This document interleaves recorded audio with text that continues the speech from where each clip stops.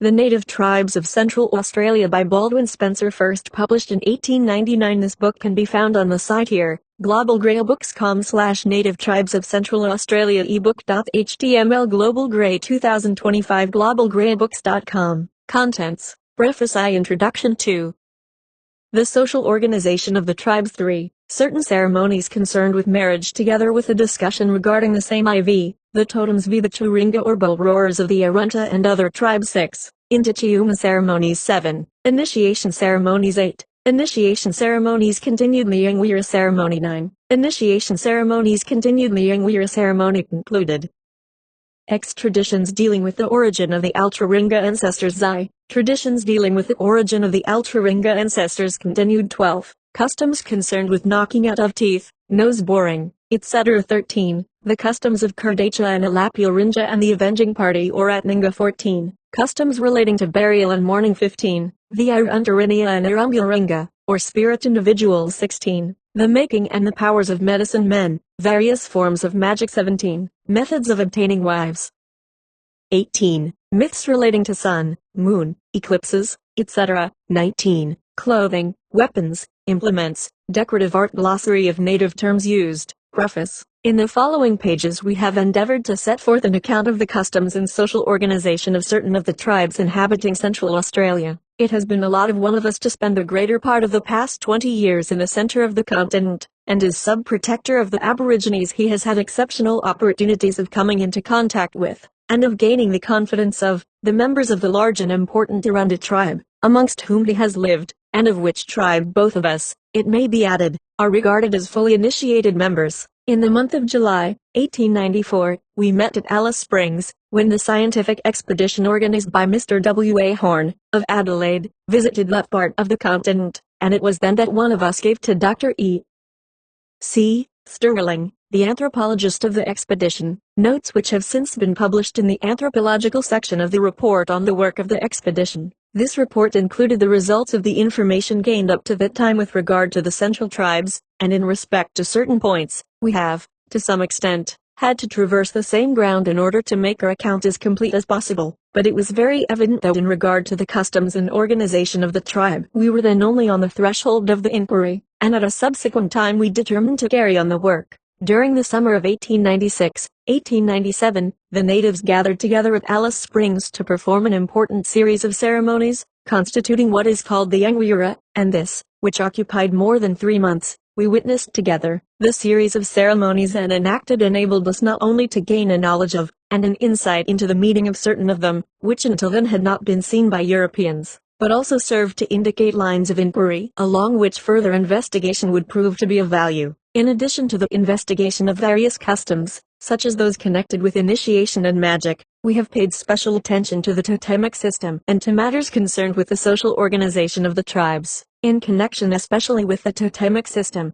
we desire to emphasize the fact that, whilst there is some degree of uniformity in regard to customs amongst the series of tribes inhabiting the continent, there is also, as might be expected, very considerable diversity. The physical conditions of the continent are such that groups of tribes inhabiting various regions have been, to a large extent, isolated from one another for a long period of time and have undoubtedly developed along different lines. The result is that, in respect to the totemic system, for example, groups of tribes differ from one another to a large extent, and the customs of no one tribe or group can be taken as typical of Australia generally in, at most, anything but broad outline.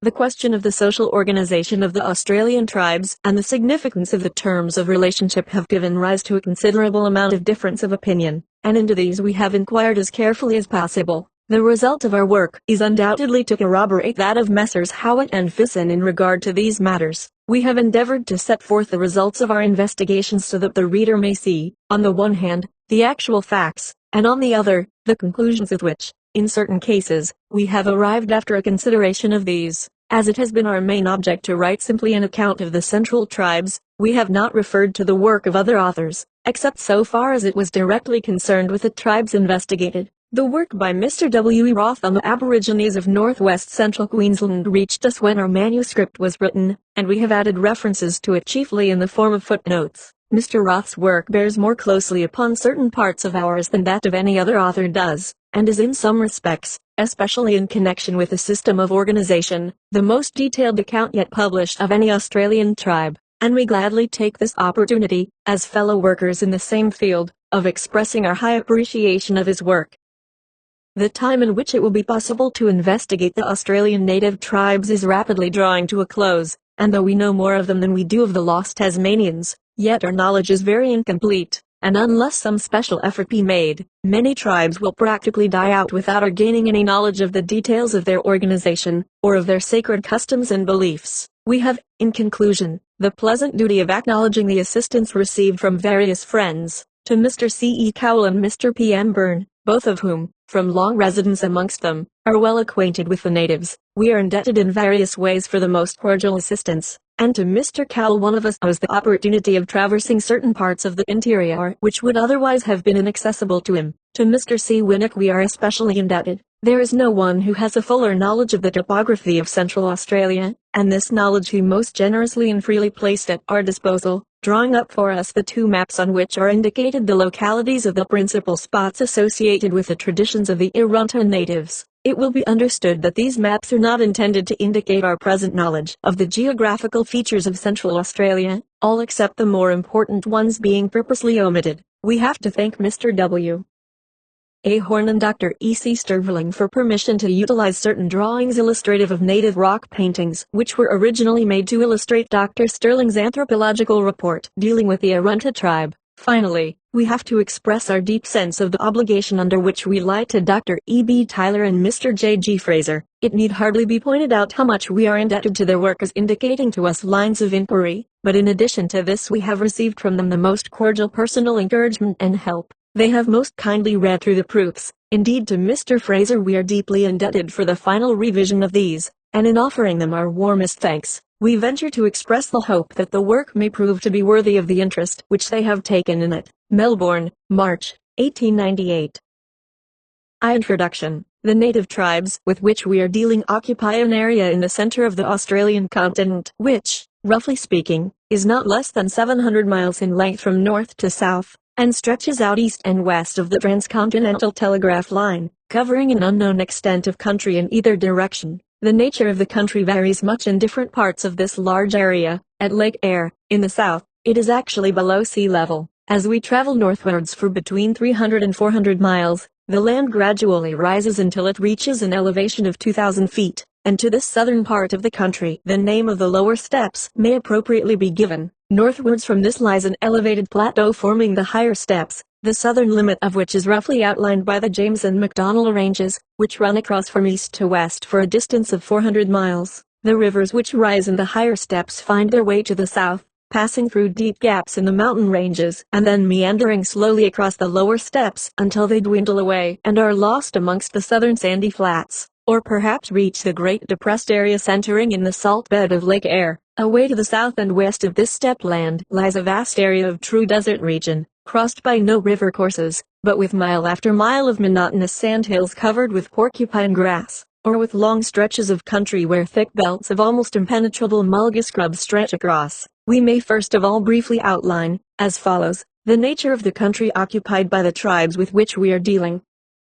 At the present day the Transcontinental Railway line, after running along close by the southern edge of Lake Eyre, lands the traveler at a small township called Yadnadata, which is the present northern terminus of the line, and lies about 680 miles to the north of Adelaide. Beyond this transit is by horse or camel, and right across the center of the continent runs a track following closely the course of the single wire which serves to maintain, as yet, the only telegraphic communication between Australia and Europe. From Woodnadata to Charlotte Waters stretches a long succession of Gibberone plains, where, mile after mile, the ground is covered with brown and purple stones, often set close together as if they formed a tessellated pavement stretching away to the horizon. They are formed by the disintegration of a thin stratum of rock, called the desert sandstone, which forms the horizontal capping of low terraced hills, from which every here and there a dry watercourse, fringed with a thin belt of mulga trees, comes down onto the plain across which it meanders for a few miles and then dies away. The only streams of any importance in this part of the country are the Alberga,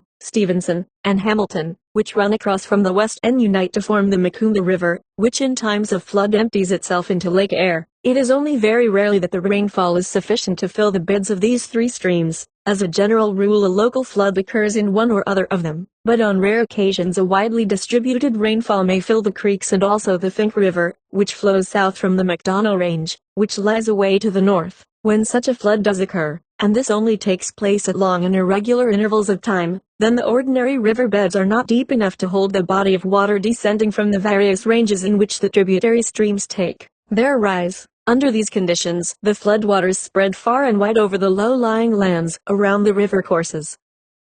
Down the riverbeds the water sweeps along, bearing with it uprooted trees and great masses of debris, and carving out for itself new channels. Against opposing obstacles the flood rack is piled up in heaps. In fact, for months afterwards debris amongst the branches of trees growing in and about the watercourses indicates the height reached by the flood. What has been for often many months dry and parched upland is suddenly transformed into a vast sheet of water. It is only however a matter of a very short time. The rainfall ceases and rapidly the water sinks. For a few days the creeks will run, but soon the surface flow ceases and only the scattered deeper holes retain the water. The sun once more shines hotly, and in the damp ground seeds which have lain dormant for months germinate, and, as if by magic, the once arid land becomes covered with luxuriant herbage. Birds, frogs, lizards and insects of all kinds can be seen and heard where before everything was parched and silent. Plants and animals alike make the most of the brief time in which they can grow and reproduce, and with them it is simply a case of a keen struggle, not so much against living enemies,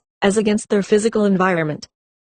If a plant can, for example, before all the surface moisture is exhausted, grow to such a size that its roots can penetrate to a considerable distance below the surface to where the sandy soil remains cool, then it has a chance of surviving. If not, it must perish. In just the same way amongst animals, those which can grow rapidly, and so can, as in the case of the frogs, reach a stage at which they are able to burrow while the banks of the waterhole in which they live are damp, will survive. It is difficult to realize without having seen it the contrast between the steppe lands of Australia in dry and rainy seasons. In the former the scene is one of desolation. The sun shines down hotly on stony plains or yellow sandy ground, on which grow wiry shrubs and small tussocks of grass, not closely set together, as in moister country, but separated from one another, so that in any patch of ground the number of individual plants can be counted. The sharp, thin shadows of the wiry scrub fall on the yellow ground, which shows no sign of animal life except for the little ant hills, thousands of whose occupants are engaged in rushing about in apparently hopeless confusion, or piling leaves or seeds in regular order around the entrance to their burrows.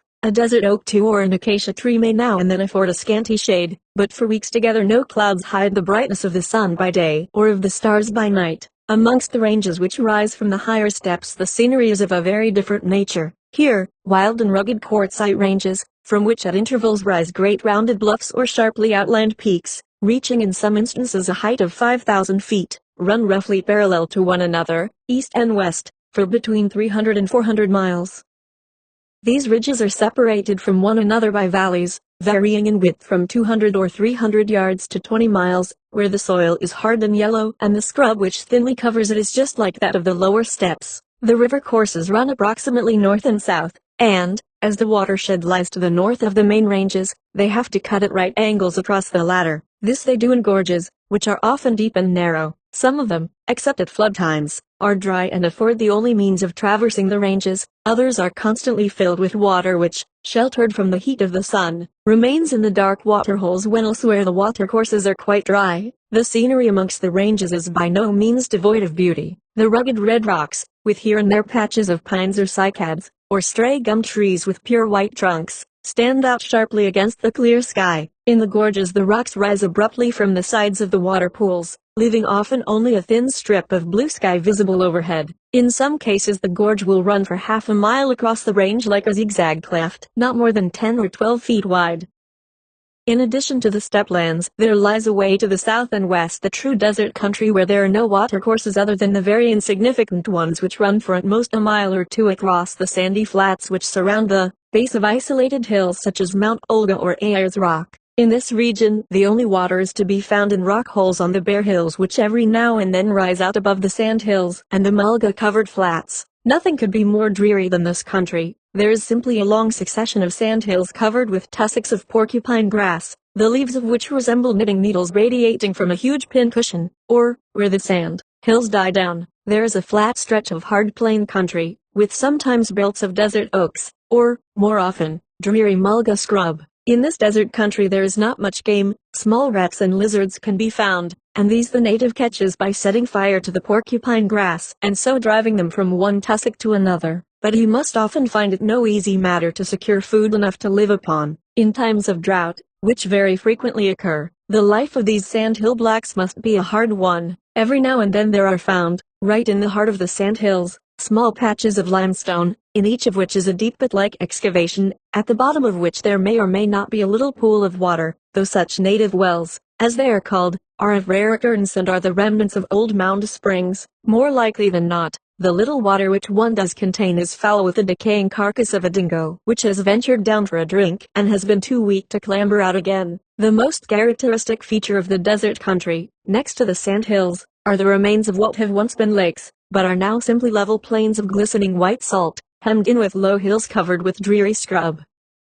Around these there is no sign of life, and the most perfect silence reigns. Such is the general nature of the great area of steppe and desert land inhabited by the Central Australian natives. In times of long-continued drought, when food and water are both scarce, he has to suffer privation, but under ordinary circumstances, except in the desert country, where it can never be very pleasant, his life is by no means a miserable or a very hard one. Kangaroo, rock wallabies, emus, and other forms of game are not scarce, and often fall a prey to his spear and boomerang, while smaller animals, such as rats and lizards, are constantly caught without any difficulty by the women, who also secure large quantities of grass seeds and tubers, and, when they are in season, fruits, such as that of the quandong or native plum. Each of the various tribes speaks a distinct dialect, and regards itself as the possessor of the country in which it lives. In the more southern parts, where they have been long in contact with the white man, not only have their numbers diminished rapidly, but the natives who still remain are but poor representatives of their race,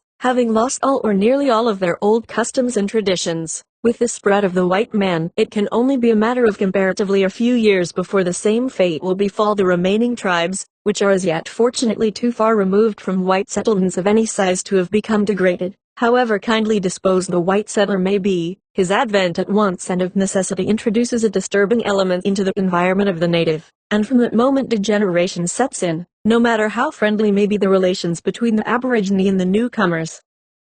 The chance of securing cast-off clothing, food, tobacco, and perhaps also knives and tomahawks, in return for services rendered to the settler, at once attracts the native into the vicinity of any settlement however small. The young men, under the new influence, become freed from the wholesome restraint of the older men, who are all powerful in the normal condition of the tribe. The strict moral code, which is certainly enforced in their natural state, is set on one side, and nothing is adopted in place of it. The old men see with sorrow that the younger ones do not care for the time-honored traditions of their fathers, and refuse to hand them on to successors who, according to their ideas, are not worthy to be trusted with them. Vice, disease, and difficulty in securing the natural food, which is driven away by the settlers, rapidly diminish their numbers, and when the remnant of the tribe is gathered into some mission station, under conditions as far removed as they can well be from their natural ones, it is too late to learn anything of the customs which once governed tribal life. Fortunately, from this point of view, the interior of the continent is not easily accessible,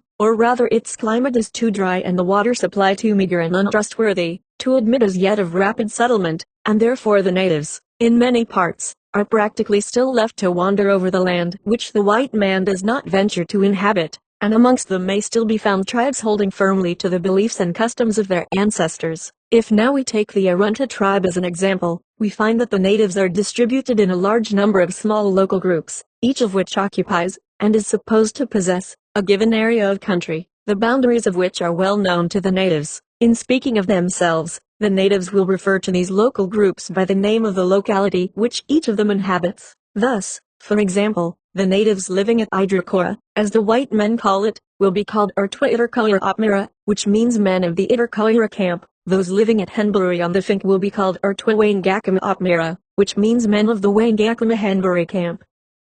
Often also a number of separate groups occupying a larger district will be spoken of collectively by one name, as, for example, the groups living along the Fink River are often spoken of as Larapinta men, from the native name of the river. In addition to this, the natives speak of different divisions of the tribe according to the direction of the country which they occupy. Thus the east side is called Ignir Ambianaya, the west side Aldorla Ambianaya, the southwest Antiquara Ambianaya, the north side Ura Ambianaya, the southeast side Lua Ambianaya, Urtua Ambianaya is applied to men living on the east, and so on. Still further examination of each local group reveals the fact that it is composed largely, but not entirely, of individuals who describe themselves by the name of some one animal or plant. Thus there will be one area which belongs to a group of men who call themselves kangaroo men, another belonging to emu men, another to hakia flower men, and so on. Almost every animal and plant which is found in the country having its representative amongst the human inhabitants. The area of country which is occupied by each of these, which will be spoken of as local totemic groups, varies to a considerable extent, but is never very large. The most extensive one with which we are acquainted being that of the Wichita Grub people of the Alice Springs district. This group at the present time is represented by exactly 40 individuals, men, women, and children, and the area of which they are recognized as the proprietors extends over about 100 square miles.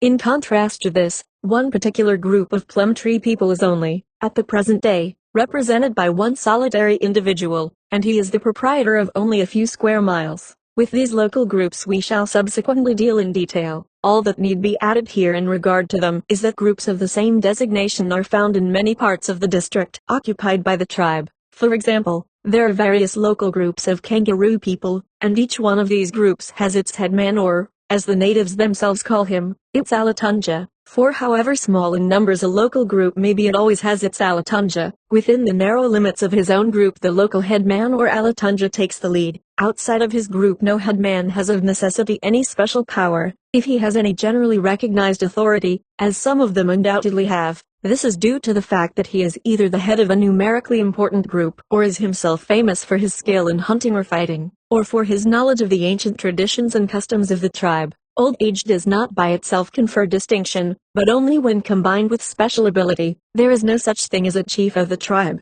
nor indeed is there any individual to whom the term chief can be applied. The authority which is wielded by an Alatunja is of a somewhat vague nature. He has no definite power over the persons of the individuals who are members of his group. He it is who calls together the elder men, who always consult concerning any important business, such as the holding of sacred ceremonies or the punishment of individuals who have broken tribal custom, and his opinion carries an amount of weight which depends upon his reputation. He is not of necessity recognized as the most important member of the council whose judgment must be followed, though, if he be old and distinguished, then he will have great influence. Perhaps the best way of expressing the matter is to say that the Alatunja has, ex officio, a position which, if he be a man of personal ability, but only in that case, enables him to wield considerable power not only over the members of his own group, but over those of neighboring groups whose headmen are inferior in personal ability to himself. The Alatunja is not chosen for the position because of his ability. The post is one which, within certain limits, is hereditary, passing from father to son, always provided that the man is of the proper designation, that is, for example, in a kangaroo group the Alatunja must of necessity be a kangaroo man. To take the Alice Springs group as an example, the holder of the office must be a Wichita Grub man, and he must also be old enough to be considered capable of taking the lead in certain ceremonies, and must of necessity be a fully initiated man. The present Alatunja inherited the post from his father, who had previously inherited it from his father. The present holder has no son who is yet old enough to be an Alatunja, so that if he were to die within the course of the next 2 or 3 years his brother would hold the position, which would, however, on the death of this brother, revert to the present holder's son.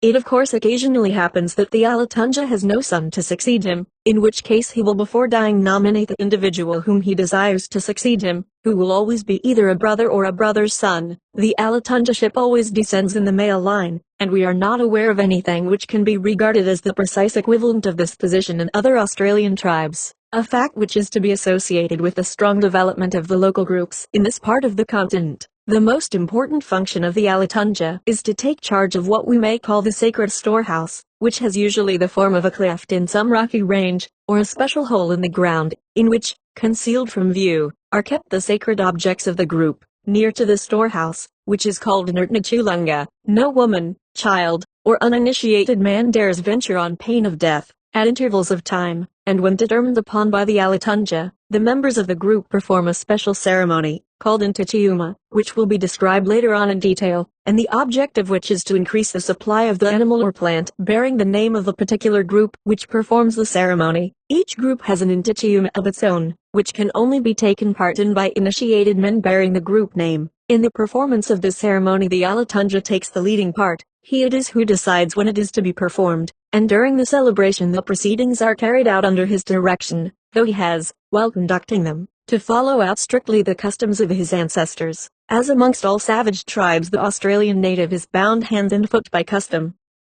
What his fathers did before him that he must do. If during the performance of a ceremony his ancestors painted a white line across the forehead, that line he must paint. Any infringement of custom, within certain limitations, is visited with sure and often severe punishment. At the same time, rigidly conservative as the native is, it is yet possible for changes to be introduced. We have already pointed out that there are certain men who are especially respected for their ability, and, after watching large numbers of the tribe, at a time when they were assembled together for months to perform certain of their most sacred ceremonies, we have come to the conclusion that at a time such as this, when the older and more powerful men from various groups are met together, and when day by day and night by night around their campfires they discuss matters of tribal interest, it is quite possible for changes of custom to be introduced. At the present moment, for example, an important change in tribal organization is gradually spreading through the tribe from north to south. Every now and then a man arises of superior ability to his fellows. When large numbers of the tribe are gathered together,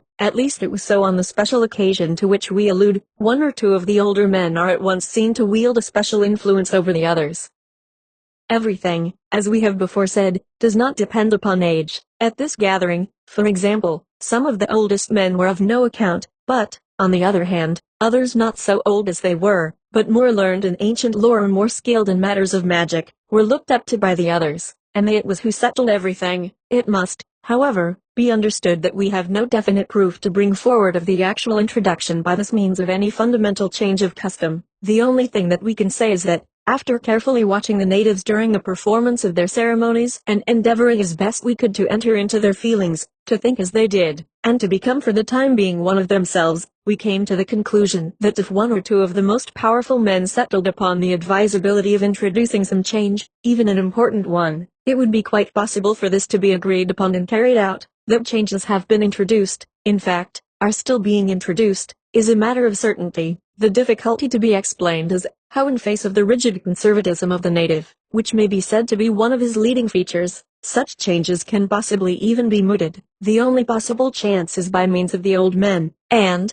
in the case of the Arunta people, amongst whom the local feeling is very strong, they have opportunities of a special nature. Without belonging to the same group, men who inhabit localities close to one another are more closely associated than men living at a distance from one another, and, as a matter of fact, this local bond is strongly marked. Indeed, so marked was it during the performance of their sacred ceremonies that we constantly found it necessary to use the term local relationship. Groups which are contiguous locally are constantly meeting to perform ceremonies, and among the Alatunjas who thus come together and direct proceedings there is perfectly sure, every now and again, to be one who stands preeminent, by reason of superior ability, and to him, especially on an occasion such as this, great respect is always paid. It would be by no means impossible for him to propose to the other older men the introduction of a change, which, after discussing it, the Alatunjas of the local groups gathered together might come to the conclusion was a good one, and, if they did so, then it would be adopted in that district.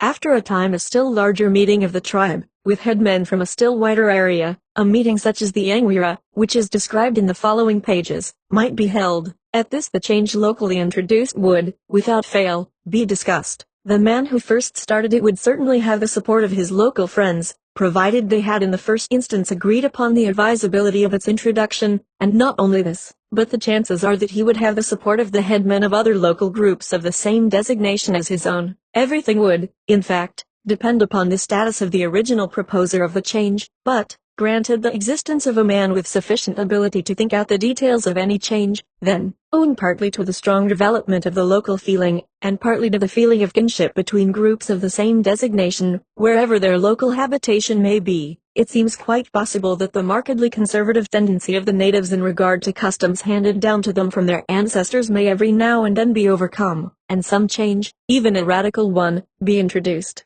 The traditions of the tribe indicate, it may be noticed, their recognition of the fact that customs have varied from time to time. They have, for example, traditions dealing with supposed ancestors, some of whom introduced, and others of whom changed, the method of initiation. Tradition also indicates ancestors belonging to particular local groups who changed and older into the present marriage system, and these traditions all deal with special powerful individuals by whom the changes were introduced. It has been stated by writers such as Mr. Kerr that the power which enforces custom in our tribes is for the most part an impersonal one. 5. Undoubtedly public opinion and the feeling that any violation of tribal custom will bring down upon the guilty person the ridicule and opprobrium of his fellows is a strong, indeed a very strong, influence, but at the same time there is in the tribes with which we are personally acquainted something beyond this.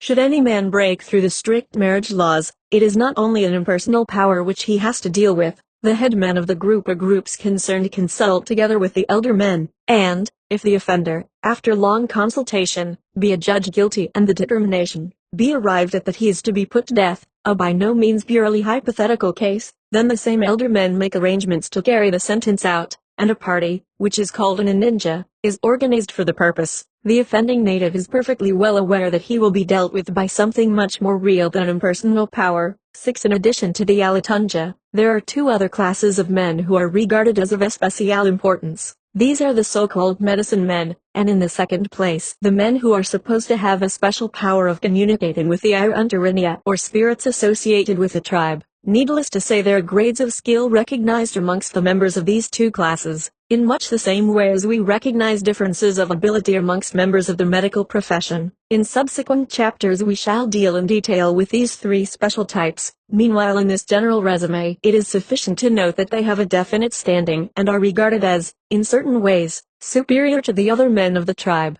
It may, however, be pointed out that, while every group has its Alatunja, there is no necessity for each to have either a medicine or an Irundarinia man, and that in regard to the position of the latter, there is no such thing as hereditary succession. Turning again to the group, we find that the members of this wander, perhaps in small parties of one or two families, often, for example, two or more brothers with their wives and children, over the land which they own, camping at favorite spots where the presence of water holes, with their accompaniment of vegetable and animal food, enables them to supply their wants. 7.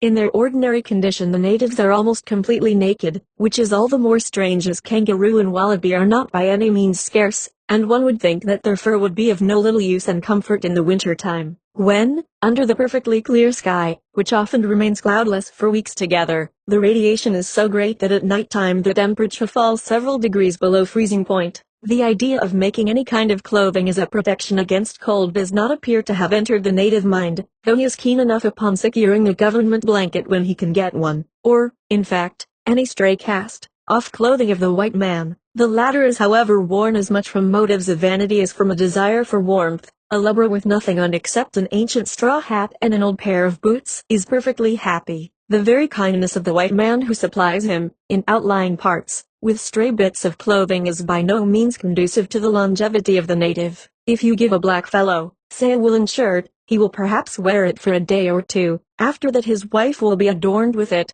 and then, in return for perhaps a little food, it will be passed on to a friend. The natural result is that, no sooner do the natives come into contact with white men, than phthisis and other diseases soon make their appearance, and, after a comparatively short time, all that can be done is to gather the few remnants of the tribe into some mission station where the path to final extinction may be made as pleasant as possible. If, now, the reader can imagine himself transported to the side of some waterhole in the center of Australia, he would probably find amongst the scrub and gum trees surrounding it a small camp of natives, each family, consisting of a man and one or more wives and children, accompanied always by dogs. 8. Occupies a miamia, which is merely a lean-to of shrubs so placed as to shield the occupants from the prevailing wind, which, if it be during the winter months, is sure to be from the southeast. In front of this, or inside if the weather be cold, will be a small fire of twigs, for the black fellow never makes a large fire as the white man does. In this respect he certainly regards the latter as a strange being, who makes a big fire and then finds it so hot that he cannot go anywhere near to it. The black fellow's idea is to make a small fire such that he can lie coiled round it and, during the night, Supply it with small twigs so that he can keep it alight without making it so hot that he must go further away, early in the morning, if it be summer, and not until the sun be well up if it be winter. The occupants of the camp are austere, time is no object to them, and, if there be no lack of food, the men and women all lounge about while the children laugh and play. If food be required, then the women will go out accompanied by the children and armed with digging sticks and pitches. 9. And the day will be spent out in the bush in search of small burrowing animals such as lizards and small marsupials. The men will perhaps set off armed with spears, spear throwers, boomerangs and shields in search of larger game such as emus and kangaroos. The latter are secured by stalking, when the native gradually approaches his prey with perfectly noiseless footsteps.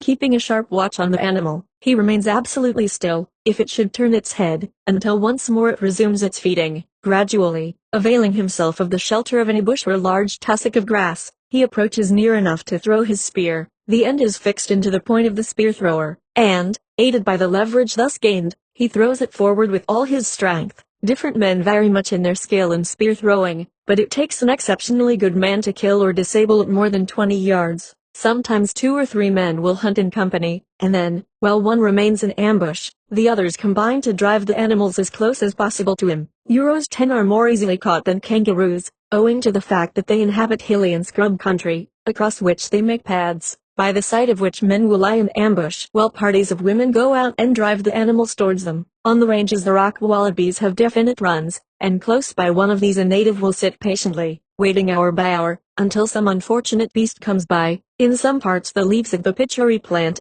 Duboisia hopwoodii, are used to stupefy the emu.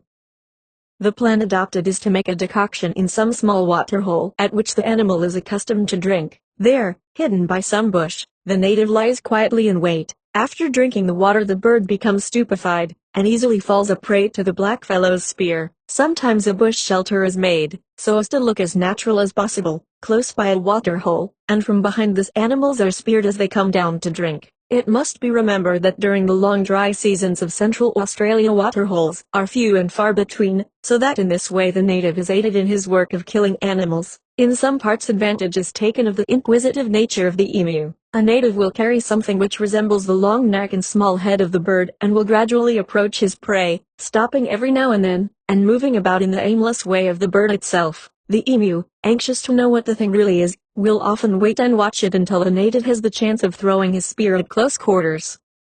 Sometimes a deep pit will be dug in a part which is known to be a feeding ground of the bird. In the bottom of this a short, sharply pointed spear will be fixed upright, and then, on the top, bushes will be spread and earth scattered upon them. The inquisitive bird comes up to investigate the matter, and sooner or later ventures on the bushes, and, falling through, is transfixed by the spear. Smaller birds such as the rock pigeons, which assemble in flocks at any waterhole, are caught by throwing the boomerang amongst them, and larger birds, such as the eagle hawk, the down of which is much valued for decorating the body during the performance of sacred ceremonies, are procured by the same weapon. It may be said that with certain restrictions 11 which apply partly to groups of individuals and partly to individuals at certain times of their lives, everything which is edible is used for food. 12 So far as cooking is concerned, the method is primitive. Many of the vegetables such as the eriacura, the bulb of Cyperus rotundus, may be eaten raw, or they may be roasted in hot ashes. Very often large quantities of the pods of an acacia will be gathered and laid on the hot ashes, some of which are heaped up over them, and then the natives simply sit round, and shell and eat the seeds as if they were peas. In fact they taste rather like raw green peas.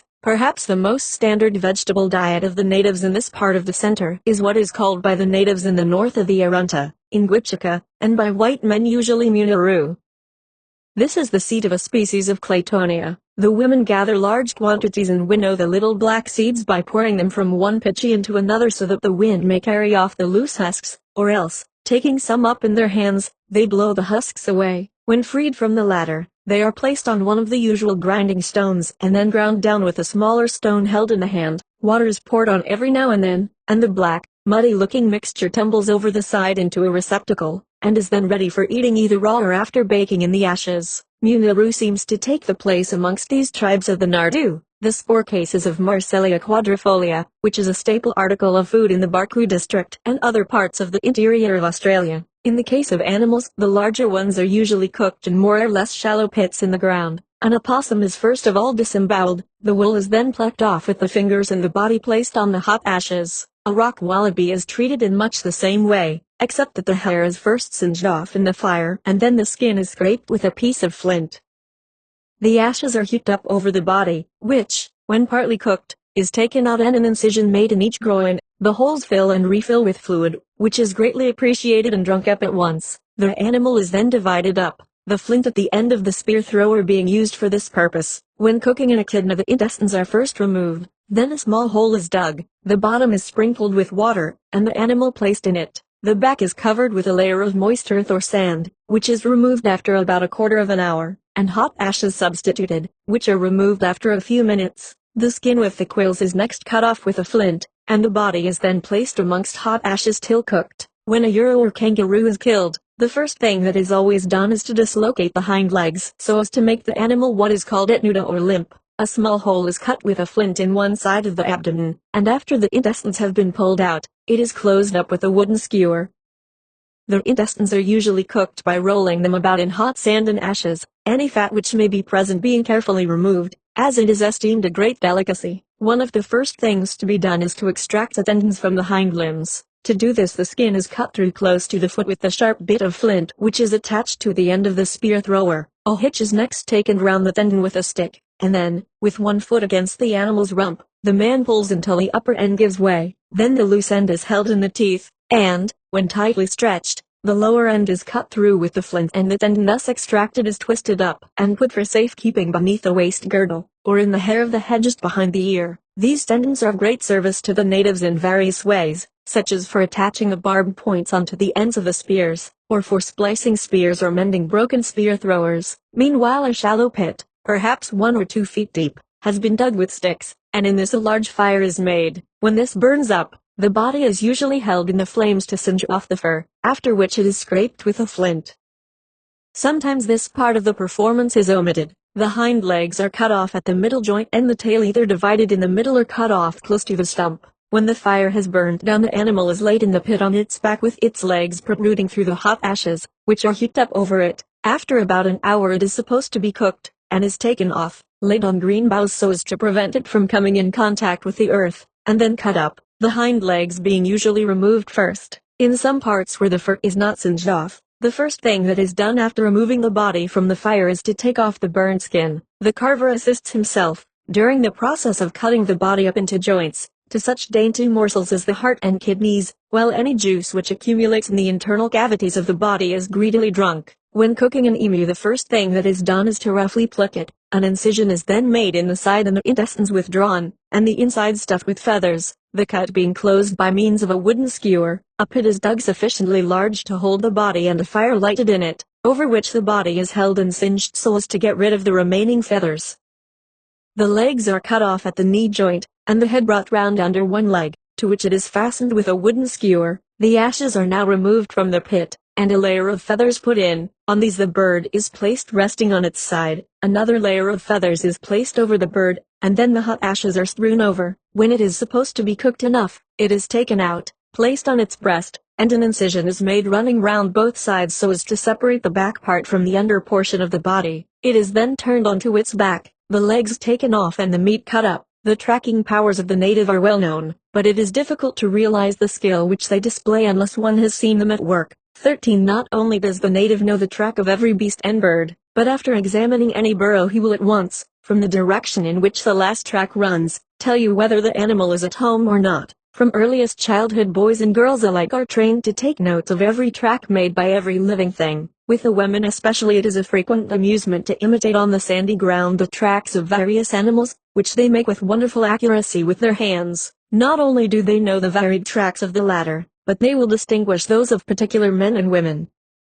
In this respect the men vary greatly, a fact which is well known to, and appreciated by, those in charge of the native police in various parts of the interior of the continent. Whilst they can all follow tracks which would be indistinguishable to the average white man, there is a great difference in their ability to track when the tracks become obscure. The difference is so marked that while an ordinary good tracker will have difficulty in following them while he's on foot, and so can see them close to, a really good one will unerringly follow them up on horse or camel back. 14. Not only this, but, Strange as it may sound to the average white man whose meals are not dependent upon his ability to track an animal to its burrow or hiding place, the native will recognize the footprint of every individual of his acquaintance, whilst in matters such as tracking, which are concerned with their everyday life, and upon efficiency in which they actually depend for their livelihood, the natives show conspicuous ability. There are other directions in which they are as conspicuously deficient. This is perhaps shown most clearly in the matter of counting. At Alice Springs they occasionally count,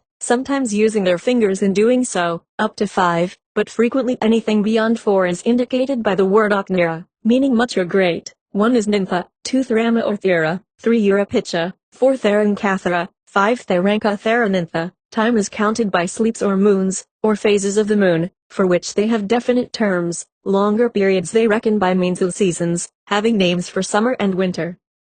They have further definite words expressing particular times, such as morning before sunrise in Gwantha evening Ungwirilla yesterday Abmerka day before yesterday Abmerkarprina tomorrow in Gwantha day after tomorrow, in Gwantharprina, in some days, in Gwanthakura, in a short time, in Gwanthonma, in a long time. In Gwantha Arbama Ninja.15 It may also be said that for every animal and plant which is of any service to them, and for numberless others, such as various forms of mice, insects, birds, etc., amongst animals, and various kinds of shrubs and grasses amongst plants, they have distinctive names, and, further still, they distinguish the sexes, Marla indicating the female sex, and Urea the male. In many respects their memory is phenomenal. Their mental powers are simply developed along the lines which are of service to them in their daily life. However, to return to the native camp once more, if we examine their weapons and implements of various kinds, that is those usually carried about, they will be found to be comparatively few in number and simple. A woman has always a pitchy, that is a wooden trough varying in length from 1 to 3 feet, which has been hollowed out of the soft wood of the bean tree, Erythrina vespertilio, or it may be out of hardwood such as mulga or eucalypt. In this she carries food material, either balancing it on her head or holding it slung onto one hip by means of a strand of human hair or ordinary fur string across one shoulder. Not infrequently a small baby will be carried about in a pitchy.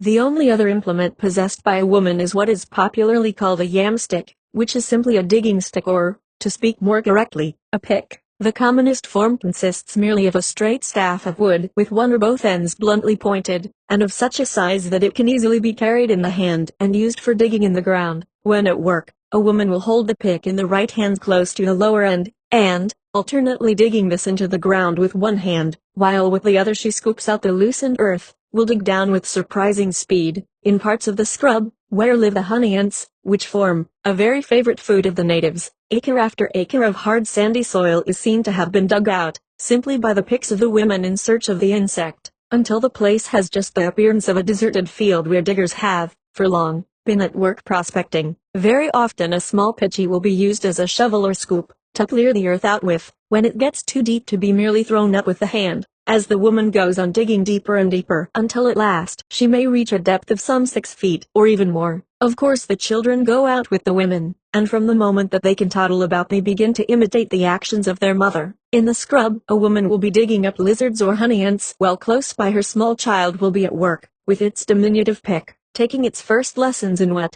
if it be a girl, will be the main employment of her life. So far as clothing is concerned, a woman is not much encumbered in her work. She usually wears around her neck 1 or more rings, each of which is commonly formed of a central strand of fur string, round which other strands are tightly wound till the whole has a diameter varying from 1/4 to half an inch. The 2 ends of the central strand are left projecting so that they can be tied behind the neck, and the ring thus made is thickly coated with grease and red ochre. A similar kind of ring is often worn on the head 16 and, amongst the younger women especially, instead of, or perhaps in addition to, the hairneck ring, there may be worn a long string of the bright red beads of the bean tree. Each bead is bored through with a fire stick, and the pretty necklet thus made hangs round the neck in several coils, or may pass from each shoulder under the opposite armpit. North of the McDonnell ranges the women wear small aprons formed of strands of fur string suspended from a waist string, and on the forehead they often wear an ornament composed of a small lump of porcupine grass resin, into which are fixed either a few kangaroo incisor teeth or else a number of small bright red seeds. A short strand of string is fixed into the resin, and by means of this the ornament is tied to the hair, so that it just overhangs the forehead. The men's weapons consist of shield, spears, boomerang and spear thrower, all of which are constantly carried about when on the march. The shields, though they vary in size, are of similar design over practically the whole central area. They are uniformly made of the light wood of the bean tree, so that their actual manufacture is limited to the more northern parts where this tree grows.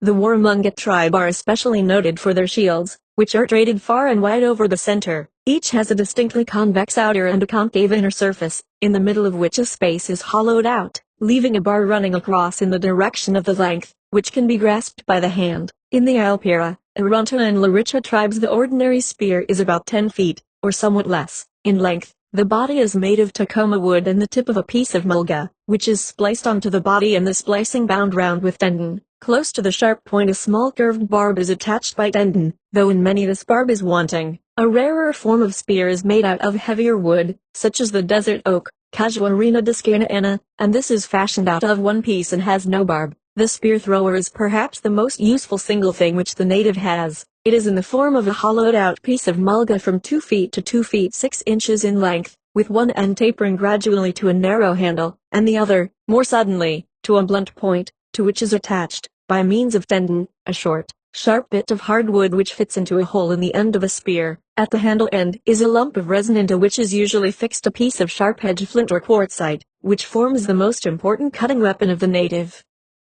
The boomerangs are not like the well-known ones which are met with in certain other parts and which are so made that when thrown they return to the sender. The Central Australian native does not appear to have hit upon this contrivance, or, at least, if he ever possessed any such, the art of making them is now completely lost. His boomerang has a widely open curve, and the flat blade lies wholly in one plane. In addition to these weapons, a man will probably carry about with him a small wallet, which is made simply of part of the skin of some animal, or perhaps of short strips of bark tied round with fur string. In this wallet he will carry a tuft or two of feathers for decoration, a spare bit or two of quartzite, a piece of red ochre, a kind of knout which has the form of a skein of string, and is supposed, by men and women alike, to be of especial use and efficacy in chastising women, and possibly he will have some charmed object, such as a piece of hair cut from a dead man's head and carefully ensheathed in hair or fur string. If the man be old it is not at all unlikely that he will have with him, hidden away from the sight of the women, a sacred stick or bull roarer, or even a sacred stone. In the south of the Arunta tribe, the women weave bags out of string made of fur or vegetable fiber, in which they carry food, etc., but these are not found in the northern parts. One of the most striking and characteristic features of the Central Australian implements and weapons is the coating of red ochre with which the native covers everything except his spear and spear thrower. As regards clothing and ornament, the man is little better off than the woman. His most constant article is a waist belt made of human hair, usually provided by his mother-in-law. On his forehead, stretched across from ear to ear, is a chillera or broad bands made of parallel strands of fur string, and around his neck he will have one or more rings similar to those worn by the women. His hair will be well greased and also red ochred, and in the Laricha and Arunta it may be surmounted by a pad of emu feathers, worn in much the same way as a chignon, and tied onto the hair with fur string. If he be at all vain he will have a long nose bone ornament, with a rat tail or perhaps a bunch of cockatoo feathers at one end. His chillera will be covered with white pippa clay, on which a design will be drawn in red ochre, and into either side of his chignon will be fastened a tuft of white or brightly colored feathers. His only other article of clothing, if such it can be called, is the small public tassel which, especially if it be covered with white pippa clay, serves rather as an ornament than as a covering. Such are the ordinary personal belongings of the natives which they carry about with them on their wanderings. Each local group has certain favorite camping grounds by the side of water holes, where food is more or less easily attainable, and in spots such as these there will always be found clusters of miamayas, made of boughs, which are simply replaced as the old ones wither up, or when perhaps in the hot weather they are burnt down. When many of them are camped together it can easily be seen that the camp is divided into two halves, each separated from the other by some such natural feature as a small creek, or very often if the camping place be close to a hill, the one half will erect its miamayas on the rising, and the other on the low ground.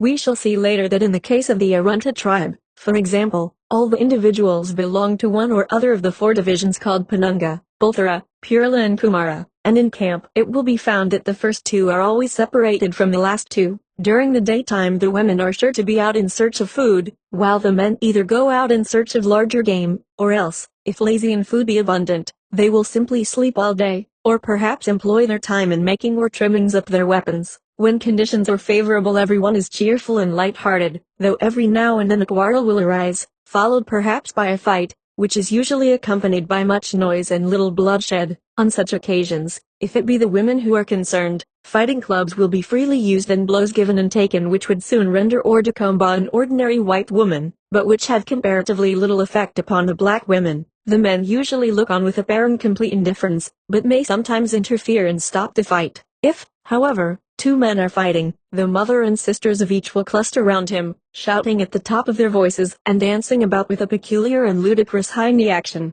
as they attempt to shelter him from the blows of his adversary's boomerang or fighting club, with the result that they frequently receive upon their bodies the blows meant for the man whom they are attempting to shield. As a general rule, the natives are kindly disposed to one another, that is of course within the limits of their own tribe, and, where two tribes come into contact with one another on the borderland of their respective territories, there the same amicable feelings are maintained between the members of the two. There is no such thing as one tribe being in a constant state of enmity with another so far as these central tribes are concerned. Now and again of course fights do occur between the members of different local groups who may or may not belong to the same or to different tribes. We have already spoken of the local groups as being composed mainly of individuals each of whom bears the name of some animal or plant, that is each such group consists, to a large extent, but by no means exclusively, of men and women of, what is commonly spoken of as, a particular totem. The question of totems amongst these tribes will be dealt with in detail subsequently. What we desire to draw attention to here is simply the fact that, in these tribes, there is no such thing as the members of one totem being bound together in such a way that they must combine to fight on behalf of a member of the totem to which they belong. If, for example, a large number of natives are gathered together and a fight occurs, then at once the Penunga and Balthara men on the one hand, and the Purila and Kumara on the other hand, make common cause. It is only indeed during the performance of certain ceremonies that the existence of a mutual relationship, consequent upon the possession of a common totemic name, stands out at all prominently. In fact, it is perfectly easy to spend a considerable time amongst the Arunta tribe without even being aware that each individual has a totemic name, whilst, on the other hand, the fact that every individual belongs to one or other of the divisions, Penunga, Purila, etc., is soon apparent. This is associated with the fact that in these tribes, unlike what obtains in so many of the tribes whose organization has hitherto been described, the totem has nothing whatever to do with regulating marriage, nor again does the child of necessity belong either to its mother's or its father's totem. In many works on anthropology, it is not unusual to see a particular custom which is practiced in one or more tribes quoted in general terms as the custom of the Australian native. It is, however, essential to bear in mind that, whilst undoubtedly there is a certain amount in common as regards social organization and customs amongst the Australian tribes, yet, on the other hand, there is great diversity. Some tribes, for example, count descent in the maternal line, others count it in the paternal line. Indeed, it is not as yet possible to say which of these methods is the more widely practiced in Australia.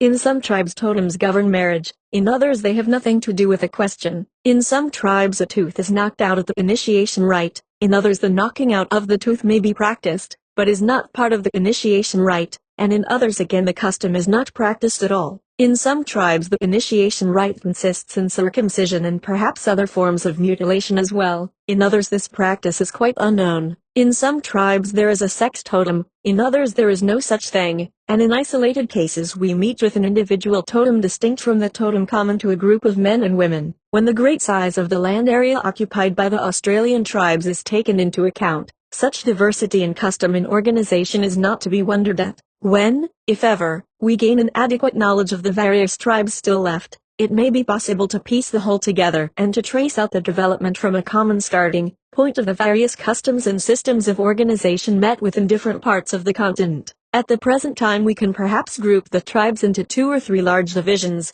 each possessing certain well-marked features in common, such as counting descent in the maternal or paternal line as the case may be, but beyond this, as yet, we cannot go. 17 In the matter of personal appearance, whilst conforming generally to the usual Australian type of features, there is very considerable difference between various individuals. In the matter of height, the average of 20 adult males measured by us was 166.3 centimeters, the tallest was 178.2 centimeters, and the shortest 158.2 centimeters. The average of 10 adult females was 156.8 centimeters, the tallest was 163 centimeters, and the shortest was 151.5 centimeters. The average chest measurement of the same 20 men was 90.33 centimeters, the greatest being 97 centimeters, and the least 83 centimeters. In some, the pronounced curve of the nose gave superficially a certain Jewish aspect, though in many this curve was completely wanting, and in all the nasal width was very considerable, the spreading out of the lobes being certainly emphasized by the practice of wearing a nose bone. In the 20 males, the average width was 4.8 centimeters and the length 5.1 centimeters. In the 10 females, the average width was 4.3 centimeters and the length 4.6 centimeters.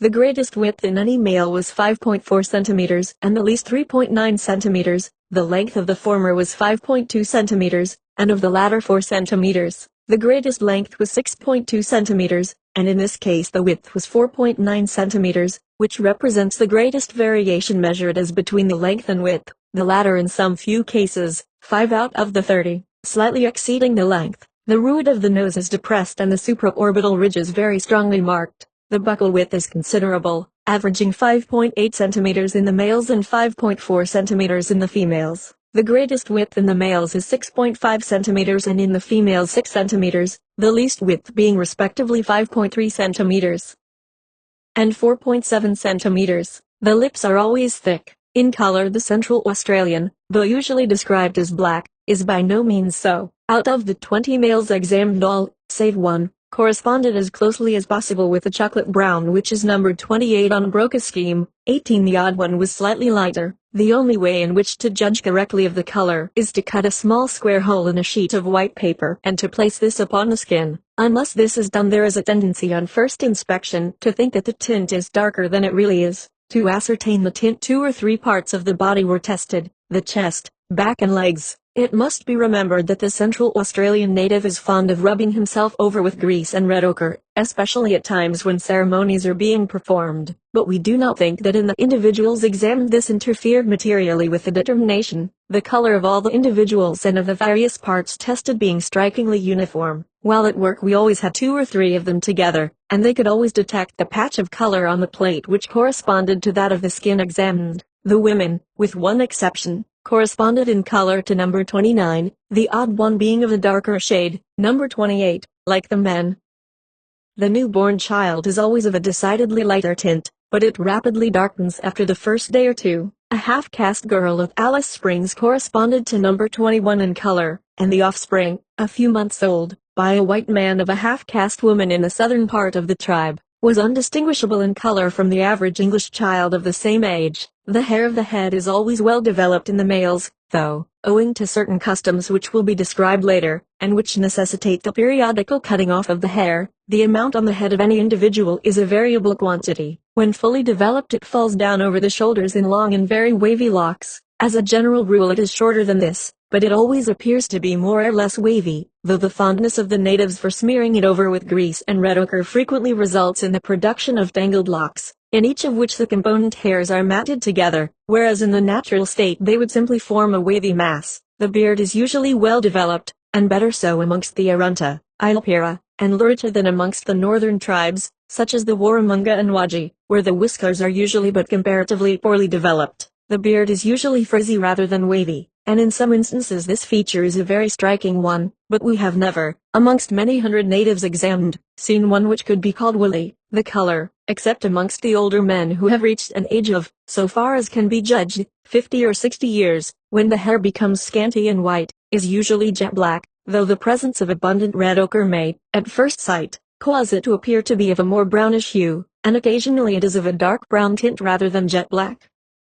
Amongst the children there now and then met with some whose hair is of a decidedly light hair color, but the lightness is confined to the tips, very rarely reaching to the roots, and with the growth of the individual it usually, but not always, assumes the normal dark color. The legs and arms usually have a thin coating of short, crisp, black hair, and sometimes the whole body may be covered with hair, the most extreme development of which was seen in the case of one of the oldest men, where, as the hair was white with age, it stood out in strong contrast to the dark skin. But, as a rule, the hairs on the general surface of the body are nothing like so strongly developed as in the case of the average Englishman, and are not noticeable except on close examination. The method of treatment of the hair varies in different tribes and produces a marked difference in the appearance of the face. In all the tribes living between Charlotte Waters in the south and Tennant Creek in the north, the men, at puberty, pull out the hairs on the forehead, causing this to look much more lofty and extensive than it is in reality. Each hair is separately pulled out, and over the part thus artificially made bare the chilera or forehead band is worn. The remaining hair is tightly pulled back and usually bound round with fur string, and is often in the Irunta and Larita tribes surmounted by the emu feather chignon already referred to. In the Urubana tribe away to the south of Charlotte Waters, the hair is often enclosed in a net-like structure. In the Warramunga tribe, the older men, but only those who have reached an age of about 40 years, pull the hairs out of the upper lip,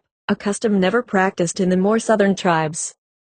Amongst the women, the hair is generally worn short, 19, which is closely associated with the fact that, at times, each woman has to present her hair to the man who is betrothed to her daughter, for the purpose of making him a waist belt. The body is usually smooth with, at most, a development of very fine short hairs only perceptible on close examination, and there may be occasionally a well-marked development of hair on the lip or chin, which is especially noticeable in the old women, some of whom are probably 50 years of age and have reached a stage of ugliness which baffles description. A very striking feature of both men and women are the body scars, which are often spoken of as tattoo marks, a name which, as Dr. Sterveling says, is unfortunate and should be abandoned, as the scars in question with which the bodies of Australian natives are generally decorated differ entirely from the colored patterns produced by the permanent staining of the tissue with pigments, to which the term tattoo mark ought to be limited. 20. Every individual has a certain number of these scars raised on his body and arms, but very rarely on the back.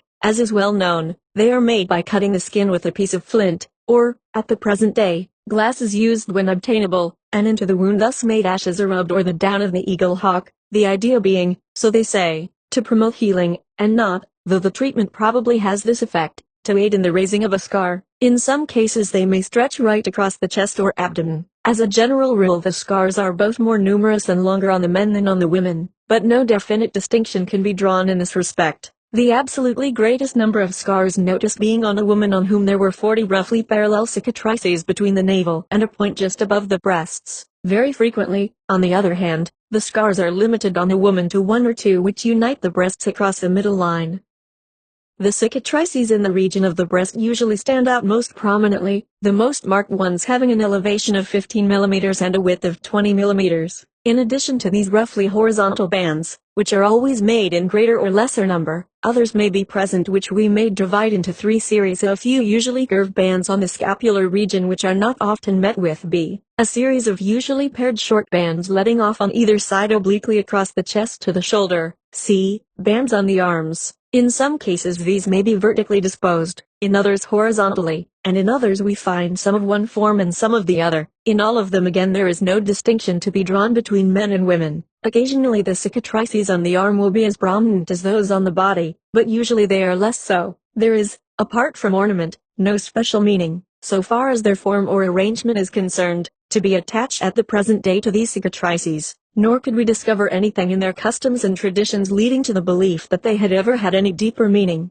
21 vague statements have been made with regard to marks such as these, to the effect that they indicate, in some way, the particular division of the tribe to which each individual belongs. Amongst the tribes from Woodnadata in the south, to Tennant Creek in the north, they certainly have no such meaning, and we are very skeptical as to whether they have anywhere in Australia. They are so characteristic of the natives of many parts, that the idea of their having a definite meaning is one which naturally suggests itself, but at all events, so far as the tribes now dealt with are concerned, they have no significance at the present day as indicative of either tribal, class, or totemic group. In addition to these, every man will be marked usually on the left shoulder, but sometimes on the right as well, with irregular scars which may form prominent cicatrices, and are the result of self-inflicted wounds made on the occasion of the mourning ceremonies which are attendant upon the death of individuals who stand in certain definite relationships to him, such, for example, as his Ikuntara or father-in-law, actual or tribal. Not infrequently the men's thighs will be marked with scars indicative of wounds inflicted with a stone knife during a fight. Just like the men, the women on the death of certain relatives cut themselves, and these cuts often leave scars behind. Sometimes writers have described these scars and treated them as evidence of the cruel treatment of the women by the men, whereas, as a matter of fact, By far the greater number of scars, which are often a prominent feature on a woman's body, are the indications of self-inflicted wounds, and of them she is proud, as they are the visible evidence of the fact that she has properly mourned for her dead. Not infrequently platycnemia, or flattening of the tibial bones, is met with, and at times the curious condition to which Dr. Sterling has given the name of camptochnemia. The latter consists in an anterior curvature of the tibial bone and gives rise to what the white settlers have, for long, described by the very apt term boomerang leg. To what extent either or both of these conditions are racial or pathological it seems difficult to say, and for a full description of them the reader is referred to Dr. Sterling's report. 22 As a general rule both men and women are well nourished, but naturally this depends to a large extent on the nature of the season. When traveling in Hungary the plan is adopted of tightening the waist belt. Indeed this is worn so tight that it causes the production of a loose flap of skin, which is often a prominent feature on the abdomens of the older men. Though the leg is not strongly developed, so far as size is concerned, still it is not always so spindle-shaped as is usually the case amongst Australian natives, and the muscles are as hard as possible, for the black fellow is always in training. The calf is decidedly thin, the average of the 20 men, in circumference in its widest part, being 31.5 centimeters, and of the 10 women, 29.8 centimeters. The hands are decidedly small, the large span of the men averaging 16.8 centimeters and of the women, 15.6 centimeters. Only 3 of the men measure over 18 centimeters, and one measuring 22 centimeters was a very exceptional size for a native. The smallest measures 15.3 centimeters. For the measurements of the head reference must be made to the appendix. Here it must suffice to say that the average cephalic index of the 20 men is 74.5, and that of the 10 women, 75.7. These are, of course, the measurements in the living subject, but, even if we allow for the 2 units which Broca concluded should be subtracted from the index of the living subject to get that of the cranium, 23, they are still relatively high as compared with the index of 71.5, which may be regarded as about the average index for Australian skulls. It must also be noted that there is great variability amongst the different individuals, the minimum measurement of the males being 68.8 lying at the extreme of dolichocephalic skulls, while the maximum of 80.55 is just within the limit of sub-brachycephalic skulls. In the females the smallest index is 73.88, and the largest 80.7. It must also be remembered that, owing to constant rubbing of the head with grease and red ochre, which mat the hairs together and form a kind of coating around their roots, there is considerable difficulty experienced in bringing the instrument into contact with the actual scalp, and that this difficulty has of course to be encountered twice in the measurement of the transverse diameter. Making all allowances, there remains the strongly marked variation which undoubtedly exists amongst the various individuals. We may, in general terms, describe the Arunta native as being somewhat under the average height of an Englishman. His skin is of a dark chocolate color, his nose is distinctly platyrrhinic with a root deep set, his hair is abundant and wavy, and his beard, whiskers and mustache well developed and usually frizzled and jet black. His supraorbital ridges are well developed, and above them the forehead slopes back with the hair removed so as to artificially increase its size.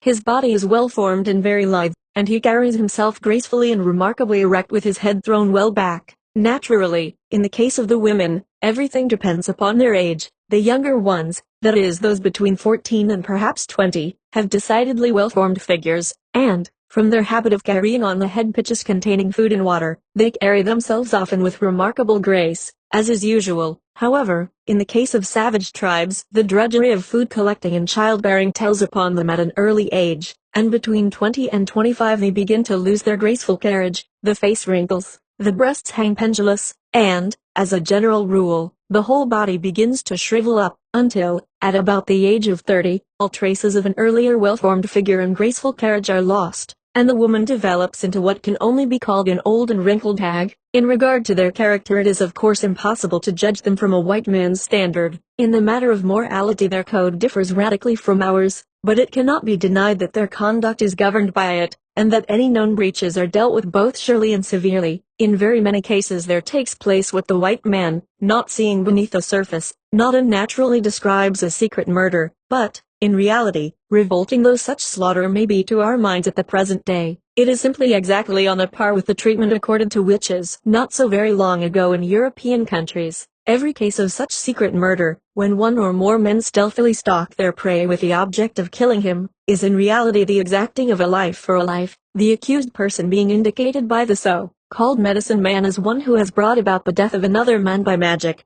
and whose life must therefore be forfeited. 24. It need hardly be pointed out what a potent element this custom has been in keeping down the numbers of the tribe. No such thing as natural death is realized by the native. A man who dies has of necessity been killed by some other man, or perhaps even by a woman, and sooner or later that man or woman will be attacked. In the normal condition of the tribe, every death meant the killing of another individual.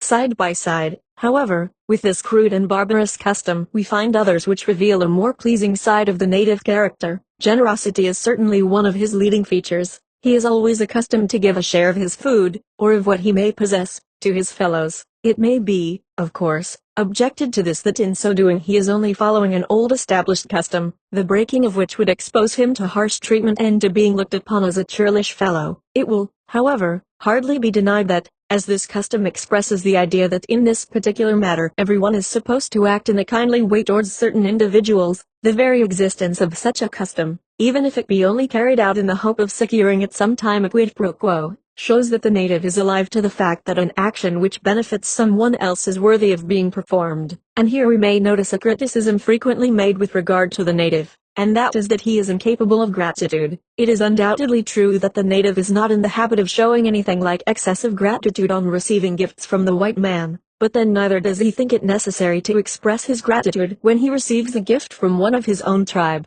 It is necessary to put oneself into the mental attitude of the native, and then the matter is capable of being more or less explained and understood. It is with him a fixed habit to give away part of what he has, and he neither expects the man to whom he gives a thing to express his gratitude, nor, when a native gives him anything, does he think it necessary to do so himself, for the simple reason that giving and receiving are matters of course in his everyday life. So, when he receives anything from a white man, he does not think it necessary to do what he neither does nor is expected to do. In the case of his fellow tribesmen, it does not occur to him that an expression of gratitude is necessary. On the other hand, he parts, as a matter of course, and often for the merest trifle, not only what is a trifle to us, but also to him, with objects which have cost him much labor to produce, but which a white man perhaps takes a fancy to. That he is, in reality, incapable of the feeling of gratitude is, so far as our experience goes, by no means true. It may be added that, taking all things into account, the black fellow has not perhaps any particular reason to be grateful to the white man, for it must be remembered that his feelings are concerned with the group rather than with the individual. To come in contact with the white man means that, as a general rule, his food supply is restricted, and that he is, in many cases, warned off from the water holes which are the centers of his best hunting grounds, and to which he has been accustomed to resort during the performance of his sacred ceremonies. While the white man kills and hunts his kangaroos and emus, he is debarred in turn from hunting and killing the white man's cattle. Occasionally the native will indulge in a cattle hunt, but the result is usually disastrous to himself, and on the whole he succumbs quietly enough to his fate, realizing the impossibility of attempting to defend what he certainly regards as his own property. With regard to their treatment of one another, it may be said that this is marked on the whole by considerable kindness. That is, of course, in the case of members of friendly groups, with every now and then the perpetration of acts of cruelty.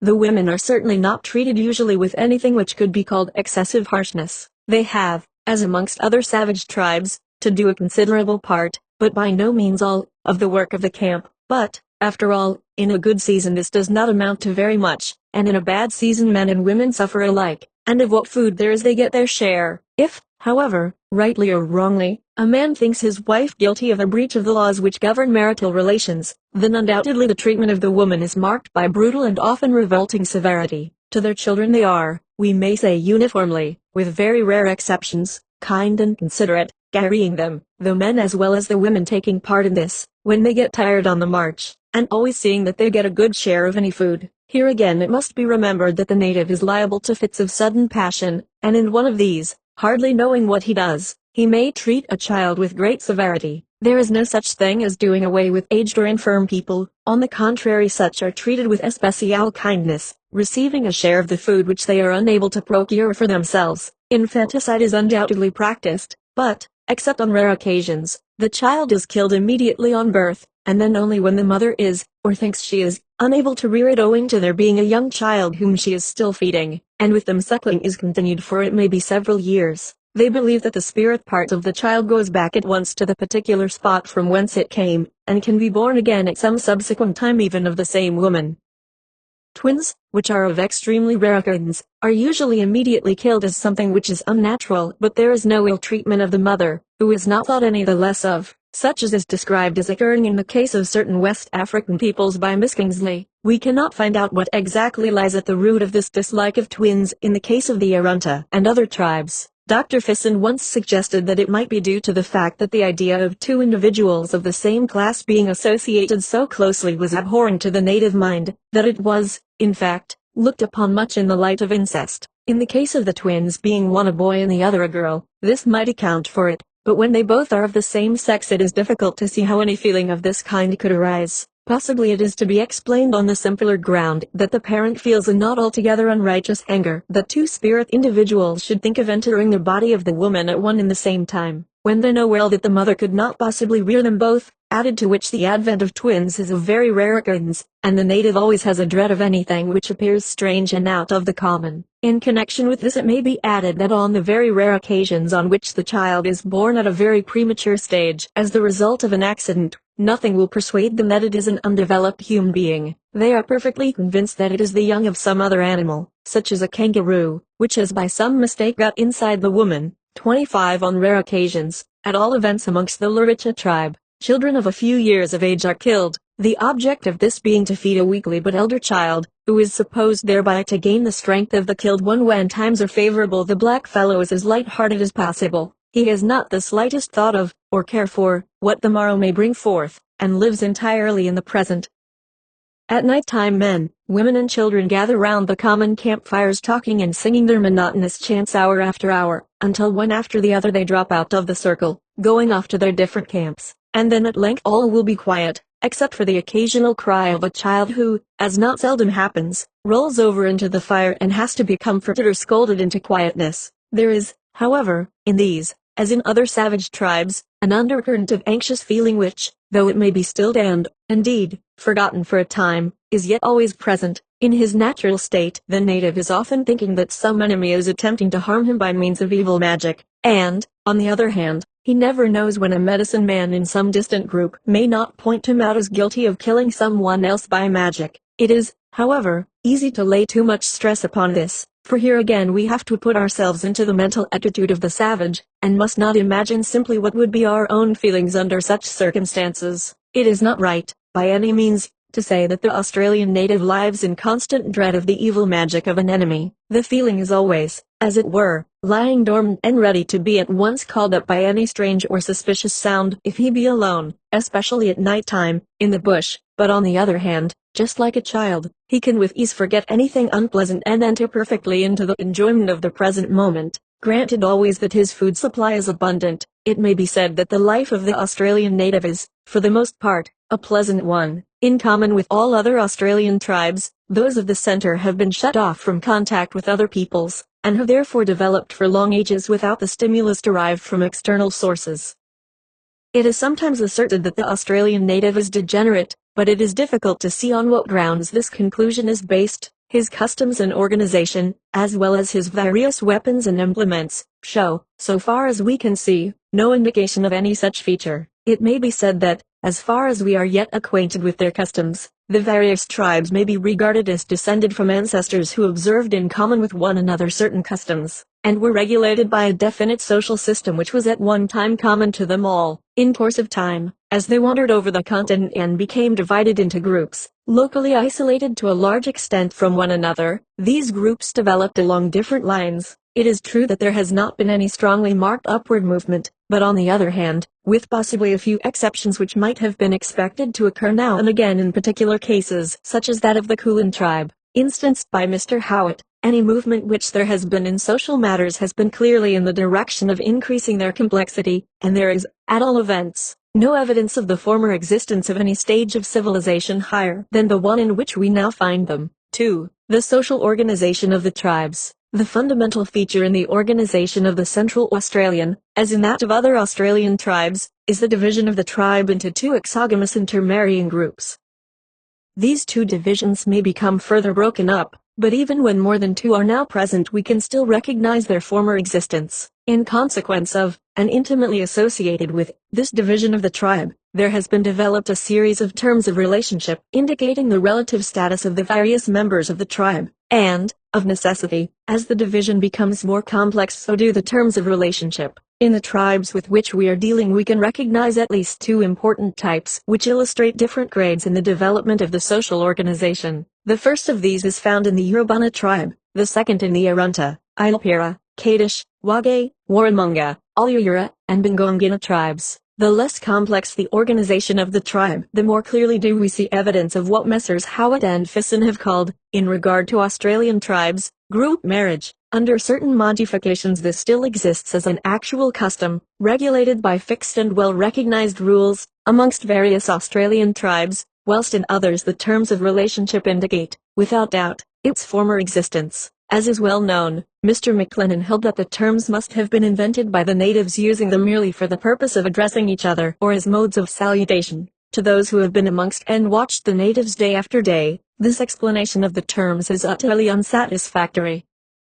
When, in various tribes, we find series of terms of relationship all dependent upon classificatory systems such as those now to be described, and referring entirely to a mutual relationship such as would be brought about by their existence, we cannot do otherwise than come to the conclusion that the terms do actually indicate various degrees of relationship, based primarily upon the existence of intermarrying groups. When we find, for example, that amongst the Arunta natives, a man calls a large number of men belonging to one particular group by the name Aknia, a term which includes our relationship of father, that he calls all the wives of these men by the common name of Mia, mother, 26, and that he calls all their sons by the name of Akilia, elder brother, or Aisha, younger brother, as the case may be, we can come to no other conclusion than that this is expressive of his recognition of what may be called a group relationship. All the fathers are men who belong to the particular group to which his own actual father belongs, all the mothers belong to the same group as that to which his actual mother belongs, and all the brothers belong to his own group, whichever else they may be. The relationship terms are certainly not terms of address, the object of which is to prevent the native having to employ a personal name. In the Arunta tribe, for example, every man and woman has a personal name by which he or she is freely addressed by others, that is, by any, except a member of the opposite sex who stands in the relationship of Mura to them, for such may only on very rare occasions speak to one another. 27 When, as has happened time after time to us, a native says, for example, that man is Orika, a personal name, he is my Akilia, and you cannot possibly tell without further inquiry whether he is the speaker's blood or tribal brother, that is, the son of his own father or of some man belonging to the same particular group as his father. Then the idea that the term Akilia is applied as a polite term of address, or in order to avoid the necessity of using a personal name, is at once seen to be untenable. It is, at all events, a remarkable fact that, apart from the organization of other tribes, in respect of which we are not competent to speak, but for which the same fact is vouched for by other observers, in all the tribes with which we are acquainted, all the terms coincide, without any exception, in the recognition of relationships, all of which are dependent upon the existence of a classificatory system, the fundamental idea of which is that the women of certain groups marry the men of others. Each tribe has one term applied indiscriminately by the man to the woman or women whom he actually marries, and to all the women whom he might lawfully marry, that is, who belong to the right group, one term to his actual mother, and to all the women whom his father might lawfully have married, one term to his actual brother and to all the sons of his father's brothers, and so on right through the whole system. To this it may be added that, if these be not terms of relationship, then the language of these tribes is absolutely devoid of any such. 28. A great part of the difficulty in understanding these terms lies in the fact that we have amongst ourselves no terms which convey the same idea of relationship as do those of savage peoples. When once, for example, the term Mia used amongst the Arunta tribe has been translated by the English term mother, an entirely wrong impression is apt to conveyed. Mia does include the relationship which we call mother, but it includes a great deal more, and to the Arunta native the restriction of the term as used in English is as incomprehensible as apparently the extension of the term is to white men who are not accustomed to the native use. To understand the native, it is simply essential to lay aside all ideas of relationship as counted amongst ourselves. They have no words equivalent to our English words father, mother, brother, etc. A man, for example, will call his actual mother Mia, but, at the same time, he will apply the term not only to other grown women, but to a little girl child, provided they all belong to the same group. We have, for example, asked a fully grown man who the little child was with whom he was playing, and have received the answer that it was so-and-so, mentioning her personal name, and that she was his Mia, her own personal name he would use in speaking both to her and to us, but the term Mia expressed the relationship in which she stood to him. We have dwelt somewhat at length upon this because so distinguished a writer as Mr. McLennan and others who, accepting his dictum, have dealt with the subject, have attempted to disprove the supposition that any such group relationship is actually expressed in the terms of relationship used by the Australian natives. For this reason we have, as per p. carefully and minutely as possible, and without prejudice in favor of one theory or the other, examined into the social organization of the tribes with which we have come into contact. The conclusion to which we have come is that we do not see how the facts, which will now be detailed and upon a consideration of which this conclusion is based, can receive any satisfactory explanation except on the theory of the former existence of group marriage, and further, that this has of necessity given rise to the terms of relationship used by the Australian natives. As will be seen, group marriage, in a modified but yet most unmistakable way, occurs as an actual system in one of the tribes with which we are dealing. We may now pass on to consider first the organization of the Yurubana tribe, as this represents a less complex condition than the second type, which is met with in the Arunta and other tribes. In reference to the names to apply to the various divisions of the tribe, we have felt considerable difficulty, and have decided that as such terms as phratry, gens, clan, etc., have all of them a definite significance, and, as applied to Australian tribes, may be misleading, it is better to use the term class as applying to the two main exogamous intermarrying groups, each of which forms a moiety of the tribe, and the term sub-class as applying to the divisions of the class. We therefore use these terms with this significance. 29. The Yurubana organization appears to be, if not identical with, at least very closely similar to, that of the Diri tribe, whose territory adjoins it on the south, and which has been dealt with previously by Mr. Howitt. 30. The whole tribe is divided up into two exogamous intermarrying classes, which are respectively called Matthiri and Kararoa, and the members of each of these again are divided into a series of totemic groups, for which the native name is Thunthuni. A Matthiri man must marry a Kararoa woman, and not only this, but a man of one totem must marry a woman of another totem, certain totems being confined to each of the exogamous classes. Thus a dingo marries a water hen, a cicada a crow, an emu a rat, a wild turkey a cloud, a swan a pelican, and so on. 31. There are still further restrictions to marriage than those which merely enact that a dingo man must marry a water hen woman, and it is here that we are brought into contact with the terms of relationship. Inquiring into case after case you meet constantly, in this matter of restriction in regard to marriage, with the reply that though a particular woman belongs to the right totem into which a man must marry, yet there is a further restriction preventing marriage in this particular case. For example, not every dingo may marry a particular water hen woman. To a dingo man all water hen women are divided into 4 groups, the members of which respectively stand to him in the relationship of 1 Nawali or father's sisters, 2 Bayaka, children or brothers' children, 3 Apilia, mother's younger brother's daughters, 4 Nupa, mother's elder brother's daughters. It will of course be understood that a mother's brother's child is identical with a father's sister's child, and that the fathers and brothers may be either blood or tribal. We can, amongst the individuals named, distinguish women of 3 different levels of generation. The Nawali belong to that of the father and to still older generations, the Bayaka to younger ones, and the Apilia and Nupa to the same generation as the individual concerned.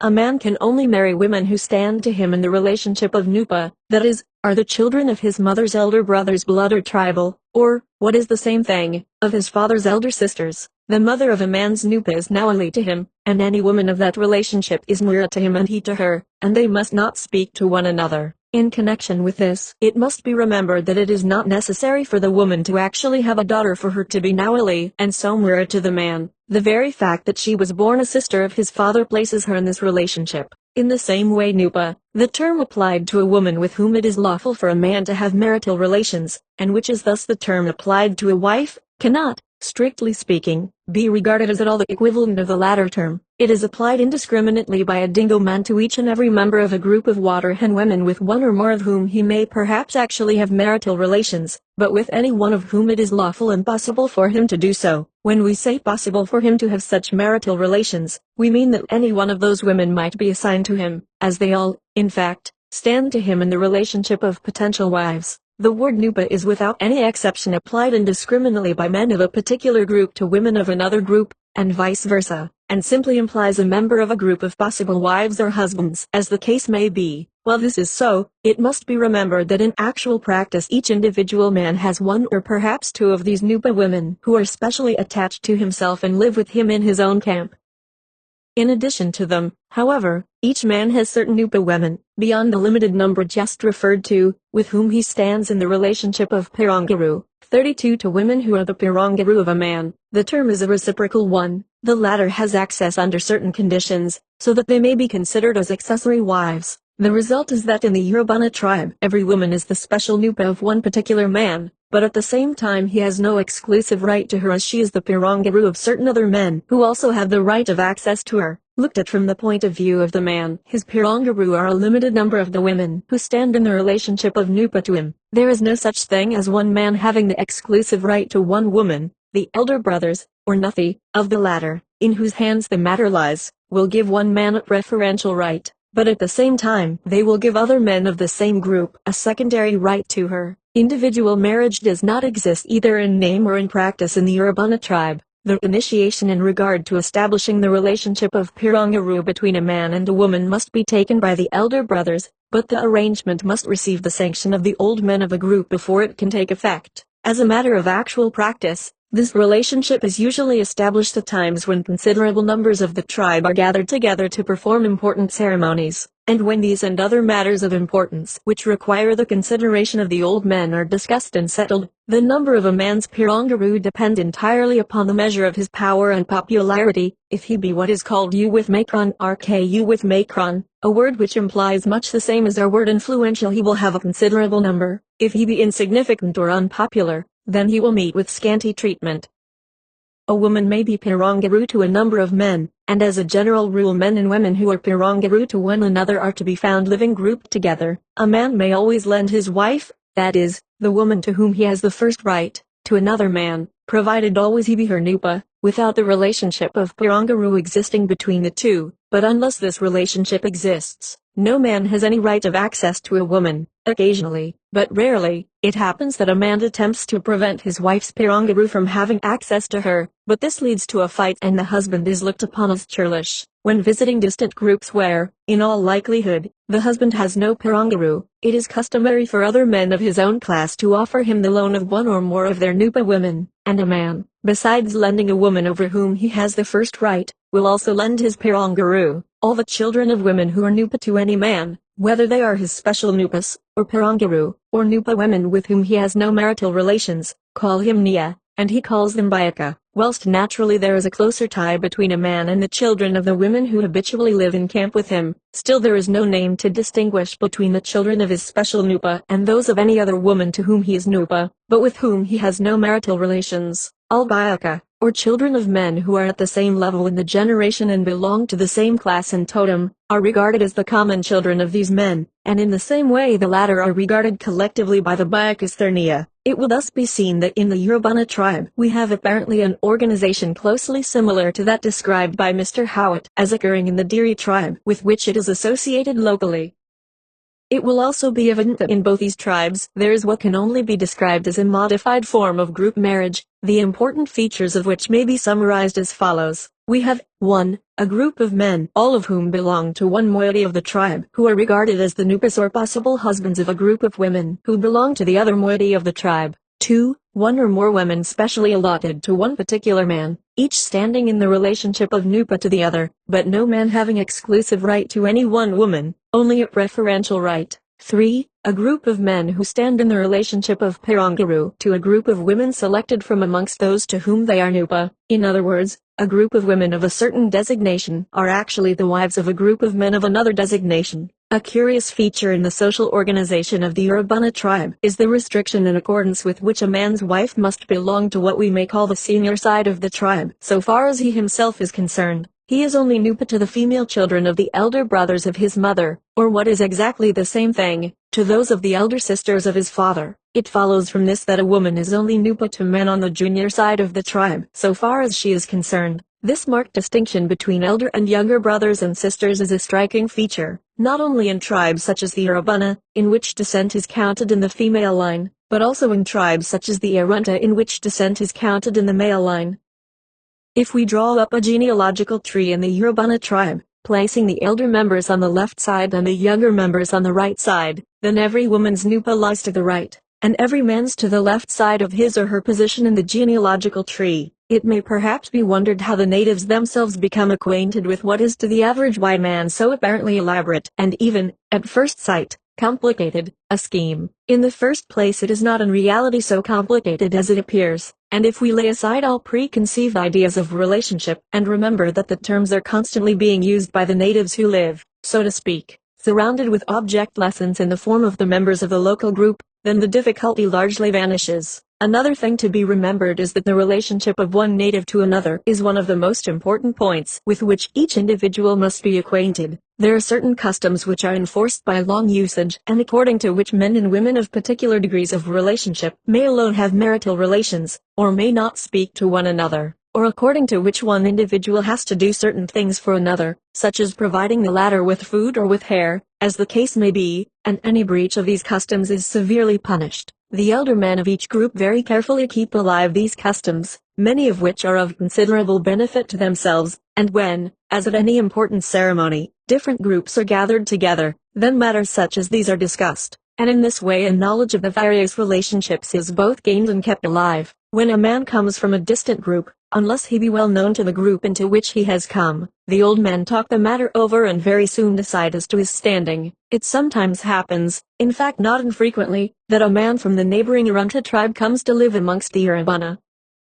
In the former where it adjoins the latter there are 4 subclasses, viz., Bulthara and Penunga, Kumara, and Purila, and in addition descent is counted in the male line. Accordingly the men of the Bulthara and Purila classes are regarded as the equivalents of the Matthiri moiety of the Urubana tribe, and those of the Penunga and Kumara classes as the equivalents of the Karawa. In just the same way a Matthiri man going into the Arunta tribe becomes either a Bulthara or Purila, and a Karawa man becomes either a Penunga or a Kumara man. Which of the two a Matthiri man belongs to, is decided by the old men of the group into which he goes. Sometimes a man will take up his abode permanently, or for a long time, amongst the strange tribe, in which case, if it be decided, for example, that he is a Bulthara, then his children will be born Penunga, that is they belong to his own adopted moiety. He has, of course, to marry a Kumara woman, or if he be already provided with a wife, then she is regarded as a Kumara, and if he goes back into his own tribe then his wife is regarded as a Karawa and the children also take the same name.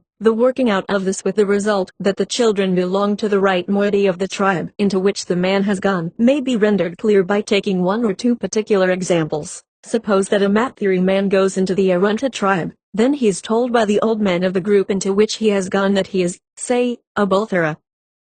Accordingly he marries a Kumara woman, or if, which is not very likely, he has brought a woman with him, then she is regarded as a Kumara, and his children will be Penunga, or, in other words, pass into the father's moiety as the sub-classes are arranged in the Arunta, but not into that of the mother as they are arranged amongst the Urubana. Again, suppose a Purila man from the Arunta tribe takes up his abode amongst the Urubana, he becomes a Matthiri, and as such must marry a Karawa, or if married his wife is regarded as such. His children are Karawa, which includes the subclass Kumara into which they would have passed in the Arunta tribe, and to which they will belong if ever they go into the latter. These are not merely hypothetical cases but are, in the district where the 2 tribes come in contact with one another, of by no means infrequent occurrence, and, without laying undue stress upon the matter, this deliberate changing of the method of grouping the subclasses so as to allow of the descent being counted in either the male or female line according to the necessity of the case, is of interest as indicating the fact that the natives are quite capable of thinking such things out for themselves. It is indeed not perhaps without a certain suggestiveness in regard to the difficult question of how change in the line of descent might possibly be brought about. We may now turn to the consideration of the Arunta tribe, in which descent is counted in the male line, and we may regard the Arunta as typical of the large group of tribes inhabiting the center of the continent from Lake Eyre in the south to near Port Darwin in the north, in which descent is thus counted. The tribes with the classificatory systems of which we have knowledge are the Arunta, Ilpira, Aluyura, Kadish, Walpuri, Warramunga, Wage, and Bingangana, which occupy a range of country extending from the latitude of Macumba River in the south to about that of Powell's Creek in the north, that is over an area measuring from north to south some 770 miles.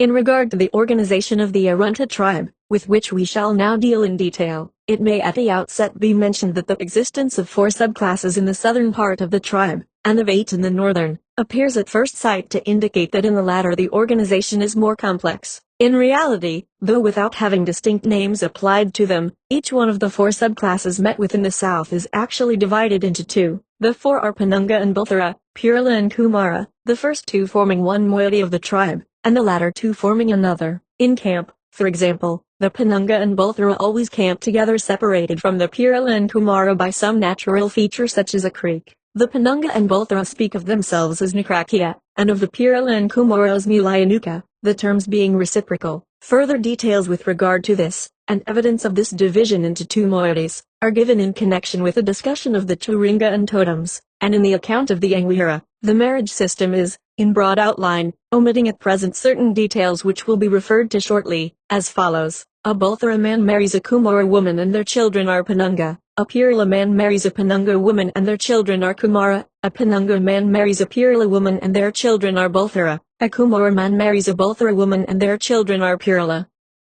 As a matter of fact, these diagrams as they stand, though perfectly correct in stating, for example, that a Penunga man marries a Purla woman, are incomplete in that they do not show the important point that to a Penunga man, the Purla women are divided into 2 groups, the members of one of whom stand to him in the relationship of Unawa, whom he may marry, while the members of the other stand in the relationship of Unkula, whom he may not marry. This fact is one of very considerable importance. Each of the 4 subclasses is thus divided into 2, the members of which stand respectively in the relationship of Ipmana to each other. We can represent this graphically as follows, taking, for the sake of simplicity, only 2 subclasses, the divisions of one being represented by the letters A and B, and of the other by the letters C and D. A stands in the relationship of Unawa to C, Ipmana to B, and Unkula to D. In other words, a woman who is Unkula to me is Ipmana to my wife. All women of group C, myself belonging to A, my wife calls sisters, Ungaracha if they be elder sisters, and Aisha if they be younger sisters, and all of them stand in the relationship of Unawa to myself. But the other Purla women whom my wife calls Ipmana are Unkula to me and I may not marry them. It is somewhat perplexing after learning that a Penunga man must marry a Purla woman to meet with the statement, when inquiring into particular cases, that a given Penunga man must not marry a particular Purla woman. But in the northern part of the tribe matters are simplified by the existence of distinct names for the 2 groups. The relationship term of Ipmana still exists, but if I am, for example, a Penunga man, then all my Ipmana men and women are designated by the term Aknaria, and in the following tables the 8 divisions are laid down, and it will be noticed that the old name is used for one half and a new name adopted for the other. This division into 8 has been adopted, or rather the names for the 4 new divisions have been, in recent times by the Arunta tribe from the Alpera tribe, which adjoins the former on the north, and the use of them is, at the present time, spreading southwards. At the Angwira ceremony which we witnessed, men of the Alpera tribe were present, as well as a large number of others from the southern part of the Arunta, amongst whom the 4 new names are not yet in use. In the Arunta tribe, unlike the Urabana, there is, as soon as marriage has taken place, a restriction, except on certain special occasions which are subsequently described, of a particular woman to a particular man, or rather, a man has an exclusive right to one special woman, though he may of his own free will lend her to other men. Despite this fact, there is no term applied to a woman who is thus the peculiar property of one man. The woman is simply spoken of as Unawa to the man in just the same way in which all the other women are who belong to the group from which the man's wife must come. The terms of relationship are not individual terms, but, just as in the Urabana and other tribes in some of which we have a form of group marriage existing as an actual institution at the present day, the terms are group terms. To take an example, a Penunga man will have some special woman allotted to him as an individual wife, but the only term which he applies to her is Unawa, and that term he also applies to all the women of her group, each of whom might lawfully have been allotted to him. She is one out of a group of potential wives. When, again, a man lends his wife, he only does so to a member of his own group, that is to a man to whom, without having been allotted to him, the woman stands in the relationship of Unawa, just as she does to the man to whom she has been allotted.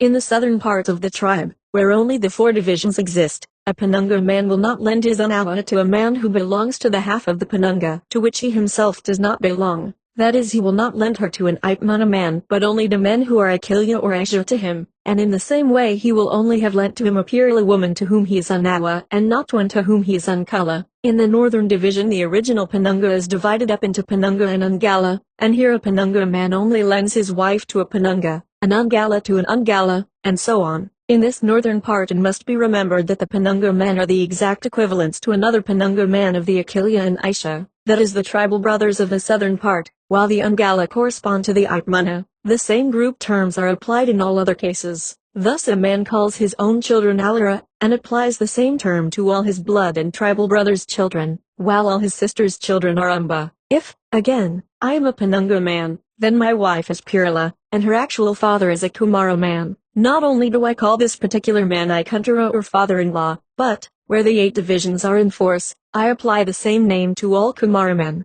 They are one and all the fathers of women whom it is lawful for me to marry.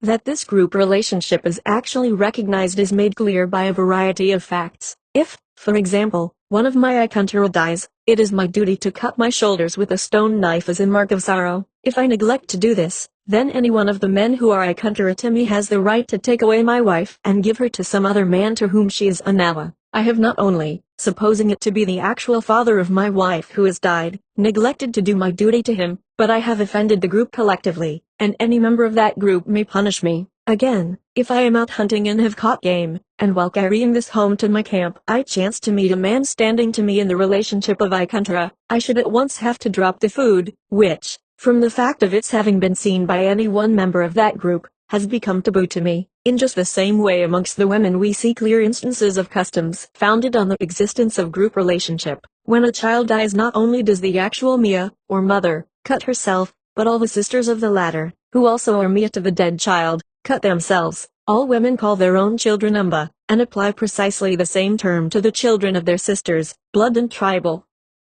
Taking now the case of an individual member of a particular group, we may describe as follows the various relationships in which he stands with regard to the other members of the tribe. We will suppose that this particular individual is an Appanjurta man living in the northern part of the tribe where the division into 8 groups exists, and we will suppose him to be speaking. If I am an Appanjurta man then, my father is a Penunga, all Uknaria are Ipmana to him and Mura to me, that is, I may not speak to them if they be women. The daughters of Ungala men and Uknaria women are Umbachana and Unawa to me, that is, they are women whom I may lawfully marry, and one or more of whom are allotted to me as wives. The mother of the woman who is allotted to me is my Tualchamura. The sons of Uknaria women, that is the brothers of my Unawa, are Umberna to me, so that Umbachana men are Umberna to Appanjurta men, and vice versa.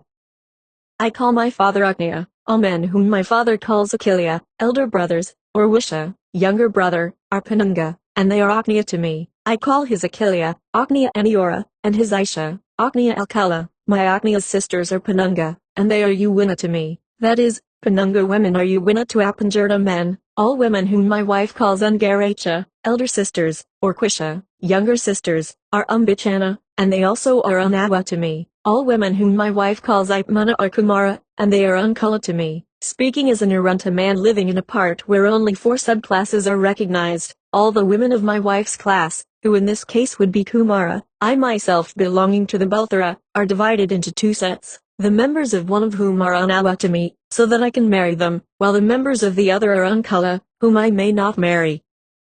The latter are Ipmana to my wife. I can only marry a woman who stands in the relationship of daughter to the women of the half of my father's class to which he does not belong, that is, who are Ipmana to him. My Ipmana are Balthara, my Unkala women are Kumara, and they must marry Balthara men, and their children are Mura to me. That is, the relationship of Mura arises from the marriage of male Ipmana and female Unkala. This is an important relationship, as a Mura woman is the mother of my wife. My Umberna are Umbichana men, who are the sons of Uknaria women, that is, of my female Mura. My Ungaracha, elder sisters, and Quisha, younger sisters, are Appanjurta, and are Unawa to my Umberna, who are Umbichana men. The children of my Ungaracha and Quisha are Ungala. I call them Alara and they call me Gamona, that is, Appanjurta men are Gamona to Ungala men and women. My own and my brother's children are Alara to me, and I am Uknaya to them. My mother is Purila. She calls her elder sisters Ungaracha and her younger ones Quisha. I call them all Mia, that is, Purila women are Mia to Appanjurta men. Her elder sisters I call Mia Apmarla, and her younger sisters Mia Alcala 33. Speaking again as an Arunta man only recognizing four subclasses, the women of the class to which my mother belongs are divided into two groups, the members of one of which have the relationship of Mia to me and those of the other that of Umba. The children of the Akilia of my Agnia, that is my father's elder brother's children, will be Apanjurta as I am, and they will be according to sex, my Akilia, elder brothers, or Ungaracha, elder sisters. The children of my Agnia's Ungaracha and of his Quisha are Kumara, and are Unkala to me and Maipmana to my wife. The children of my Agnia's Akilia call me Wisha or younger brother, and the children of my Agnia's Wisha call me Akilia, and I call them Wisha. The children of my Akilia and Wisha, that is of my elder and younger brothers, call me Agnia, just as my own children do, and I call them Elira, and they are Penunga. The children of my Ungaracha and Quisha, that is of my sisters, I call Umba, and they are Ungala. That is, once more speaking as an Arunta man recognizing only four subclasses, my own and my brother's children go into the same subclass as that to which my father belongs, whilst my sister's children go into the sub-class to which my mother belongs, but into the half of it to which she does not belong. That is, relations whom we class together as nephews or nieces as the case may be, are either, in respect to a man, Alira, that is, brother's children, or Umba, that is, sister's children. It will be noted that the terms Alira and Umba are applied to individuals of both sexes, so that each of them includes individuals whom we call nephews or nieces. My male Alira's children are Apanjurta, and are Irunga to me and I to them, the term being a reciprocal one. My Alira are Penunga and my Umba are Ungala, and these two are Unkala to each other. My Alira call my Ungaracha and Quisha, that is, my elder and younger sisters, Uwina, that is, Apanjurta women are Uwina to Penunga men and women. The children of my female Alira, that is of my daughters, are Kumara, and they are Chimia to me and I to them. The term Chimia expresses the relationship of grandfather or grandchild on the mother's side, just as the term Irunga expresses the same on the father's side. My male Chimia's male children will be Purila and Gamona to me, that is they are the blood and tribal brothers of my Mas. My male Chimia's female children will be Purila and Mia to me. The children of my female Chimia are Agnaria and are Mura to me, and they are the Mayas of my wife. My sisters are Apanjurta and the daughters of my father's sisters are Kumara, and therefore stand in the relationship of Ilchela to each other. The relationship of Ilchela only exists between women. That is, if I am an Apanjurta man, then my father's sisters' sons and daughters will be Kumara and Unkala to me. If I am an Apanjurta woman, then my father's sisters' daughters will be Ilchela to me. My mother's mother is Bolthra and is Ipmana to me. My father's mother is Umbachana and Apurla to me. There are certain differences in the terms used if a woman be speaking which may be noted here. Thus, if I am an Apanjurta woman, then I call my own and my sister's children Umba, but I call my brothers Alira. I apply the term Urumpa to brothers and sisters collectively and also to men and women who are Unkala to me. The sisters of my husband are Umbachana, and are Intinga to me and Unawa to my brothers. The daughters of my father's sisters are Kumara and Ilchela to me. The sons of my father's sisters are Kumara and are Unkala to me. My husband's father is Ungala, and I call him and he calls me Nimra. The same term applies to all men whose sons are born Anawa to me. There is a special term Tualcha which is applied in the case of three particular relationships, or rather is added to the usual one in order to show the existence of a special connection between the individuals concerned. 34 Thus, every man calls the members of a particular group by the name of Ikuntara or father-in-law, but the particular one whose daughter has actually been assigned to him, whether he has married her or not has nothing to do with the case, he calls Ikuntara Tualcha. He may have other wives, but unless the mutual agreement was made between his and the girl's father that he should have the girl to wife, then the father of the latter is not spoken of as Tualcha. In the same way, the special Mura woman to whose daughter a man is betrothed in his Mura Tualcha. And, lastly, the individual who is Ikuntara Tualcha to one man, is Unkala Tualcha to the father of the latter. If, for example, I am an Apanjurta man, then my Ikuntara Tualcha is an Ungala man, and he is Unkala Tualcha to my father. It will be noticed that distinct names are given to elder and younger brothers and elder and younger sisters. Thus not only are my elder sisters in blood called Ungaracha, but the daughters of women whom my mother calls Ungaracha are Ungaracha to me, and those of women whom my mother called Quisha are Quisha to me. There are, however, certain exceptions to this which are of interest as showing the influence of counting descent in the male line. Not infrequently two brothers in blood will marry two sisters in blood. When this takes place, the usual plan is for the elder brother to marry the elder sister. Should, however, the elder sister marry the younger brother, then seniority is counted in the male line.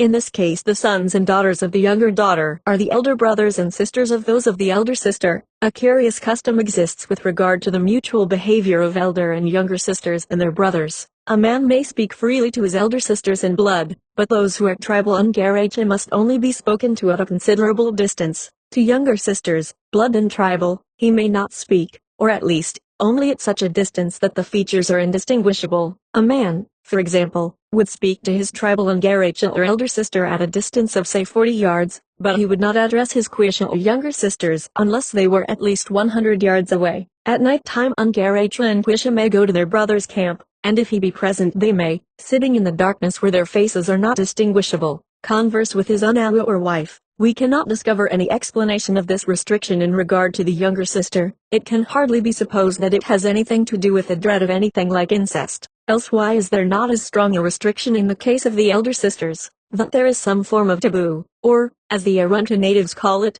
Ekarinja, in regard to the younger sister is shown also by the fact that a man can never inherit the Turinga of a deceased younger sister, but always inherits, on the other hand, those of a deceased elder sister. 3. Certain ceremonies concerned with marriage together with a discussion regarding the same. Whilst under ordinary circumstances in the Arunta and other tribes one man is only allowed to have marital relations with women of a particular class, there are customs which allow, at certain times, of a man having such relations with women to whom at other times he would not on any account be allowed to have access. We find, indeed, that this holds true in the case of all the 9 different tribes with the marriage customs of which we are acquainted, and in which a woman becomes the private property of one man. The following is the custom amongst the Arunta and Ilpira tribes. When a girl arrives at marriageable age, which is usually about 14 or 15, the man to whom she has been allotted speaks to his Unkala men, and they, together with men who are Unkala and Unawa to the girl, but not including her future husband, take her out into the bush and there perform the operation called Atna Iriltha Kuma, Atna, vulva, Kuma, cut. 35 The operation is conducted with a stone knife and the operator who is, except in the southern Arunta, a man who is Ipmana to the girl, carries with him one of the small wooden churinga called Namatwina with which before operating he touches the lips of the vulva, so as to prevent too great a loss of blood. When the operation has been performed, the Ipmana, Unkala and Unawa have access to her in the order named. This ceremony is often performed during the progress of an Elthirda or ordinary corroboree when, during the daytime, the men habitually assemble at the corroboree ground. When it is over the woman's head is decorated, by the Ipmana man who operated, with headbands and tufts of alpada. 36 The neck with necklaces, the arms with bands of fur string, and her body is painted all over with a mixture of fat and red ochre.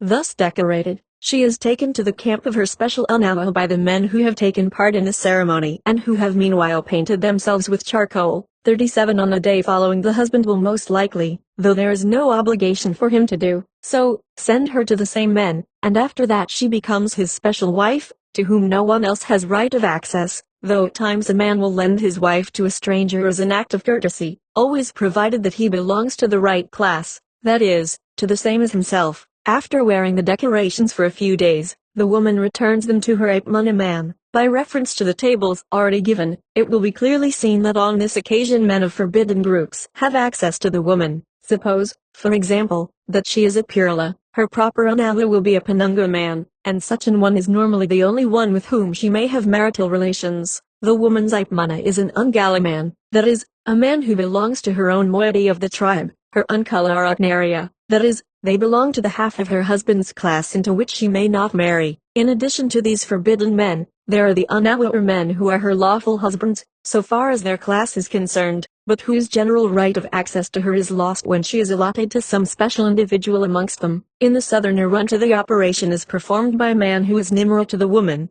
that is, a man of the same class as the father of her future husband.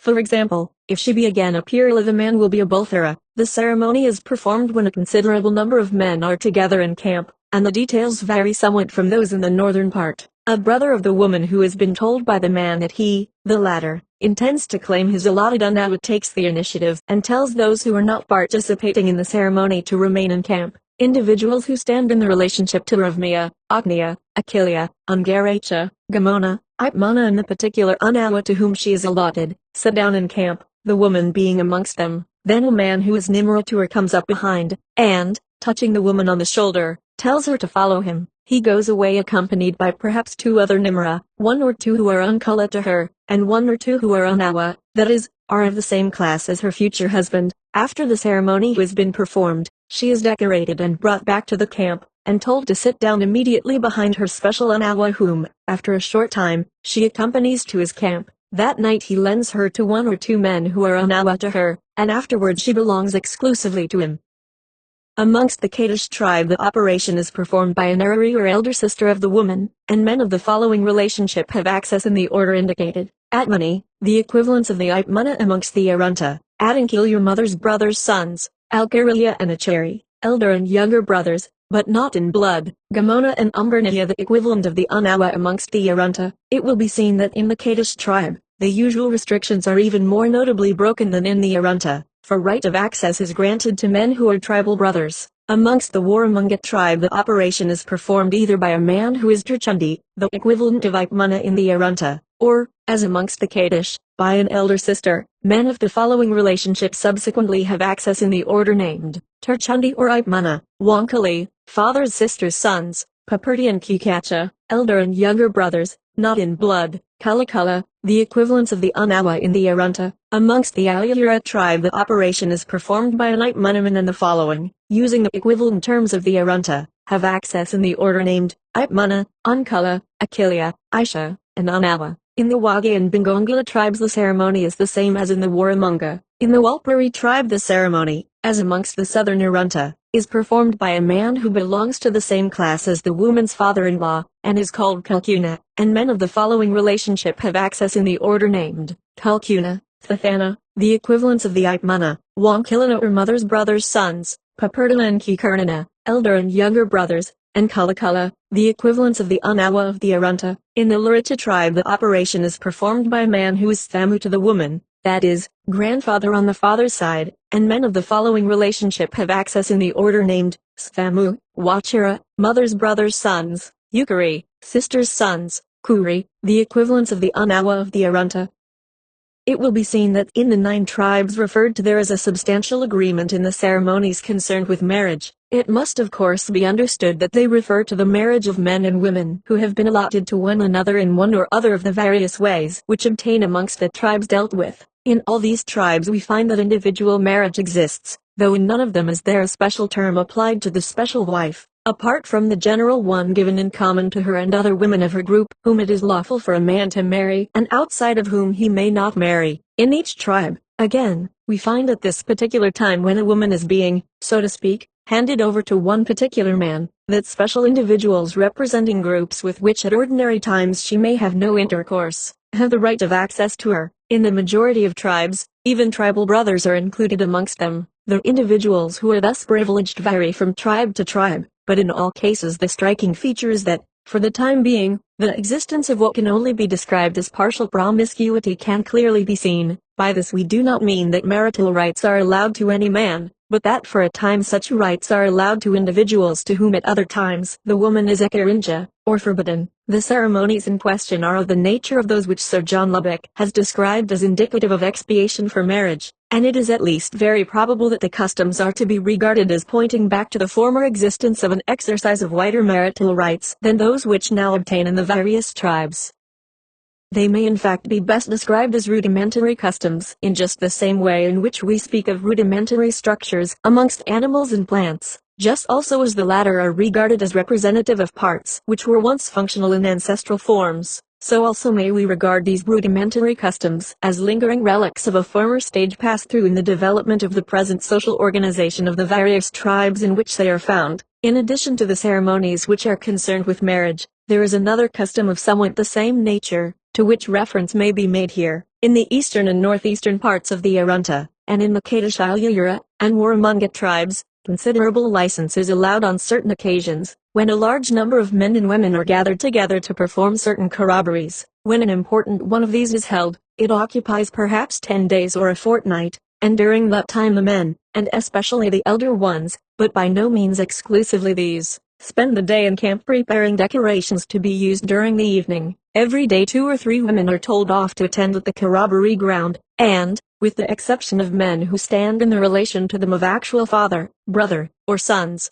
They are, for the time being, common property to all the men present on the corroboree ground. In the Arunta tribe the following is exactly what takes place. A man goes to another who is actually or tribally his son-in-law, that is, one who stands to him in the relationship of Gamona, and says to the latter, "You will take my Unawa into the bush 38 and bring in with you summoned at the Althurda, down used for decorating during ordinary corroborees." The Gamona then goes away, followed by the woman who has been previously told what to do by her husband.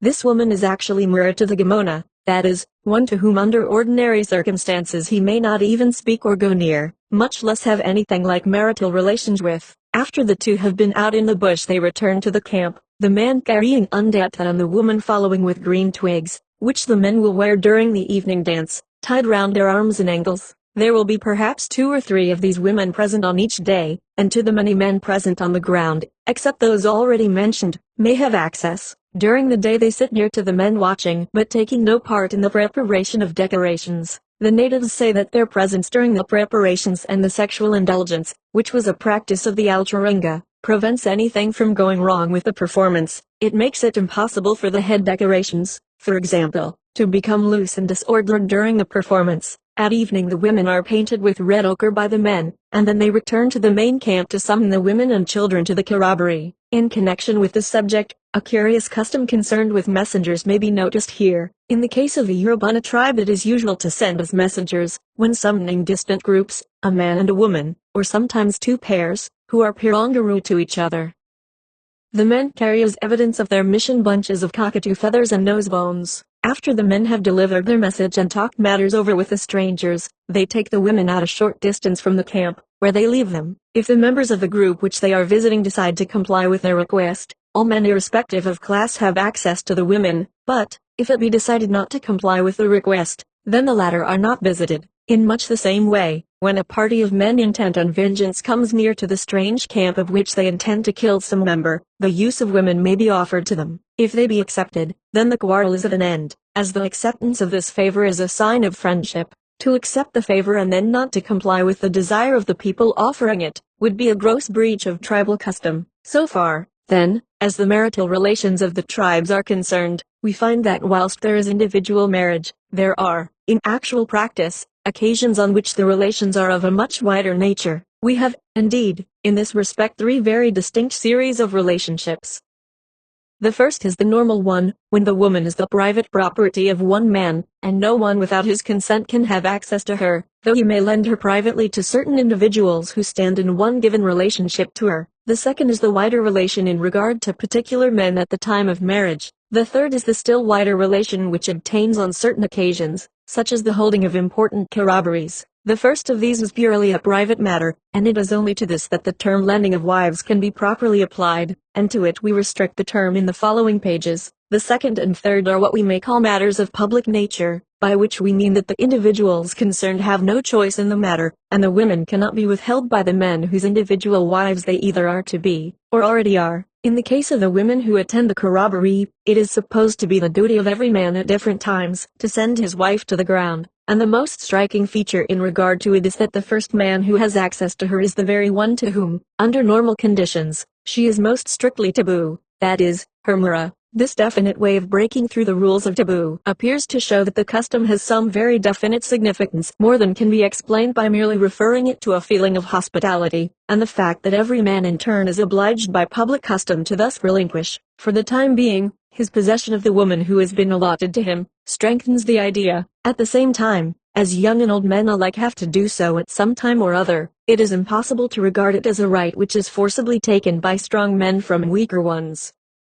It is a custom of ancient date which is sanctioned by public opinion, and to the performance of which neither men nor women concerned offer any opposition. In connection with this, it may be worthwhile noting that amongst the Australian natives with whom we have come in contact, the feeling of sexual jealousy is not developed to anything like the extent to which it would appear to be in many other savage tribes. For a man to have unlawful intercourse with any woman arouses a feeling which is due not so much to jealousy as to the fact that the delinquent has infringed a tribal custom. If the intercourse has been with a woman who belongs to the class from which his wife comes, then he is called Etna Niltma, which, literally translated, is vulva thief. If with one with whom it is unlawful for him to have intercourse, then he is called a Turka, the most opprobrious term in the Arunta tongue. In the one case he has merely stolen property, in the other he has offended against tribal law. Now and again sexual jealousy as between a man and woman will come into play, but as a general rule this is a feeling which is undoubtedly subservient to that of the influence of tribal custom, so far as the latter renders it obligatory for a man to allow other men, at certain times,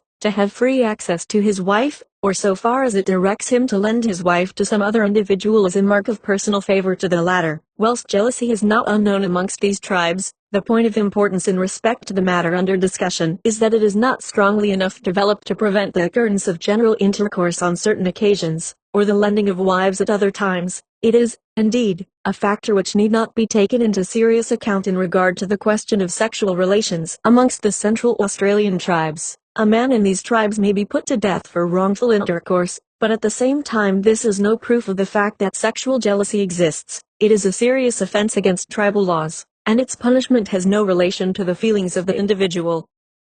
We may now pass on to discuss briefly the customs relating to marriage which have already been enumerated, and in so doing, as we have often to refer to the lending of wives, it must be remembered that we use this term only as applying to the private lending of a woman to some other individual by the man to whom she has been allotted, and do not refer to the custom at corroborees which has just been dealt with, and which, as it is in reality obligatory and not optional, cannot be regarded as a lending in the same sense in which the term is used in connection with the former custom. In his well-known work dealing with human marriage, Westermarck 39 has brought together, from various sources, facts relating to similar customs, and, while discussing the hypothesis of promiscuity from an adverse point of view, has endeavored to explain them as due to various causes. These we may conveniently discuss, examining each briefly in the endeavor to ascertain whether it will or will not serve to explain the marriage customs as we find them in Australian tribes, of which those quoted above may be taken as typical examples. It must be understood that we are here simply dealing with this question so far as the evidence derived from these Australian tribes is concerned. The first explanation offered is that in certain instances the practice is evidently associated with phallic worship,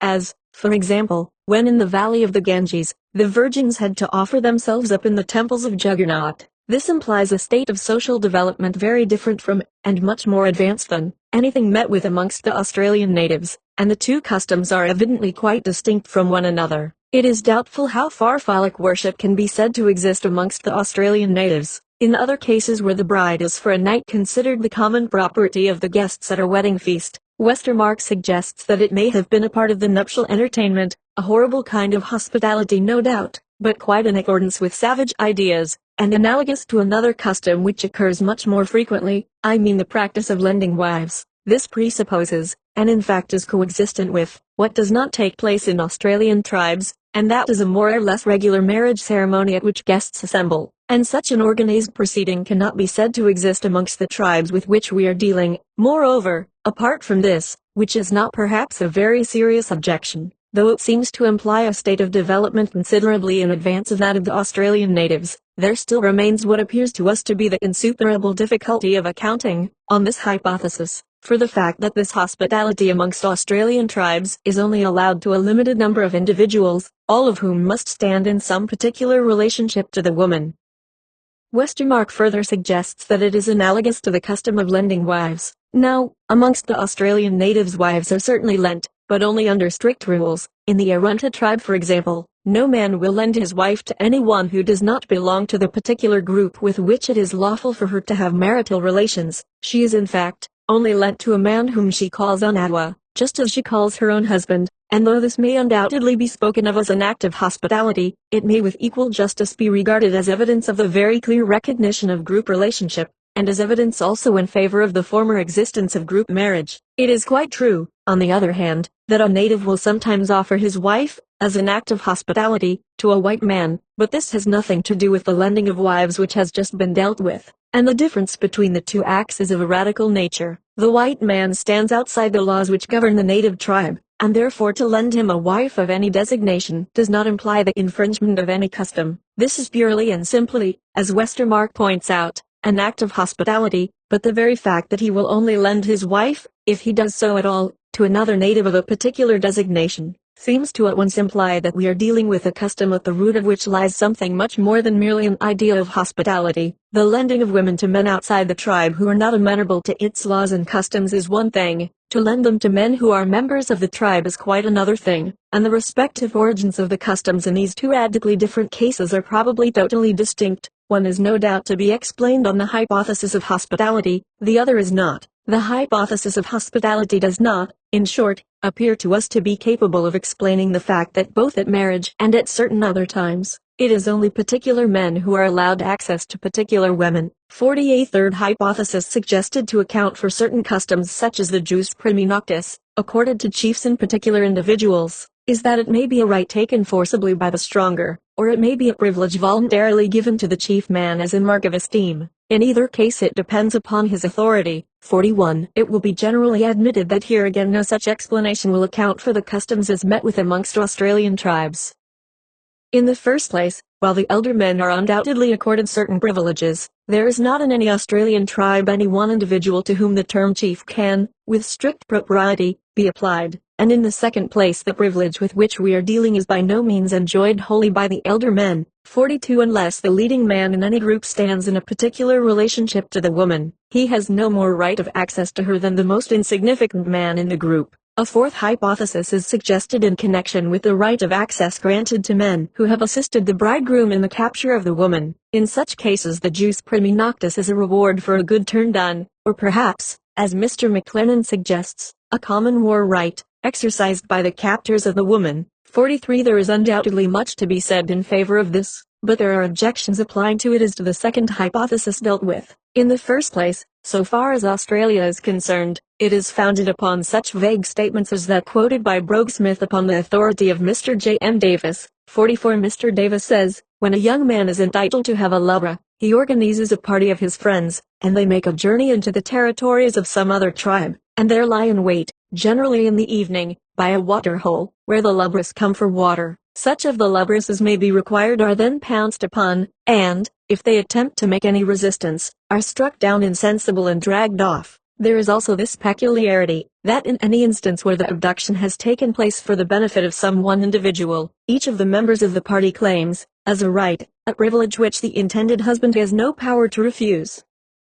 Before it is safe, or indeed possible, to draw any conclusion from this, we require to know exactly who the men were, that is in what relationship they stood to the man whom they were assisting. The more detailed is the information acquired in respect to the Australian tribes, the more clearly is it made apparent that on expeditions such as this, when the object in view is the obtaining of a wife, the man only asks the assistance of men who stand in certain definite relationships to himself. It does not at all follow that, because a man forms a member of a party which captures a woman, he is therefore allowed to have access to her. In the tribes which we have investigated, marriage customs regulate the whole proceedings. The equivalent classes in the tribes are well known and, supposing for example, a party consists of men belonging to two classes, which we will call A and B, and a woman is captured belonging, say, to a third class C, which intermarries with class A, but not with class B, then no man in the party, if there be any such present, who belongs to class B will be allowed, or will attempt, to have access to her. When we have merely such general statements as that quoted above from the report of Mr. Davis, it may look very much as if there did exist such a thing as a common war right,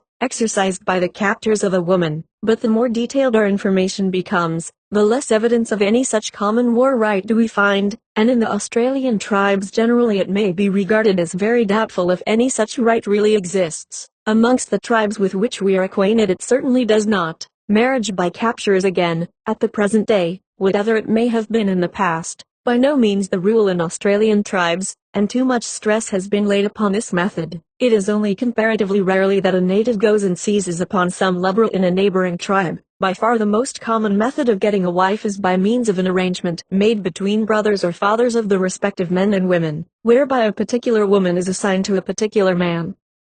Marriage by capture may indeed be regarded as one of the most exceptional methods of obtaining a wife amongst the natives at the present day. We are not of course referring here to customs which may, in many tribes, be explained as indicative of a former existence of the practice. Whether, in the remote past, capture was the prevailing method can only be a matter of conjecture, but the customs at marriage in the tribes here dealt with, and it may be pointed out that these occupy a very large area in the center of the continent, so that we are by no means dealing with an isolated example, do not seem to indicate that they owe their origin to anything like the recognition of the right of captor, as captor. The fifth hypothesis is that of promiscuity. Certainly at the present day, so far as we can tell, there is some definite system of marriage in all Australian tribes, and promiscuity, as a normal feature, does not exist. At the same time, none of the hypotheses put forward by Westermarck will serve to explain the curious and very strongly marked features of the marriage customs, the essential points in which are 1. That men have access to women who are strictly forbidden to them at ordinary times, and 2. That it is only certain definite men standing in certain particular relationships to the woman who thus have access. To make use of the same analogy again, it seems that in the evolution of the social organization and customs of a savage tribe, such features as those which we are now discussing are clearly comparable to the well-known rudimentary organs, which are often of great importance in understanding the phylogeny of the animal in which at some time of its development they are present. Such rudimentary structures are emblematic of parts which are perhaps only transient or, at most, imperfectly developed in the animal, but their presence shows that they were, at some past time, more highly developed and functional in ancestral stages. It is thus perhaps permissible to speak of rudimentary customs, in just the same way, and with just the same significance attached to them, in which we speak of rudimentary organs, and we may recognize in them an abbreviated record of a stage passed through in the development of the customs of the tribe, amongst which they are found 45 such rudimentary customs, like those which are associated with the maypole for example, point back to a time when they were more highly developed than they are at present, and when the customs were more or less widely different from those now prevailing. The origin of the marriage customs of the tribes now dealt with cannot possibly, so it seems to us, be explained as due either to a feeling of hospitality, or to the right of captors, nor can they be explained, as in certain cases the jus primi noctis can, as a right forcibly taken by the stronger from the weaker. There can be no reasonable doubt but that at one time the marriage arrangements of the Australian tribes were in a more primitive state than they are at the present day, and the customs with which we are dealing can be most simply explained as rudimentary ones, serving, possibly in a very abbreviated way, to show the former existence of conditions which are no longer prevalent. In regard to the marriage customs of the tribes now dealt with, we have the following facts. In the first place, we have a group of women who are, what is called anawa, to a group of men, and vice versa. That is, all of these men and women are reciprocally marriageable. This, it may be observed, is not a matter of assumption but of actual fact. In the Arunta tribe for example, a Penunga man will call the Purla whom he actually marries Anawa, but he has no name to distinguish her from all the other Purla women whom he does not actually marry, but any one of whom he might lawfully marry. 46 Further than this, while he has no actual right of access to any woman, except his own special Anawa woman or women,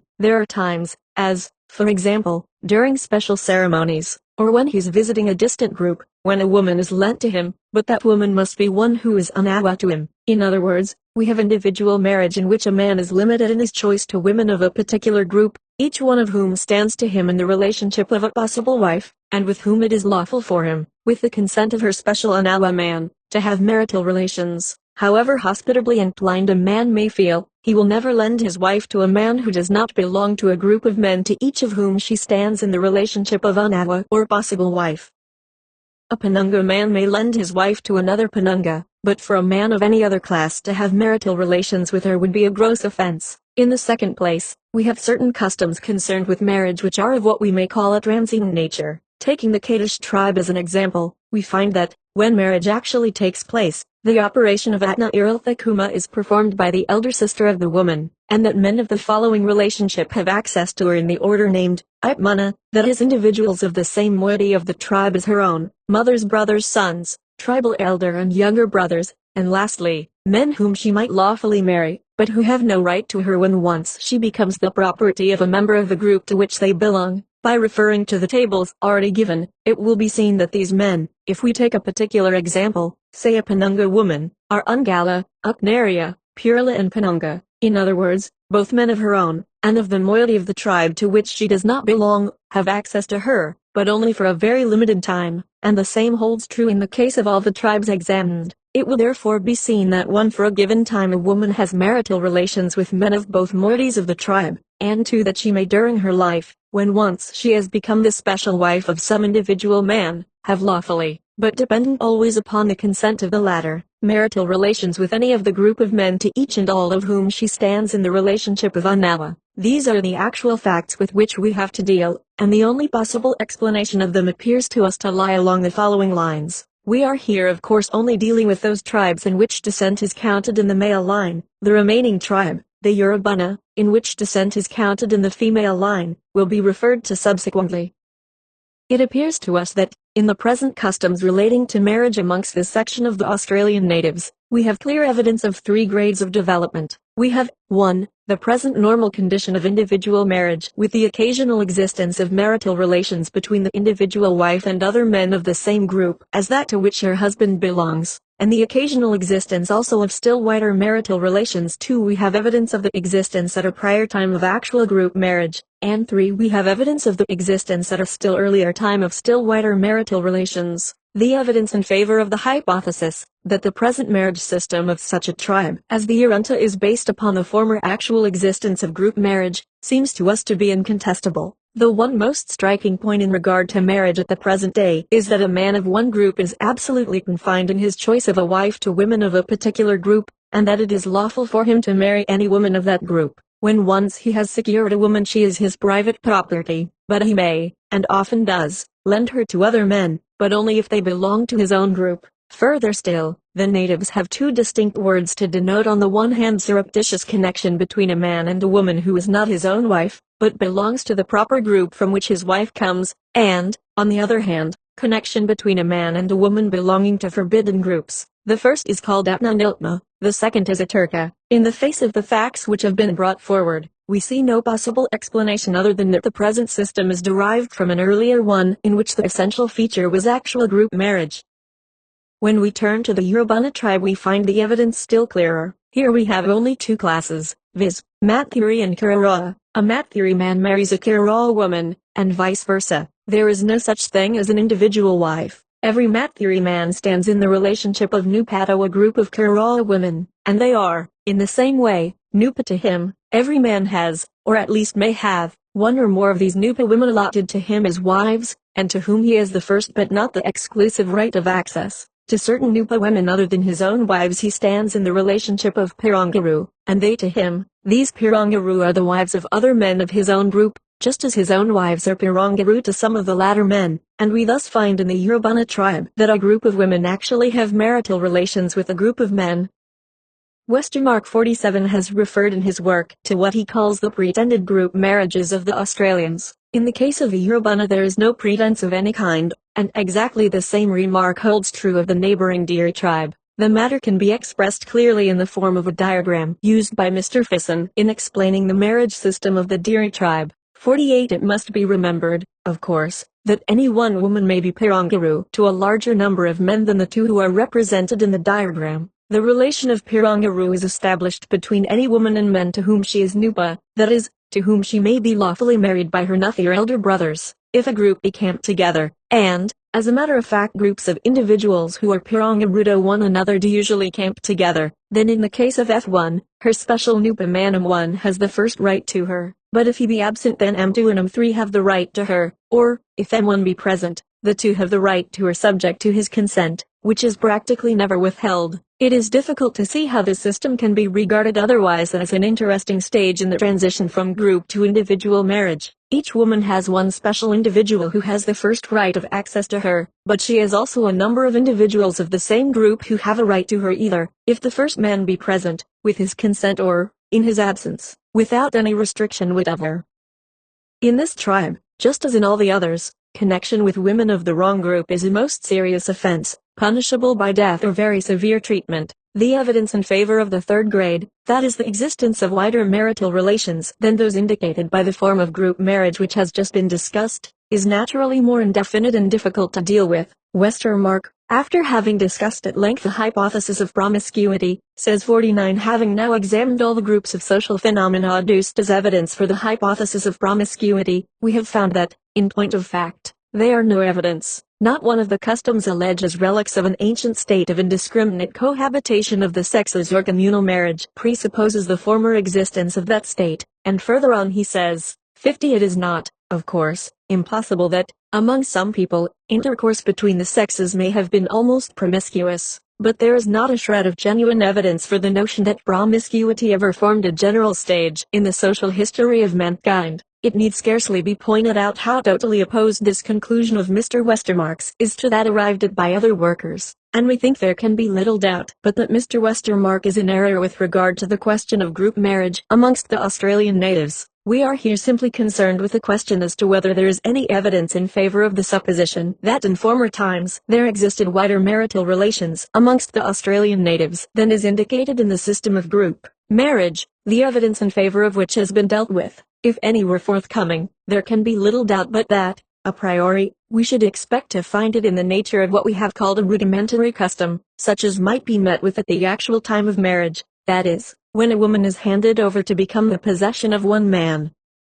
None of the hypotheses brought forward by Westermarck to explain the customs on this occasion can, we think, be considered as at all satisfactory in regard to those of the tribes with which we are dealing. The one striking feature of the marriage customs is that particular men representative of the woman's own moiety, and of the half of the tribe to which she does not belong, have access to her, and always in a particular order, according to which those who, in the present state of the tribe, have lawfully the right to her come last. These customs, together with the one already dealt with, referring to a general intercourse during the performance of certain corroborees are, it appears to us, only capable of any satisfactory explanation on the hypothesis that they indicate the temporary recognition of certain general rights which existed in the time prior to that of the form of group marriage of which we have such clear traces yet, lingering amongst the tribes. We do not mean that they afford direct evidence of the former existence of actual promiscuity, but they do afford evidence leading in that direction, and they certainly point back to a time when there existed wider marital relations than obtain at the present day, wider, in fact,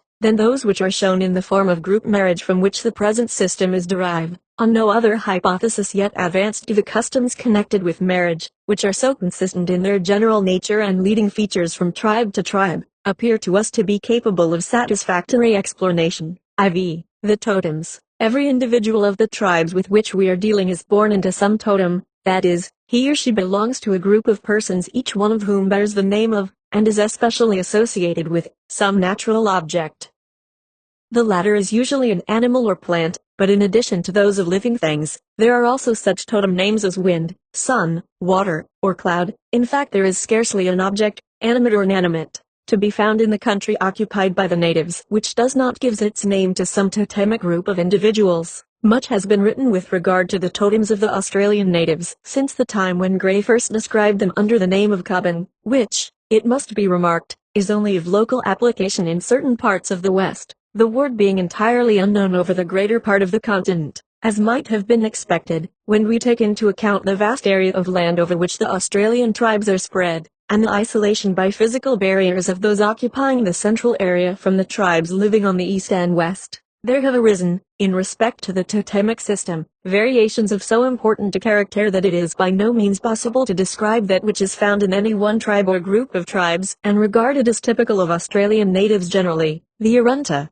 Ilpira and Larita tribes, and there is little doubt but that the same holds true of other tribes to the north, such as the Wage, Uluru, Bingongana, Walpuri, and Warramunga, differ in important respects from the tribes which either now do, or formerly did, inhabit the east and southeastern parts of the continent, and to whom nearly all our knowledge of totems in Australia has been confined. Between these central and the southern and southeastern tribes a sharp line can be drawn, so far as their totemic systems are concerned. Indeed, it looks very much as if somewhere a little to the northwest of Lake Eyre we had a meeting place of two sets of tribes, which migrated southwards, following roughly parallel courses, one across the center of the continent, while the other followed down the course of the main streams on the east, and then turned slightly northward on the west side of Lake Eyre, or, possibly, in their southern wanderings, part of this eastern group spread round the north, and part round the south end of the lake. Figure 1. We find, so far as their organization is concerned, a sharply marked line of difference between the Urubana tribe, the members of which are spread over the country which lies to the west and northwest of Lake Eyre, and the Arunta tribe, which adjoins their northern boundary. The Urubana tribe is associated with the migration along the eastern side, while the Arunta is the most southern of the central tribes. In the Urubana and the adjoining Diri tribe, as well as in those which spread northwards on the east side of Lake Eyre towards the borders of Queensland, and in others who lived along the shores of Spencer Gulf and along the southern coast, we find that descent is counted in the female line. In the Urubana, for example, we find that all the members of the tribe are divided into two classes, which are called respectively Matthiri and Kararoa, and each of these again contains a certain number of totems, or, as the natives call them, Thunthani. The same totem name is only to be found in one or other of the two classes, but not in both. Thus, for example, among the Matthiri we find the following totems: Inayeri, wild duck; Watnimira, green cicada; Matla dingo; Wiraguti emu; Calathira, wild turkey; Kuti, black swan; whilst amongst the Kiraroa are such totems as Kirara cloud; Wabma, carpet snake; Kaperi, lace lizard; Urantha pelican; Kutna chili, water hen; Wakala, crow. 51 Now not only must a Matthiri man take as wife a Kiraroa woman, but he must only take one of some particular totem. 52 Thus a wild duck Matthiri man marries a snake Kiraroa woman, a cicada marries a crow, a dingo a water hen, an emu a rat, a wild turkey a cloud, and a swan a pelican. Every child,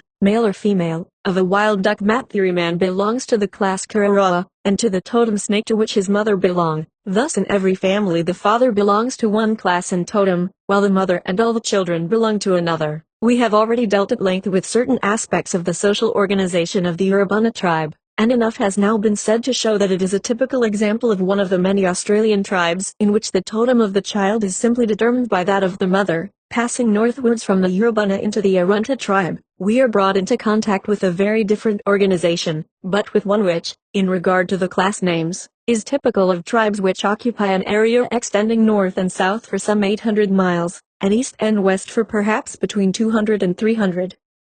We find also essentially the same system in tribes inhabiting other parts of Australia, such as the Turrbal, living on the Maryborough River in Queensland. 53 Without entering here into details, which will be fully explained subsequently, we may say that, so far as the class is concerned, descent is counted in the male line. The totem names are, however, at first sight decidedly perplexing. Just as in the Urubana tribe, every individual has his or her totem name. In the first place, however, no one totem is confined to the members of a particular class or subclass. In the second place, the child's totem will sometimes be found to be the same as that of the father, sometimes the same as that of the mother, and not infrequently it will be different from that of either parent. And in the third place, there is no definite relationship between the totem of the father and mother, such as exists in the Urubana and many other Australian tribes. In fact, perhaps in the majority of the latter. You may, for example, examine at first a family in which the father is a witchetty grub and the mother a wild cat, and you may find, supposing there be two children, that they are both witchetty grubs.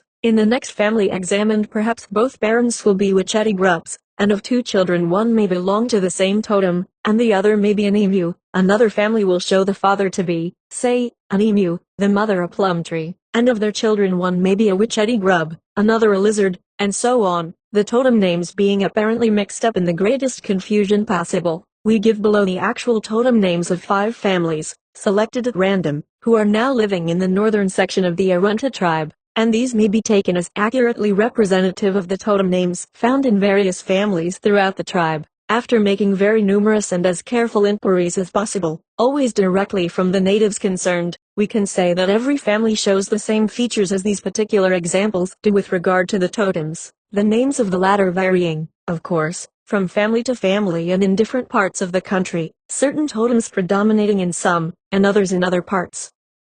You may, for example, find yourself in one district of more or less limited area and find one totem largely represented. Traveling out of that district, you may meet but rarely with that particular totem until you come into another and perhaps distant part, where, it may be 40 or 50 miles away, it again becomes the principal one. The reason for, or rather the explanation of, this curious local distribution of totem names, as given by the natives, will be seen presently. Family 1, Father, Little Hawk. Wife number 1, Rat. Daughter, Witchetty Grub. Wife number 2, Kangaroo. No children. Wife number 3, Lizard. 2 daughters, 1 emu, the other water. Family 2, Father, Eaglehawk. Wife number 1, Hakia Flower. No children. Wife number 2, Hakia Flower. 4 sons, who are respectively Witchetty Grub, Emu, Eaglehawk, Ilanka. 2 daughters, both Witchetty Grubs. Family 3, Father, Witchetty Grub. Wife number 1, Lizard. 2 sons, 1 lizard, the other Witchetty Grub. Wife number 2, Lizard. Family 4, Father, Emu. Wife, Muniru. 2 sons, 1 kangaroo, the other, wild cat, 1 daughter, lizard, family 5, father, witchetty grub, wife, witchetty grub, 2 sons, 1, kangaroo, the other, witchetty grub, 1 daughter, witchetty grub.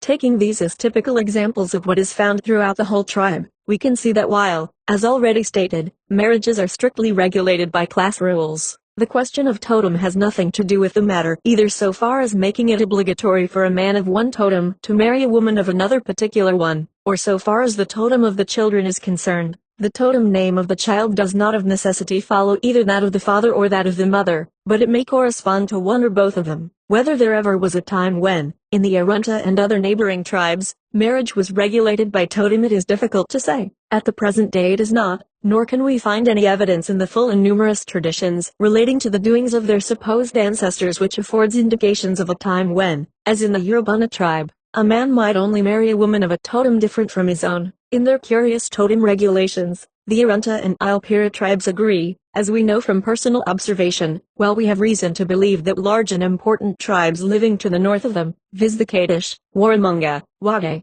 Iliura, Bingwangana and Walpuri, are in accord with them on all important points. The difference in this respect between the tribes whose customs and organization are now described, and those of other tribes which have been dealt with by able and careful investigators, such as Gray, Fisson, Howitt, Roth and others, will serve to show that various tribes and groups of tribes, starting doubtless from a common basis, but isolated from one another during long periods of time by physical barriers, have developed along different lines, except, perhaps, in the extreme north and northeast. Australia has had for long ages no intercourse with outside peoples, and such as it has had has only affected a very small and insignificant coastal fringe of the continent, and even there the influence has been but very slight. What we have to deal with is a great continental area, peopled most probably by men who entered from the north and brought with them certain customs. We are not here concerned with the difficult question of exactly where the ancestors of the present Australian natives came from. The most striking fact in regard to them at the present day is that over the whole continent, so far as is known, we can detect a community of customs and social organization sufficient to show that all the tribes inhabiting various parts are the offspring of ancestors who, prior to their migrating in various directions across the continent, and thus giving rise to groups separated to a great extent from one another by physical barriers, already practiced certain customs and had the germs of an organization which has been developed along different lines in different localities. The class and totem systems, variously modified as we now find them in different tribes, can only be adequately accounted for on the hypothesis that, when the ancestors of the present natives reached the country, they spread over it in various directions, separated into local groups, and developed, without the stimulus derived from contact with outside peoples, along various lines, each group retaining features in its customs and organization such as can only be explained by supposing them all to have had a common ancestry. 54. However, to return to the totems of the Arunta, it was while watching and questioning closely the natives during the performance of the Ngwira ceremony, a description of which will be found in a later chapter, that we were able to find out the way in which the totem names of the individuals originate and to gain an insight into the true nature of their totemic system. The Ngwira ceremony, which forms the last of the initiatory rites through which the Arunta native must pass before he becomes what is called Urlira, or a fully developed native, admitted to all the most sacred secrets of the tribe, consisted in reality of a long series of ceremonies, the enacting of which occupied in all more than 4 months. Those with which we are here concerned were a large number, between 60 and 70 altogether, which were connected with the totems and were performed under the direction of the old men, who instructed the younger men both how to perform them and what they represented.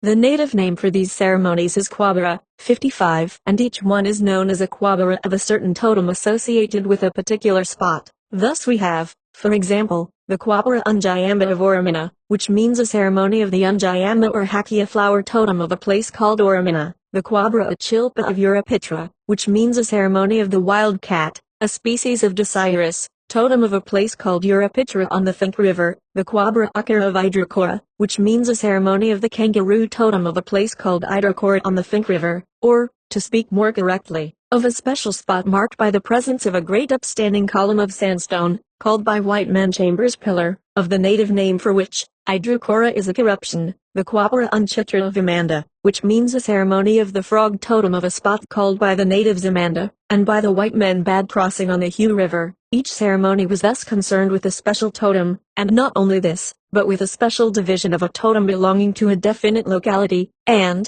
further, each ceremony was frequently, but by no means always, in the possession of, and presided over by, an old man of the totem and locality with which it was concerned. It will shortly be seen that the totems are strictly local, but that we have what may be called local centers of any one totem in various districts of the wide area over which the Arunta tribe is scattered. For our present purpose, which is the explanation of the way in which each individual gets his or her totemic name, the following general account will suffice. The whole past history of the tribe may be said to be bound up with these totemic ceremonies, each of which is concerned with the doings of certain mythical ancestors who are supposed to have lived in the dim past, to which the natives give the name of the Altringa. In the Altringa lived ancestors who, in the native mind, are so intimately associated with the animals or plants the name of which they bear that an Altringa man of, say, the kangaroo totem may sometimes be spoken of either as a man, kangaroo or as a kangaroo man. The identity of the human individual is often sunk in that of the animal or plant from which he is supposed to have originated. It is useless to try and get further back than the Altringa. The history of the tribe as known to the natives commences then. Going back to this faraway time, we find ourselves in the midst of semi-human creatures endowed with powers not possessed by their living descendants and inhabiting the same country which is now inhabited by the tribe, but which was then devoid of many of its most marked features, the origin of which, such as the gaps and gorges in the MacDonnell Ranges, is attributed to these mythical Altringa ancestors. These Altringa men and women are represented in tradition as collected together in companies, each of which consisted of a certain number of individuals belonging to one particular totem. Thus, for example, the ceremonies of the Angwira dealt with 4 separate groups of Achilpa or wildcat men, whilst every now and then we come across traditions, according to which, as in the case of the Achilpa, the totem is common to all classes. We always find that in each totem one moiety 56 of the tribe predominates, and that, according to tradition, many of the groups of ancestral individuals consisted originally of men or women, or of both men and women, who all belonged to one moiety. Thus in the case of certain Akira or kangaroo groups we find only Kumara and Purila. In certain Adnaringata or Wachati Grub groups we find only Bolthara and Panunga. In certain Achilpa or wildcat a predominance of Kumara and Purila, with a smaller number of Bolthara and Panunga. At the present day no totem is confined to either moiety of the tribe, but in each local center we always find a great predominance of one moiety, as for example at Alice Springs, the most important center of the Wachati Grubs, where, amongst 40 individuals, 35 belong to the Bolthara and Panunga, and 5 only to the other moiety of the tribe. These traditions with regard to the way in which the Altringa ancestors were distributed into companies, the members of which bore the same totem name and belonged, as a general rule, to the same moiety of the tribe, are of considerable importance when we come to consider the conditions which now obtain with regard to totems. It is not without importance to notice that the traditions of the tribe point back to a time when, for the most part, the members of any particular totem were confined to one moiety of the tribe, in face of the fact that at the present day it seems to be a characteristic feature of many tribes, such as the Urubana, which are in a less highly developed state than the Arunta, Ilpira and certain other tribes of Central Australia, that the totems are strictly confined to one or other of the 2 moieties of the tribe, and that they regulate marriage. At the same time it may again be pointed out that the totems in no way regulate marriage in the tribes mentioned, and, further still, we can find no evidence in any of the traditions, numerous and detailed as they are, of a time when marriage in these tribes was ever regulated by the totems. If now we turn to the traditions and examine those relating to certain totems which may be taken as illustrative of the whole series, we find that they are concerned almost entirely with the way in which what we may call the Altringa members of the various totems came to be located in various spots scattered over the country now occupied by the tribe, the members of which are regarded as their descendants, or, to speak more precisely, as their reincarnations. We will take as examples the following totems: Achilpa or wildcat, Unjayamba or Hakia flower, Unchitra or frog, and Udnaringata or Wachati grub. 57. In the Altringa there appear to have been 4 companies of wildcat men and women who, tradition says, appeared first in the southern part of the country. It has been already pointed out that, in the native mind, the ideas of the human and animal nature of these individuals are very closely associated together. Starting from the south out to the east of Charlotte Waters, one of these companies, consisting in this case of Bolthara and Panunga individuals, marched northwards, keeping as they did so considerably to the east of the River Fink. A second and larger party, consisting of Pirala and Kumara individuals, came from the southwest and, at a place not far from Henbury on the Finke River, divided into two parties. One of them crossed the Finke and went on northwards to the MacDonnell Ranges, which were traversed a little to the east of Alice Springs, and then passed on northwards. The other half, forming the third party, followed up the Finke for some distance, crossing it at a spot now called Running Waters, after which the MacDonnell Ranges were traversed some 20 or 25 miles to the west of Alice Springs, and then the party passed on to the north in the direction of central Mount Stewart. The fourth party, consisting of Pirala and Kumara individuals, started from far away to the southeast, and traveled northwards, crossing the range at Mount Sonder, and continued its course northwards, so says tradition, until it reached the country of the salt water. The principal traditions with regard to the Unjayamba or Hakia flower totem refer to the wanderings of certain women. In one account, two women of this totem are described as coming from a place about 35 miles to the north of Alice Springs, where they had a sacred pole or nurchunja. 58 Starting southwards, they traveled first of all underground, and came out at a place called Arapara. Here they spent their time eating Unjayamba. Then leaving here they took their sacred pole or nurchunja to pieces and traveled further on until they came to Oramina, in the MacDonnell Ranges, where there is a special water hole close beside which they sat down and died, and two great stones arose to mark the exact spot where they died. In their journey these two women followed close by the track taken by one of the Achilpa parties, but did not actually come into contact with the latter, which was traveling in the opposite direction. In addition to these traditions of the wanderings of various companies of men and women belonging to different totems, we meet with others which refer to the origin of special individuals, or groups of individuals, who did not wander about but lived and died where they sprang up. Thus, for example, an interlinga or porcupine, echidna, man is supposed to have arisen near to Stewart's Waterhole on the Hugh River, while at the Emily Gap, near to Alice Springs. Tradition says that certain Wicheti grubs became transformed into Wicheti men, who formed a strong group here, and who were afterwards joined by others of the same totem, who marched over the country to the Gap. Each of these Alcharinga ancestors is represented as carrying about with him, or her, one or more of the sacred stones, which are called by the Arunta natives Churinga. 59. And each of these Churinga is intimately associated with the idea of the spirit part of some individual, either where they originated and stayed, as in the case of certain of the Wicheti Grub people, or elsewhere. During their wanderings, they camped for a time. There were formed what the natives call Oknanakilla, each one of which is in reality a local totem center, at each of these spots, and they are all well known to the old men, who pass the knowledge on from generation to generation. A certain number of the Alcharinga ancestors went into the ground, each one carrying his Churinga with him. His body died, but some natural feature, such as a rock or tree, arose to mark the spot, while his spirit part remained in the Churinga. At the same time many of the Churinga which they carried with them, and each one of which had associated with a spirit individual, were placed in the ground, some natural object again marking the spot. The result is that, as we follow their wanderings, we find that the whole country is dotted over with Oknanakilla, or local totem centers, at each of which are deposited a number of Churinga, with spirit individuals associated with them.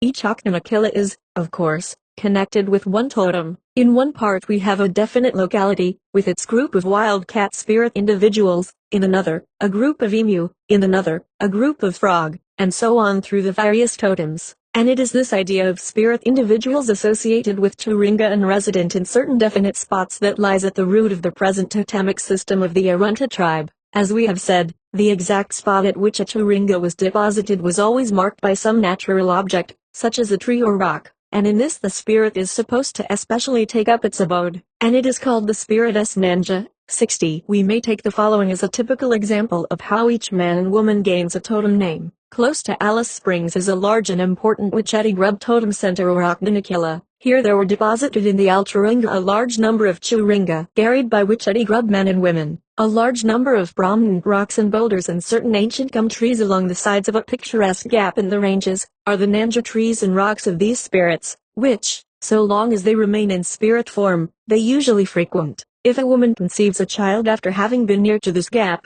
it is one of these spirit individuals which has entered her body, and therefore, quite irrespective of what the mother's or father's totem may chance to be, the child, when born, must of necessity be of the Wicheti Grub totem. It is, in fact, nothing else but the reincarnation of one of the Wicheti Grub people of the Alcharinga. Suppose, for example, To take a particular and actual instance, an emu woman from another locality comes to Alice Springs, and whilst there becomes aware that she has conceived a child, and then returns to her own locality before the child is born. The child, though it may be born in an emu locality, is an Udnaringada or Wichedi grub. It must be, the natives say, because it entered the mother of Alice Springs, where there are only Wichedi grub spirit individuals. Had it entered her body within the limits of her own emu locality, it would as inevitably have been an emu. To take another example, quite recently the lover or wife of a Wichedi grub man, she belonging to the same totem, conceived a child while on a visit to a neighboring Kwacha or water locality, which lies away to the east of Alice Springs. That child's totem is water, or, again, an Alice Springs woman, when asked by us as to why her child was a Wichedi grub, in this instance belonging to the same totem as both of its parents, told us that one day she was taking a drink of water near to the gap in the ranges where the spirits dwell when suddenly she heard a child's voice crying out,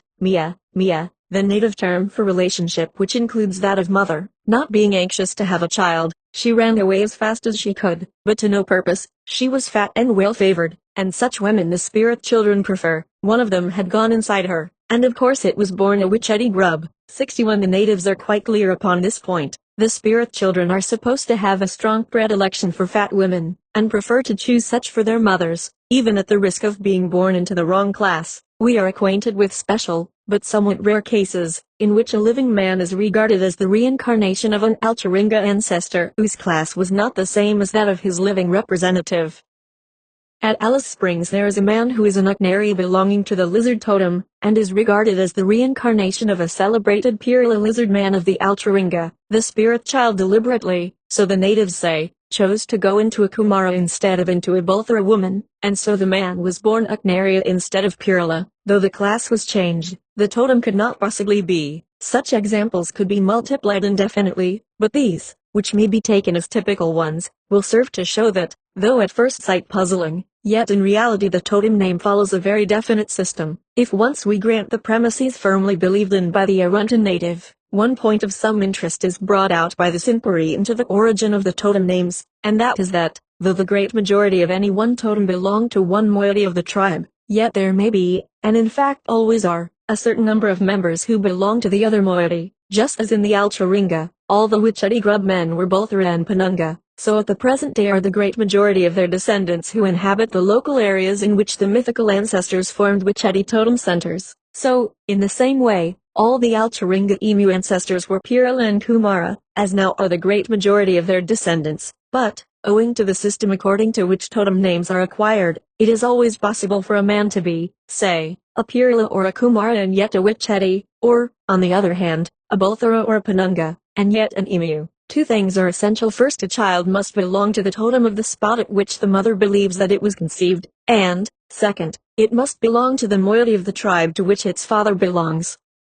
Its totem never changes, but its class may once born into a totem, no matter what his class may be. A man, when initiated, may witness and take part in all the sacred ceremonies connected with the totem, but, unless he belong to the predominant moiety, he will never, or only in extremely rare cases, become the head man or Alatunja of any local group of the totem. His only chance of becoming Alatunja is by the death of every member of the group who belongs to the moiety to which the Alcharinga men belong. What has gone before will serve to show what we mean by speaking of the totems as being local in their distribution. The whole district occupied by the Arunta, and the same holds true of the Alpira and Kadish tribes, can be mapped out into a large number of areas of various sizes, some of which are actually only a few square yards in extent, while others occupy many square miles, and each of which centers in one or more spots, for which the native name is Aknanakilla, a term which may be best rendered by the phrase local totem center. Each of these represents a spot where Alcharinga ancestors either originated or where they camped during their wanderings, and where some of them went down into the ground with their Churinga, or where they deposited Churinga. In any case the Churinga remained there, each one associated with a spirit individual, and from these have sprung, and still continue to spring, actual men and women who of necessity bear the totem name of the Churinga from which they come. We shall, later on,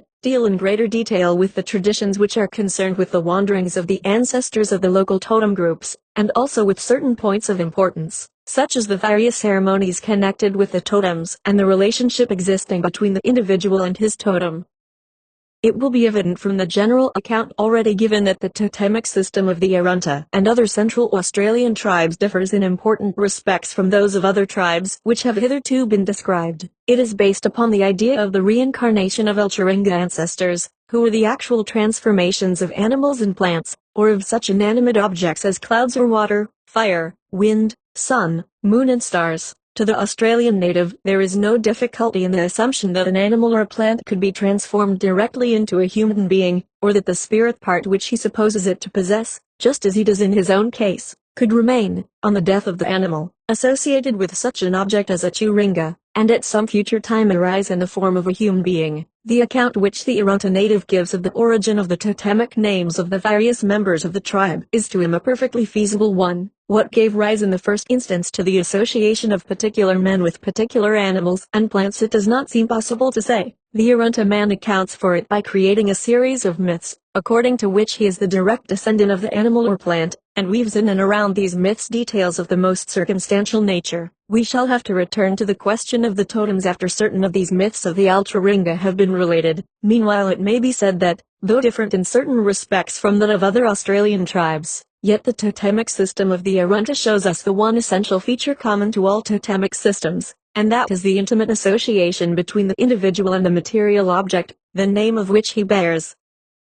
The Turinga or bull roarers of the Arunta and other tribes. Turinga is the name given by the Arunta natives to certain sacred objects which, on penalty of death or very severe punishment, such as blinding by means of a fire stick, are never allowed to be seen by women or uninitiated men. The term is applied, as we shall see later, to various objects associated with the totems, but of these the greater number belong to the class of rounded, oval or elongate, flattened stones and slabs of wood of very various sizes, to the smaller ones of which the name of bull roarer is commonly applied. The importance and use of these in various ceremonies such as those attendant upon initiation of the young men, was first shown in Australia by Messrs. Howitt and Fisson, and since then they have been repeatedly referred to by other writers. Amongst the Aborigines of the centre, as indeed everywhere else where they are found, considerable mystery is attached to their use, a mystery which has probably had a large part of its origin in the desire of the men to impress the women of the tribe with an idea of the supremacy and superior power of the male sex.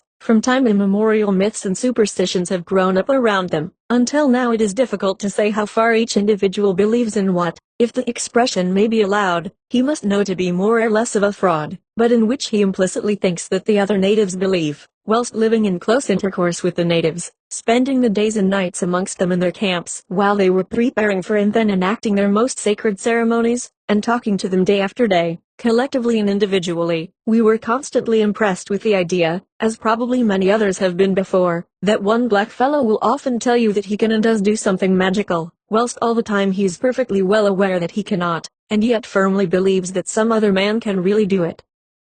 In order that his fellows may not be considered in this respect as superior to himself, he is obliged to resort to what is really a fraud, but in course of time he may even come to lose sight of the fact that it is a fraud which he is practicing upon himself and his fellows. At all events, and especially in connection with the Turinga, there are amongst the Australian natives beliefs which can have had no origin in fact, but which have gradually grown up until now they are implicitly held. It is necessary to realize this aspect of the native mind in order to understand the influence which some of their oldest and most sacred beliefs and customs have upon their lives. We may say at once that the Turinga are one and all connected with the totems, and that the word signifies a sacred object, sacred because it is thus associated with the totems and may never be seen except upon very rare occasions, and then only in the distance and indistinctly by women and uninitiated men. In the last chapter we described the association between men of the Ulturinga and their Turinga. We saw that each spirit individual was closely bound up with his Turinga, which he carried with him as he wandered about his ancestral home, the Oktanakilla, or rested on the Nanja tree or stone which he is supposed especially to frequent. The tradition of the natives is that when the spirit child goes inside a woman, the Turinga is dropped. When the child is born, the mother tells the father the position of the tree or rock near to which she supposes the child to have entered her, and he, together with one or two of the older men, who are close relatives of the man,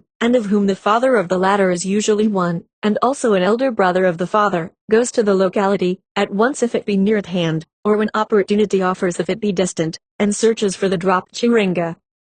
The latter is usually, but not always, supposed to be a stone one marked with a device peculiar to the totem of the spirit child and therefore of the newly born one. Sometimes it is found, sometimes it is not. In the former case, which is stated to occur often, we must suppose that some old man, it is most often the Arunga or paternal grandfather who finds it, has provided himself with one for the occasion, which is quite possible, as Churunga belonging to their own totem are not infrequently carried about by the old men, who obtain them from the sacred storehouse in which they are kept. We questioned native after native on this subject. Some of them had actually found such stones, but there was no shaking them in the firm belief that such a Churunga was always dropped by the spirit child, whether it was found or not. If it cannot be found, then they proceed to make a wooden one from the mulga or other hardwood tree nearest to the nanja, and to carve on it some device or brand peculiar to the totem. Ever afterwards the nanja tree or stone of the spirit is the nanja of the child, and the Churunga is its Churunga nanja. As might have been expected, there is a definite relationship supposed to exist between an individual and his nanja tree or stone. Whilst the belief is by no means general at the present time, there is at least one definite case known to us in which a black fellow earnestly requested a white man not to cut down a particular tree because it was his nanja tree, and he feared that if cut down some evil would befall him.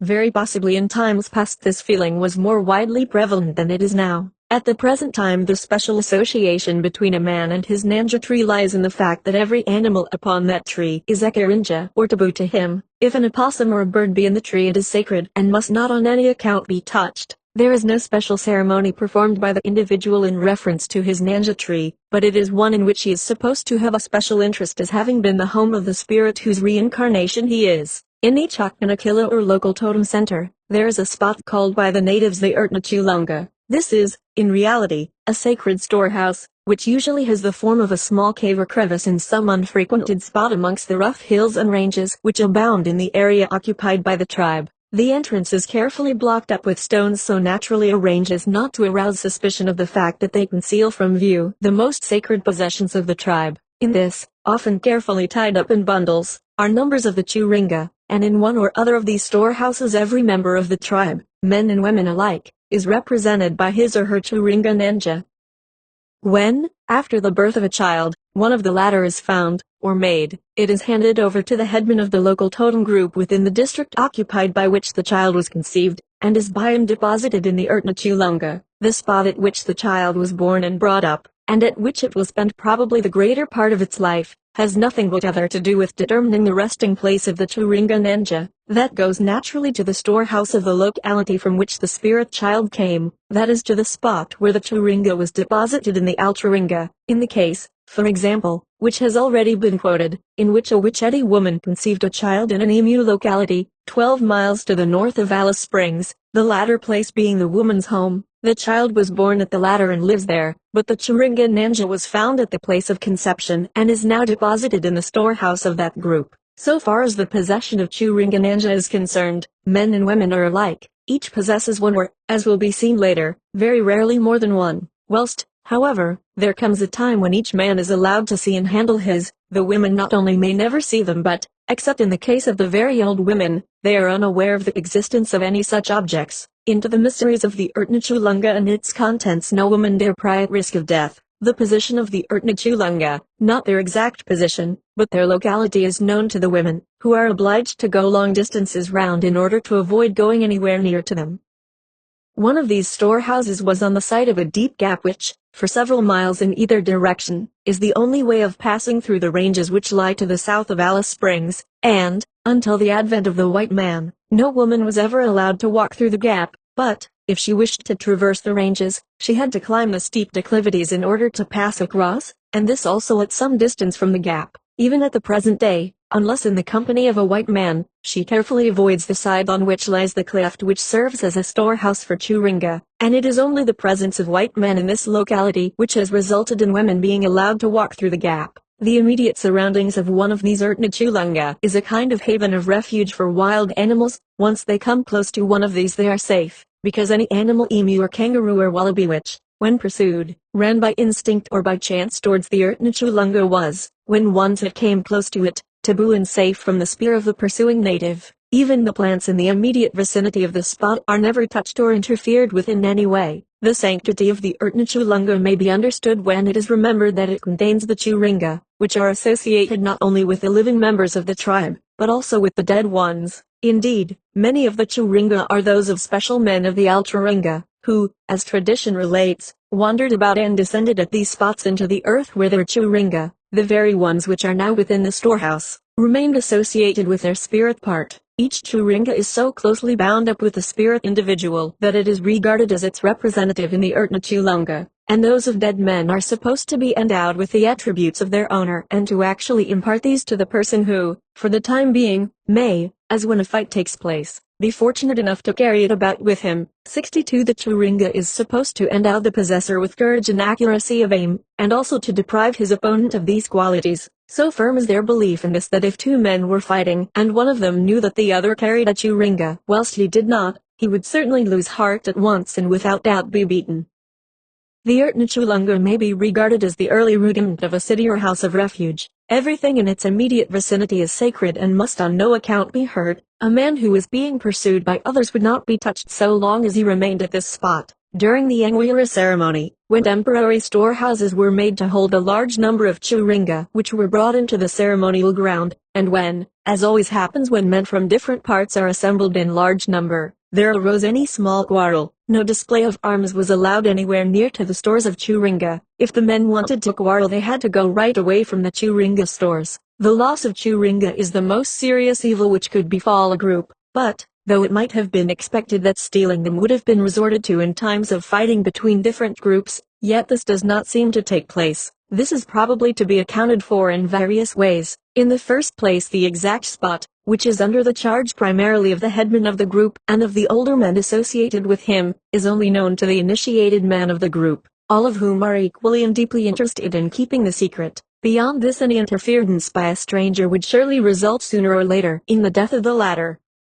The knowledge also that retaliation of a similar kind would inevitably follow must have acted as a strong deterrent on any individual or group who was at all anxious to interfere with other people's Churinga. Whatever the reasons for it may be, the fact remains that on the very few occasions on which we could find out that the Urtnachulunga had been robbed, the aggressors were white men. On each occasion also the natives have attempted to kill the member of the tribe who had shown the spot to the white men, and would certainly have been successful in so doing but for the protection afforded to the guide by the latter. In the case of the removal of the Churinga from one of these Urtnachulunga, the men of the group to which they belonged stayed in camp for 2 weeks weeping and mourning over their loss and plastering themselves over with white pipa clay, the emblem of mourning for the dead, whilst, on the one hand, the Churinga seemed to be safe from robbers, so far as the natives are concerned. On the other hand, as we shall see shortly, they are occasionally lent as an act of courtesy by one group to another friendly group. We have already said that the original Churinga, that is those of the Alcharinga, with regard to the origin of which the natives have no tradition, are all, or at least the great majority of them,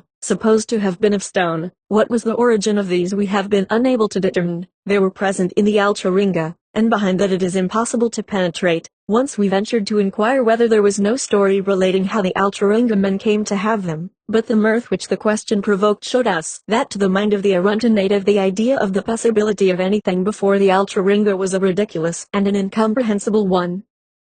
In this tribe, it was so, and the Alcharinga takes the place of the more usual form of expression, "Our fathers did it, and therefore we do it," which is so constantly the only reply which the ethnological inquirer receives to the question, why. We have evidently in the Churinga belief a modification of the idea which finds expression in the folklore of so many peoples, and according to which primitive man, regarding his soul as a concrete object, imagines that he can place it in some secure spot apart, if needs be, from his body, and thus, if the latter be in any way destroyed, the spirit part of him still persists unharmed. The further extension of the idea according to which the spirit can undergo reincarnation is, at least so far as Australian tribes are known, a feature peculiar to the Central tribes. At the same time we are not without indications that possibly other tribes, though the system is not so highly developed as in the case of the Arunta, may to a certain extent associate with the bull, roarer the idea of the spirit part of some great ancestor. We are not referring to the fact that, as Mr. Howitt first showed, and as has since been abundantly verified by other workers,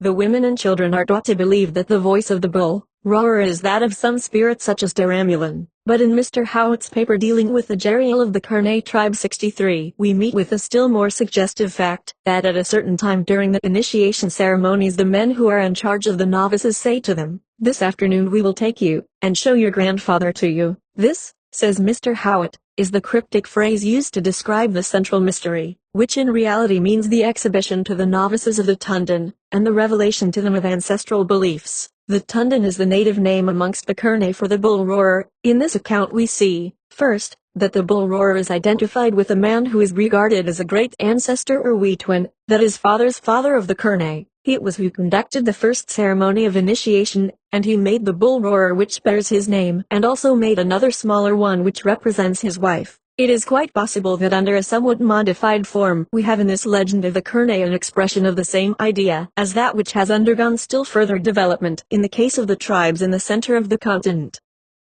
To return however to the Arunta, we meet in tradition with unmistakable traces of the idea that the Turinga is the dwelling place of the spirit of the Alturinga ancestors. In one special group of Achilpa men, for example, the latter are reported to have carried about a sacred pole or nurtunja with them during their wanderings. When they came to a camping place and went out hunting, the nurtunja was erected, and upon this the men used to hang their Turinga when they went out from camp, and upon their return they took them down again and carried them about. In these Turinga they kept, so says the tradition, their spirit part. Whilst this is so with regard to the Alturinga men and women, it must be clearly pointed out that at the present day, the Arunta native does not regard the Turinga as the abode of his own spirit part, placed in the Ertnachulunga for safekeeping. If anything happens to it, if it be stolen, he mourns over it deeply and has a vague idea that some ill may befall him, but he does not imagine that damage to the Turinga of necessity means destruction to himself. In the native mind, the value of the Turinga, at the present day, whatever may have been the case in past time, lies in the fact that each one is intimately associated with,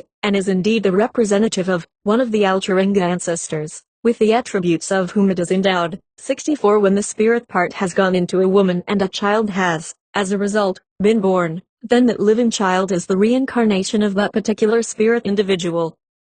Not only does each member of the tribe have a Turinga Nanja, but, shortly after the birth of the child, the headman of the particular group in whose Ertnachulunga the Turinga is deposited consults with the older men of the group and bestows upon him, and the same holds true in the case of a female child, his Ertnachuringa, or secret name. 65 Every member of the tribe has his or her secret name, which may be either a new one or that of some celebrated man or woman of the Alturinga whose name has been handed down in the traditions. This secret name is never uttered except upon the most solemn occasions when the Turinga are being examined, and that of any particular individual is only known to the fully initiated men of his own local totem group. To utter such a name in the hearing of women or of men of another group would be a most serious breach of tribal custom, as serious as the most flagrant case of sacrilege amongst white men. When mentioned at all it is only in a whisper, and then after taking the most elaborate precautions. 66 Lest it should be heard by anyone outside the members of his own group, the native thinks that a stranger knowing his secret name would have special power to work him ill by means of magic. Before being allowed to see the Ertnachulunga, the native must have passed through the ceremonies of circumcision and subincision, and have shown himself capable of self-restraint and of being worthy by his general demeanor to be admitted to the secrets of the tribe. If he be what the natives call Ayakanaknera, that is, light and frivolous and too much given to chattering like a woman, it may be many years before he is admitted to the secrets. When he is thought worthy of the honor, and at a time appointed by the Alatunja of the local group to which he belongs, he is taken, accompanied by the older men, to the Ertnachulunga.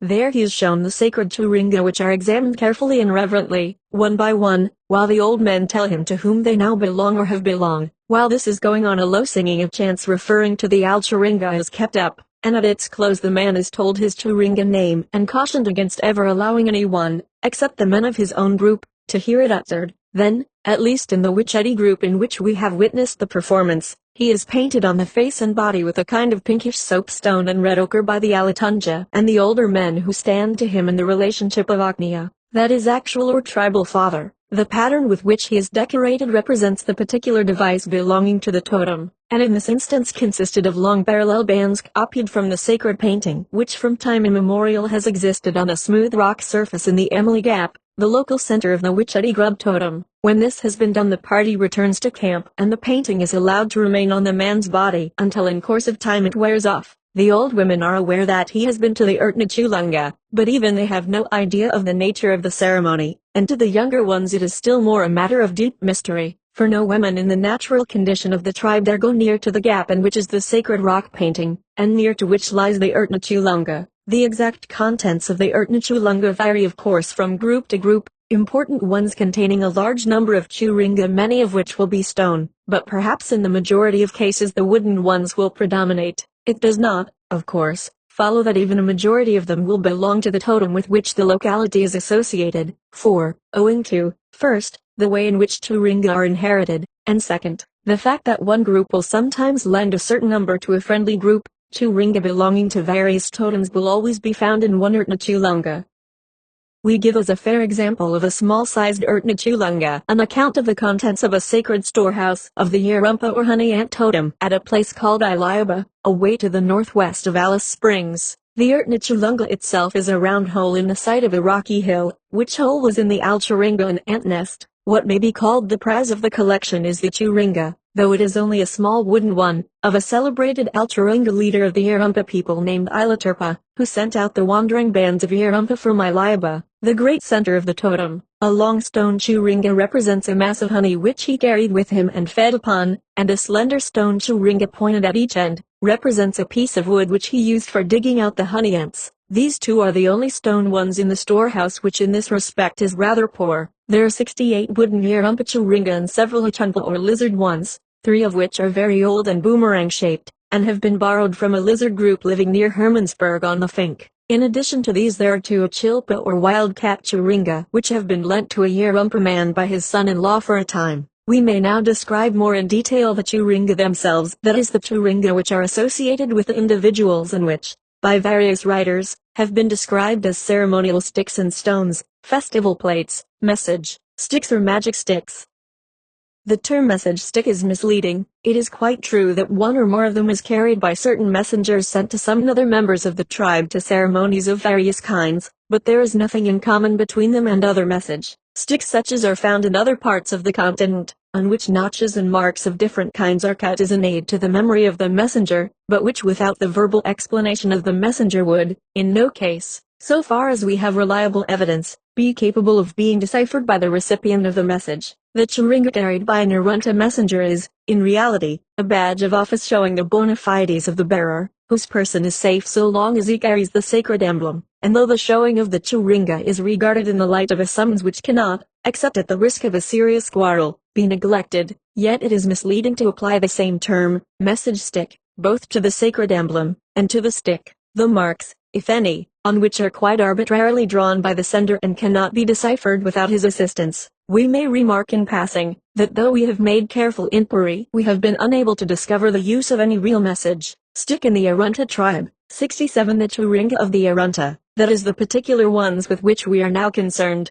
are of 2 descriptions, stone ones and wooden ones, the latter being sometimes spoken of as churinga irala. The wooden one, just like the stone one, is churinga. Indeed, the term irala, which simply means dressed wood, is seldom used by the natives, and then only as a qualifying term, and never by itself. The stone is no more sacred than the wooden one, and is most highly valued if it be, as many of them are, associated with some special Alchuringa ancestor. At the same time there are often wooden ones of evidently great antiquity, pieced together with sinew of kangaroo or emu to prevent them falling to pieces through decay of the less durable portions, and with holes carefully filled up with porcupine, grass resin, and such as these, though insignificant in appearance, are yet as highly valued as the stone ones. It may be generally said that the value of any particular churinga, in the eyes of the natives, varies inversely with its value from a decorative point of view. The more obliterated the design, the more it has been patched with resin and bound together with sinew, the more highly is it valued,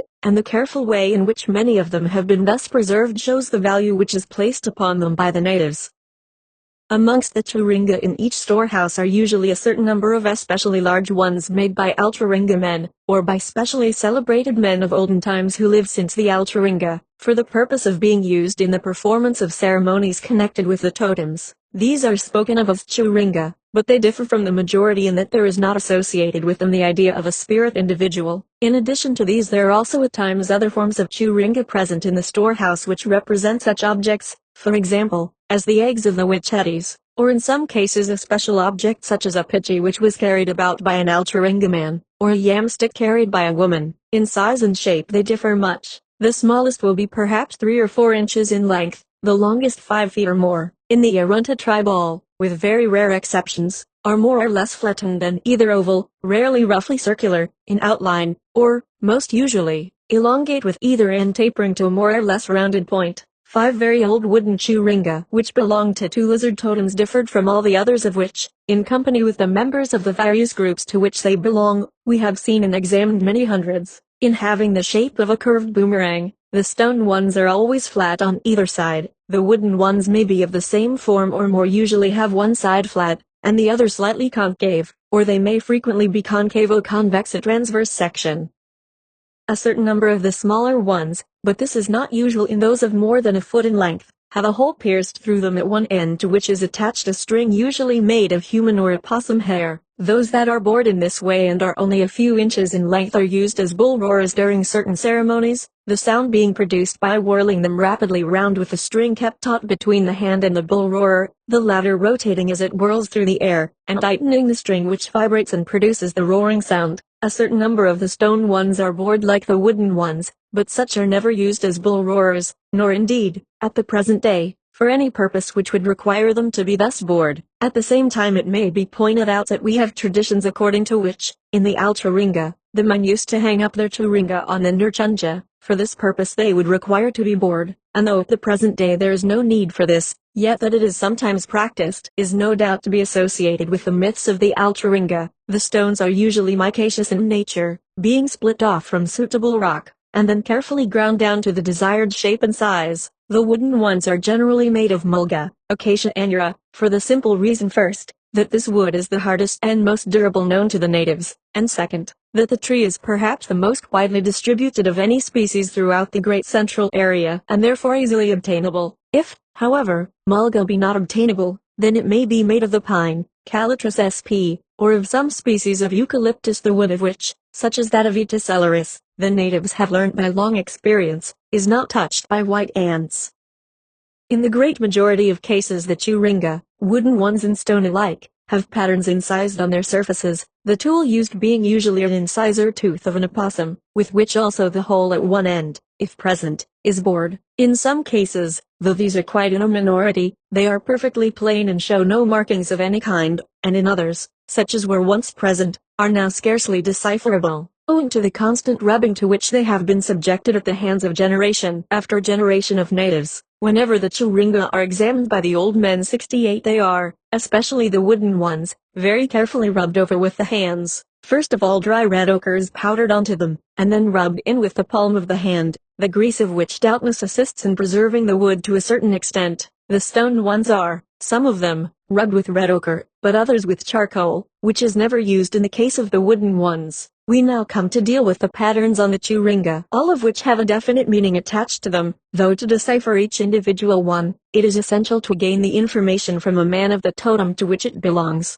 Other natives may volunteer information, but as the same device will mean one thing to a native of one totem and quite another thing to a man who belongs to another totem, and as a man's knowledge is strictly confined to the designs of his own totem, it is quite unsafe to ask, say, an emu man to describe to you the markings on a wildcat Churinga, or vice versa. The whole design consists, with few exceptions, of a conventional arrangement of circular, semicircular, spiral, curved and straight lines together often with dots.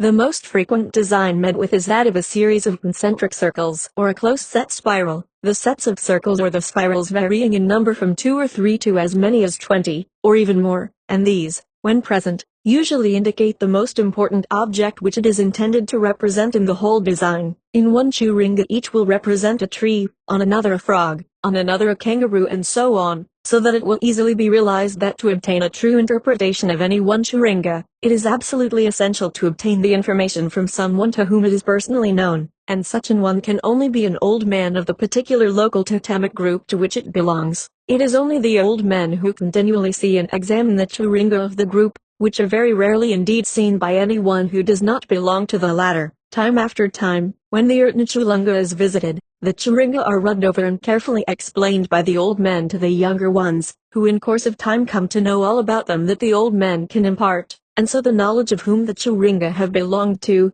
and what the design on each one means, is handed on from generation to generation. We will now explain the meaning of the designs on a few of the Churinga, as these will serve to illustrate and to give some general idea of them. The descriptions now given were obtained from the special individual in charge of whom the Churinga was, which is described in each instance. Figure A represents the Churinga Nanja of a dead man of the frog totem. On either side of the Churinga, which is a wooden 139 centimeters in length, are three large series of concentric circles, which represent three large and celebrated gum trees which grow by the side of the Hugh River at Amanda, the center of the particular group of the frog totem to which the owner of the totem belonged. The straight lines, B, passing out from them on one side of the Churinga represent their large roots, and the two series of curved lines at one end, C, their smaller roots.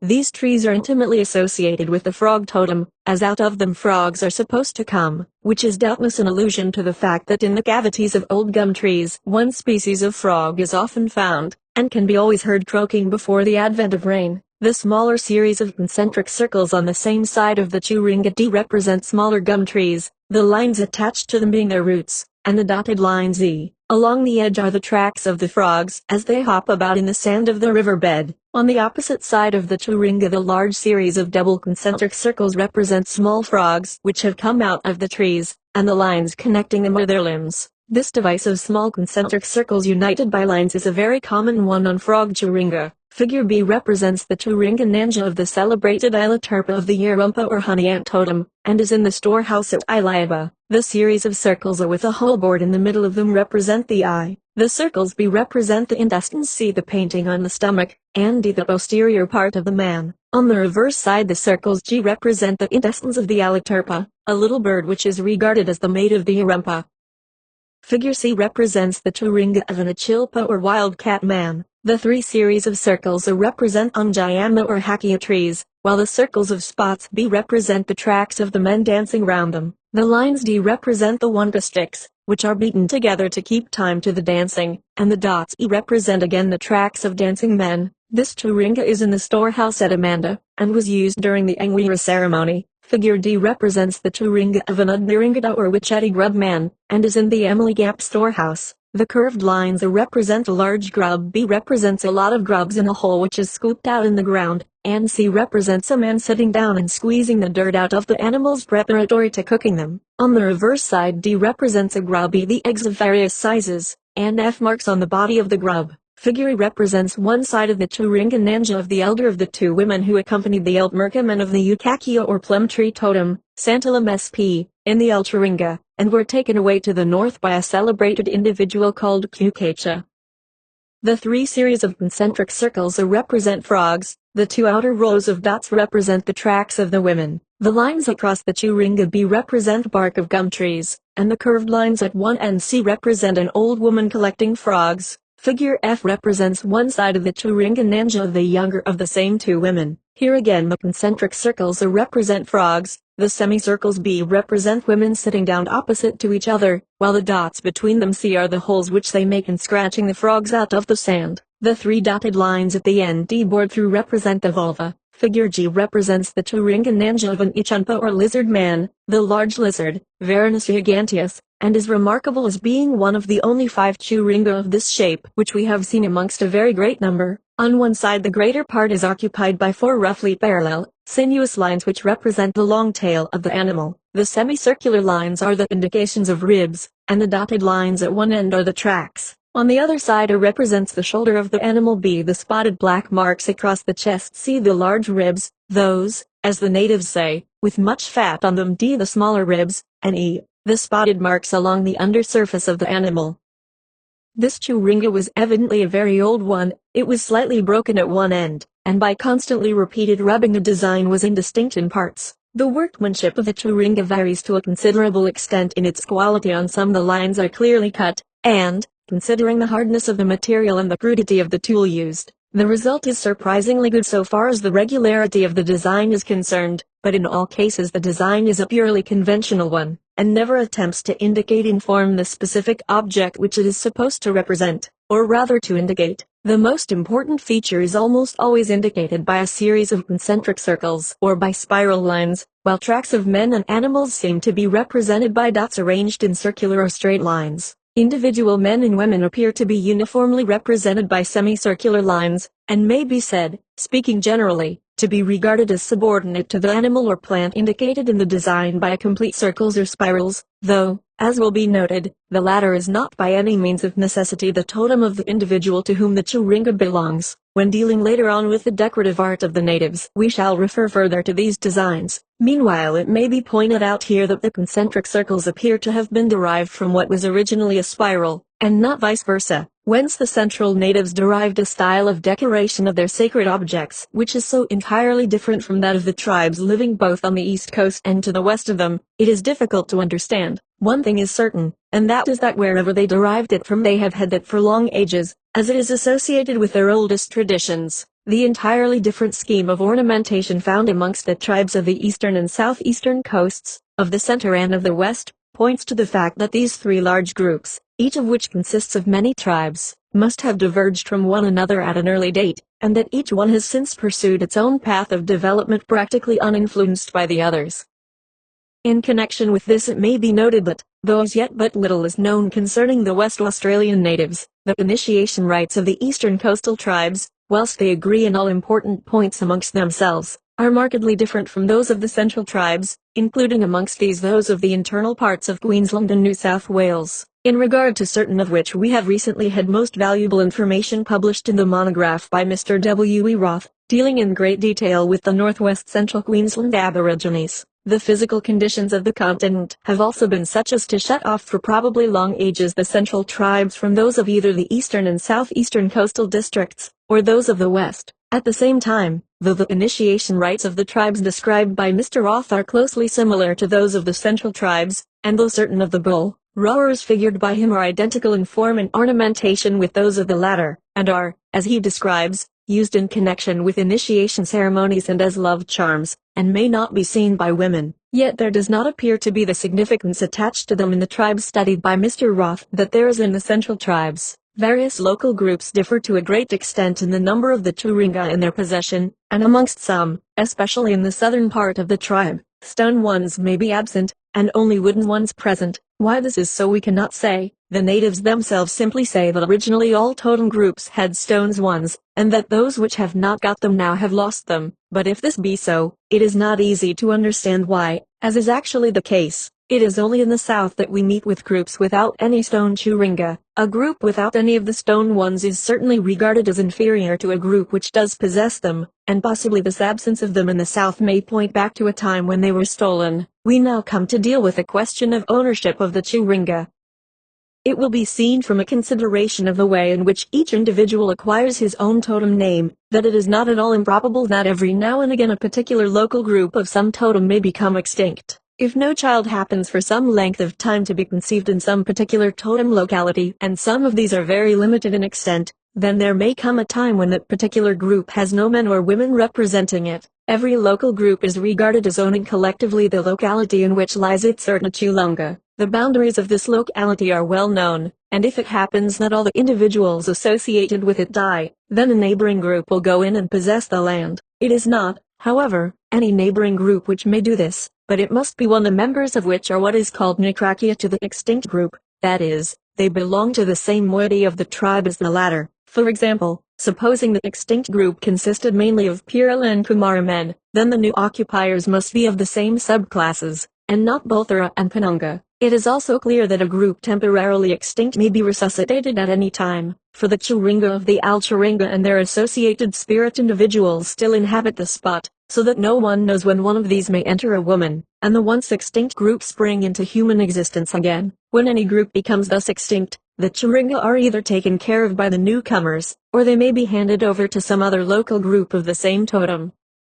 Two instances which came under our notice will illustrate what actually takes place. In the first, all the members of a wild dog group, consisting mainly of Kumara and Pirala men, died out. A contiguous group of the same subclasses, but of a different totem, took possession of the land. but carefully sent the Churunga from the Ertnachulunga to a distant group of wild dogs. 69 in the second case, all the men of a lizard totem, situated some 12 miles to the northeast of Alice Springs, died out. They belonged to the Bulthara and Penunga moiety, and accordingly their locality was taken possession of by a neighboring group of Bulthara and Penunga, who belonged to the Unchukka totem, a little grub, and in this instance these men also took care of the Churunga, leaving them undisturbed in the Ertnachulunga, the old men periodically examining them and rubbing them over with red ochre, so as to keep them in good state, just as if they were their own. After some time a child was conceived in the old lizard locality, and thus the local totemic group was again brought to life, and the child, a boy, having reached mature age, was given charge of the Churunga which belonged to his totemic ancestors.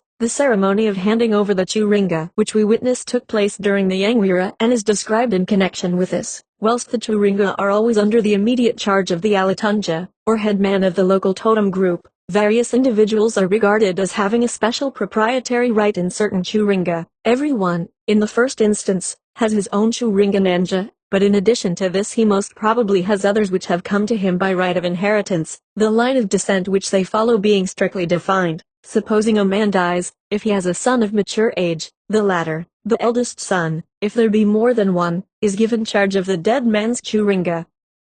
If he has no son of mature age, they are handed over to a younger brother, never to an elder one, and the former will take care of them until such time as the son is old enough to be entrusted with the duty of periodically rubbing and polishing them. It must be understood that they are always under the control of the Alatunja, without whose consent they cannot be touched even by the man who has, under his direction, special charge of them. If there be no son, then the younger brother retains charge of them, and in course of time they descend to his son or younger brother, and so on from generation to generation. In the case of a woman's Churunga they do not descend to her son, but to a younger brother, if she has one. It never descends to an elder brother, and if she have no younger brother in blood, then the men who stand in the relationship of Agnya, blood in tribal fathers, and Arunga, blood in tribal grandfathers decide upon some man younger than herself, standing to her in the relationship of Wisha, that is blood or tribal younger brother, and to him the charge of the Churunga is given. It will be seen that in the descent of the Churunga of men and women, they always remain in the custody of a man belonging to the moiety of the tribe to which the individual belong. If a woman's Churunga went to her son,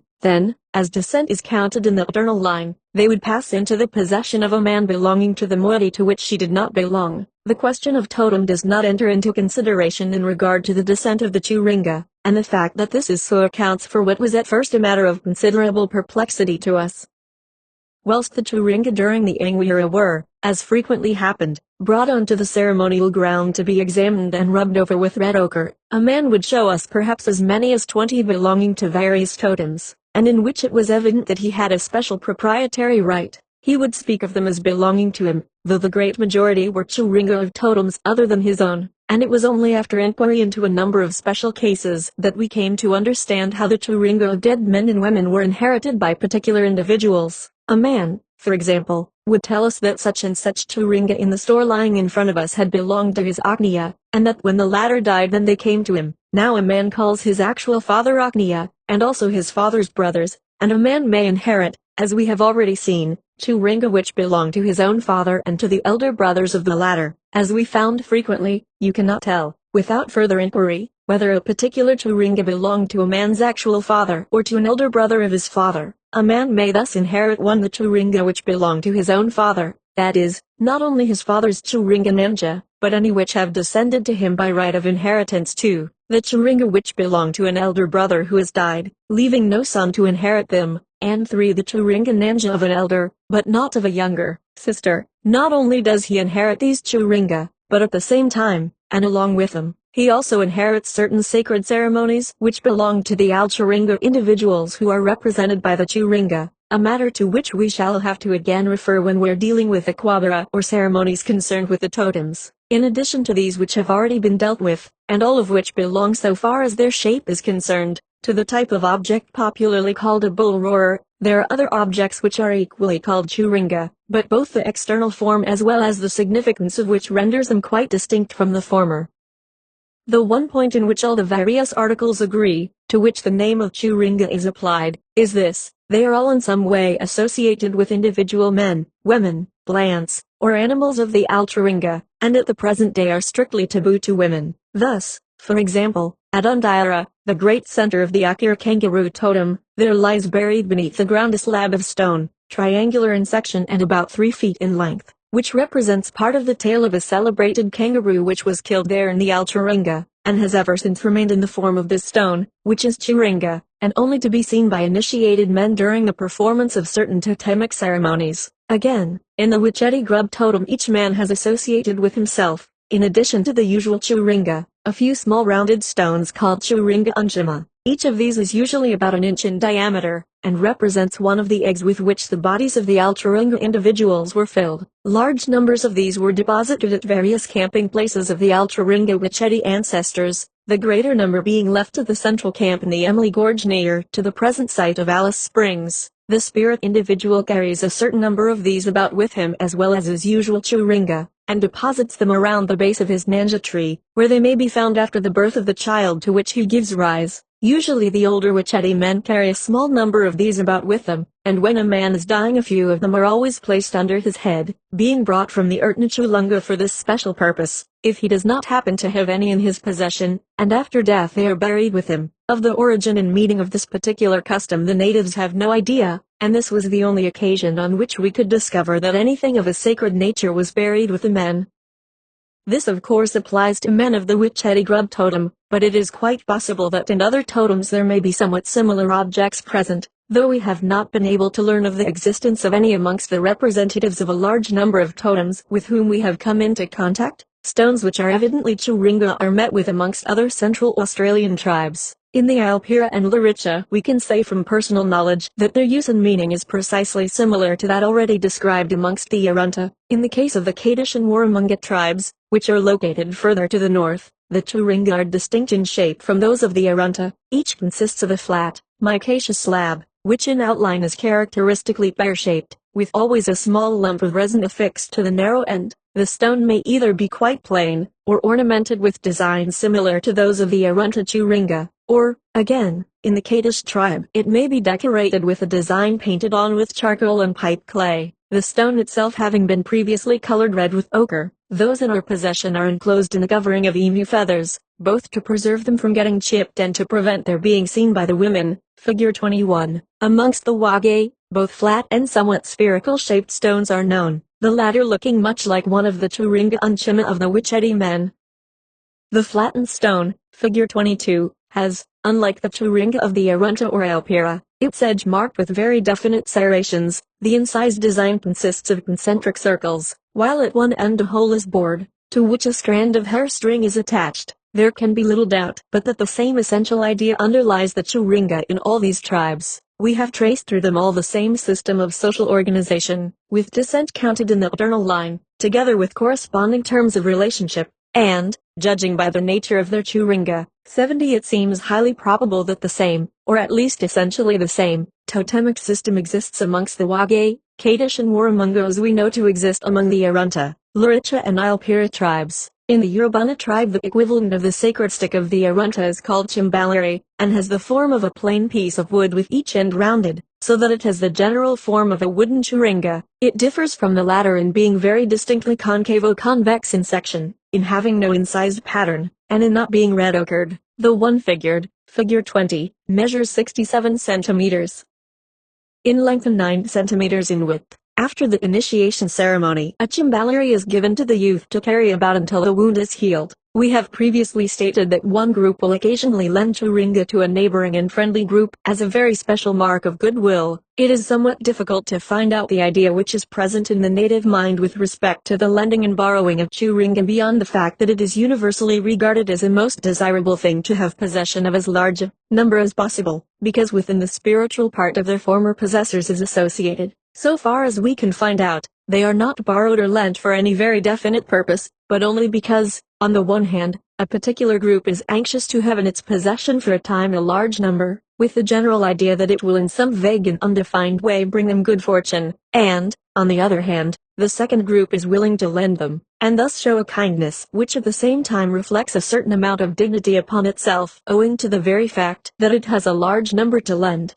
Beyond this, there is the important item from the point of view of the lenders that the borrowing group is always supposed to make presents to the former on the occasion of returning the churinga. It is not necessary for the two groups concerned to belong to the same totem, they may or they may not. The following is an account of what actually took place when, 2 or 3 years ago, an earlier, or emu totem, group, living in the Strangway Range, lent some of its churinga to another earlier group which lives about 12 miles to the east of Alice Springs.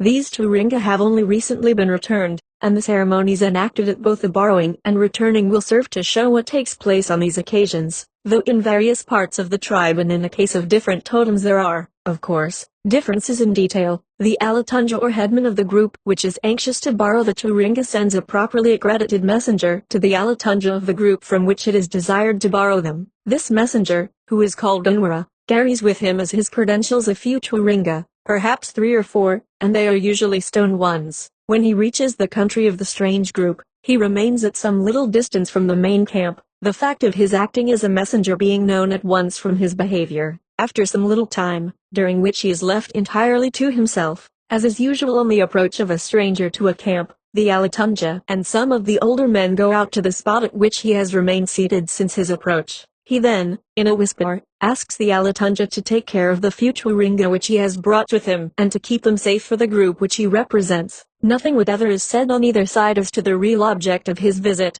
but what this is at once known from the fact of his asking the Alatunja to take care of his churinga. If the Alatunja, in whose hands, after consultation with the older men, the matter lies, does not feel disposed to lend churinga, he politely declines to keep the inwards offering, and the messenger at once returns to his own group, carrying his churinga with him. In this particular case the Alatunja accepted the churinga, thereby implying that he was willing to lend a larger number in return, though no words to that effect passed on either side, and the messenger at once went back and reported the success of his mission. As soon as he had returned, the Alatunja of the borrowing group organized a deputation, which, headed by himself, went across to the Strangway Range group of emu men. When the party came within a distance of about half a mile of the main camp, a halt was ordered by the Alatunja, and a messenger was sent on to announce the advent of the party. Presently the Alatunja of the local group and some of the older men, as usual, came out to the halting place and sat down in perfect silence. After a short time they embraced the visitors, and during the next 2 or 3 hours the embracing was repeated at intervals, conversation with regard to the churinga being carried on in whispers. As a general rule there are upon these deputations 1 or 2 of the more recently initiated men who are being gradually inducted into such ceremonies, but are not, as yet, allowed to see everything which takes place. For example, though they come with the others, they will not be shown the stone churinga, at least not close to, as this is the first important mission with which they have been associated. As usual on such occasions, the deputation had arrived about midday.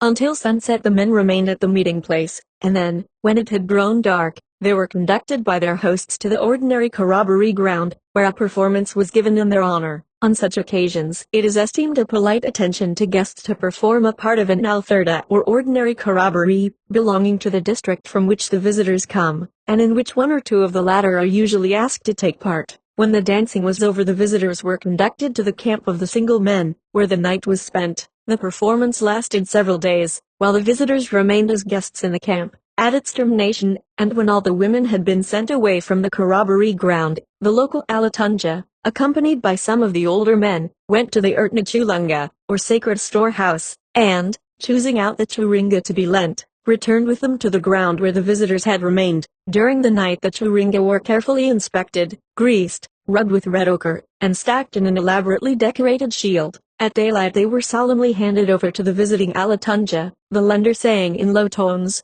"Keep the churinga safely, they are of the Al-churinga, we lend them to you freely, gladly, do not be in a hurry to return them." While he was saying this, the older men murmured approvingly. The young men present who had only recently been initiated had been sent some little distance away. Then the leader of the deputation replied, speaking in low tones, and supported by the fervent "Wa'ata, yes, yes," of his colleagues on the deputation.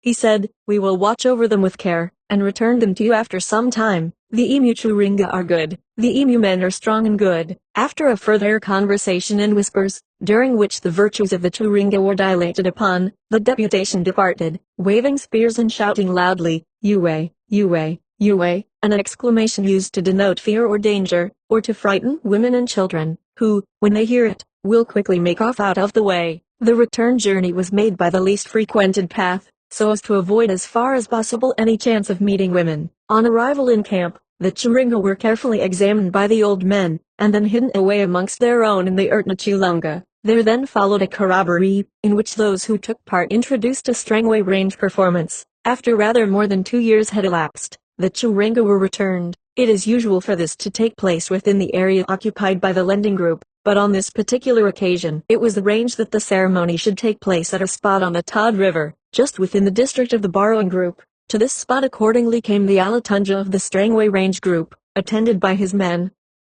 While camped here and awaiting the coming of the party returning the Churinga, various ceremonies concerned with the emu totem were performed at night time, in the center of a large space which had been specially cleared for the purpose. On the day on which the deputation was to come in, the men assembled here, all painted with charcoal and birds down in front, and with designs on their backs copied from the Churinga Ilkinia, or designs peculiar to the totem. About half an hour before the main deputation reached the spot, a single messenger arrived and, approaching the Alatunja with an air of great deference, told him that the Inwara bearing the sacred Churinga were close at hand. 2 shields were placed on the ground in front of the Alatunja, who sat down in the native fashion, with his legs bent up under him, so that his knees projected towards the shields. All the other men with him, between 40 and 50 in number, sat down, forming a solid square, the front row of which was occupied by the elder men, with the Alatunja in the middle. A little to the right of him was a shield, on which had been placed a flat cake called a kulla made from crushed grass seeds,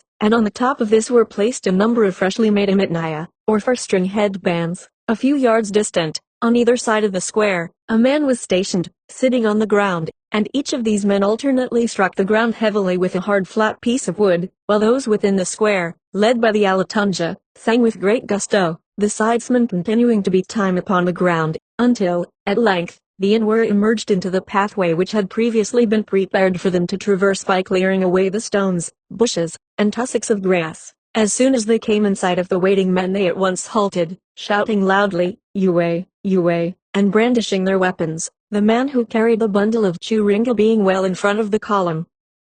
The men of the waiting group at once stopped singing, and shouted excitedly, "Earlia, Earlia," the native name of their totem, the emu. After a short halt, the Inwara party came on at a trot, with the curious high knee action always adopted by the natives when engaged in performing ceremonies. Spears and boomerangs were waved about, amid shouts of "Yue, Yue," and answering cries of "Earlia, Earlia." The leading old man, who carried the Churinga, imitated, as he came along, the action and characteristic zigzag course of a running emu, the bundle of Churinga, which was held at an angle above his head, giving him, indeed, somewhat the appearance of the animal. At this time, those who were seated in the square began to sing, except only the old Alatunja, whose head was bent low down, as if he were too much overcome with emotion to take any part in the singing. When the strangers had reached the waiting group, the Churinga were placed on one of the shields, the singing ceased, and the newcomers sat down so that they formed a second square immediately facing the other one. The old man occupied the front row, with the Alatunja in the center of it. After a short pause, the leader of the Inwara bent over and whispered in the ear of the Alatunja, everyone meanwhile assuming a strikingly grave demeanor, as if something of the greatest importance were taking place. Then all, except the 2 leaders, joined in a short chant, and when it was over, the leader of the Inwara and other old men of his party took up the bundle of Churinga and deposited it on the lap of the Alatunja, who took it up, rubbed it several times against his stomach and thighs, and then against those of the older men who were sitting beside him. The object of this rubbing is, so the natives say, to untie their bowels, which become tightened and tied up in knots as a result of the emotion felt when they once more see their Churinga. The latter were then placed on the lap of the leader of the Inwara, and then the Alatunja sitting immediately opposite to him, as well as the old men on each side of him, leaned across and rubbed their foreheads against the stomachs of the front row of the Inwara party. This was done to show that they were friends, and were not angry with the visitors because they had kept the Churinga for such a long time. The leader of the Inwara party now began to unwind the amitnaya, which were quite newly made of opossum fur, and in which the Churinga were swathed, forming altogether a torpedo-shaped bundle about 4 feet in length. Every now and then they paused and repeated the rubbing of the stomachs with their foreheads, until, finally, when the amitnaya and a number of ulira, or human hair girdles, lying under them, had all been removed, the Churinga were displayed. Then, one by one, They were handed over to the Alatunja, who carefully examined each one, and rubbed it over his stomach and thighs, and over those of the men of his group, and then placed it on one of the shields in front of him. This performance occupied a considerable time, and it was conducted with great solemnity. Then the leader of the Inwara addressed the Alatunja and his men, saying in effect, "We return your great Churinga, which have made us glad. We bring you a present of these Amitnaya and Ulira, and we are sorry that we could not bring more, but the Anthana, a possum, is scarce and hair does not grow quickly." This was somewhat modest, as there must have been, at the least, 50 large new Amitnaya or opossum fur-string bands, besides a great number of Ulira. The Alatunja replied, "It is good, yes, we are glad you kept our Churinga so well. They are all here. We accept your present and offer you these Amitnaya in return. We are sorry we cannot give you more." Then he handed the Amitnaya, about 15 in number, which were placed on one of the shields, to the leader of the Inwara, and taking up the akula or cake of grass seed, he divided it into two with a Churinga, and, giving one half each to the leader and another old man of the latter's party, said, "Eat, feed your men with our akula." After the old men of the local party had spent a long time in carefully examining the Churinga, the ceremony came to an end, and the Alatunja told the old men, in whispers, that he was about to perform the ceremony of Intichiuma of the Emu totem. This is not, however, of necessity performed when the Churinga are returned, and is described in the chapter dealing with the Intichiuma ceremonies of various totems. 6. Intichiuma ceremonies. The name Intichiuma is applied to certain sacred ceremonies associated with the totems, and the object of which is to secure the increase of the animal or plant which gives its name to the totem. These ceremonies are perhaps the most important of any, and it does not seem possible to discover when and how they arose. The natives have no tradition which deals with their origin. In connection with them, we may note an interesting feature with regard to the relationship existing between an individual of the Arunta and other tribes in the center of the continent and his totemic animal or plant. We find amongst these tribes no restriction according to which a man is forbidden to eat his totem, as is stated to be the case amongst certain other Australian tribes. On the other hand, though he may only under ordinary circumstances eat very sparingly of it, there are certain special occasions on which he is, we may say, obliged by custom to eat a small portion of it, or otherwise the supply would fail. These occasions are those on which the Intichiuma ceremonies now to be described are performed.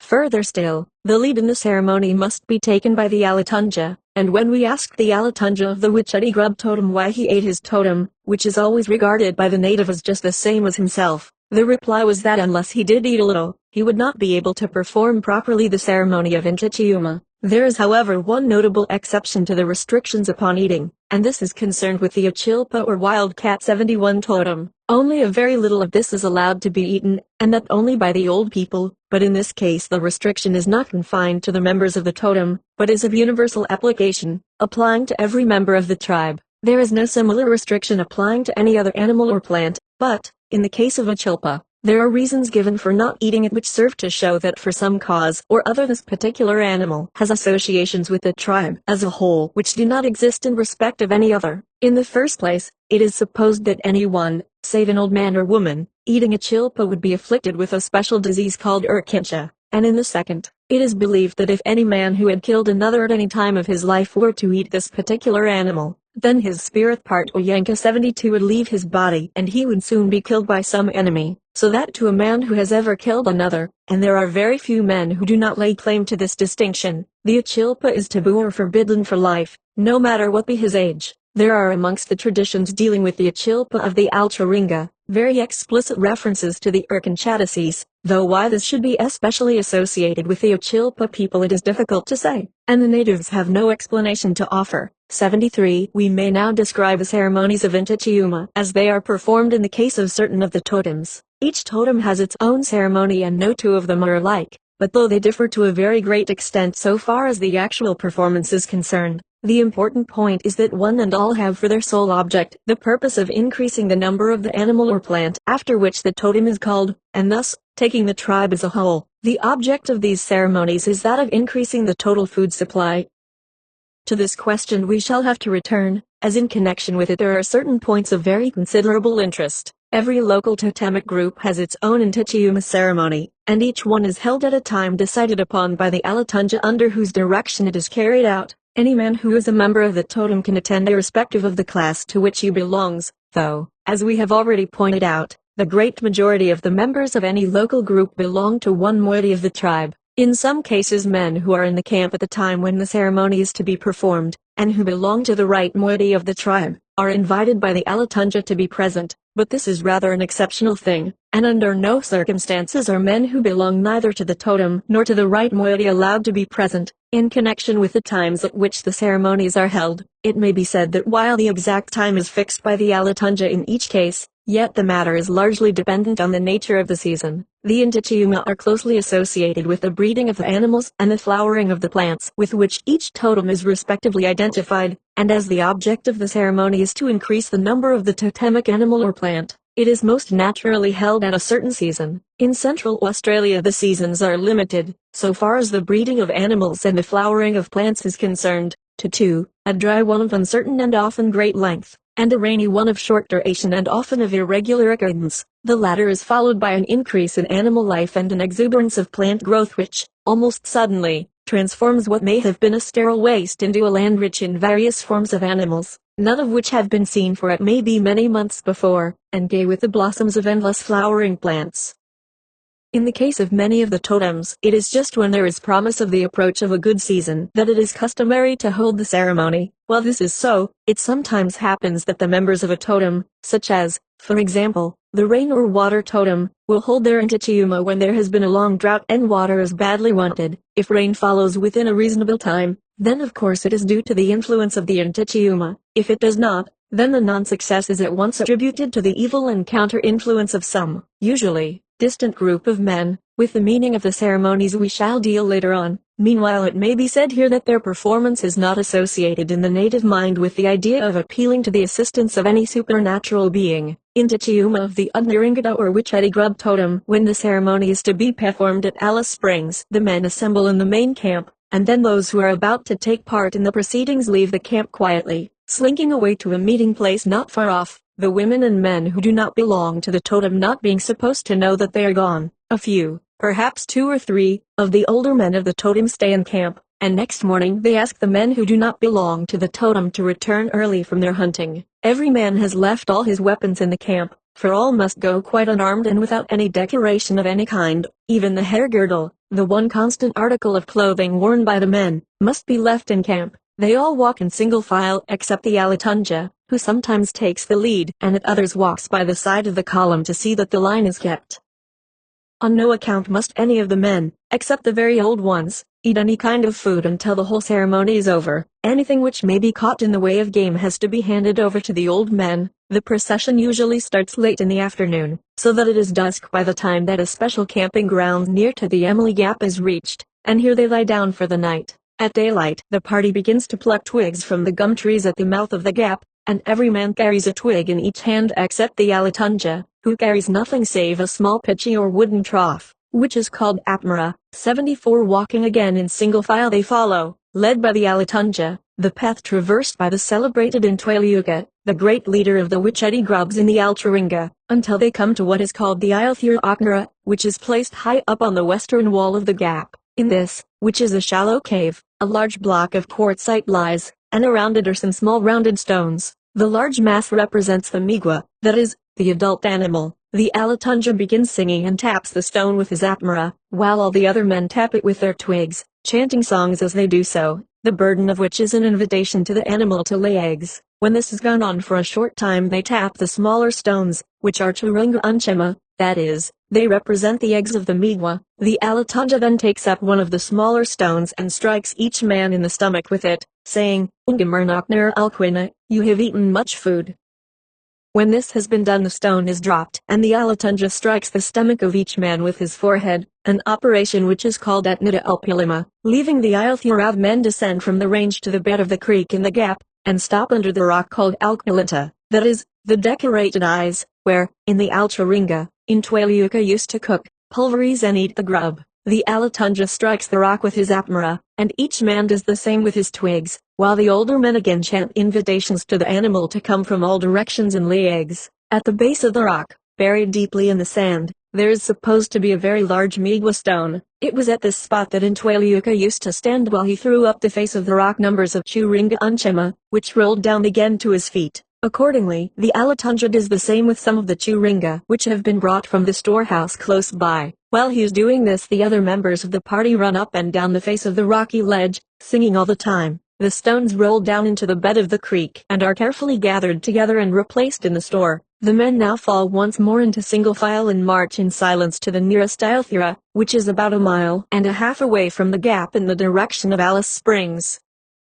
The Alatunja goes into the hole, which is 4 or 5 feet deep, and scoops out with his apmara any dirt which may have accumulated in it, singing as he does so a low monotonous chant about the Uchiqua. Soon he lays bare 2 stones which have been carefully covered up in the base of the hole. The larger one is called Churinga Uchiqua, and represents the chrysalis stage from which emerges the adult animal. The smaller is one of the Churinga Unchima or egg. When they are exposed to view, songs referring to the Uchiqua are sung, and the stones are solemnly handled and cleaned with the palm of the hand. One by one the men now go into the Althura, and the Alatunja, lifting up the Churinga Uchiqua, strikes the stomach of each man with it, saying again, "You have eaten much food." Finally, dropping the stone, he butts. This is the only word expressive of the action, at each man in the abdomen with his forehead. There are altogether some 10 of these Althura, in each one of which is a Churinga Uchiqua, and each Althura is visited in turn by the party and the same ceremony is repeated. When the round of the Althura has been made and the same ceremony enacted at each one, then a start is made for the home camp. When within 1 mile or so of the latter they stop and decorate themselves with material which has been purposely brought to the spot. Hair string is tied round their heads, and chillera or forehead bands are put on, beneath which twigs of the Udnaringa 75 bush are fixed so that they hang downwards. Nose bones are thrust through the nasal septum, and rat tails and top knots of cockatoo feathers are worn in the hair. The Alatunja is but little decorated. He has only the chillera across his forehead, and the lokura or nose bone. Under his arm he carries the apmara, and in his hand a twig of the Udnaringa bush. While the men walk along they keep their twigs in constant motion, much as if they were brushing off flies. The totem ilkana or sacred design is painted on the body of each man with red ochre and piped clay, and the latter is also used to paint the face, except for the median line of red. When the decorations are complete a start is again made, all walking in single file, the Alatunja at the head with his apmara under his arm. Every now and then they stop and the old Alatunja, placing his hand above his eyes, as if to shade the latter, strikes an attitude as he peers away into the distance. He is supposed to be looking out for the women who were left in camp. The old man, who had been left in charge at the camp during the absence of the party, is also on the lookout for the return of the latter. While the men have been away he has built, away from the main camp, a long, narrow wurley, which is called umbana, and is intended to represent the chrysalis case from which the migwa or fully developed insect emerges. Near to this spot all those who have not been taking part in the ceremony assemble, standing behind the umbana. Those men who belong to the other moiety of the tribe, that is, to the Purala and the Kumara, are about 40 or 50 yards away, sitting down in perfect silence, and the same distance further back the Penunga and Bulthara women are standing, with the Purala and Kumara women sitting down amongst them. The first named women are painted with the totem ilkanda of red and white lines, the second are painted with lines of white faintly tinged with red. When the old man at length sees the party approaching he steps out and sings, Ilkna Punkwai, Yaluninai, Umulkla, Non Kayalai. The Alatunja, as the party comes slowly along, stops every now and then to peer at the women. Finally all reach the umbana and enter it. When all are inside they begin to sing of the animal in its various stages, and of the Alknalinta stone and the great miwa at its base. As soon as the performers enter the wurley, the Purala and Kumara men and women lie face downwards, and in this position they must remain until they receive permission to arise. They are not allowed to stir under any pretext whatever. The singing continues for some time, then the Alatunja in a squatting position shuffles out of the umbana, gliding slowly along over the space in front, which has been cleared for a distance of some yards. He is followed by all the men, who sing of the emerging of the migwa from its case, the umbana. Slowly they shuffle out and back again until all are once more in the wurley, when the singing ceases and food and water are brought to them by the old man who had remained in camp and built the umbana. This, it must be remembered, is the first food or drink which they have partaken of since they originally left the camp, as, except in the case of the very old men, it is peremptory that the ceremony be carried out without any eating or drinking on the part of the participants. When it is dusk they leave the wurley, and go round to the side away from that on which the Purala and Kumara men are lying, so that, to a certain extent, they are hidden from their view. A large fire is lighted, and round this they sit, singing of the Wichiti grub. This is kept up till some little time before daybreak, and during all that time the women of the right moiety must stand peering about into the darkness to see if the women of the other moiety, over whom they are supposed to keep watch, continue to lie down. They also peer about, watching the Intichiuma party just as the women did in the Altringa. Suddenly the singing ceases, and the fire is quickly put out by the Alatunja. This is the signal for the release of the Pirala and Kumara men and women, who jump to their feet, and these men and all the women of whatever class they may be, at once run away to the main camp. The Intichiuma party remains at the wurley until daylight, when the men go near to the Ungunja. 76 make a fire and strip themselves of all their ornaments, throwing away their Udnaringa twigs. When all the Ulira, Imitnaya, Lokira and Cockatoo feathers are removed, the Alatunja says, our Intichiuma is finished. The Mulayanuka must have these things or else our Intichiuma would not be successful, and some harm would come to us. They all say, yes, yes, certainly, and the Alatunja calls to the Mulayanuka, i.e. men of the other moiety of the tribe, who are at the Ungunja, that is the men's camp, to come up, and the things are divided amongst them, after which the old man, who before brought them food, goes to the various camps and collects a considerable quantity of vegetable food which is given to him by the women. This is brought back and cooked and eaten by the fire, where they still remain. During the afternoon the old man again visits the camp, and brings back with him some red ochre and the fir string which belongs to the various members of the party, and, just before sundown, the old men rub red ochre over their bodies, and over those of the younger men, thus obliterating the alkynia and the painting on the face. The men then put on their arm strings, etc., and return to their respective camps, and with this the main part of the ceremony is brought to a close. When all is over, the Apmara or Pichi of the Alatunja is held in great regard, and the Penunga and Bolthara women enjoy the privilege, each in turn, of carrying it about. Intichiuma of the Urlia Oriemu totem. The Intichiuma of the Urlia Oriemu group of Strangway range differs very considerably from the ceremony which has just been described, and it must be remembered that there are considerable differences in detail between the Intichiuma ceremonies of even the different local groups of the same totem. We have already described the returning of the Emutual Ringa to the Strangway range men by the members of another group to which they had been lent, and the following ceremony was performed upon this occasion. As is always the case, the decision to hold the Intichiuma was arrived at by the Alatunja. He and a few other men, amongst whom were his 2 sons, first of all cleared a small level plot of ground, sweeping aside all stones, tussocks of grass and small bushes, so as to make it as smooth as possible. Then several of the men, the Alatunja and his 2 sons amongst them, each opened a vein in their arms, and allowed the blood to stream out until the surface of a patch of ground, occupying a space of about 3 square yards, was saturated with it. The blood was allowed to dry, and in this way a hard and fairly impermeable surface was prepared, on which it was possible to paint a design. This is the only occasion on which we have known of any such method being adopted. With white pipe clay, red and yellow ochre, and powdered charcoal mixed with grease, the sacred design of the emu totem was then outlined on the ground. In this particular case, when the design was for the special occasion drawn on the ground, it was called an ilpintara, which is simply one of the alkynia or totemic designs drawn under these conditions. The drawing was done by the Alatunja, his blood brothers, and 2 sons.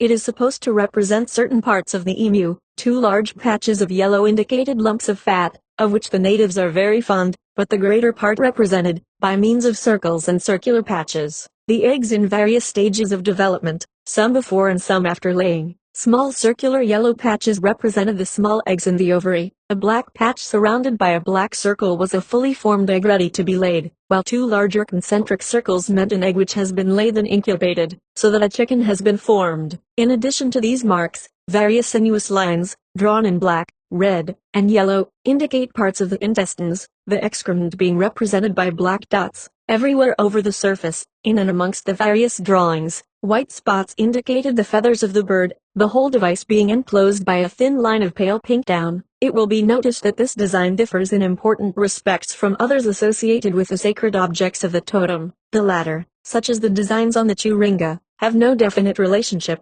and no attempt at any resemblance to the objects which they are supposed to indicate. But in this drawing, though it is to a certain extent conventionalized, still we can see very clearly that an attempt is made to actually represent the objects. The large yellow patches representing fat, the small yellow circles the eggs in the ovary, and the patches with enclosing circles, eggs with shells, serve to show that the original designer had a definite idea of making the drawing, conventional though it be to a large extent. indicative of the objects which it is supposed to represent. During the day, and in fact throughout the whole ceremony, the Alatunja was treated with the greatest deference. No one spoke to him except in a whisper, and he it was who regulated the whole proceedings, even down to the minutest detail. The drawing, or Churinga Ilpintara, was completed before the arrival of the messengers bearing the borrowed Churinga, and, when done, it was carefully concealed from view with branches. After the Churinga had been returned with the formalities already detailed, the Alatunja informed the visitors of his intention to perform an Tichiuma, and, rising from the ground, he led the way, carrying the Churinga, to the spot close by where the Ilpintara was concealed. He removed the boughs, and, placing the Churinga on one side, squatted down, all the rest of the men following his example. In the intervals of a monotonous chant, which lasted for half an hour, he explained the different parts of the drawing, which was then again covered up, and the men returned to the original meeting place, where, for the rest of the night, they chanted, sitting round the Churinga. During the night 3 large wooden Churinga, each about 4 feet in length, were decorated with a series of concentric circles of red and yellow ochre and of white piped clay, and tipped with bunches of emu feathers and the red, barred tail feathers of the black cockatoo. The Alatunja selected 3 of the older men to act the part of Inuqua, who are supposed to represent ancestors of the emu totem of considerable antiquity, but not so far back as the Alchuringa. At the same time, a number of the younger men were chosen to act the part of Ilira, who are the descendants of the Inuqua, and they were painted on their chests with designs belonging to the totem, in charcoal and white down. At daylight the decorated Churinga were fixed on the heads of the Inuqua, and, while 3 or 4 of the Ilira were dispatched to the women's camp, the rest of the men assembled at, and sang round, the drawing. Just at sunrise the party left the camping ground and went to an open space, which had been previously selected for the purpose, on the opposite side of a ridge of low scrub-covered hills. The Ilira had meanwhile driven the women and children out from their camp, and shortly after the arrival of the main party of men the former came running towards the ceremonial ground and took up a position at one end. The Inuqua stood in the center some distance away from it, but still clearly seen by the women and children, and without moving their feet imitated the aimless gazing about of the emu, each man holding a bunch of twigs in his hands, the Churinga on the head with its tuft of feathers being intended to represent the long neck and small head of the bird. The women watched intently, for this is one of the very few occasions on which they are allowed to see, even at a distance, a sacred ceremony. Then, with a curious gliding movement, the performers moved in the direction of the women, who thereupon uttered cries of alarm. Once more the 3 men stood quietly, moving only their heads, and then again ran for a few yards. Upon this the women turned and fled towards their camp, while the audience of men moved their arms as if with the one to urge the women to run away and with the other to call back the Inuqua to the center of the ground. When the women and children were out of sight the Inuqua, accompanied by the other men, ran over the low hill back to the camping ground, where the Churinga were taken from the heads of the Inuqua and placed upright in the ground.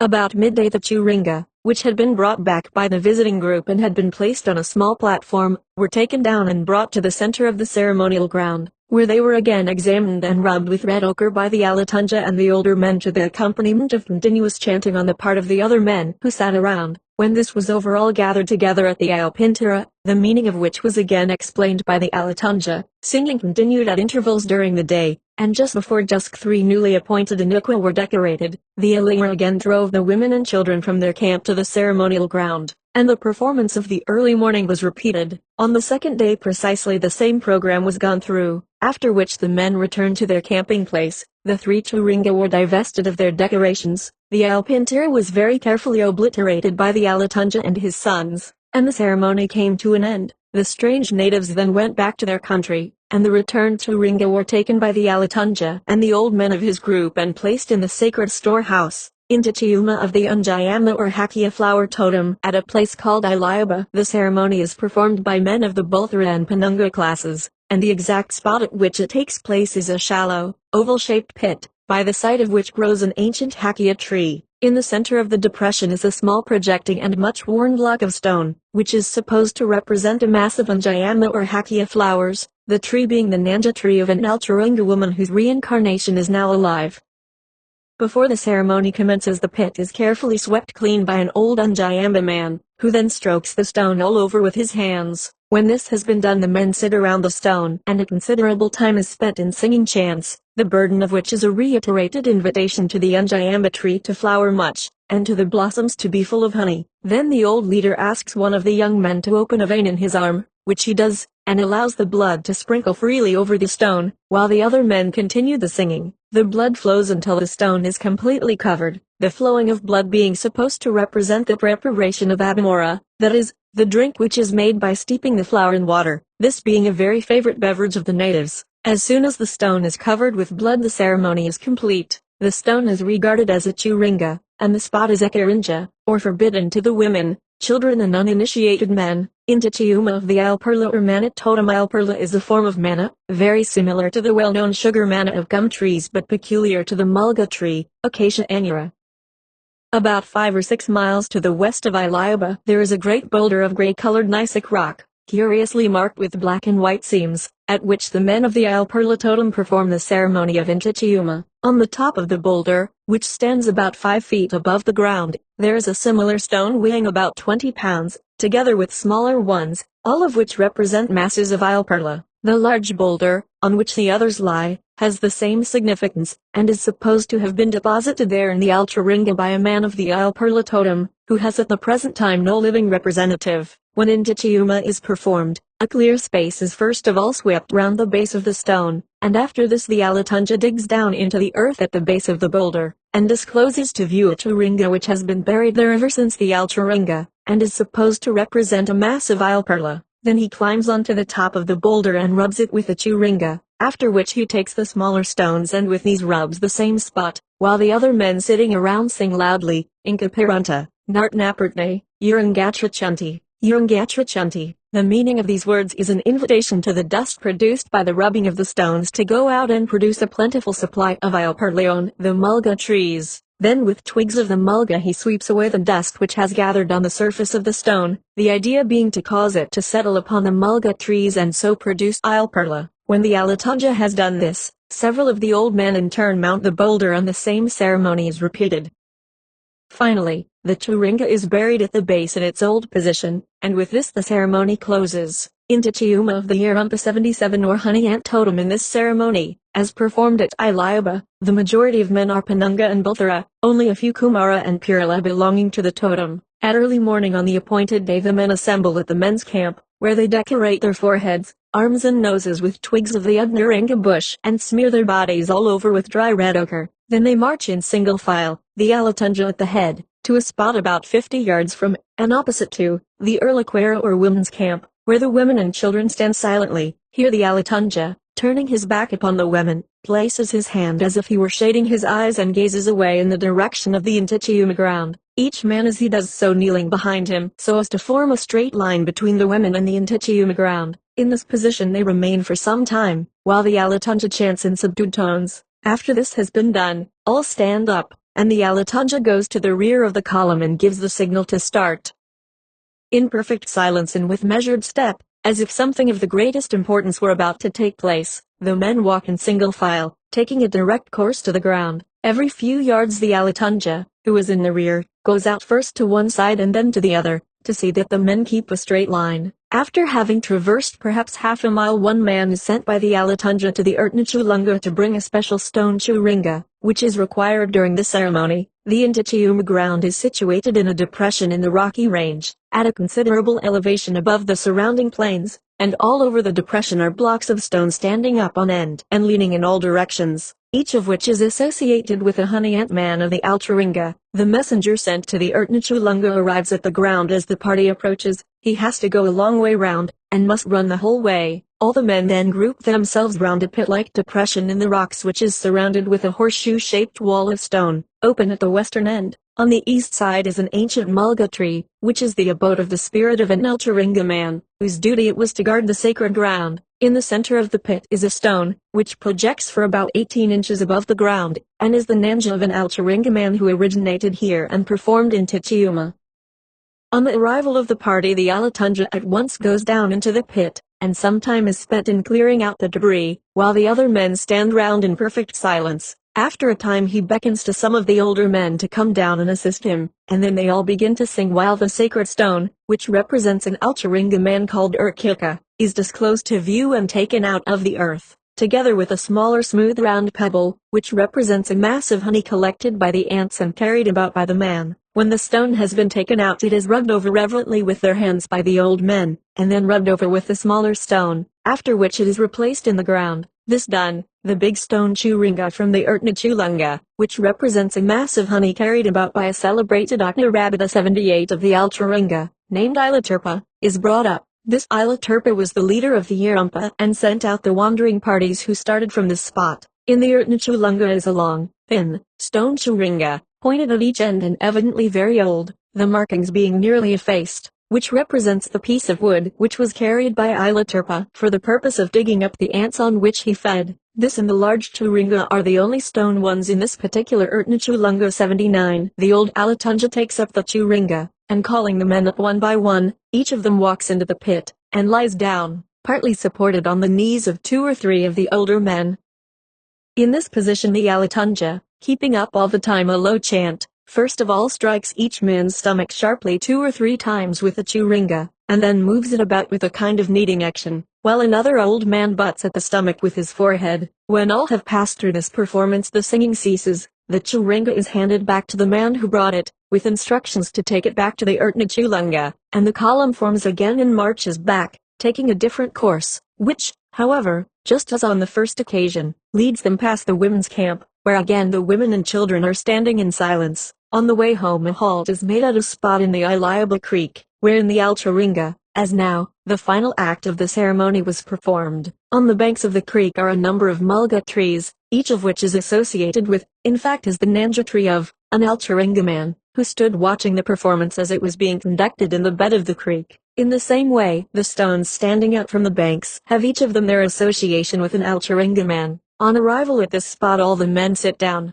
and about an hour is spent in singing of the Yarumpa men, of their marchings in the Alcharinga, of the honey, of the ant nests, of the great man Ilaturpa, and of those Yarumpa men who, in the Alcharinga, changed into the little birds now called Alpertica, which at the present day are the mates of the honey ant people, to whom they point out where the ant nests can be found. After some time the decoration of the Alatunja commences, while he leads the singing, which now has reference to the men on the banks, who are supposed, in spirit form, to be watching the performance from their Nanja trees. The decorations on the body of the performer are intended to represent the chambers in the ant nests, and those on the arms and neck the passages leading to the inner parts of the nests where the honey ants are found.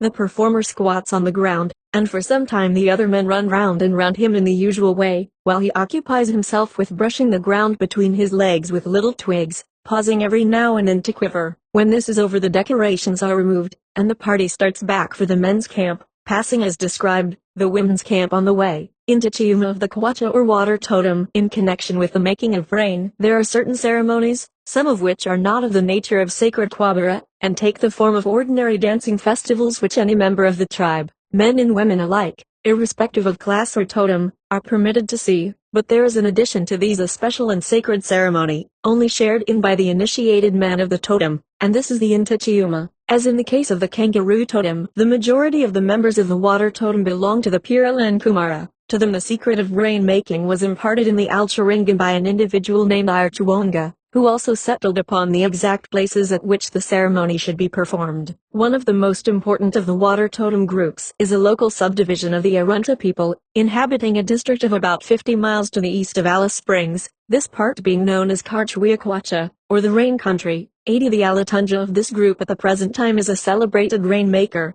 and the ceremony which is described below is the one which is performed by him. The office of Alatunja, or as it is called in these eastern groups Chanchwa, descended to him from his father, who died recently, and the fact that he is now the headman, and not his elder brother, illustrates an interesting point in regard to the inheritance of the office of Alatunja in the Arunta tribe. The office has, in fact, descended to him, and not to his elder brother, for the simple reason that he was born a waterman, while the woman who is the mother of both of them conceived the elder one in an opossum locality. The latter man is therefore the reincarnation of an Alcharinga opossum individual, and so it is of course impossible for him to be the head of a water group. If the old Alatunja had had no son of the right totem, then the office would have descended to one of his blood brothers, always provided of course that he were of the right totem, and failing such a one, to some tribal brother or son of the water totem as determined upon by the elder men, or, more probably still, by the old Alatunja before his death. As soon as the Chanchwa has decided to hold the ceremony he sends out messengers, called Inwara, to the surrounding groups, to inform them of his intention, and to call the members of the totem together. In addition to the latter, other men are invited to come, though they will not be allowed to take any part in the actual Intichiuma ceremony. Each messenger carries in this instance a human hair girdle, a bunch of black cockatoo tail feathers, and a hollow nose bone stopped at one end with a plug made of the resin obtained from the porcupine grass, and ornamented at the other with a small bunch of owl feathers. These objects are the property of the Chanchwa, and to refuse to attend to the request of a messenger thus accredited would be considered a grave discourtesy, and the person committing such an offense would be spoken of as Iraquantha, that is churlish. When all are assembled, those who are to take part in the ceremony, that is the men of the totem, march into camp, painted with red and yellow ochre and pipiclay, and wearing bunches of eagle hawk feathers on the crown and sides of the head. At a signal from the Chanchwa, all sit down in a line, and with arms folded across their breasts sing the following words for some time: Ulgaranti Alquare Alathric Alquaranti Algare. Suddenly, at another signal from the Chanchwa, all jump to their feet and silently march out of the camp. They walk in single file, and camp for the night at a spot some miles away. At daybreak they scatter in all directions in search of game, which is cooked and eaten, but on no account must any water be drunk, or the ceremony would fail. When they have eaten they again paint themselves, this time broad white bands of birds' down being fixed on as usual with human blood, so that they encircle the stomach, legs, arms, and forehead. Some of the older Pirala and Kumoran men have meanwhile been building a special bawurli or hut, which is Kaladnalalta, at a spot not far distant from the main camp, where all the women and those men who are not taking part in the ceremony have remained behind. The floor of the hut is strewn with a thick layer of gum leaves to make it as soft as possible, as a considerable time has to be spent lying down here. When the decorating is complete, the men march back, silently and in single file, to where the wurley has been built. This always takes place about sunset, and on reaching the hut the young men go in first and lie face downwards at the inner end, where they have to remain until the ceremony is over. Meanwhile, outside the wurley, some of the older men are engaged in decorating the Chanchwa.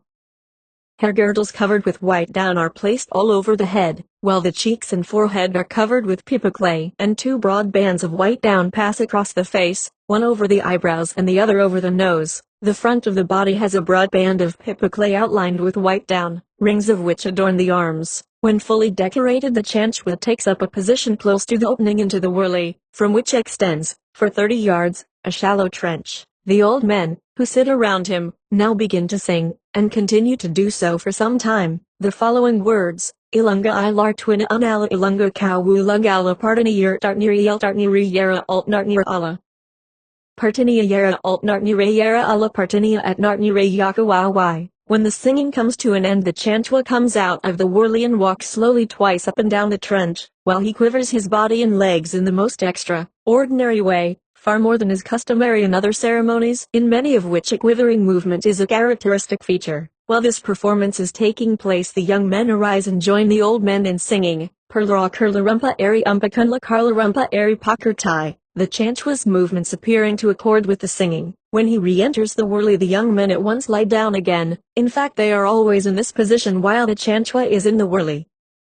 The same performance is repeated at intervals during the night, the singing continuing with but little intermission, until, just at daybreak, the Chanchwa executes a final quiver, which lasts longer than usual, and at the end of which he appears to be thoroughly exhausted, the physical strain of the performance having been, as can be well imagined, of a severe nature. He then declares the ceremony to be at an end, and at once the young men jump to their feet and rush out of the wurley, screaming in imitation of the spur-winged plover. The cry is heard in the main camp, and is taken up with weird effect by the men and women who have remained there. The decorations of the Chanchwa are removed, and then all march, led by him, to a spot just within sight of the main camp, where an old Pirla or Kumara woman has cleared a large space and then covered it with gum tree leaves. Here they lie down for a short time and then go to the main camp, where food and water await them. The whole performance may last 48 hours, and on the next night one of the ordinary rain dances, as they are popularly called by white men, is held, in which all the men take part, either as performers or as audience.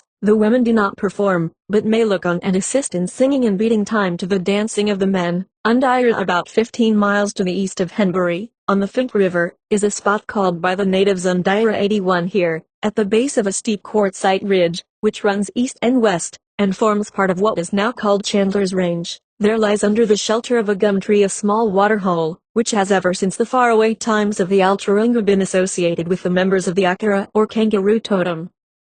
From the site of the waterhole the rocks rise perpendicularly for some 50 feet, and over them, in the short rainy seasons, the water falls from a pool on a rock ledge, behind which again rises the bare summit of the ridge. This pool arose to mark the spot where the Angwira fires burned in the Alturunga, and the ledge is called by the natives the Miri Angwira, or Angwira camp of the Alturunga. In dry seasons there is no water. From the rocks a small gum creek meanders away, but is soon lost in the dry sandy country stretching out to the south. Immediately on the eastern side of the waterhole is a shallow cave, about 20 feet in height and 30 in length, where the rocks have weathered in such a way as to leave a ledge of rock about 10 feet high, running along the length of the cave, the top of which can be gained by a partly natural, partly artificial series of rough steps lying at the end next to the pool. Tradition says that on this ledge the Alturunga men cooked and ate their kangaroo food. A short distance away from the eastern side of the cave is a curious rocky ridge, with a very sharply marked vertical slit, which indicates the spot where an Alturunga Kumara man named Abmilurka performed the rite of Iriltha upon himself. The ledge arose,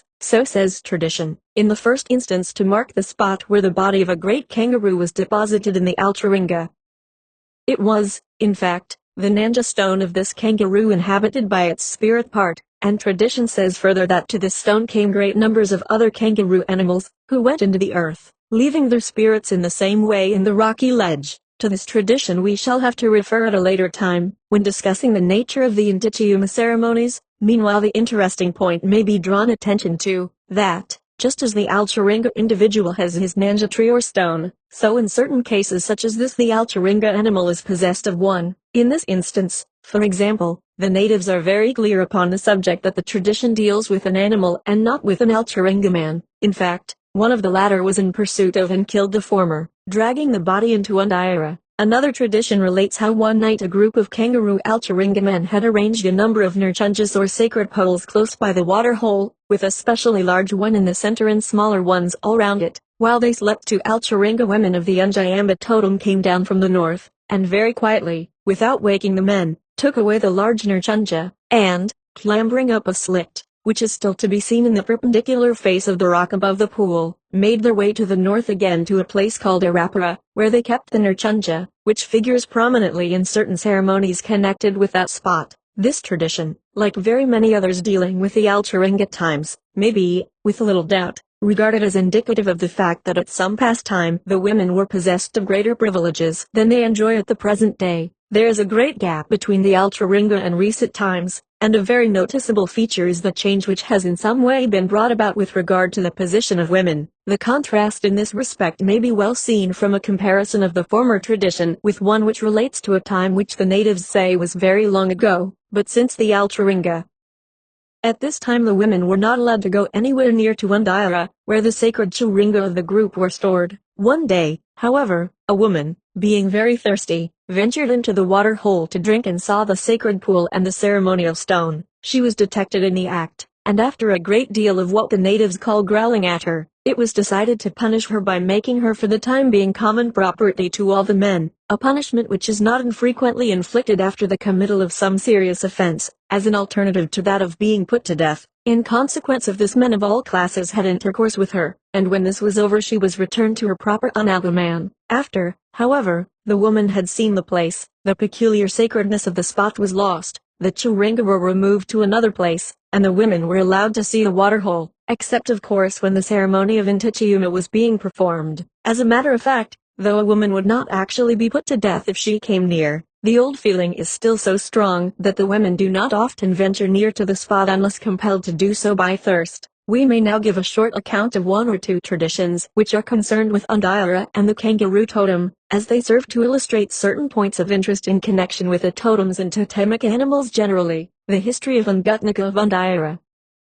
At the present day there is living an aged man of the Akara or kangaroo totem, named Ungutnika. He is the reincarnation of a celebrated kangaroo of the Alturunga, who sprang into existence at Undaira, close to the big gum tree which overhangs the water pool. Ungutnika was sorely afflicted with boils, called tukara, which appeared first in the form of hard lumps. He bore with them for a long time, and then, being angry, pulled them out and placed them on the ground alongside of where he Saturday 82. They became changed into stones, and have remained there ever since. He was not as yet fully grown, and was an Akirakurka, or a little kangaroo, and after a short time he set out to go to a place called Akirilpa. After he had traveled about 3 miles, he came to an open plain, upon which he saw a mob of Agnulia, or wild dogs, who had come from Akirilpa, and were then lying down close to their mother, who was very large. He hopped about looking at the wild dogs, and presently they saw and chased him, and, though he hopped away as fast as he could, they caught him on a plain called Chulana, and,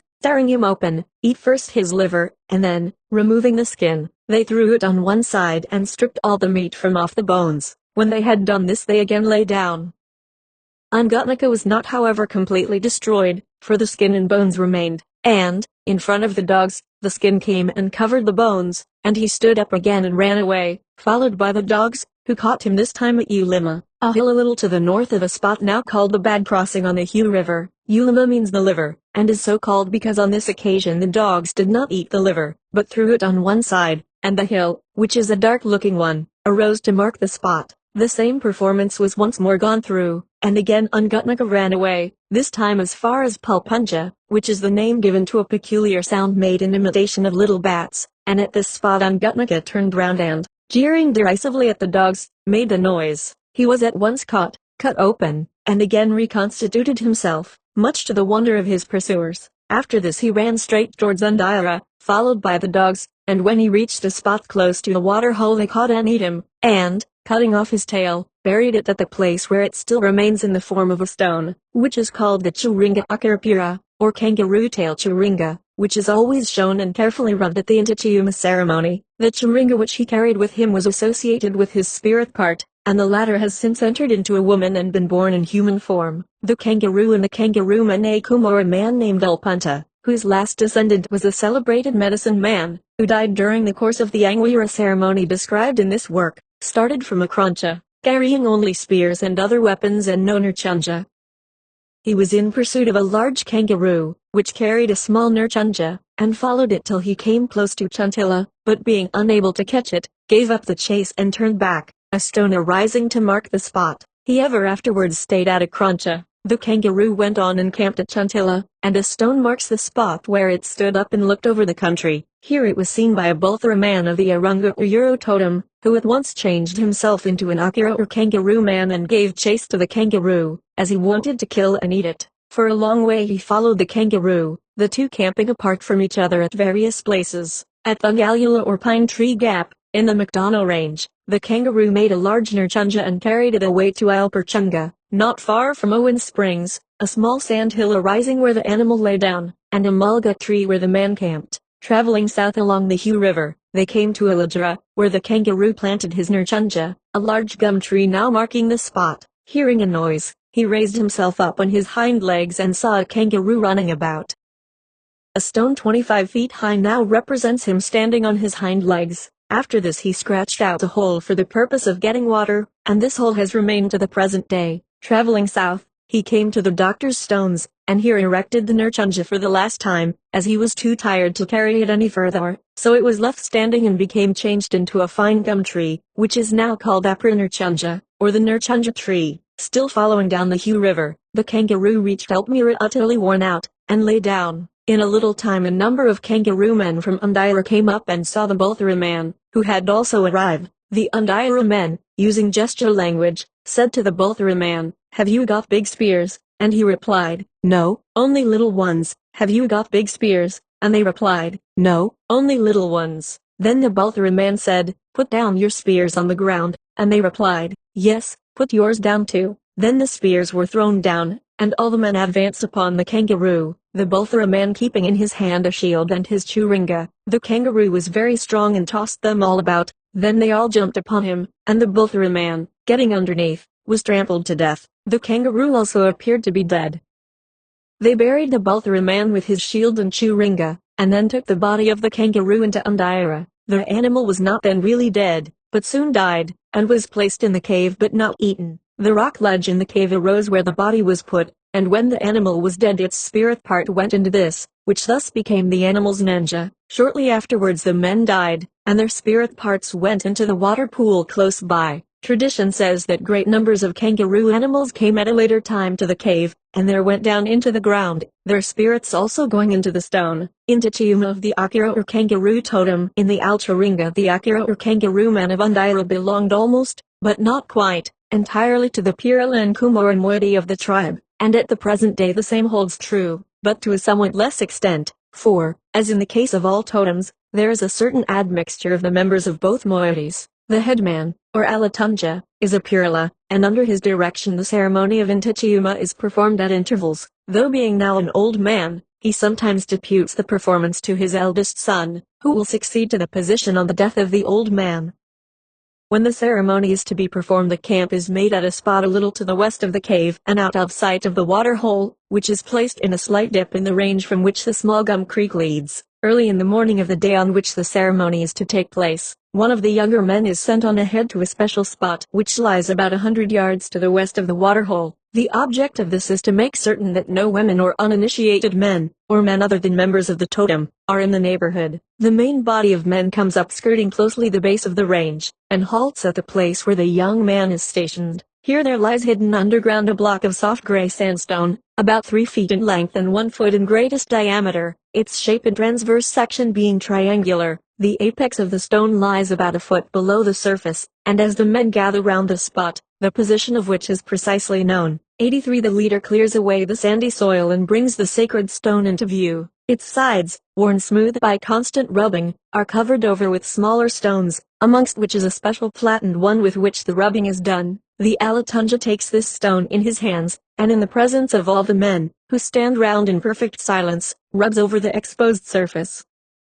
When this has been done, the stone may be lifted up so as to be seen better. It is the Chiringa Akirapira, that is, the tail of the Altringa kangaroo, which was driven in by the wild dogs from Akiripa, and deposited by them, as already described, in the ground at this spot. Certain large blocks of sandstone, which have evidently tumbled down from the hillside and lay close by, the largest of them being fully 8 feet in height, are said to represent the dead bodies of the wild dogs. After the stone has been rubbed by the Alatunja and then examined by all present, it is covered up and the party moves onward, still skirting the base of the hill, so that the cave and ceremonial stone are not seen until they are close at hand. A halt is made at the water hole on the side away from the cave, where the men drink, and then come round and sit right in front of, and at the base of the ceremonial stone. On the left hand, looking towards the stone, sit the Penunga and Bolthara men, and on the right the Pirala and Kumara. Then the headman, who is at the present day a Pirala, and a man to whom he is Gamona, and who is therefore Bolthara, go out from the rest, who remain seated, and climb up the hillside just to the east of the stone. Here at a height of about 20 feet above the level of the plain, are 2 special blocks of stone projecting immediately above one another from the hillside. One is supposed to represent an old man kangaroo and the other a female. The former is rubbed with a stone by the Pirala man and the latter by the Bolthara man. This over, the 2 men descend and rejoin the main party, which is the signal for the decoration of the rock ledge to begin. Red ochre and powdered and calcined gypsum are used, and with these alternate vertical lines are painted on the face of the rock, each about a foot in width, the painting of the left side being done by the Penunga and Bolthara men, and that of the right by the Pirala and Kumara. The red stripes are supposed to represent the red fur of the kangaroo, Micropus rufus, while the white ones represent the bones. When the painting is done, a certain number of young men, perhaps 2 or 3 Penunga and Bolthara and 5 or 6 Pirala and Kumara, go on to the top of the ledge. The former sit down at the left and the latter at the right side, and then they open veins in their arms and allow the blood to spurtle out over the edge of the ceremonial stone on the top of which they are seated. While this is taking place, the men below sit still watching the performers and singing chants referring to the increase of the numbers of the kangaroos, which the ceremony is supposed to ensure. When the bloodletting is over, the old men go back to the camp and remain there, while the rest of the day is spent by the young men out on the rocks and plains in search of game, which is brought in and presented to the old men. This may extend over several days, and at night time sacred quabara are performed in camp. Relationship between the individual and the totem. There are certain points of considerable interest with regard to the totems which may be briefly referred to now, in which certainly the Arunta and Ilpira and, in all probability, others of the central tribes agree together and differ, so far as is yet known, from other Australian tribes. The first point is the important one, to which we have had occasion to make frequent reference, as it is, we may say, the fundamental feature of the totemic system of these tribes, namely, that each individual is the direct reincarnation of an Alcharinga ancestor, or of the spirit part of some Alcharinga animal, as in the case of Ungutnikal of the kangaroo totem, which carried a Chiringa, and the spirit associated with which became, so to speak, humanized, and subsequently entered a woman and was born in human form.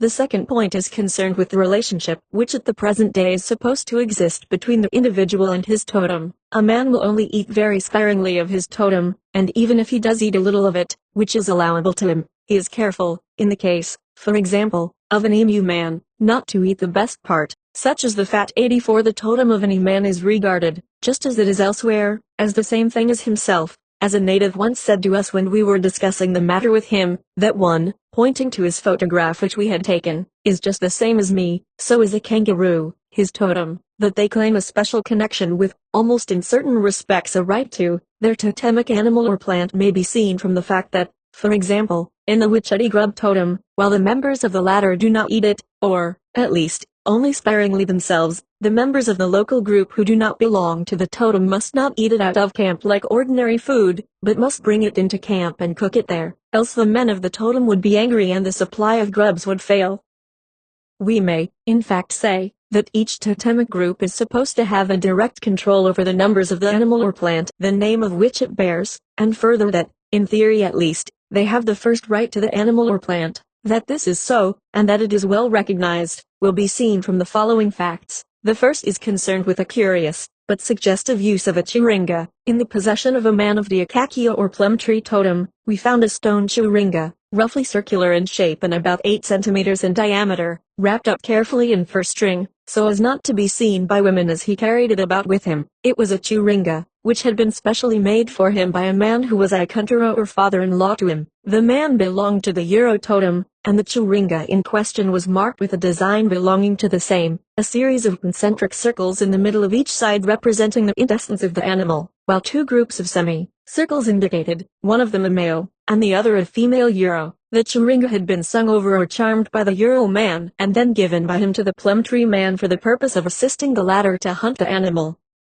The second is a series of equally suggestive ceremonies, which are connected with the close of the Intichiuma performance in various local totem groups. After the performance of Intichiuma, the grub is, amongst the Wichiti grubs, taboo to the members of the totem, by whom it must, on no account, be eaten until it is abundant and fully grown. Any infringement of this rule is supposed to result in an undoing of the effect of the ceremony, and the grub supply would, as a consequence, be very small. The men of the Pirala and Kumara classes, and those of the Penunga and Buthara, who are not members of the totem, and did not take part in the ceremony, may eat it at any time, but it must always be brought into camp to be cooked. It must, on no account be eaten like other food, out in the bush, or the men of the totem would be angry and the grub would vanish. When, after Intichiuma, the grub becomes plentiful and fully grown, the Wichiti grub men, women and children go out daily and collect large supplies, which they bring into camp and cook, so that it becomes dry and brittle, and then they store it away in pitches and pieces of bark. At the same time, those who do not belong to the totem are out collecting. The supply of grubs only lasts a very short time, the animals appearing after rain, and when they grow less plentiful the store of cooked material is taken to the Umgunja, or men's camp, where, acting as usual under instructions from the Alatunja, all the men assemble. Those who do not belong to the totem place their stores before the men who do, and the Alatunja then takes one pitchi, and with the help of other men of the totem, grinds up the contents between stones. Then he and the same men all take and eat a little, and when this has been done, he hands back what remains to the other people. Then he takes one pitchi from his own store, and after grinding up the contents, he and the men of the totem once more eat a little, and then pass the bulk of what remains over to those who do not belong to the totem. After this ceremony the Wichiti grub men and women eat very sparingly of the grub. They are not absolutely forbidden to eat it, but must only do so to a small extent, for, if they were to eat too much, then the power of successfully performing the Intichiuma would depart from them, and there would be very few grubs. On the other hand, it is equally important for them, and especially for the Alatunja, to eat a little of the totemic animal, as to eat none would have the same effect as eating too freely. In the case of the kangaroo totem of Undiara, after the men have allowed the blood to pour out of their arms over the stone ledge they descend, and after rubbing themselves all over with red ochre return to the main camp, which is always placed at some distance from the rock, so as to prevent the women and children from being able to see anything of what is going on. All of the younger men then go out hunting kangaroo which, when caught, they bring in to the older men who have stayed in camp. It is taken to the Ungunja, or men's camp, and there the old men of the totem, the Alatunja being in the middle of them, eat a little and then anoint the bodies of those who took part in the ceremony with fat from the kangaroo, after which the meat is distributed to all the men assembled. The men of the totem then paint their bodies with the totem design or alkinia in imitation of the painting on the rock at Undiara, and that night is spent in singing about the doings of the Alturunga kangaroo people and animals. On the next morning, the young men again go out hunting and bring in more kangaroo to the old men, and the ceremony of the previous day is repeated. The night is spent in singing, and the proceedings terminate with the performance of a number of sacred quabra connected with Undiara, the great center of the totem. After this the animal is eaten very sparingly by the kangaroo men, and there are certain parts, such as the tail, which are regarded as the choice bits, which a kangaroo man, or of course woman, must on no account touch. In the Iriakura totem, the Iriakura is the bulb of a cyperaceous plant. The members of the totem do not, after Intichiuma, eat the totem for some time. Those who do not belong to the totem bring it quantity into the Ungunja, where it is handed over to the Alatunja and other men of the totem, who rub some of the tubers between their hands, thus getting rid of the husks, and then, putting the tubers in their mouths,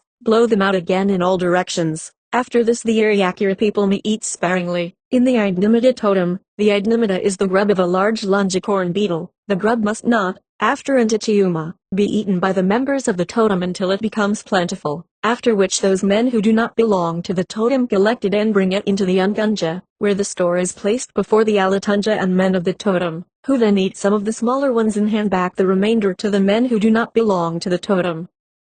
After this the men of the totem may eat sparingly of the grub. In the Bandicoot totem the animal is not eaten, after Intichiuma, until it is plentiful. When it is, those who do not belong to the totem go out in search of one which, when caught, is brought into the Ungunja, and there they put some of the fat from the animal into the mouths of the Bandicoot men, and also rub it over their own bodies. After this the Bandicoot men may eat a little of the animal. It will be seen from what has now been described that at the present day the totemic animal or plant, as the case may be, is almost, but not quite, taboo or, as the Arunta people call it, ekarinja to the members of the totem. At the same time, though a man will tell you that his totem is the same thing as himself, he does not mean to imply by that what Gray says with regard to the totems of the natives whom he studied, and who always killed with reluctance an animal belonging to their totem under the belief that some one individual of the species is their nearest friend, to kill whom would be a great crime, and to be carefully avoided. 85. The members of each totem claim to have the power of increasing the number of the animal or plant, and in this respect the tradition connected with Undiara, the great center of the kangaroo totem, just as the Amili Gap is the great center of the Wichedi grub totem, is of especial interest. In the Alturunga, as we have already described, a special kangaroo was killed by kangaroo man and its body brought to Undiara and deposited in the cave close by the waterhole. The rocky ledge arose to mark the spot, and into this entered its spirit part and also the spirit parts of many other kangaroo animals, not men, who came subsequently and, as the natives say, went down into the earth here. The rock is in fact the Nanja stone of the kangaroo animals, and to them this particular rock has just the same relationship as the water hole close by has to the men. The one is full of spirit kangaroo animals just as the other is full of spirit men and women. The purpose of the Intichiuma ceremony at the present day, so say the natives, is by means of pouring out the blood of kangaroo men upon the rock, to drive out in all directions the spirits of the kangaroo animals and so to increase the number of the animals. The spirit kangaroo enters the kangaroo animal in just the same way in which the spirit kangaroo man enters the kangaroo woman. In this tradition we have probably the clue to the general meaning of the series of Intichiuma ceremonies, the object of each of which is to increase the number of the totemic animal or plant. Further still, attention may be drawn to the fact that the object of increasing the number of the totem is, in all cases, such as that of the Hakia or the Iriakura or plum tree amongst plants, or the kangaroo, euro, lizard, snake and so forth amongst animals, in which the totemic animal or plant is an article of food, that of increasing the food supply, that the totemic animal or plant is not regarded exactly as a close relative, whom it would be wrong to kill or to assist anyone else to kill, is very evident. On the contrary, the members of one totem not only, as it were, give their permission to those who are not of the totem to kill and eat the totemic animal or plant, but further, as shown clearly in the case of the Earl man who made and charmed a special churinga with the express object of assisting a plum tree man to catch Euro, they will actually help in the destruction of their totem. the question of the killing and eating of the totem which this opens up, quite apart from the ceremonial eating of a small portion of the same, after the performance of Intichiuma, is, so far as these tribes are concerned, one of considerable difficulty to deal with. We may first of all draw attention to certain points in the traditions which bear upon the question. These traditions or myths, whichever they be called, cannot be regarded as having been invented simply to account for certain customs now practiced, for the simple reason that they reveal to us a state of organization and a series of customs quite different from, and in important respects at variance with, the organization and customs of the present time. In connection with the eating of the totem, for example, though we find very circumstantial references to this, there is no attempt to explain how the present taboo arose, but we find, on the contrary, that, in the faraway times to which the traditions are supposed to refer, there simply was no such taboo. Under these circumstances, we are probably justified in regarding the traditions in question as actually indicative of a time when customs in this and in other respects were very different from those in force at the present day. So far as the eating of the totem is concerned, the following incidents, amongst others, are of importance. A Euro man named Algurawartna was in pursuit of a Euro which carried fire in its body. After following it up for some time, the man killed it and, taking the fire out of its body, cooked therewith some Euro which he carried with him. After that he cooked and ate the one which he had killed. In a quabra relating to an Oruncha 86 man, the decoration on the head referred to an Idnimida, grub of beetle, man who was killed by this Oruncha. The man was carrying with him Idnimida grubs, which were specially represented in the decorations, and on which he was feeding. In a Chankuna, small edible berry, ceremony, a Chankuna man was represented as eating the berries which he plucked from his beard. At a spot called Arathipa, a plum tree woman was out finding plums to eat when a man came and stole her nurchunja which she had left in camp. An Ayapunga fish man was seen by certain wildcat men during their wanderings, fishing in a small pool to catch the fish on which he fed. An opossum man was robbed by another man of the moon which he carried about with him at night time so as to help him to catch possums. During the wanderings of a party of wildcat men, they are reported to have come to a certain spot where they met some men who were what is called Eltmerka of the plum tree totem.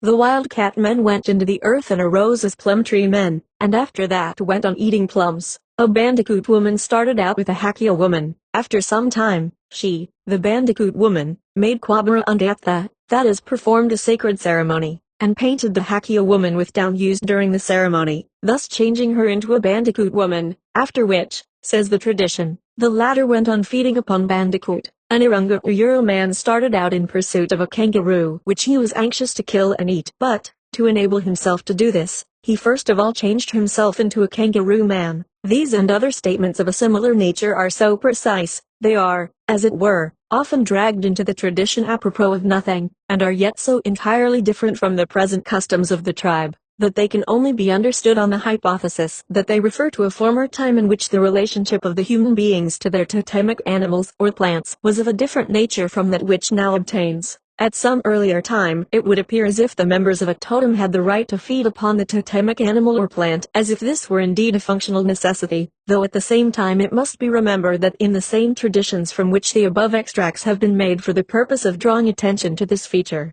there are also plenty of references to men and women eating animals and plants other than their own totem. 87. The idea of a kangaroo man freely eating a kangaroo or a bandicoot woman feeding on bandicoots is so totally opposed to the present custom of the tribe that we are obliged to regard these traditions as referring to a past time when customs in respect of the totems were different from what they are now. In his vocabulary of the dialects of southwestern Australia, 88 Sir George Gray, when giving the meaning of certain of the native names for totems, says, in regard to the Ballaroke, a small opossum, some natives say that the Ballaroke family derived their name from having in former times subsisted principally on this little animal, and again of the Nagkarm totem, he says, from subsisting principally in former times on this fish. The Nagarnuk family are said to have obtained their name, in regard further to 5 totemic groups, which bear the names of birds. He says, that they, that is the members of the respective totems, are said to be the birds transformed into men. The curious agreement between this and what we have just described as occurring in the Arunta tribe is of considerable interest.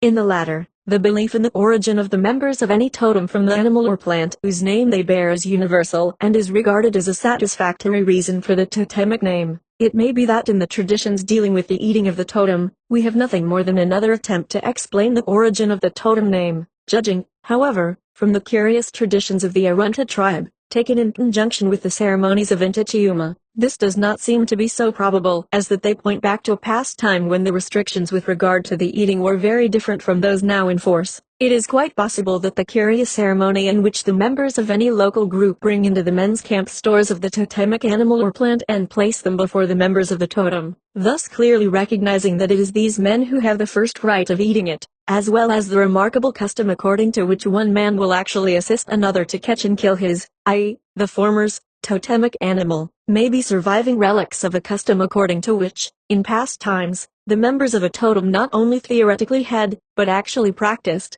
the right of eating their totem. It may perhaps be that this eating of the totem shows that for some reason, as Mr. Fraser 89 has suggested in the case of certain other tribes in which the totem is eaten, the respect for the totem has lessened in comparison with what it once was. But, in face of the solemn ceremony of Intichiuma and of the explicit traditions to which reference has been made, it is difficult to believe that this can be so. The two traditions, in one of which a Bandicoot woman is stated to have changed her companion, a Hakia woman, into a Bandicoot woman, who after that went on feeding on Bandicoot, while in the other a Euro man is described as changing himself into a kangaroo man for the purpose of being able to pursue, kill and eat a kangaroo, are perhaps sufficient to show, taken in conjunction with the Intichiuma ceremonies, that, in the Arunta and Ilpira tribes, a man is most intimately associated with his totem, but in a way quite unlike that which is usually associated with the idea of a totem. At the same time, though the relationship is different in certain respects from that which exists in other tribes, yet it will be clearly seen that what have been described as the totems agree in fundamental points with the definition given by Mr. Fraser. Naïve.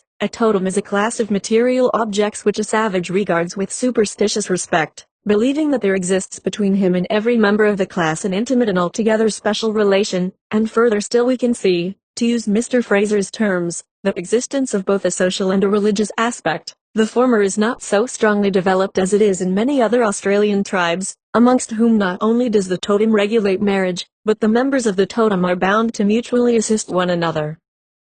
In the Arunta tribe, the most striking feature from a social point of view is the strongly local character, though at the same time it must be remembered that any initiated member of a particular totem, whatever local group he belongs to, may take part in the totemic ceremonies. The religious aspect is most clearly seen in connection with the ceremonies of Intichiuma and the subsequent solemn eating of the totem, though here again the relationship between the man and his totem cannot be described as one of mutual respect and protection. 91 It seems as if, in the case of the Central Australian tribes, the totemic system has undergone a somewhat curious development. At all events, it differs in certain respects from that of all other Australian tribes with which we are as yet acquainted. 7. Initiation ceremonies. Every Australian native, so far as is known, has in the normal condition of the tribe to pass through certain ceremonies of initiation before he's admitted to the secrets of the tribe, and is regarded as a fully developed member of it. These ceremonies vary both in their nature and number to a very large extent in different tribes. Those of the eastern and southeastern coastal districts are entirely different from those of the central tribes, amongst whom they are more elaborate and spread over a long series of years,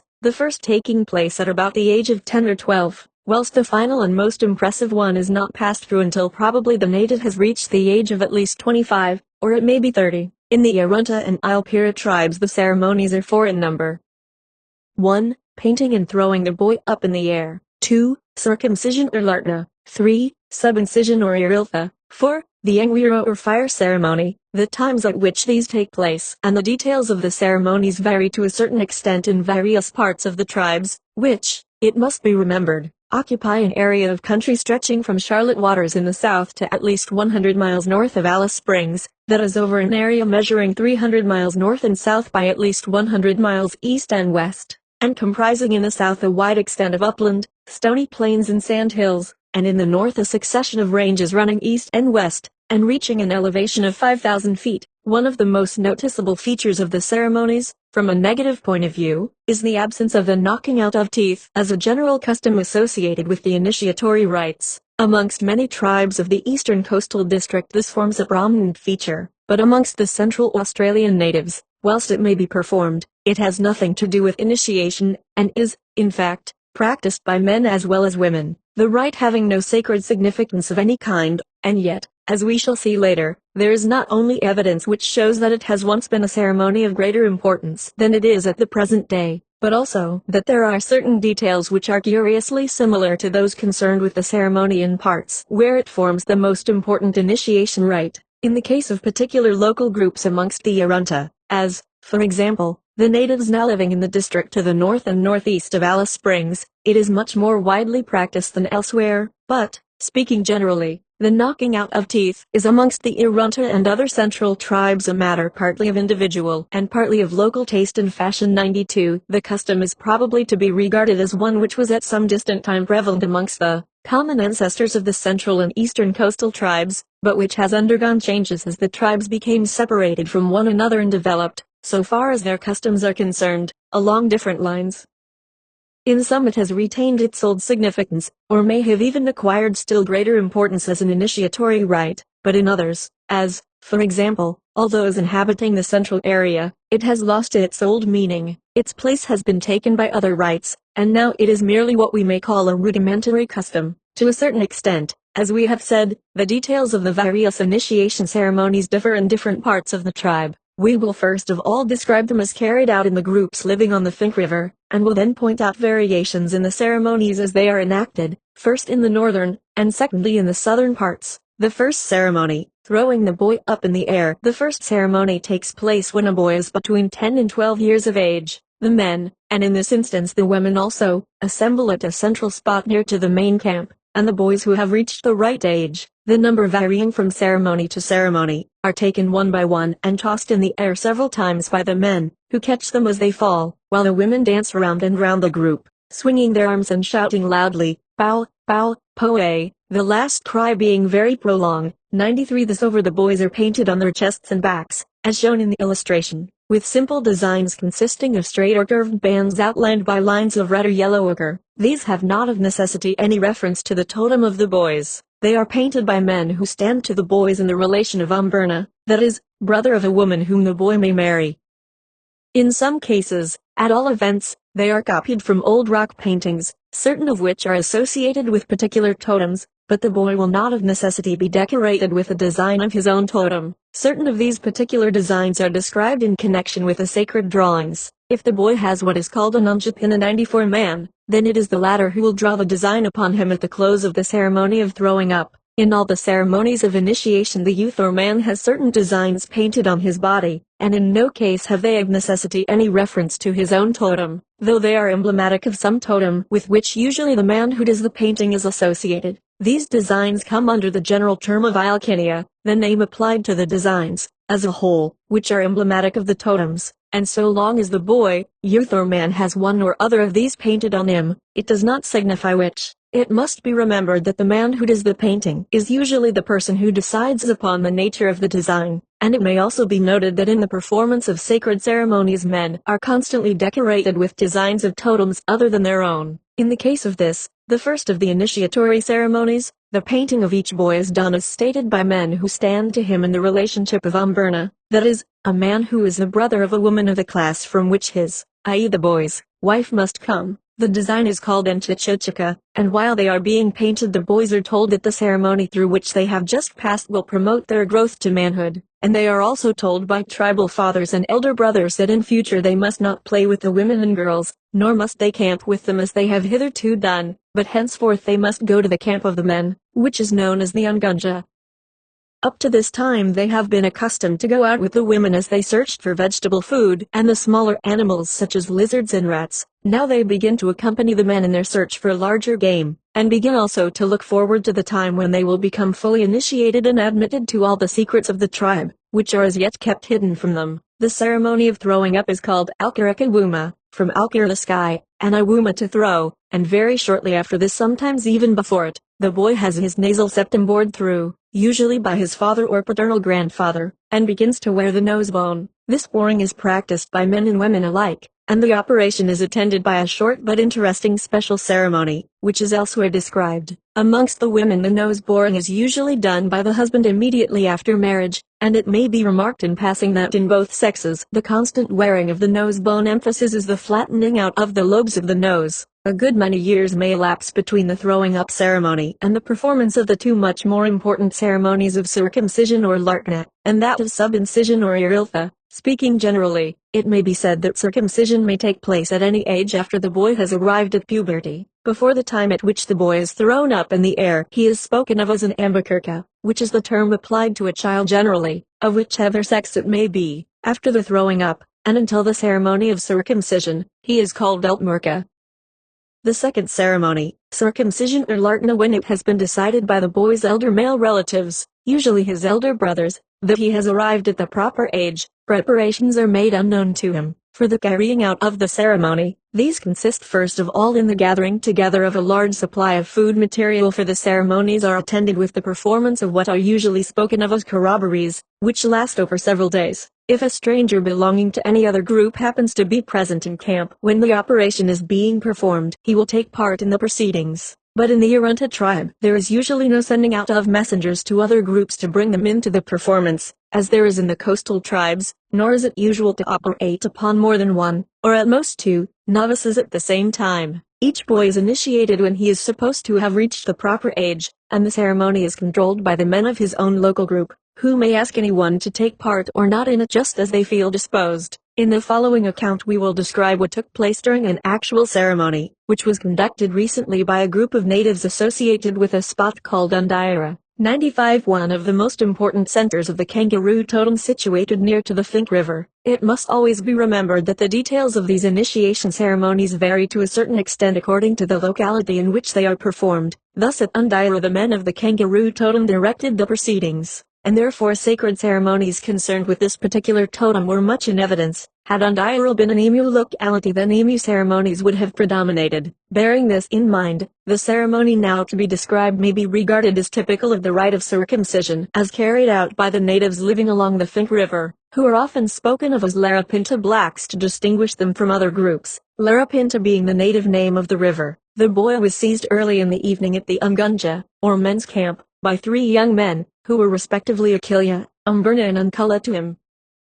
As soon as they laid hands on him they shouted loudly, "Uche, Uche." While being frightened, he struggled, trying to get free from them. He was at once carried off bodily to the ceremonial ground, which had been carefully prepared at some distance from and out of sight of the main camp, so that the women, when at the latter, could not see anything of what was taking place at the former, which is called the Apula. The nature of this can be seen from the accompanying plan. A path about 5 feet wide is cleared of grass and shrubs, and the surface soil is heaped up on either side, so as to form a low, narrow bank of the same length as the path, which is some 40 or 50 feet in length, and always made so as to run east and west. At a distance of about 40 feet from the eastern end was a break of boughs at which the men were assembled. The women were grouped at the spot marked C1 on the ground, and in the presence of all the men and women, the boy made no further resistance, but apparently resigned himself to his fate. He was taken to the men and sat down amongst them, while the women, who had been awaiting his arrival, at once began to dance, carrying shields in their hands. The reason assigned for this is that in the Altaringa certain women called Unthipa carried along with them as they traveled over the country a number of young boys who were just being initiated. As they traveled along, dancing the whole way, they also carried shields, and therefore it is that, at the present day, the initiation ceremony must commence with an imitation of the Unthipa dance of the Altaringa 96, except in connection with this ceremony women may never carry shields, which are exclusively the property of the men, just as much as a digging stick is the peculiar property of a woman. While the women were dancing the men sang of the marching of the Unthipa women across the country. After the boy had watched and listened for some time, an Unkula 97 man came up and twined round and round his hair strands of fir string, until it looked as if his head were enclosed in a tight-fitting skull cap. Then a man who was Gamona to him came up and fastened round his waist a large ulira, that is, the human hair girdle worn by the men, the girdle being provided by an Agni of the boy. The two first-named men were respectively the brother of the boy's mother and the son of this man,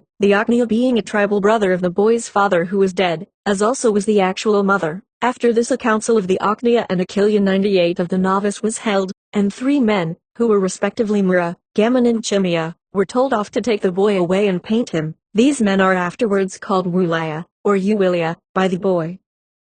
They first of all went away and built a second break of bushes at the western end of the Apula, at a distance of about 40 feet from the end of the cleared path, so that in position the second break corresponded to the first one at the opposite end. This was henceforth to be the break behind which the boy had to remain except when brought onto the ground to witness performances. When this had been made, the three men returned and led the boy through the dancing women to his break, where, with great deliberation, they rubbed him all over with grease, and then decorated his body with pinkish white clay and bird's down. During all the proceedings every detail, such as the appointing of the various officials, was determined upon by a council of men consisting of the Aknia, tribal fathers, and Akilia, blood and tribal elder brothers, of the novice, and of this council the elder Aknia was head man. After painting him, the Uwilya told the boy that he was now no longer an Altmerka but a Wurtja, that during the proceedings about to follow he must render implicit obedience, and on no account must he ever tell any woman or boy anything of what he was about to see. Should he ever reveal any of the secrets, then he and his nearest relations would surely die. He must not speak unless spoken to, and even then his words must be as few as possible, and spoken in a low tone. He was further told to remain crouched down behind his break when left there, and that on no account must he make the slightest attempt to see what the men at their break were doing.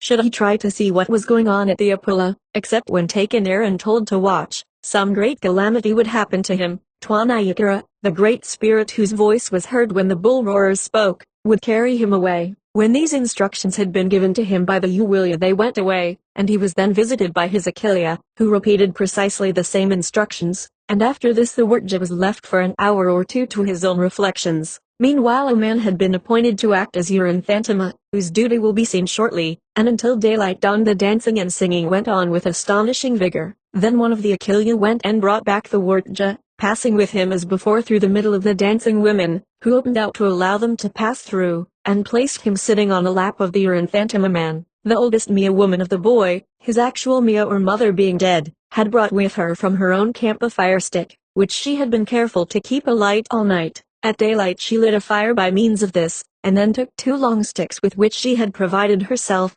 and, lighting them at the fire, went and sat down, holding them in her hands, immediately behind the Eurynthantima man. The Uwina, that is the sisters of the boy's father, went and also sat down along with her. Then, as the men began to sing a special fire song, she handed one of the fire sticks to the woman who was the Muratualcha of the boy, that is the woman whose eldest daughter, born or unborn, has been assigned to the Wurtja as his future wife, so that she is potentially his mother-in-law.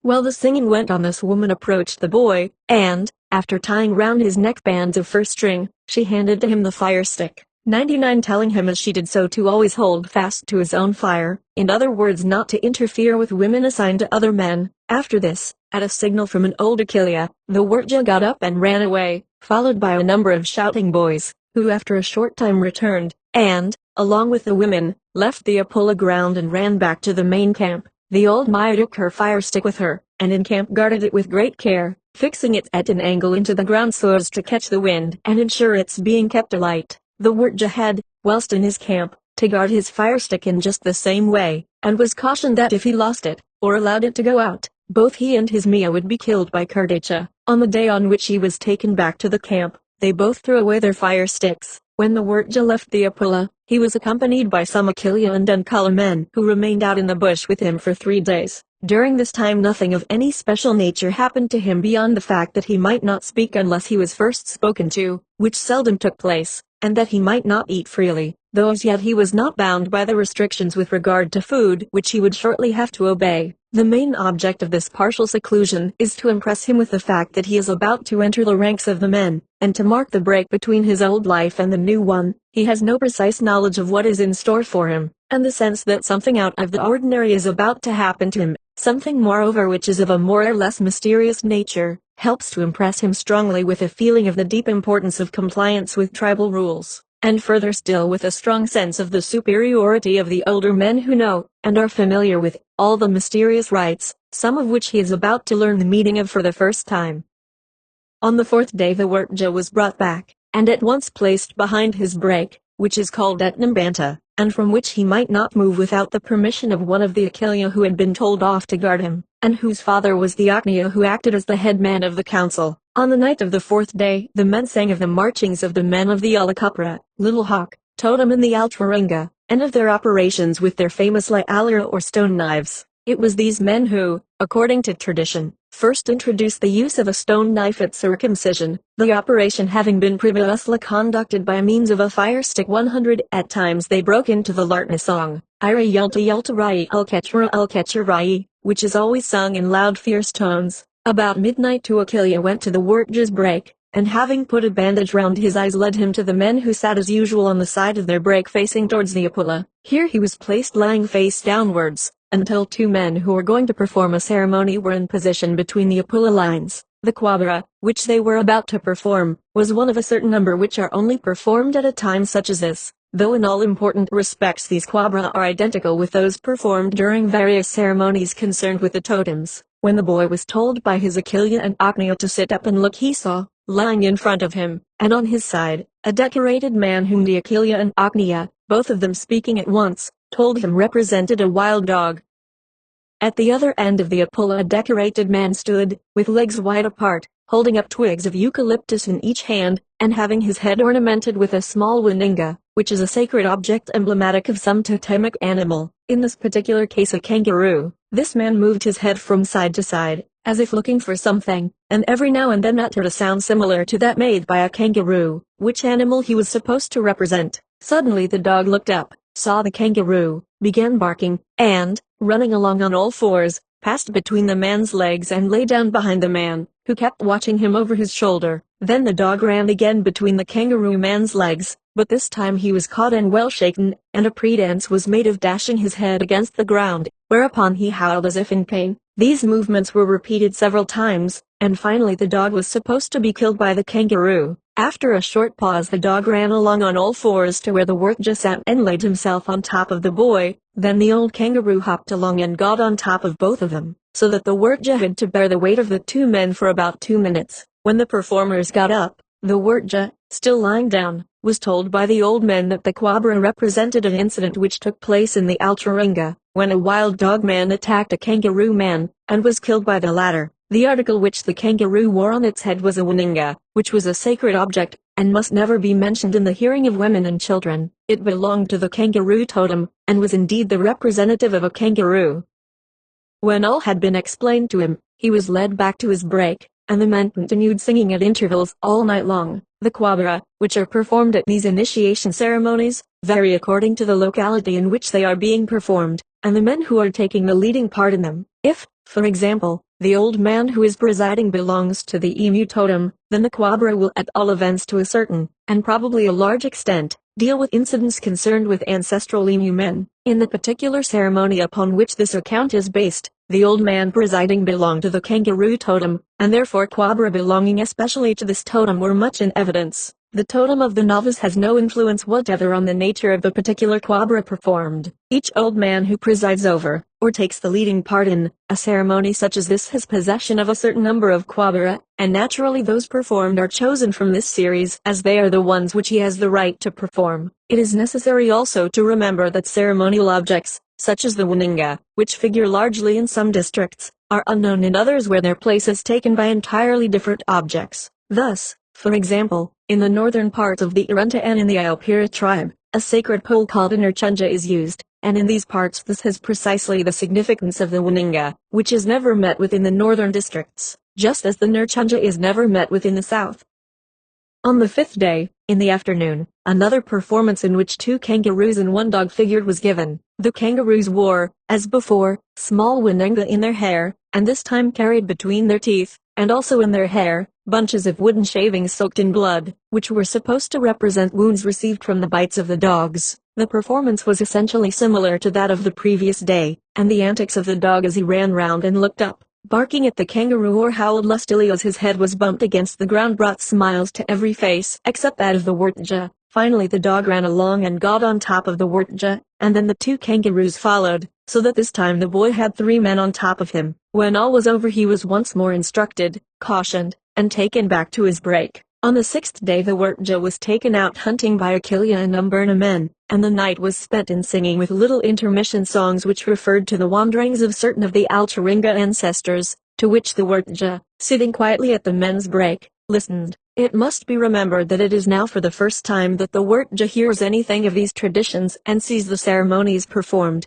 in which the ancestors of the tribe are represented as they were, and acting as they did during life, in various accounts of initiation ceremonies of the Australian tribes, as, for example, in the earliest one ever published, the one written by Collins in 1804, we meet with descriptions of performances in which different animals are represented, but except in the case of the Arunta tribe, no indication of the meaning and signification of these performances has been forthcoming beyond the fact that they are associated with the totems.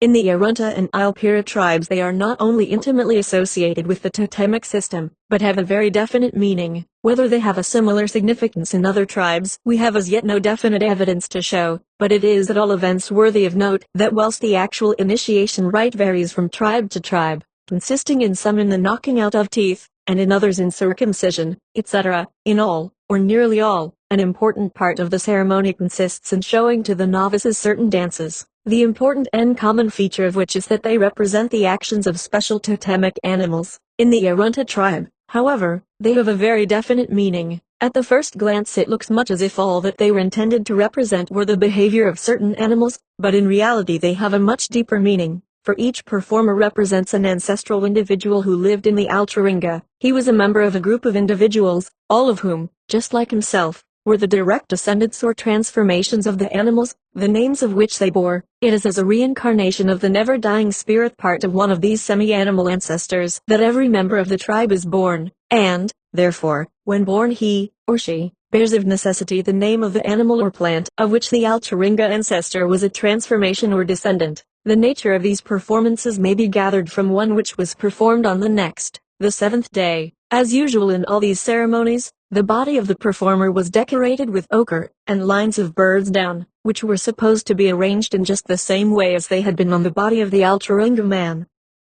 From his waist was suspended a ball of fur string, which was supposed to represent the scrotum of the kangaroo, and when all was ready the performer came hopping leisurely out from behind the men's break, where he had been decorated, lying down every now and then on his side to rest as a kangaroo does. The boy had, as usual, been brought blindfolded onto the ground, and at first was made to lie flat down. When the performer hopped out he was told to get up and watch. For about 10 minutes the performer went through the characteristic movements of the animal, acting the part very cleverly, while the men sitting round the Wurtja sang of the wanderings of the kangaroo in the Altringa. Then after a final and very leisurely hop round the Apula ground the man came and lay down on top of the Wurtja, who was then instructed in the tradition to which the performance refers. He was told that in the Altringa a party of kangaroo men started from a place called El Tainta, away out to the east of what is now called Charlotte Waters, and that after wandering about they came to a spot called Kuringa, in the Edith Range about 30 miles southwest of Alice Springs, where one of the party who is named Unbercha died, that is, his body died, but the spirit part of him was in a sacred churinga, which he carried and did not die, but remained behind along with the churinga when the party traveled on. This spirit, the old men told him, went, at a later time, into a woman, and was born again as a Pirla man, whose name was, of course, Unbercha, and who was a kangaroo man just as his ancestor was. He was told that the old men know all about these matters, and decide who has come to life again in the form of a man or woman.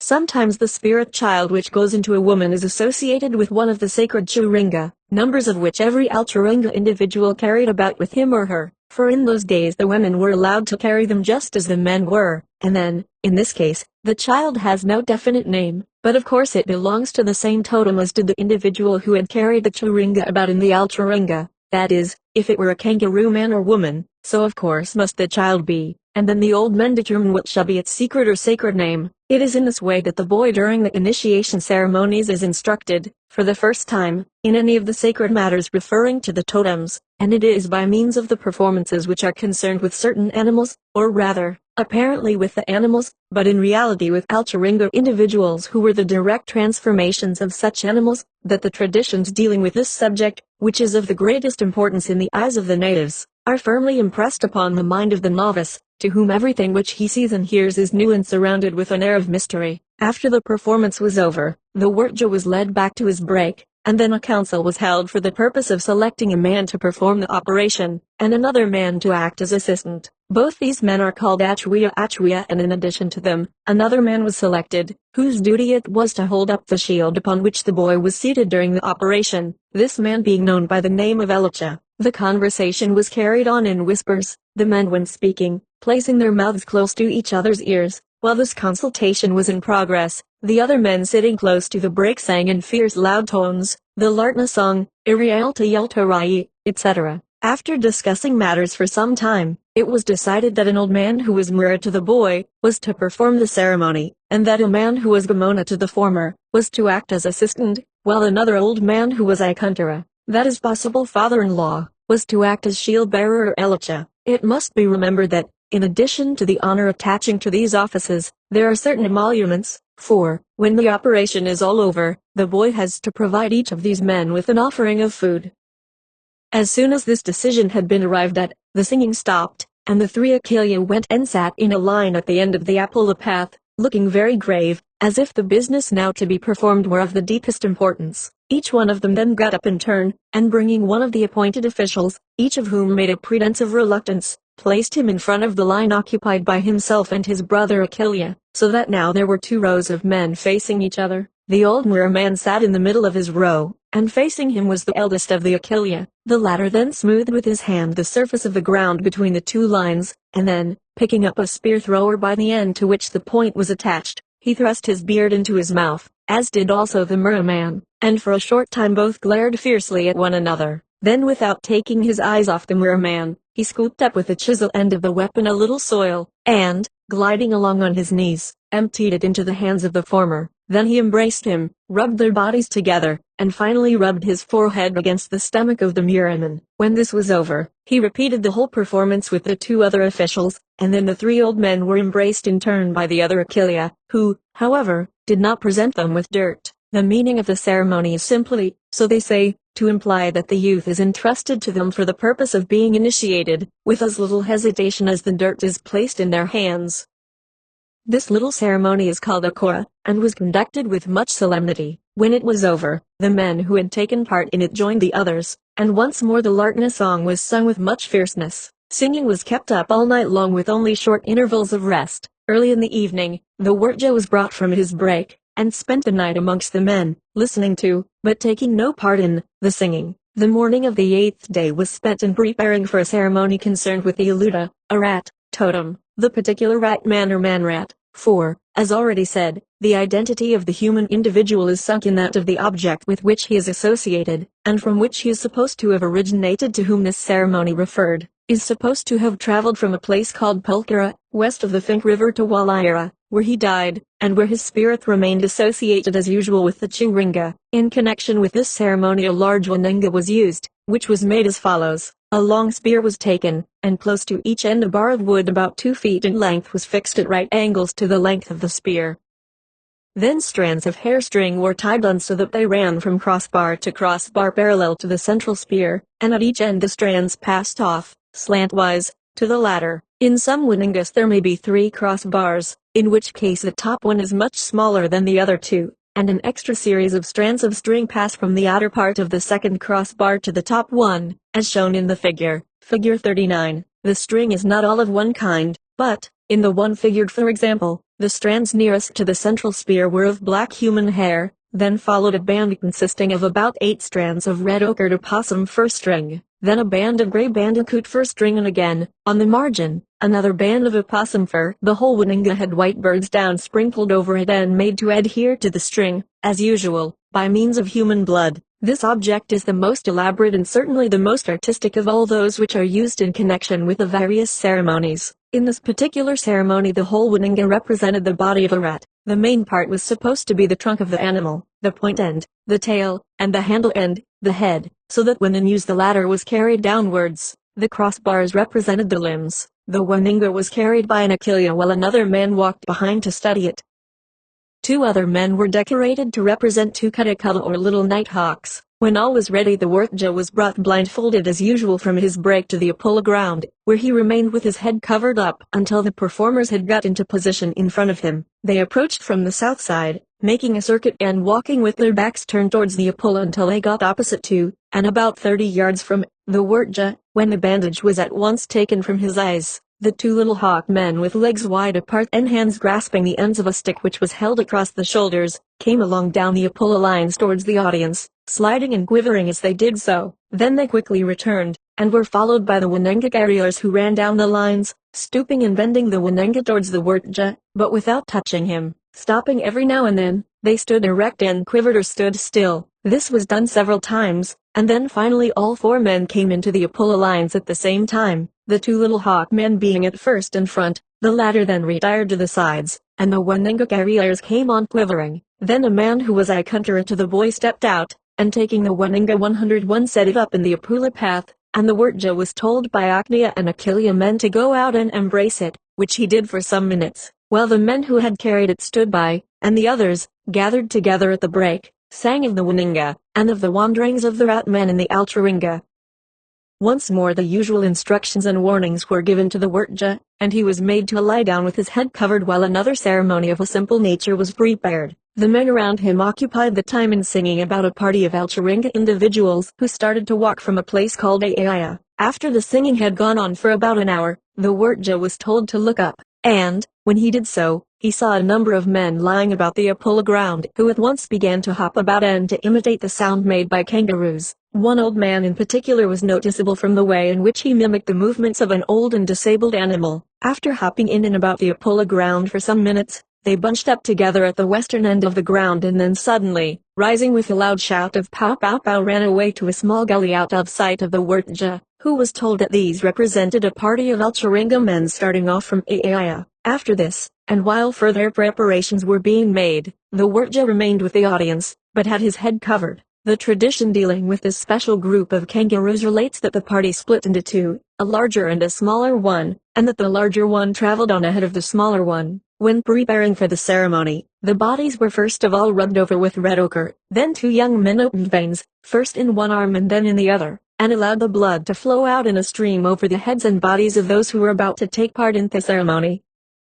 These men, who were 10 in number, were then ornamented with little patches of down, but, unlike the usual plan of ornamentation, there was no regular pattern made, the reason for this being that the Altringa men had not used any regular pattern. Each man carried on his head, and also between his teeth, a small mass of wooden shavings saturated with blood. When all was ready they went, with the exception of 3 who stayed behind, onto the Apollo ground, walking in single file and carrying twigs of eucalyptus in their hands. When they reached the ground, a young man, who led the column and represented a young and frolicsome kangaroo which, according to tradition, accompanied the marchers, lay down sideways across the entrance to the path, with his back towards the Wurtja. The other men stood in the path with their legs wide apart, one behind the other, shifting their heads from side to side and making the twigs quiver. Then the Wurtja was told to sit up, and the performers at once greeted his appearance with imitations of the sounds made by kangaroos. Then the young kangaroo called Kulla Kulla began frisking about and pretending to rush at the other performers, and, finally, darted between the legs of each man and emerged at the western end of the column, where he lay down quietly a few minutes. After he had gone through this performance 4 times, he was caught up as he came through the legs of the man nearest to the Wurtja. The 2 front men then picked him up and carried him bodily, standing astride of him, and laid him on his back on top of the Wurtja, upon whom all of the performers then threw themselves, so that the unfortunate novice had actually to bear the weight of the whole mass of men. As a result of this, the Wurtja himself did not appear to be any the worse for what must have been a somewhat trying experience, but one of the 2 men who had carried Kulla Kulla fainted as soon as the men extricated themselves. The stoical calmness of the Wurtja was most marked throughout the whole ceremony. After this first act in the performance, the men who had taken part in it seated themselves amongst the audience, and the remaining 3 men came onto the ground and went through the same performance, one of them personating a young kangaroo, who was carried up to and laid on the Wurtja, the other 2 men lying on the top of him. For this lying down on the top of the Wurtja there is a special term used, Walthachelpima. After the usual explanations and cautions, the Wurtja was led back to his break. On the morning of the 9th day the Wurtja was carefully greased all over by the Achillea, who was especially in charge of him, and he remained crouching or lying down at his break until noon, when he was brought blindfolded to the ground. Then the kangaroo performance of the previous day was again enacted, the performance including the lying down upon the Wurtja. In addition, however, to the decorations of the previous day, 4 of the old men wore on their heads a half-circle made of grass stalks, bound round with fur string and decorated with white down called etnuta. Each of these represented a dead kangaroo, which was carried on the head by the Alturunga kangaroo ancestor as he marched across the country. In connection with this myth, it is of interest to note that at the present day, when a kangaroo or wallaby is killed, the limbs are always dislocated at the joints, which makes them hang more limply and so renders them more easy to carry. In this condition, the body is spoken of as apnuda, and the act of dislocating is called alakakala. After the performance, the apnuda were taken off the heads and handed round, while each man squatting on the ground kept the object pressed round his stomach for a few minutes, the Wurtja doing this also. After this, 2 more kangaroo ceremonies were performed, the second of which was of some importance. The principal performer carried a waninga, which was really a double one, the top part representing a separate small one attached to the large one. The large waninga represented an old man kangaroo and the small one his son. 2 men, as usual, carried the waninga, the front one supporting it on his back while the other man helped to keep it upright as they advanced and retreated along the Apula path, stopping every now and then to quiver and to bend the waninga over towards the Wurtja.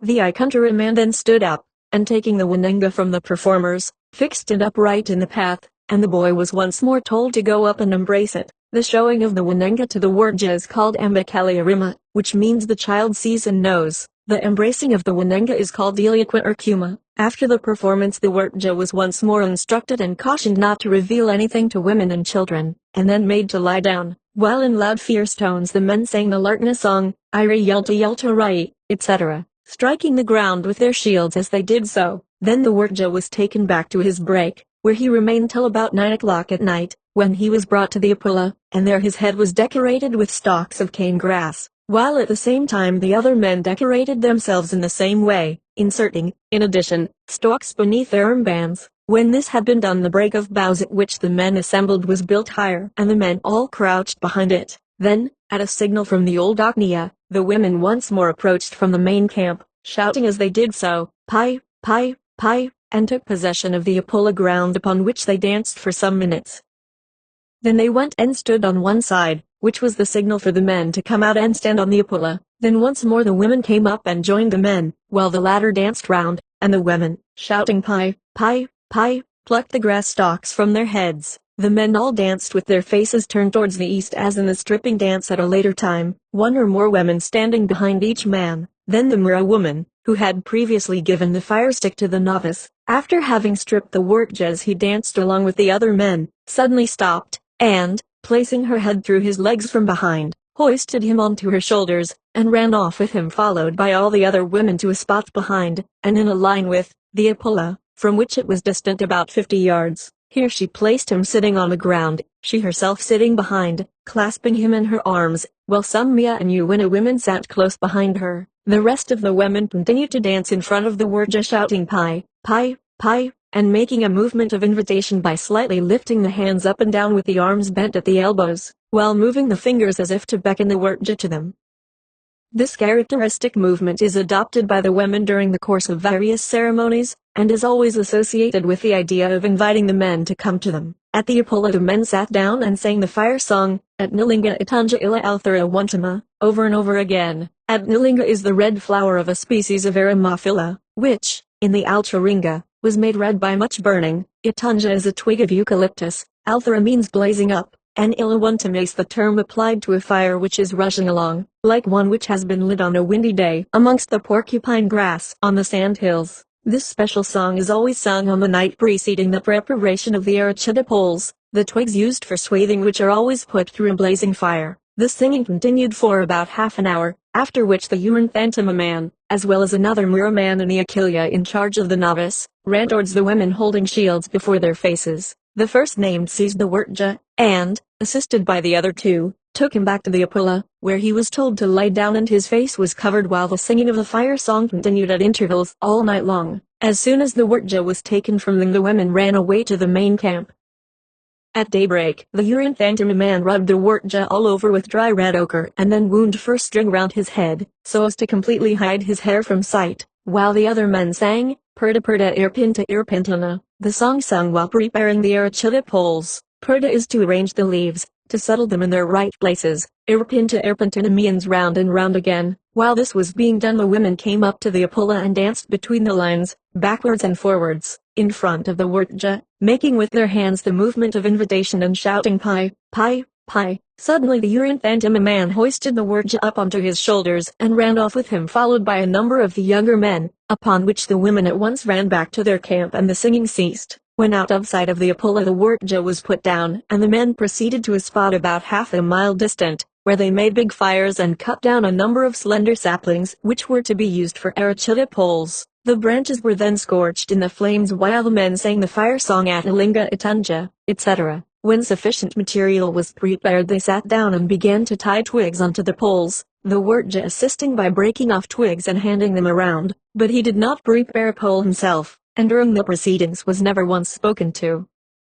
While at work the men sang Purta Purta Irpinta Irpintina, and it was afternoon before the poles, about 30 in number and each about 10 feet in length, were ready. Then a start was made for the Apula ground, the poles being carried to a spot about 200 yards from the Apula, where they were stacked. Here, assisted by the boys Achilea, the Uranthantama man tied twigs of Aramophila onto the Wurja's body and head and then signaled to the men at the Apula that they were ready, whereupon they moved away from the ground and shouted to the women who were waiting at some little distance out of sight. The women at once ran up and took possession of the Apula, carrying shields and shouting Pi, Pi, Pi. On the ground they stood with their backs to the men's break and their faces towards the west, from which direction the Wurja's party was coming. As the latter approached, the women began dancing up and down the lines, making the movement of invitation and all the time holding their shields against their breasts. The party, led by the Uranthantama man, approached at a run, with the Wurja concealed in the center. Each man carried several pieces of bark which,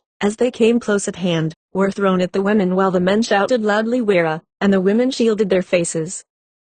At close quarters, a final volley of pieces of bark was the signal to the women to go, which they did, running away pell-mell, their pace accelerated by the vehement shouting of the men who were standing about in all directions away from the Apula, to which they returned as soon as the women had gone. The bushes were taken off the Wurja by the Uranthantama and Achilea, and he was told to remain in a crouching position. The Apula ground was now carefully cleaned, and the Wurja's break removed to within a few yards of the western end of the path, after which a council, in which Achnia, Achilea and Gamona took part, was held, the object being to appoint another official known as Wulaya, whose duty was that of painting a design on the back of the Wurja. The choice of the design is left entirely to the Wulaya, but it must be one of the Alkenia, that is, the series of designs emblematic of the totems, and he is expected also to choose one belonging to a totem group of his own locality. During this conference two Achilea had been sitting opposite to one another, and as soon as the choice had been made, one of them smoothed over the ground between them, and then the other, who in this instance belonged to the same locality as the Wurja, crossed over and sat down between the legs of the first man. Then a man, Gamona too, and of the same locality as the Wurja, stepped out and brought back the old man who was Ipmana to the Wurja, and upon whom the choice had fallen. He came with well-simulated reluctance, as if he felt himself overpowered with the honor thus conferred upon him, and sat down in front of the two Achilea in the space vacated by the man who had crossed over. When he was seated, the front one of the two Achilea took up a boomerang, and with much deliberation drew the flat side 3 times steadily along the ground, thus making a smooth little trench, out of which he scooped a little soil, and then, shuffling along on his knees, emptied it into the hands of the Ipmana man.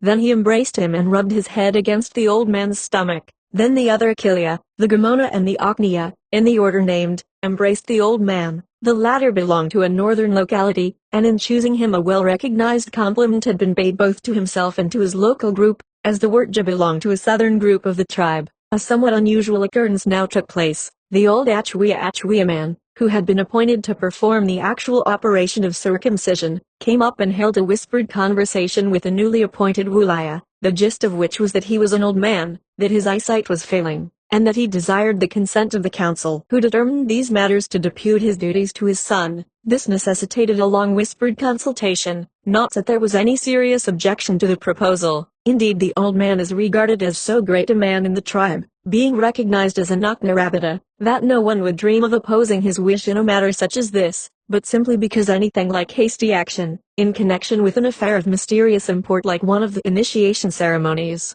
would be completely out of keeping with the feelings of the natives. It was decided to grant the request, and the son was then called up, and after another whispered conversation the council broke up. When this was over, all the men began to decorate themselves with various patterns, which had no special significance. The two Achwea were prominently painted on the face, and their cheeks were blackened with charcoal. so that they were easily distinguishable from the others.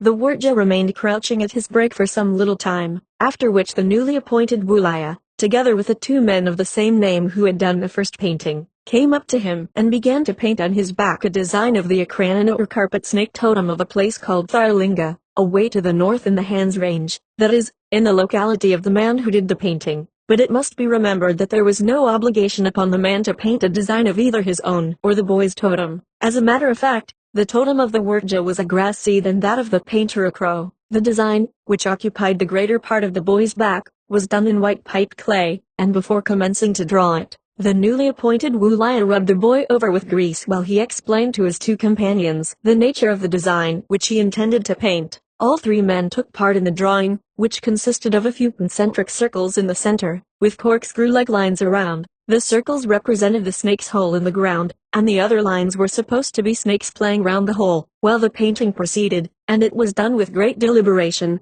occupying more than an hour, the old Aitmana man sang in a low monotonous voice about the snakes of Tharlinga. When at length it was finished, an Akilia of the Wurtja's locality came up and placed in his hair 2 bunches of owl feathers, and then, going away again, he brought the 2 Achwea to inspect the drawing. At this stage the men who had previously made the Arachita poles ran away from the Apula, shouting, "Pai! Pai! Pai!" and brought the poles back with them from where they had been deposited. When within about 50 yards of the Wurtja they separated into 2 parties, one crossed in front of him from left to right, and the other from right to left, and the poles were deposited about 20 yards to either side of him. What was the meaning of this cannot be said, the native explanation as usual being that it was thus done in the Altaringa. Possibly it may be associated in some way with the division of the tribe into 2 moieties, but there was no evidence of this so far as the actual constitution of the 2 parties was concerned, that is, members of one moiety did not go to one side and members of the other to the other. Just before dusk 2 Achilles went out and stood, one on the eastern end of each of the raised banks, with their arms in a somewhat curious attitude, the palm of the hand being turned so that it faced backwards and the elbow bent, so that the hand lay in the armpit. The Eurocentric man went and sat down in the place usually occupied by the Wurtja when he was watching a ceremony, while the other men seated around him sang, Ilunja Apira Arara, hark to the lizards in the tree. At a signal from an old Muir man, the women, who were waiting out of sight, came and stood in 2 groups, one to the left and one to the right of the Apula. It may be mentioned that here again the separation had no reference to the classes, though there are certain occasions during some of the ceremonies connected with initiation when this separation does take place. As soon as the women arrived the 2 Achilles came down from the bank, ran to the Wurtja's break and quickly tore down the bushes which hid him from view, so that he was seen crouching down. The Achilles then knelt down, one on either side of him, and the 3 at once ran quickly, on all fours, to the Apula, where the Wurtja lay down on top of the Uranthantama, who was himself lying down on his back. In this position the 2 remained for about 10 minutes. While this was taking place a woman who was Mia to the Wurtja came and sat down behind one of the Agnya, while 2 others sat behind 2 other Agnya. At the same time the men who had brought in the Arachita poles, and were about to wear them attached to their legs, were busily engaged, with the assistance of other men and some of the women, in fastening them on. At the end of the 10 minutes the Uranthantama man wriggled out from underneath the boy, who remained lying face downwards on the ground. The old Aitmana stood close by, explaining the design on the back of the Wurtja, and after a time called up 2 old women, who, like himself, were Aitmana 102 to the boy, to come up and rub out the design. They came forwards with apparent reluctance, though in reality highly honored by being thus chosen, and, stooping down, effaced the drawing by rubbing it over with their foreheads. The men with the Arachita poles were now ready to come onto the Apula, and there, with their poles attached to their ankles, they ran up and down between the banks, dancing and singing, while the women, shouting, followed them all about, stripping the leaves as they did so from off the poles. It was now dark, but piling the 2 breaks, which had served their purpose and would not be used again, on top of one another, the whole mass was set on fire. 103 and the flames lighted up a scene of the weirdest description possible, on which the Wurtja looked in silence apparently quite unmoved. Suddenly the old Muir man gave out a great roar, the dancing ceased, and, followed by menacing shouts from the men, the women made haste back to their own camp, while from all sides the sound of bull roars was heard. At this signal the Wurtja was laid down on his back, and some of the Agnya and Akilia men, taking up a number of the Arachita poles, stacked them on top of him, lifting them up and down as if beating time with them on his body, while they all sang wildly, Ingwa Alkerna Alkerni Liert Nanthi Alkerli Impera. Ingwa means night or darkness. Alkerna, twilight. Alkernili, a great clear light. Nanthi, a lot of trees growing close together. Alkerli, like the sky. Impera, rising red like the sun. All was now excitement. The fire was giving out a brilliant light, and the two Achwea men took up a position at the western end of the Apollo path, with their beards thrust into their mouths, their legs widely extended and their arms stretched forwards. The two men stood perfectly still, the actual operator in front and his assistant pressing close up behind him, so that their bodies were in contact with each other. The front man held in his extended right hand the small flint knife with which the operation was to be conducted, and, as soon as they were in position, the Ikuntara man, who was to act as shield bearer, came down the lines, carrying the shield on his head and at the same time snapping the thumb and first finger of each hand. Then, facing the fire, he knelt down on one knee just a little in front of the operator, holding his shield above his head.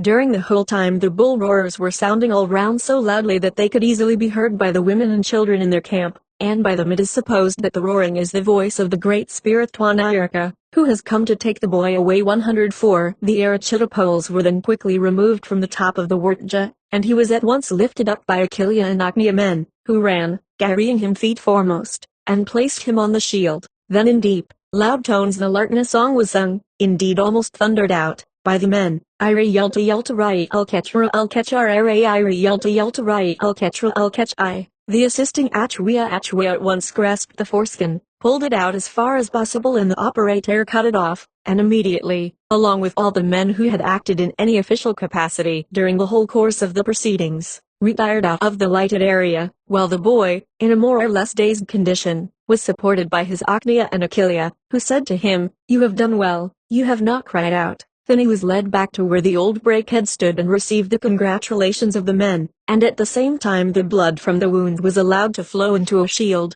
which was given to him by a young Agnia, to whom afterwards he will have, in return, to present an offering of food. While he was still bleeding and Achillea brought up some of the bull roars and, pressing them on the wound, told him that it was these and not Twanayarka which made the sound, that they were sacred to Ringa and must never be shown or even mentioned to the women. To this the boy listened in silence. After a time, when the bleeding had diminished, he was led to the eastern end of the Apollo, where he stood between two Achillea looking towards the west, while two other Achillea, each taking an Arachita pole, mounted the bank and holding their poles over the path shouted loudly, moving them up and down as they did so, Arara, Arara, Arara, which is the signal for the officials, who had been standing on one side in the shade, to come onto the Apollo ground once more.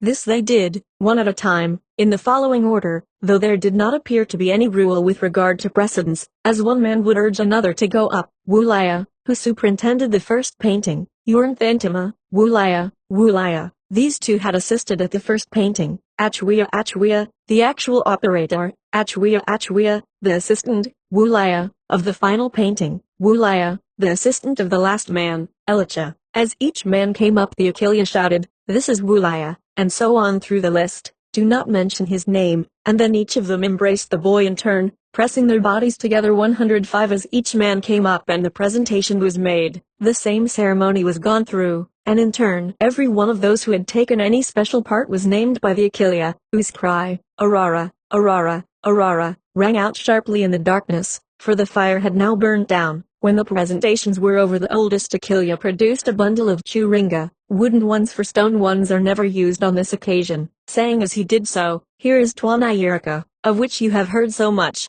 They are churinga, and will help to heal you quickly. Guard them well and do not lose them, or you and your Mia, Ungaratra and Quisha, that is, blood and tribal mothers and sisters, will be killed. Do not let them out of your sight. Do not let your Mia, Ungaratra and Quisha see you. Obey your Achillea, who will go with you. Do not eat forbidden food." These commands were spoken sternly, as if to impress them forcibly upon the novice, who stood silent with bent head. In the particular ceremony here described, as soon as these instructions had been given, a man who had been dispatched for the purpose brought onto the ground two young Arakurta who had been operated upon 5 or 6 weeks before. Acting on instructions from their guardian, they at once knelt down in front of and with their backs to the newly made Arakurta, and he, being told what to do by his Achillea, took a churinga from his bundle, and, holding it in both hands, scraped their backs with the sacred implement. This is called Untungalirama, and places all 3 Arakurta on equal terms and makes them friends. The two kneeling Arakurta were then told to go away quickly to their own camp, which they did.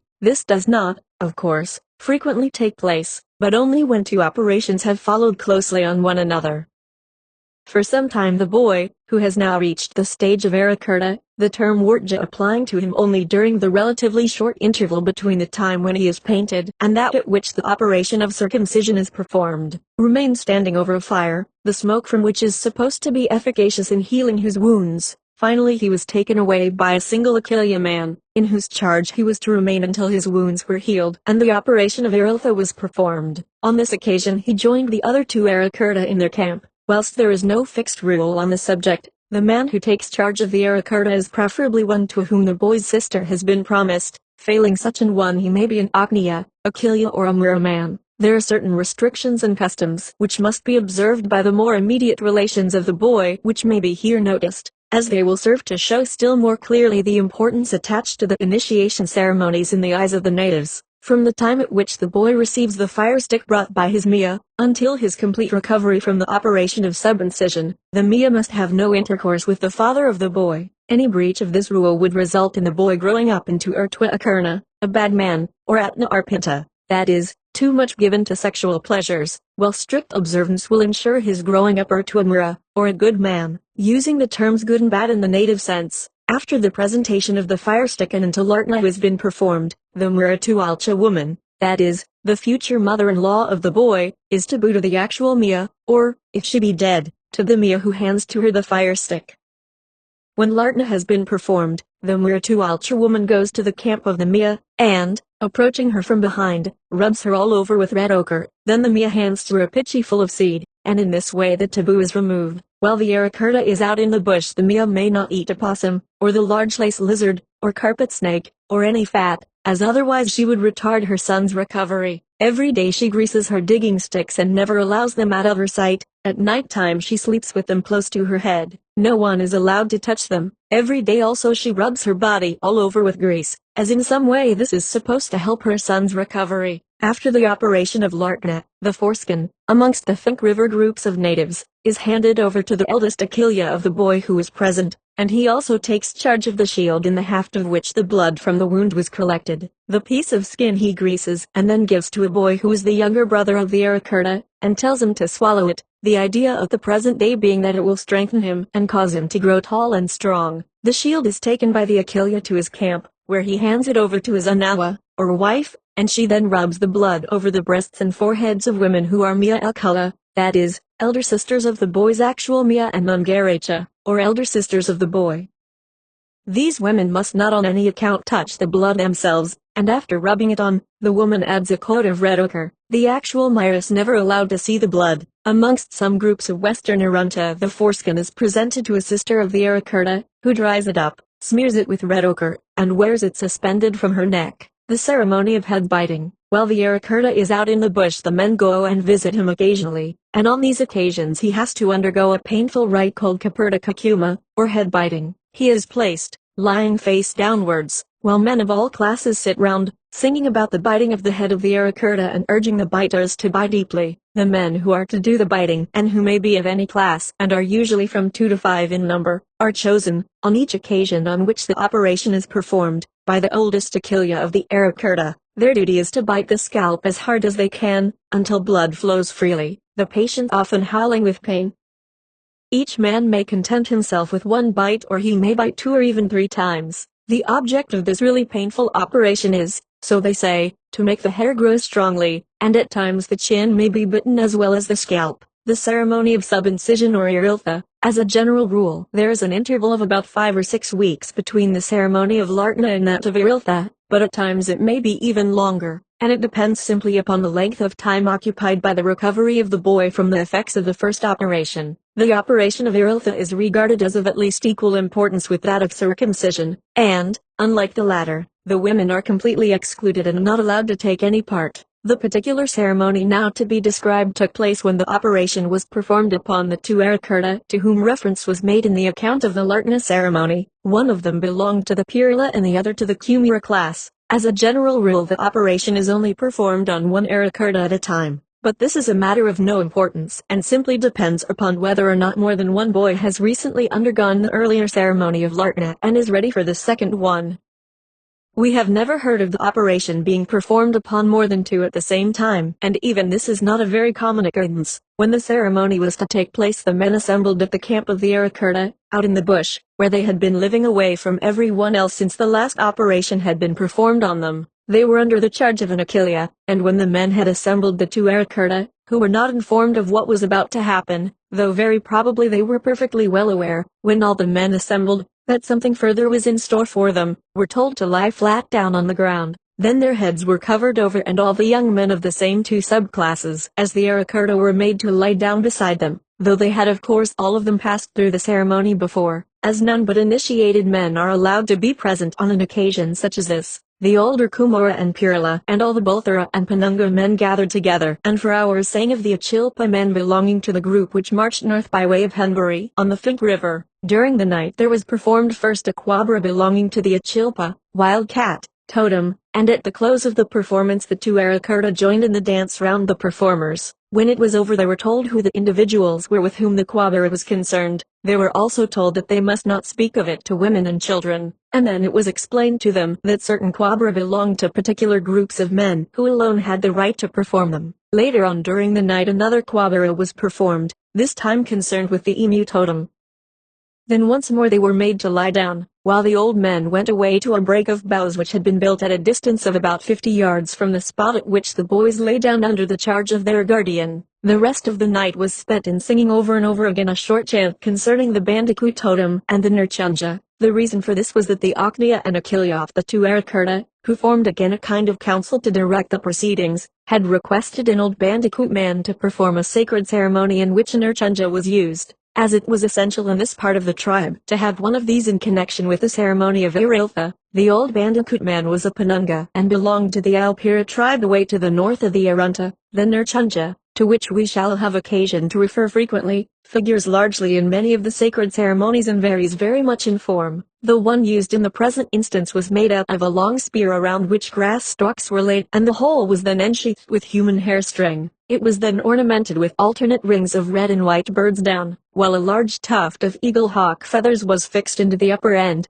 Very often on these occasions, but not on the particular one now dealt with, a few Twaringa are hung onto the Nurchunja.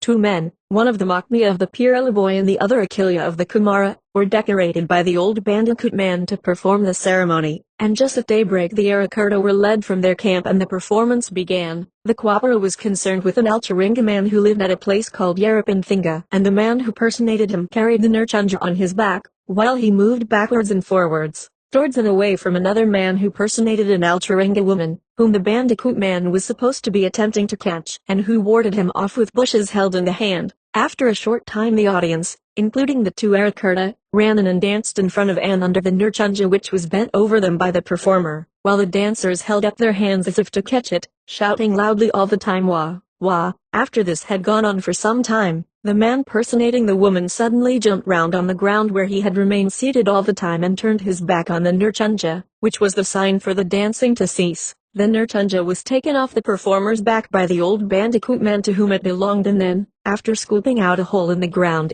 he fixed it upright. As soon as this was done the two Arakurta were told by Aknia and Akilia men to go up to and embrace the Nurchunja, and while they were doing this they were told that they were about to undergo the rite of Iriltha and that the embracing of the Nurchunja, which lasted 10 minutes, would prevent the operation from being painful and that they need not be afraid. The oldest Akilia man now said, "Who will be Tapunga?" Two men volunteered, one man a Penunga and the other a Pirala. The former at once lay on his stomach on the ground and the latter on the top of him, and when this kind of living table was ready the Kumara Arakurta was led from the Nurchunja, close to which the men had lain down, and then placed lying at full length on his back on top of the Tapunga.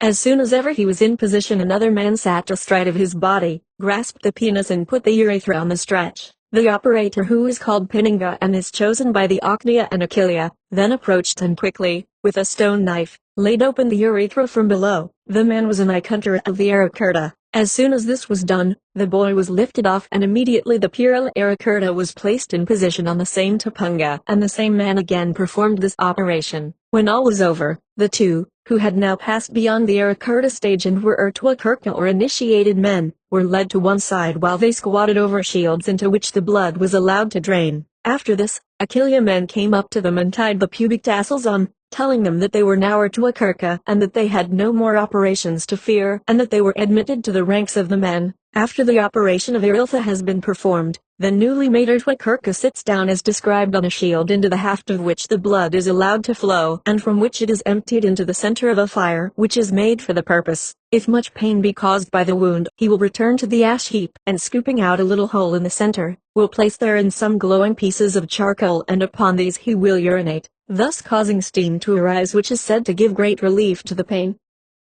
Until the young man's wound has healed, he is supposed to lie only upon his back for otherwise the organ would grow crooked. 106. Until the Arakurta has undergone and quite recovered from the ceremony of subincision, he is forbidden to eat the flesh of opossum, snake, echidna and all lizards. Should he eat any of these his recovery would be retarded and his wounds would become much inflamed. In addition to these there exists in the case of each individual the restriction with regard to the eating of his totem, and to everyone not only at this, but at all times. There exists the general restriction with regard to the eating of the wild cat, at the moment when the Arakurta is seized for the purpose of having the rite of Iriltha performed upon him. The men set up a loud shout of PRR, loud enough to be heard by the women in their camp. The latter at once assemble at the Irlaquera, that is the women's camp, and the Mia of the boy cuts the Unshakulkna woman across the stomach and shoulders, and then makes similar cuts upon women who are the boy's Mura and elder and younger sisters, as well as upon those who are her own elder sisters. While making the cuts she imitates the sound made by the Iriltha party. These cuts, which generally leave behind them a definite series of cicatrices, are called Irpma and are often represented by definite lines on the Churinga. It very often happens that, as soon as the operation has been performed on an Arakurta, one or more of the younger men present, who have been operated on before, stand up and voluntarily undergo a second operation. In such cases the men do not consider that the incision has been carried far enough. Standing out on the clear space close by the Nurchunja, with legs wide apart and hands behind his back, the man shouts out Mura Iriltha at Nurtinja Yinga Iritiko Pichi, Mura mine come and cut my Iriltha down to the root. Then one Mura man comes and pinions him from behind, while another comes up in front and seizing the penis first of all cuts out an oval-shaped piece of skin which he throws away and then extends the slit to the root. Most men at some time or other undergo their second operation, and some come forward a third time, though a man is often as old as 30 or 35 before he submits to this second operation, which is called Iriltha or Litha at Nurtinja. The Ertuakurka carry the Churinga about with them, just as the Arakurta did until they have completely recovered. When the man in charge of them announces that they are recovered from the effects of the operation, the men all assemble out in the bush, and the Aknia and Akilia appoint a man to act as what is called Irakoa Arta. It is his duty to remove all the decorations from the body of the Ertuakurka, after which the latter is told to lie down on his face while the men sing a chant, which is supposed to have the effect of promoting the growth of his hair, and he is told that he must not speak for some time to the Irakoa Arta and then not until he has made a present of food, which is called Jurelia, to the individual in question. Then the men, accompanied by the Ertuakurka, assemble at some little distance from the main camp and begin to sing in loud tones.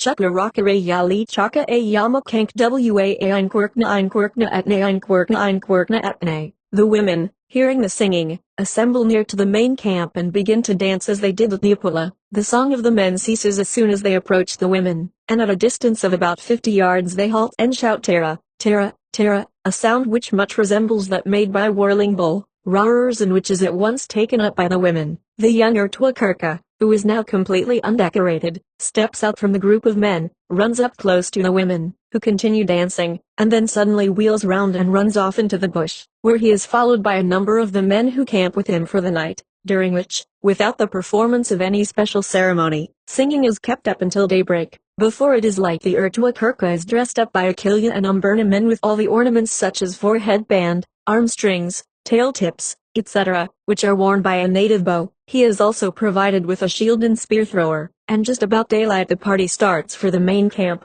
the young man walking in the center by the side of the Irakoa Arta man, while all shout loudly Tara, Tara, Tara. When within about 50 yards of the women, who are dancing and shouting as before, the men halt, and the Irakoa Arta leads the Ertuakurka on but only accompanies him for a few yards, after which he goes on alone, carrying his shield in front, so as to hide his face.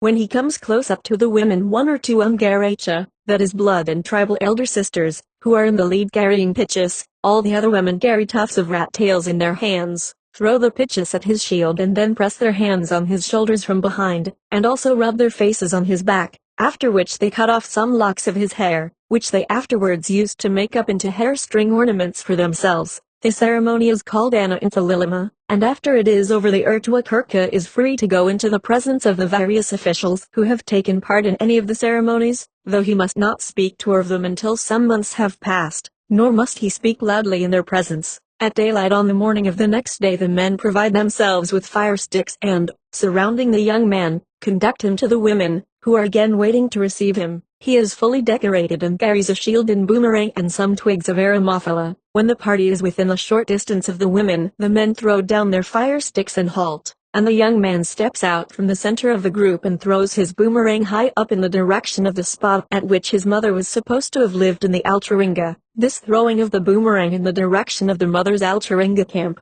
that is, of course, the spot at which the Altaringa individual of whom his mother is supposed to be the reincarnation, lived, occurs during the performance of other ceremonies, such, for example, as those which accompany the knocking out of teeth in eastern groups of the Arunta and also in the Ilpira tribe. It may in all likelihood be regarded as intended to symbolize the idea that the young man is entering upon manhood and thus is passing out of the control of the women and into the ranks of the men. The fact that he is using the boomerang is indicative of this, and his throwing it towards his mother's camp is an intimation to her of the fact that he is passing away from her control. At the same time, there remains the curious feature, the exact significance of which it is difficult to see, that it is thrown towards the Altaringa camp rather than towards the mother herself.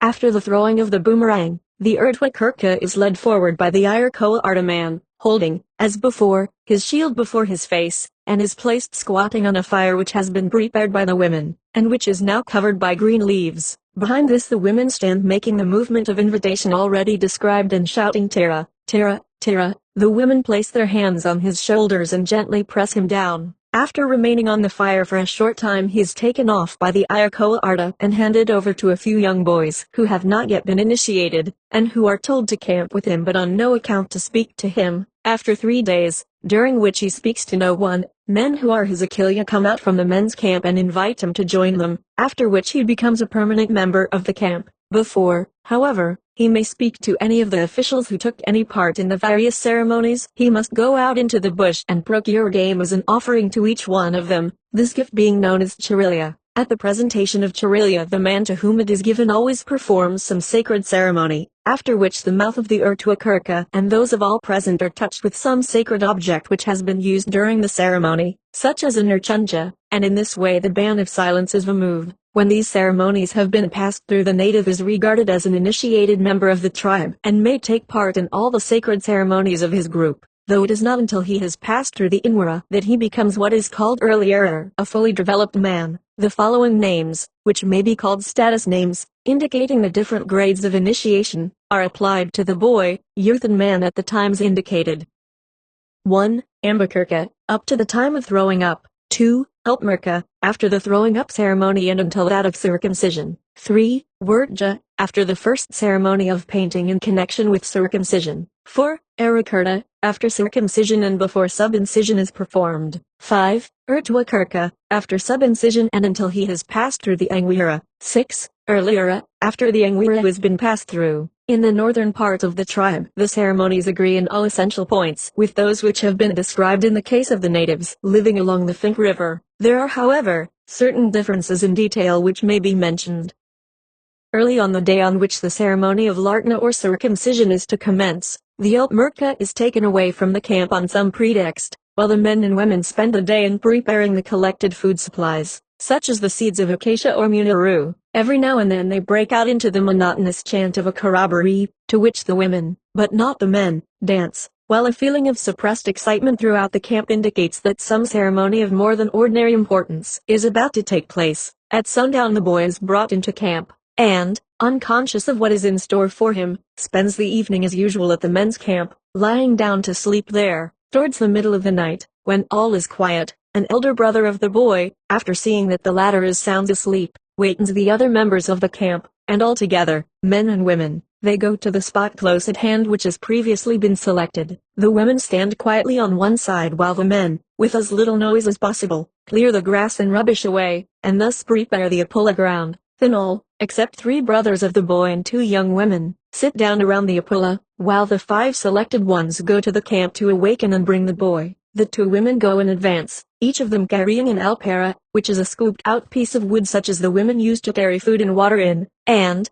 creeping quietly up to the Alpmerka, suddenly strike him sharply with their alparas, crying out loudly at the same time, "Ache, ache!" The boy, naturally dazed and startled, springs to his feet, when the 3 men take hold of him, and tell him that the time has come when he must no longer remain an Alpmerka, but must be made into a man, an Erdwakerka. So soon as the cry of Ache is heard, the men begin to sing and the women to dance. The subsequent proceedings, including the painting by Hugh Williamson and the handing of the firestick by an Nunchakulkna woman, though there may be more than one of these, are much the same as those already described. On the day on which the actual operation is to be performed there is, however, a slight variation in the procedure. After being ornamented with twigs of eucalyptus, 2 rows of spears are fixed upright, 1 row on either side of the Apula path. They form a kind of grove, with their path running between them. About midday, when all is ready, some of the men leave the camp to go and bring the boy in. When the signal of their return with the boy, who is hidden out of sight of the women, is given, then the latter at once go in between the line of spears, and, while some of the older men sing, perform the Anthipa dance, and then, standing by the poles, strip these of their leaves. As the men with the boy approach, they all throw pieces of bark at the women, a signal to them to disperse and go to their camp, out of sight of the Apula. The boy is placed at one end of the path behind a brake of boughs, of which, in this instance, only 1 and not 2, as described before, is made. At night the women are brought back, and sit on either side of the path at the base of the stripped spears. 2 Akilia go to where the boy is as yet hidden from the women, throw on one side the boughs, and then, accompanied by the Alpmerka, hop down the path until they have traversed half its length, when they diverge, 1 to the right and 1 to the left. Well, the boy goes on until he collides with a man who has been purposely placed so that he shall do this. This man is here called Tapunga, and at once he rolls over onto his back, and the boy lies on the top of him. Silence is now maintained by all. In this position the painting is rubbed off the Alpmerka's back. Then the Arachita poles are brought in, and as the men dance the women strip the poles, which are tied onto the legs as described. The men remain calm, but the women grow wilder and wilder, singing at Nintu Rapida Kaperka Aok and they are into Europunchakui. Whilst this is in progress the boy gets off the man's back and sits up watching the dance, which suddenly ceases when the sound of a bull roar is heard. At once the women run off, and very shortly after the operation is performed. In this district the man who holds the shield is termed the Uranthantama, and he must belong to the moiety of the tribe to which the boy does not. The operation is almost always performed by a man who is Ikuntara to the boy, and who is assisted by 1, or it may be 2 men, who are called Kalarna, and who must also belong to the other moiety of the tribe. When all is over the boy is given a bundle of churinga and sent out in charge of a man as previously described, until he has recovered, and is ready for the further operation. The rite of subincision, which may be said to be characteristic of the great group of tribes occupying the interior parts of Queensland, 107 New South Wales, and South Australia, right away to the far north, and at all events a very large part of West Australia, 108, has frequently been alluded to by Kerr and other writers under the name of the terrible rite, a term which, as Dr. Sterling suggested, may well be discarded. It consists, as is well known, in subincision of the penis, so that the penile urethra is laid open from the meatus right back to the junction with the scrotum. It is certainly a most extraordinary practice, and one which it might be thought would be frequently attended with serious results, but none such apparently ever follow. Though in their native condition the operation is performed merely with a sharp chipped piece of flint or a small knife made of a hard flaked quartzite, the Arunta natives have no idea as to the origin of the practice, and it seems almost useless to speculate upon it. Mr. Roth has suggested that the mutilation of the women, which takes place, so far as is known, in all those tribes where subincision is practiced by the men, was indirectly the origin of the latter, that, on the principle of a form of mimicry, the analogous sign was inflicted on the male to denote corresponding fitness on his part. This still leaves unexplained the mutilation of the women, and it would seem to be almost simpler to imagine that this was a consequence of the mutilation of the men. In the Arunta tribe tradition ascribes the origin of the custom to the members of the wildcat totem and points clearly to the fact that it was introduced by the members of some powerful group at a time subsequent to the introduction of the rite of circumcision. One thing is clear, and that is that at the present day, and as far back as their traditions go, the Arunta natives at least have no idea of its having been instituted with the idea of its preventing or even checking procreation. In the first place, it does not do this. Every man without exception throughout the central area, in all tribes in which the rite is practiced, is sub-incised. Under the normal conditions he must be before he is allowed to take a wife, and infringement of this rule would simply mean death to him if found out. Though it is true that the number of children rarely exceeds 4 or perhaps 5 in a family, and, as a general rule, is less still, perhaps 2 or 3, yet the cause of this is not sub-incision.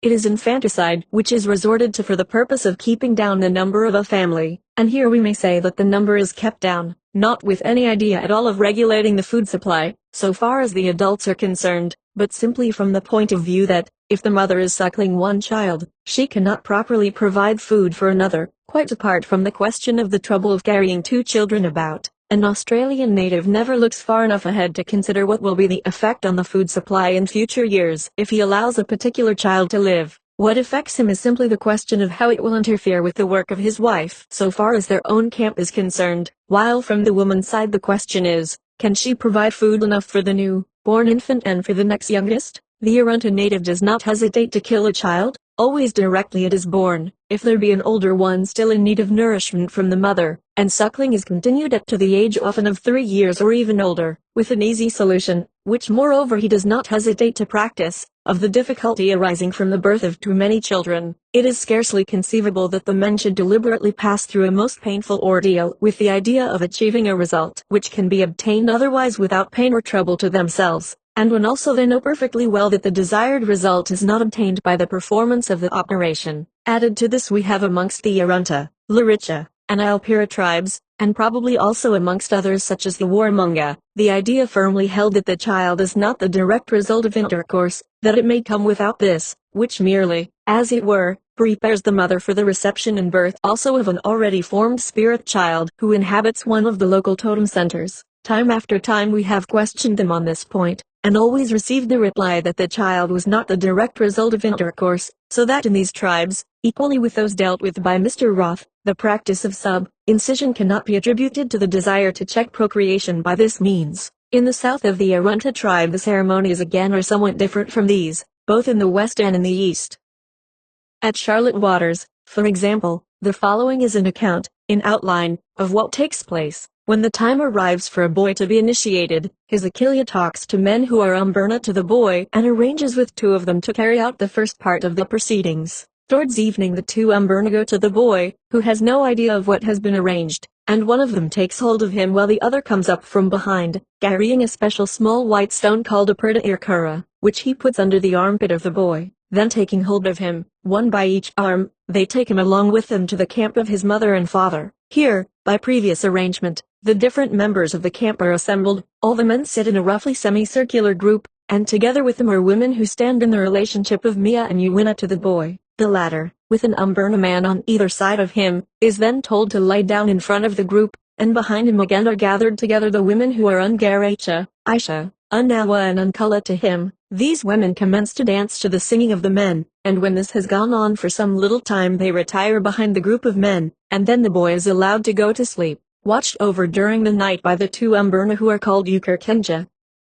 The latter wake him early and, after tying up his hair with whitened string, decorate it with tufts of eagle hawk feathers. When this has been done the boy is called Oircha. This over, the boys Ungaracha and Aisha bring him food in the shape of munaru or grass seed, of which he eats some and gives the rest to his 2 umberna. Then, if she be present, the Mura woman whose daughter has been allotted as wife to the boy, or, in her absence, the umberna men, paint him all over with red ochre. After this, the further ceremonies may either be carried out on the spot or else the boy may be taken away to a different local group, where the first part of the ceremonies will then be performed. There does not appear to be any rule in regard to this. In the event of the boy being taken away, he goes under the charge of the same 2 umbernamen, wearing, as he walks, his hair string, and carrying the stone under his arm. On approaching the strange camp, the men call out "Pow!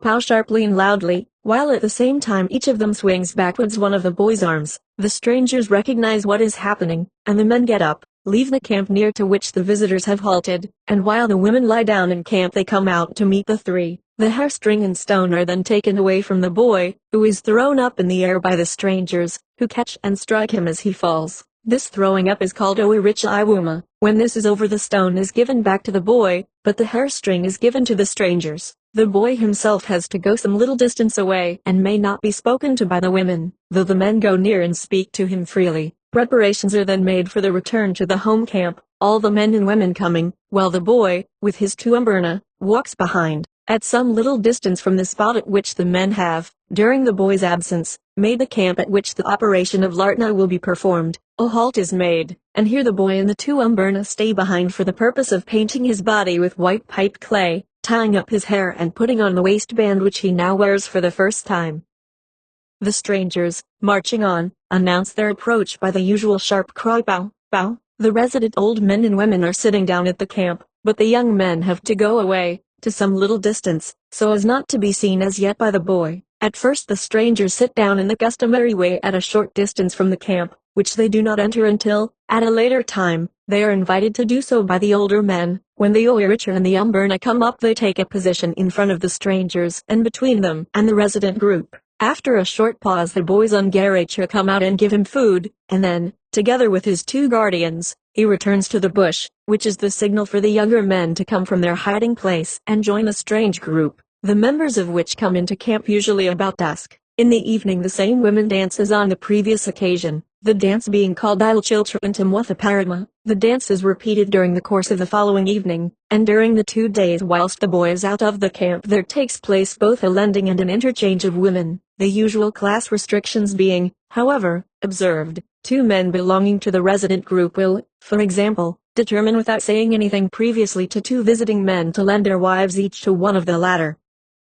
During the dance these 2 men will get up from the group of men watching the dance, and each one taking a fire stick will give it to his wife, who is amongst the dancers. The woman knows what this means and retires to some distance. Then the 2 men return to the main group, and each going behind the man to whom he desires to show attention, either in return for some past act of kindness or in anticipation of favors to come, lifts him up by his elbows and informs him of his intention. The exchange, or lending, is merely a temporary one, and in this instance only takes place between those who are unawa to each other. When the 2 days are over the boy is brought back and the women are sent away from the camp where the dancing has taken place and where the operation of Lartna will shortly be performed. As in the case of the southwestern or the Larapinta groups already referred to, various ceremonies are performed in which a wananga is used, and this the boy is made to embrace before the operation is performed. When this is about to take place, the boy is told to lie down on the ground while an Akilia puts his hand over the former's eyes, and a man who is unkala to the boy goes away to some little distance. While this takes place,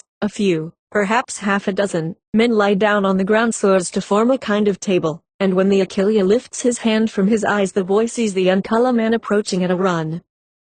This man places him on the top of the prostrate men, whom the boy afterwards calls Iron Tuwira, and at once the operation is performed by an Ikuntara man whom the boy calls Ertwi Erchwia. The Akilia stand by shouting Araquera, Arandirtna, you be quiet, do not cry. As always, the blood is collected in a shield and is handed over to the Akilia, who thereupon makes a hole in the ground and buries in this the blood and the foreskin. Then small stones are put on top of the latter, and the hole is filled with sand, on the surface of which a short piece of stick, perhaps 6 inches long, is laid down horizontally. This stick is called Altha, and neither the boy who has been operated upon nor yet any woman, may go near to it. When the operation of Lartna is over, the boy is called Etnarinia. As soon as he has recovered, the operation of Iriltha is performed in much the same manner as already described, except that in this southern district no nurchunja is made. The men who lie down on the ground are called Atraperntum, the Unkala man who sits on the boy's chest is called Ikwarta, and the Ikuntara man who performs the ceremony is called Pinanaya. It is usual during the ceremony for the Unkala man to take off his hair girdle and to lay it down close beside the boy with the object of preventing too great a flow of blood. After the operation of Iriltha the novice is called Alalumba. When it is over he is taken out into the bush by an Akilia who may be accompanied by a Gramona man, and after recovery his body is painted white, the hair string girdle and the pubic tassel are put on. He is brought up to the men's camp and then taken on to where, close to the Urliquera, the women are waiting, the throwing of a boomerang, the meeting between the boy and his Ungaracha, when the latter hit him on the back, and the smoking of the novice are carried out in essentially the same way as already described. When all this is over, the novice returns with the men to their camp, and during the night a ceremony concerned with the owl totem is always performed. Why this is so we have not been able to discover. For some time the newly initiated man may not speak to any of the men or women who have taken part as officials in any of the ceremonies, but, as previously described, the ban of silence is ultimately removed after he has presented to each one separately an offering of food. In regard to the initiation ceremonies of women, it is clear that, as was first shown by Roth, there are certain ceremonies which are evidently the equivalents of the initiation ceremonies concerned with the men. Such ceremonies occur, though not to such an extent as described by Mr. Roth, in the Central tribes. The first one takes place when the girl's breasts are rubbed with fat and red ochre, and the second, when the operation of opening the vagina is performed. This is clearly regarded as the equivalent of subincision in the male, the name of the latter ceremony being Bira Irilthakuma, while in the case of the woman it is called Etna Irilthakuma. There is no special name given to a female after any initiation rite. Up to the first menstrual period she is called Kwai, the ordinary name for a girl, just as Wai is the ordinary name for a boy. After that she is called Wanpa, a name which she retains until the breasts hang pendant, after which she is called Arakutja, the ordinary term for a grown woman. The first ceremony may perhaps be regarded as the equivalent of the throwing up and painting of the boys, there being amongst the women no equivalents of the larkness circumcision, or Angwira ceremonies of the men. We have described the ceremonies attendant on what may be called the initiation of women, the first in connection with other ceremonies peculiar to women, 109, the second in a chapter dealing with the social organization, as it has important bearings upon this, and may be most conveniently dealt with in connection therewith. 8. Initiation ceremonies continued. The Angwira ceremony, the Angwira, or, as it is called in some parts of the tribe, Urampilla, is in reality a long series of ceremonies concerned with the totems, and terminating in what may be best described as ordeals by fire, which form the last of the initiatory ceremonies. After the native has passed through these he becomes what is called Urlira, that is, a perfectly developed member of the tribe. We cannot fully translate the meaning of either term, but each of them is formed, in part, of the word Ura, which means fire. The natives themselves say that the ceremony has the effect of strengthening all who pass through it. It imparts courage and wisdom, makes the men more kindly natured and less apt to quarrel. In short, it makes them Urtua Mara Aknera, words which respectively mean man, good, great or very, the word good being, of course, used with a meaning attached to it by the native. Evidently the main objects of it are, firstly, to bring the young men under the control of the old men, whose commands they have to obey implicitly, secondly, to teach them habits of self-restraint and hardihood, and thirdly, to show to the younger men who have arrived at mature age, the sacred secrets of the tribe which are concerned with the Churinga and the totems with which they are associated. The Angwira may be performed in various places, but, as it is a ceremony at which men and women gather together from all parts of the tribe, and sometimes also from other tribes, a central position is preferred if it be intended to carry it out on a large scale. It is, indeed, a time when the old men from all parts of the tribe come together and discuss matters. Councils of the elder men are held day, by which we do not mean that there is anything of a strictly formal nature, but that constantly groups of the elder men may be seen discussing matters of tribal interest. All the old traditions of the tribe are repeated and discussed, and it is by means of meetings such as this, that a knowledge of the unwritten history of the tribe and of its leading members is passed on from generation to generation. Not only this, but while the main effect is undoubtedly to preserve custom, yet, on the other hand, change is introduced in one part of the tribe, and, despite the great conservatism of the natives, such changes do take place, can by means of these gatherings, become generally adopted in much less time than would be the case if they had to slowly filter through, as it were, from one locality to another. Some idea of the importance of the ceremony may be gathered from the fact that the one which we witnessed commenced in the middle of September, and continued till the middle of the succeeding January, during which time there was a constant succession of ceremonies, not a day passing without one, while there were sometimes as many as 5 or 6 within the 24 hours. They were held at various hours, always one or more during the daylight, and not infrequently 1 or 2 during the night, a favorite time being just before sunrise. Whilst the whole series of ceremonies followed one another without a break, yet there were 5 clearly marked phases, each of which was characterized by certain important features peculiar to it, and these phases we will describe in succession. They may be briefly outlined as follows. Phase 1, sending out the messengers, assembling of the tribe, performance of introductory corroborees, building of the para on the Angwira ground, and the commencement of the sacred ceremonies.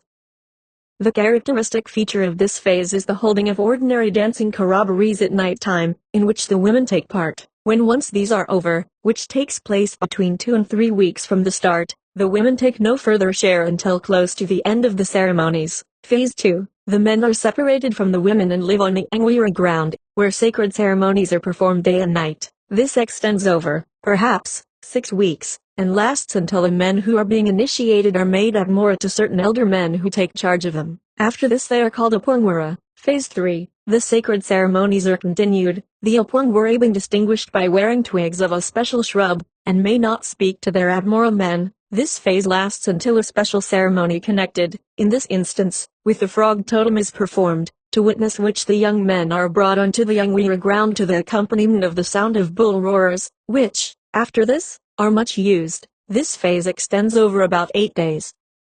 Phase 4. The Apurngwira are taken out of camp in the morning and brought in at night time by old men who carry bull roarers. This is the most important phase, and during its continuance the fire ceremonies are passed through. It extends over 2 weeks or more, and after the final ceremony of this phase the initiated men rank as Urlira. Phase 5. The newly made Urlira are kept out in the bush. Corroborees, in which women take part, are held at night time, and at intervals sacred ceremonies are performed in connection with the removal of the ban of silence between those who are abmora to one another. This phase lasts an indefinite length of time, but after its commencement the camp breaks up and the different members begin to return to their respective localities. When it has been decided by any particular group to hold an Angwira, and the initiation rests with the Alatunja, the latter, after consultation with the older men, sends out messengers to other groups. Each of these carries with him 1 or 2 churinga irala, that is, wooden churinga, carefully concealed from view in a casing of emu feathers.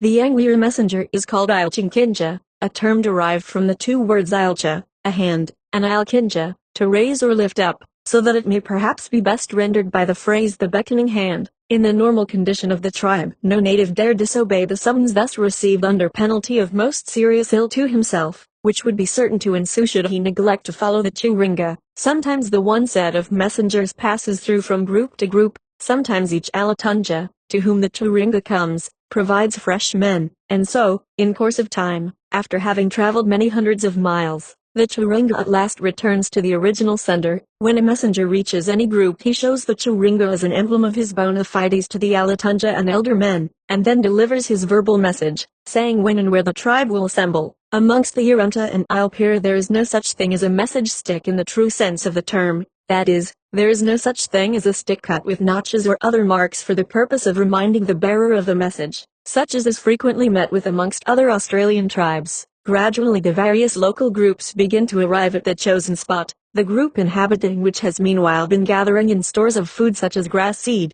or munaroo. A spot is chosen for the Angwira ground which is more or less secluded, and so placed that the women and children who are in the main camp cannot see what is taking place on it. The plan on the following page shows the arrangement of the camp during the Angwira. In the particular instance now described the ground was a level stretch bounded on the east by the river Todd, with its belt of low scrub and gum trees, and on the west by a rough quartzite range.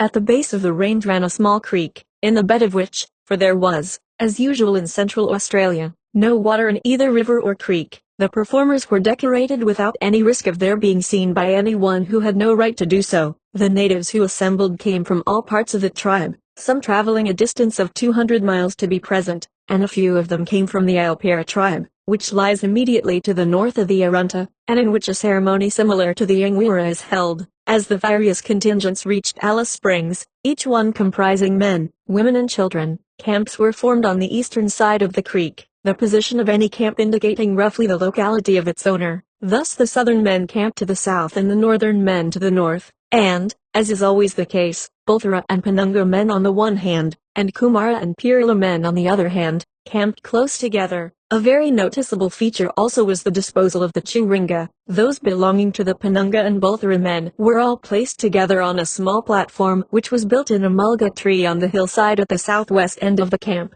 where they were under the immediate charge of the Alatunja of the Alice Springs group, who was himself a Bulthara man. Those belonging to the Pirla and Kumara men were under the charge of a Pirla man, and were placed on a small platform at the northern end of the ground. To this storing place of the Turinga during the Angwira the name of Thanunda is given.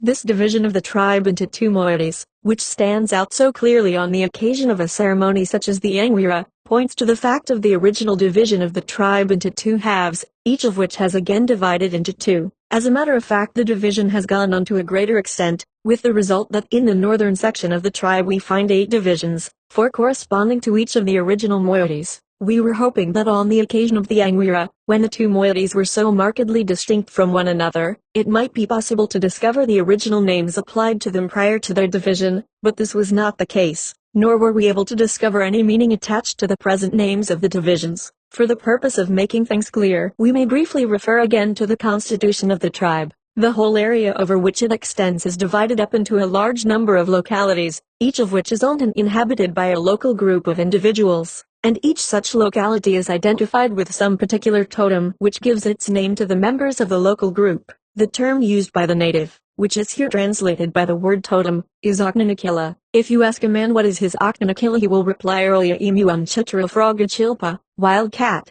etc., as the case may be. Special men of the Alcharinga are associated with special localities in which they became changed into spirit individuals, each associated with a Churinga, and with each locality are associated also certain ceremonies which in the Alcharinga were performed by these individuals, and have been handed down from that time to the present. Each local group has also, as already described, its own Urtnachulunga, or sacred storehouse, in which the Churinga are kept. The men assembled at the Angwira represented various local totem groups, and they, that is, the older men of each group, had brought with them numbers of the Churinga from the storehouses. Each totem has its own ceremonies, and each of the latter may be regarded as the property of some special individual who has received it by right of inheritance from its previous owner, such as a father or elder brother, or he may have, in the case of the men who are supposed to possess the faculty of seeing and holding intercourse with the Irunturana or spirits, received it as a gift directly from the latter, who have at some time, so he tells his fellows, performed it for his benefit and then presented it to him. This means either that he has had a dream during which he has seen a ceremony acted, which is quite as real a thing to him as actually seeing it when awake, or that being of a more original and ingenious turn of mind than his fellows, as the men skilled in magic certainly are, he has invented it for himself and has then told the others, who implicitly believe in his supernatural powers, that the spirits have presented it to him 110 each ceremony. Further, is not only connected with some totem, but with a particular local group of the totem, and its name indicates the fact. Thus we have the Kwapara Unjayamba of Oramina, 111, which is a performance connected with the Unjayamba or Hakia flower totem of a place called Oramina, the Kwapara Ultmurka of Quirnpa, which is a ceremony concerned with certain Ultmurka, or uncircumcised men of the plum tree totem of a place called Quirnpa, and so on. Naturally the ceremonies performed at any Angwira depend upon the men who are present, that is, if at one Angwira special totems are better represented than others, then the ceremonies connected with them will preponderate. There does not appear to be anything like a special series which must of necessity be performed, and the whole program is arranged, so to speak, by the leading man, whose decision is final, but who frequently consults with certain of the other older men. He invites the owners of different ceremonies to perform them, but without his sanction and initiation nothing is done.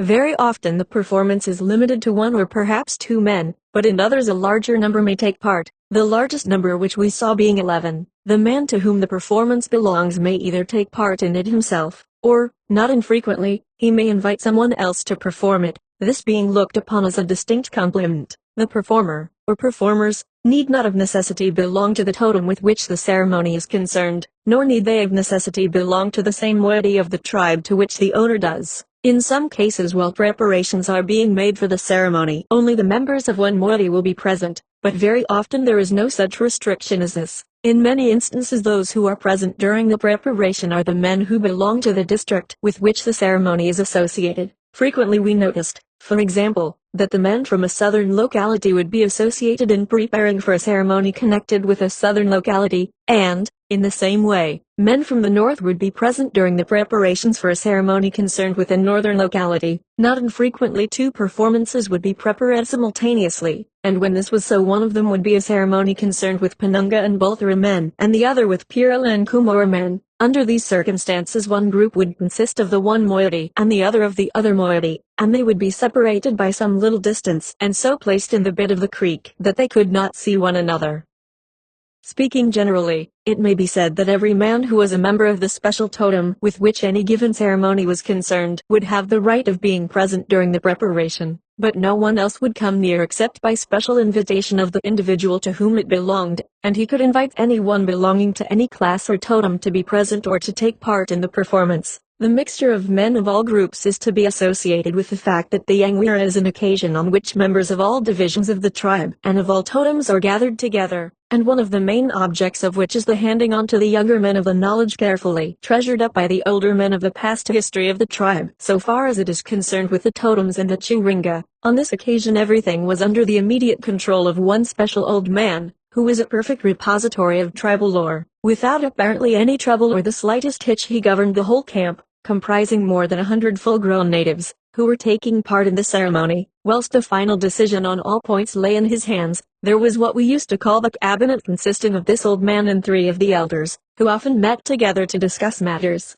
Frequently the leader would get up from the men amongst whom he was sitting, and apparently without a word being spoken or any sign made, the other 3 would rise and follow him one after the other, walking away to a secluded spot in the bed of the creek. Here they would gravely discuss matters concerned with the ceremonies to be performed, and then the leader would give his orders and everything would work with perfect regularity and smoothness. The effect on the younger men was naturally to heighten their respect for the old men and to bring them under the control of the latter.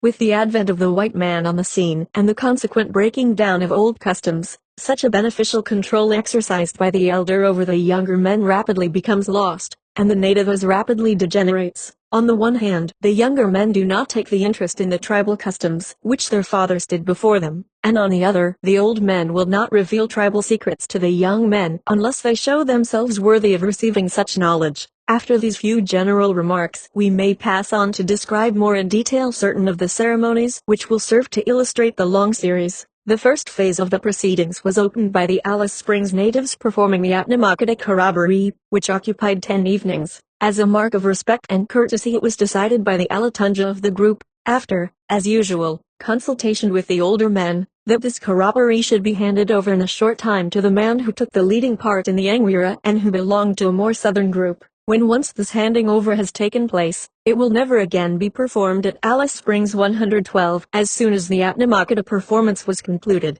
another called the Alayanpa was commenced, and this also occupied 10 nights. 2 days after it had begun, the old leader of the Yangwira went down to the ground which had been chosen, the corroborees mentioned taking place at a separate spot visited by men and women alike, and digging up the loose, sandy soil he made a low mound called the bara, measuring about 30 feet in length, 2 feet in width and 1 foot in height. It was ornamented with a row of small gum tree boughs, which were fixed one after the other along the length of the mound, and is said to represent a tract of country, but, despite long inquiry, we have not been able to find out what is the exact meaning of the word bara. All that the men could tell us was that it had always been made so during the Yangwira, their fathers had made it and therefore they did, and that it was always made to run north and south, because in the Alcharinga the wildcat people marched in that direction. On the level flat to the western side of this bara, the sacred ceremonies forthwith began to be performed. When the Alayanpa corroboree had come to an end, no more ordinary dancing festivals were held until the close of the whole proceedings some 3 months later. From this time onwards, and until the last act of the Yangwira is performed, the younger men who are passing through the ceremony must separate themselves completely from the women, and are entirely under the control of the older men. They must obey the latter implicitly. Their days are spent either in hunting, so as to secure food, the greater part of which is supposed to be brought into the older men who remain in camp, or in watching the ceremonies, or in taking part in them under the guidance of the old men, and their nights are spent on, or close to, the Yangwira ground. With the opening of the second phase, the performance of the sacred ceremonies concerned with the totems began in earnest, and as descriptive of this, we may relate what took place during the last 8 days of the 5 weeks which it occupied. About 10 o'clock on the morning of the first day, it was decided to perform a ceremony called the Kwapara Unjayamba of Oramana. This is concerned with certain women of the Unjayamba or Hakia totem, who in the Alcharinga came down from the north and marched southwards as far as a spot called Oramana, about 25 miles to the south of Alice Springs. The head man of the local group is the owner of this ceremony, and together with 6 Purila men and 1 Penunga man, he repaired to the bed of the small creek, where they all sat down under the shade of a small gum tree. The other men remained in various places round about the Yangwira ground, but no one came near to the place where the preparations were being made. On occasions such as this, every man carries about with him a small wallet, which contains the few odds and ends needed for decoration in the performance of the various ceremonies. The wallet consists of a piece of the skin of some animal, such as one of the smaller marsupials, with the fur left on, or else some flat strips of a flexible bark tied round with fur string are used. In one of these wallets will be found a tuft or 2 of eagle, hawk and emu feathers, bunches of the tail feathers of the black cockatoo, some porcupine grass resin, pieces of red and yellow ochre and white pipe clay, an odd flint or 2, balls of human hair and opossum fur string,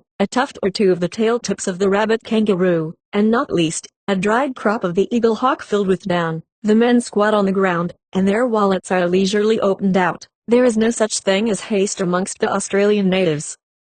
On this occasion, the owner of the Quabara had asked his younger brother to perform the principal part in the ceremony. He was a Purila man of the Hakia totem, and he had also invited another man who was a Penunga of the Achilpa or wildcat totem, to assist in the performance. The reason why the latter man was asked, though he belonged neither to the same moiety nor totem as those to which the owner of the ceremony did, was simply that his daughter had been assigned as wife to the owner's son, and therefore it was desired to pay him some compliment. After some preliminary conversation, carried on in whispers, which had reference to the ceremony, the performers being instructed in their parts, and also in what the performance represented, a long spear was laid on the ground. 1 or 2 of the men went out and gathered a number of long grass stalks in which the spear was swathed, except about a foot at the lower end which was left uncovered. Then each man present took off his hair waist girdle, and these were wound round and round until spear and grass stalks were completely enclosed, and a long pole, about 6 inches in diameter and about 8 feet in length, was formed.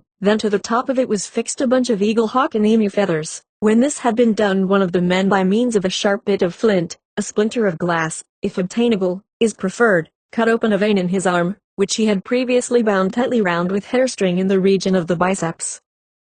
The blood spurted out in a thin stream and was caught in the hollow of a shield, until about half a pint had been drawn, when the string was unwound from the arm and a finger held on the slight wound until the bleeding ceased. Then the down was opened out and some of it was mixed with red ochre which had been ground to powder on a flat stone. 4 of the Purila men then began to decorate the pole with alternate rings of red and white down. Each of them took a short twig, bound a little fur string round one end, dipped the brush thus made into the blood, and then smeared this on over the place where the down was to be fixed on. The blood on congealing formed an excellent adhesive material. All the time that this was taking place, the men sang a monotonous chant, the words of which were merely a constant repetition of some such simple refrain as, painted around with rings and rings, the Nurtunja of the Altaringa, paint the Nurtunja with rings. Every now and again they burst out into loud singing, starting on a high note and gradually descending, the singing dying away as the notes got lower and lower, producing the effect of music dying away in the distance. Whilst some of the men were busy with the Nurtunja, the Penunga man taking no part in the work beyond joining in the singing, another Purila man was occupied in fixing lines of down across 6 churinga, which had been brought out of the Purila and Kumara store for the purpose of being used in the ceremony. Each of them had a small hole bored at one end, and by means of a strand of human hair string passed through this it was attached to the pole from which, when erect, the 6 hung pendant. Of the churinga, the 2 uppermost ones were supposed to have actually belonged to the 2 Hakia women who in the Altaringa walked down to Oramana. Of the remaining 4, 2 belonged to women and 1 to a man of the same totem, and the remaining 1 was that of a man of the Achilpa totem. The decorated pole which is made in this way is called a Nurtunja, and in one form or another it figures largely in the sacred ceremonies, especially in the case of those which are associated with northern localities. Its significance will be referred to subsequently. As soon as the Nurtunja was ready, the bodies of the performers were decorated with designs drawn in ochre and birds' down, and then, when all was ready, the Nurtunja was carried by the Purila man to the ceremonial ground, and there, by the side of the bara, the 2 men knelt down, the hinder one of the 2 holding the Nurtunja upright with both hands behind his back. It is curious to watch the way in which every man who is engaged in performing one of these ceremonies walks. The moment he is painted up he adopts a kind of stage walk with a remarkable high knee action, the foot being always lifted at least 12 inches above the ground,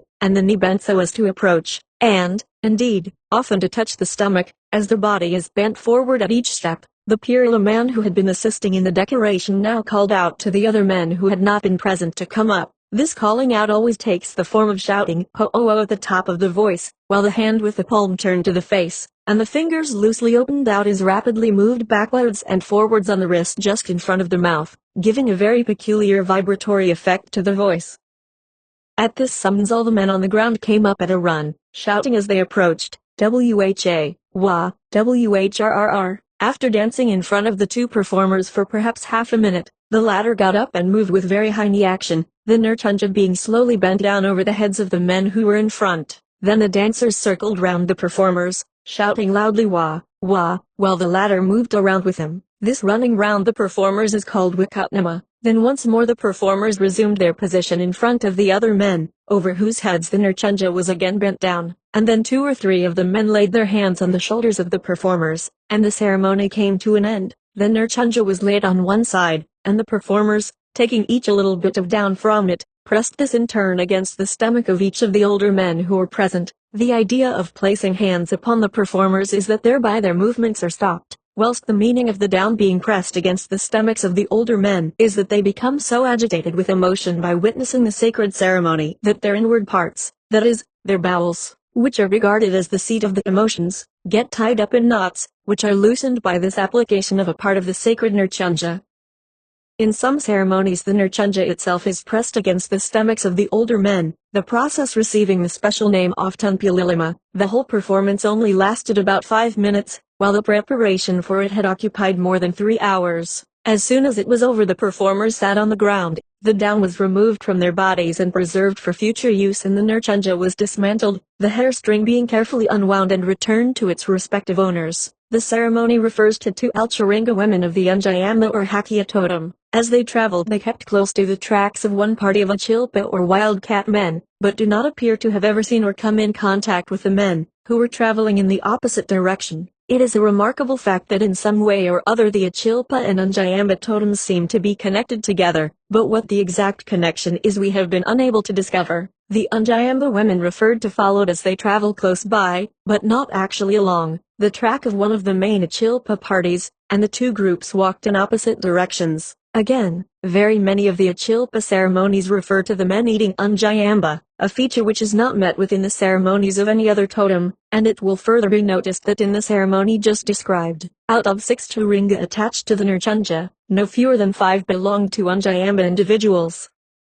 When the ceremony was over there was a rest for an hour or 2, and then, early in the afternoon, 2 lots of Churinga were brought in from the Penunga and Bulthara store to be examined. Men of all groups, about 15 in number, gathered together in the bed of the creek, with the Churinga in the middle of the group. The first lot belonged to the Achilpa of Oramina, the second to the Iricha, or Eaglehawk men of a place called Undulaya, out to the east of Alice Springs. During the examination certain of the younger men were present, and in this instance the Churinga, which were bound up in parcels tied tightly round with human hair string, were unpacked by the sons of the Alatunjas of the 2 localities to which they respectively belong. While this was taking place the men sang as usual, pausing every now and then while some old man leant over to whisper in the ear of someone opposite to him. No loud talking was allowed, and everyone looked as solemn as possible, the Churinga having been at last unpacked, for in these ceremonies everything is done with the utmost to the onlooker, often exasperating deliberation. They were taken up one by the Alatunja, in whose charge they were, and after a careful examination of each he pressed them in turn against the stomach of some one or other of the old men present.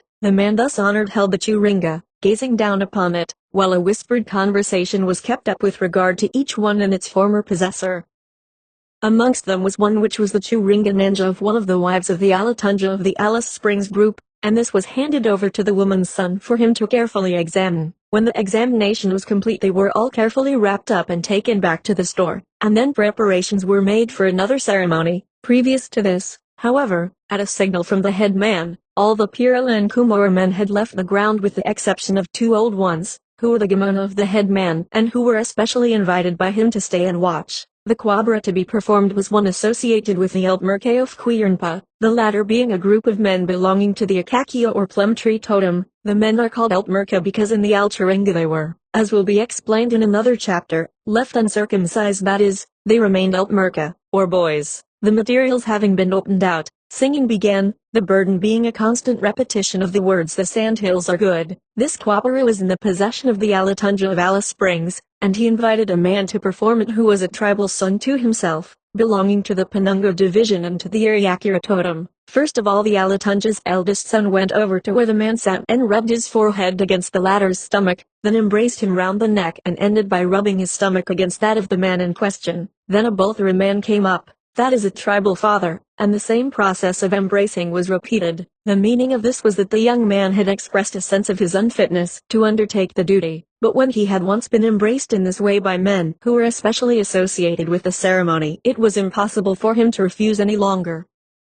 As soon as this was over, the Alatunja of Alice Springs at once went over to where he sat and began to decorate his head. Twigs of a species of cassia were fixed onto the top of his head enclosing his hair, which was gathered into a bunch so as to form, with the twigs, a long rounded structure about 2.5 feet in length, projecting upwards and slightly backwards on the top of his head. The twigs were bound round and round with hair string. The Alatunja of the Undulaya group, who was the father of the performer, bled himself, the blood being taken on this occasion, as it very often was, from the subencised urethra, which was probed with a sharp-pointed piece of wood, as the decorations proceeded, that is, while the headdress was being covered with a design in white and red down. The men sitting around sang of the hair top knot of Kukacha, the latter being a celebrated man of the Alcharinga associated with the plum tree totem, the top knot having reference to the manner in which the hair is worn previous to the boys passing through the ceremony of circumcision. Yai yegukai alalarai yai yegukai yai atari malare. Time after time some such simple refrain was repeated while the down was fixed onto the performer's headdress and body. When all was ready, the performer, preceded by an old man, walked in a crouching attitude along the creek bed until he came opposite to the para, when he ran straight across and squatted in front of and close beside it. It was just sunset as he came onto the ground, and at the same moment the arrival of a fresh contingent of natives from the south was announced. They had come into camp on the other side of the river and had, according to strict etiquette, sat down there for some little time apart from the other men. By way of welcome, a party of the natives with spears, shields and boomerangs ran across to where they sat and, with the usual high-stepping action, danced round and round them, brandishing spears and boomerangs and shouting loudly. Suddenly they turned, crossed the river and came, still running, up the bank, threw their weapons on one side amongst the bushes and, without stopping, came on and circled round and round the performer, shouting wah, wah. After a short time 2 Pirla men went and sat down, one in front of and one behind the performer. Then a third came and, as he bent forward over the front one, the 3 placed their hands on the shoulders of the performer and he ceased the quivering and wriggling movements which he had been executing, while the men danced round him. The performer then got up and embraced the older men one after the other, this being done to assuage their feelings of emotion. The evening was spent, as it usually was, singing on the ground close to the para. During all the first 6 weeks, a considerable length of time was always occupied during the night in what was called singing the ground.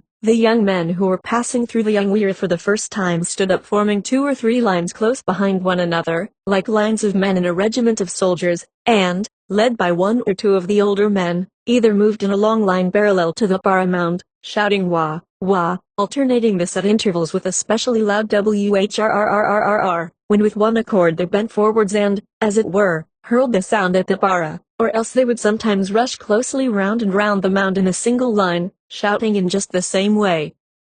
The noise was deafening, and the loud wah, and still more penetrating cry of whrrrrrr, could be heard a mile or 2 away echoing amongst the barren rocky ranges surrounding the Angwira ground. When this singing was over, that was about midnight, they all lay down around their campfires, and for a few hours there was a welcome silence. Usually at night there were a few of the men awake preparing, by the light of scattered fires, for ceremonies which often took place in the dead of the night, or else just before the day broke. The morning of the second day was entirely occupied with the examination of Churinga. Early in the afternoon a Quabra Irunterinia Iricha was performed. This will serve as a good example of what is called an Irunterinia ceremony, that is, one which is supposed to have been imparted to a special individual by the Irunterinia or spirits. The favored person to whom this particular one had been shown was a celebrated medicine man, or Railchaw, the son of the Alatunja of an Iricha or Eagle Hawk locality, but who is himself an Udnaringada or Wicheti Grub man. The Irunterinia can present Quabra to whomsoever they choose to honor in this way, quite regardless of the recipient's totem.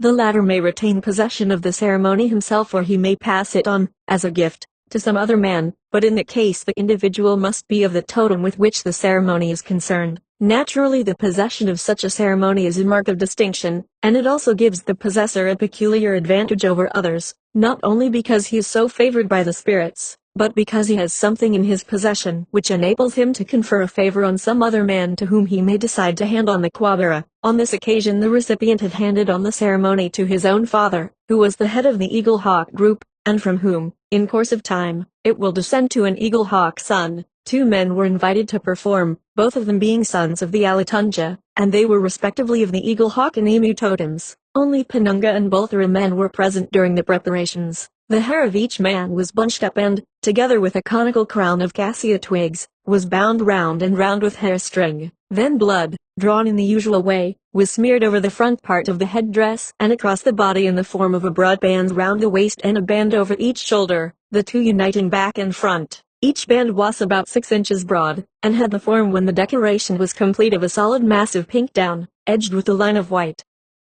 Into the hair girdle behind was fixed a large bunch of the black feathers of the eagle hawk, and into the top of each man's headdress were fixed 3 churinga, decorated with close rows of down colored alternately red and white, each churinga being about 3 feet in length and decorated at its end with a tuft of eagle hawk feathers. In his mouth one man carried a small cylindrical mass, about 8 inches in length and 2 in diameter, made of grass surrounded with hair string and covered with lines of down. When the decoration was complete, they came into the open and each of them sat down on his haunches on the convex side of a shield, so that they faced one another at a distance of about 8 feet. Each man had his arms extended and carried a little bunch of eucalyptus twigs in his hands. They were supposed to represent 2 eagle hawks quarreling over a piece of flesh, which was represented by the downy mass in one man's mouth. At first they remained squatting on their shields, moving their arms up and down, and still continuing this action which was supposed to represent the flapping of wings. They jumped off the shields and with their bodies bent up and arms extended in flapping, began circling round each other as if each were afraid of coming to close quarters.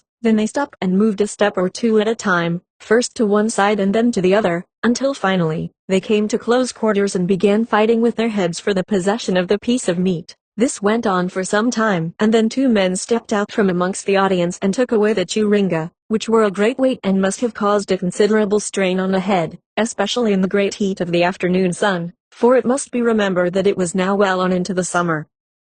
Then once more they began going round and round each other flapping wings, jumping up and falling back just like fighting birds, until finally they again came to close quarters, and the attacking man at length seized with his teeth the piece of meat and wrenched it out of the other man's mouth. The acting in this ceremony was especially good, the actions and movements of the birds being admirably represented, and the whole scene with the decorated men in front and the group of interested natives in the background was by no means devoid of picturesqueness. Later on in the afternoon there was performed the Kwapara Unjayamba of Oramana. In this ceremony, we again find, as in the one already described, the close connection between the Unjayamba and Achilpa totems. The 2 men who performed, and neither of whom belonged to the totems, were decorated each with a broad band round the waist, and one passing over each shoulder and joining, back and front, in the middle line. The area occupied by these bands was first of all rubbed with grease and then with powdered wad, an ore of manganese which gives, when used in this way, a peculiar pearl gray tint, which harmonizes well with the chocolate-colored skin and stands out in strong contrast to the edging of white down which everywhere margins the bands.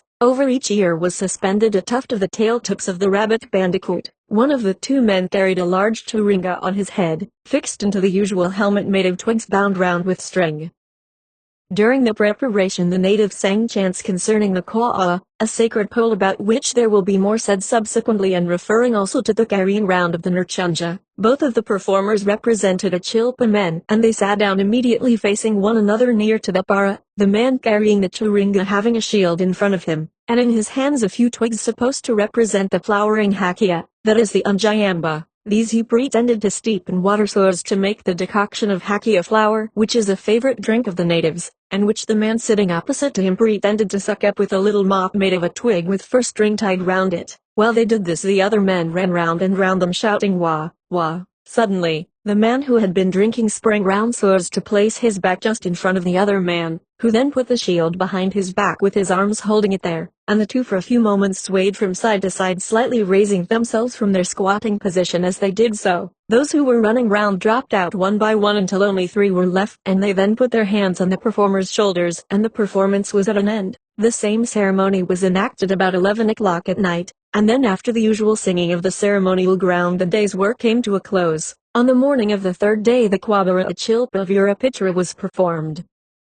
This was a ceremony concerned with a group of wildcat men who in the Alturunga walked across from south to north of the eastern side of the country now occupied by the Urunta tribe. Whilst doing so they camped for a time at a spot called Europitra on the Think River. The ceremony is now in the possession of the Alatunja of the Amanda group of men of the Emu Totem, and he received it from his father, who was a wildcat man. At the request of the owner it was performed by an old Purila man, who was the head of the Okintara, or large white bat totem, at a spot close to Amanda which itself lies on the Hugh River. In this performance 2 Nurchunjas, each of them about 10 feet in length, were prepared. Unlike most of the Nurchunjas there was no central support such as a spear, but the whole structure was made of a very large number of flexible grass stalks bound round with hair string and decorated with the usual rings of red and white down, so that each of them was somewhat flexible. The performer was decorated with lines and bands of down passing from his head along either shoulder and then down the body as far as the knees. On the bar ground the Nurchunjas were arranged so that one end of each was under the man's waist girdle, while the other, ornamented with a bunch of eagle hawk feathers,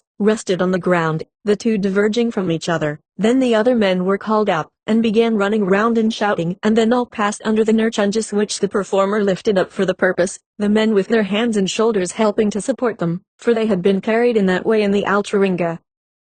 Finally, the old Purila man to whom the ceremony belongs came up and embraced the old performer, who was in fact about the oldest man upon the ground and almost blind, but as full of energy as the youngest man present. In the afternoon of the same day, a remarkable ceremony was performed, which had no special relationship to the Angwira inasmuch as, though owned by the headman of a particular totem, the Alakapra or Little Hawk, it had no reference to either his or any other totem, but was a performance representing the doings of certain Kurdacha men. The description of it is therefore given in connection with that of the Kurdacha custom, to which it more properly belongs. We could not find out why it was given during the Angwira at all, but it was evidently a favorite one with the natives, by most of whom it seemed to be well known, and the opportunity was taken, while a large number were gathered together, to show it to those who had not previously seen it. It was repeated at a later date, and was the only ceremony which was performed, which had no special significance as regards the Angwira. Early on the morning of the 4th day a very special examination at Churinga took place. Some years ago, there was a small group of Achunpa, or large lizard men, who lived about 12 miles to the west of Alice Springs. Gradually the group became extinct, until finally no man was left to inherit and take care of the sacred storehouse containing the Churinga belonging to the group.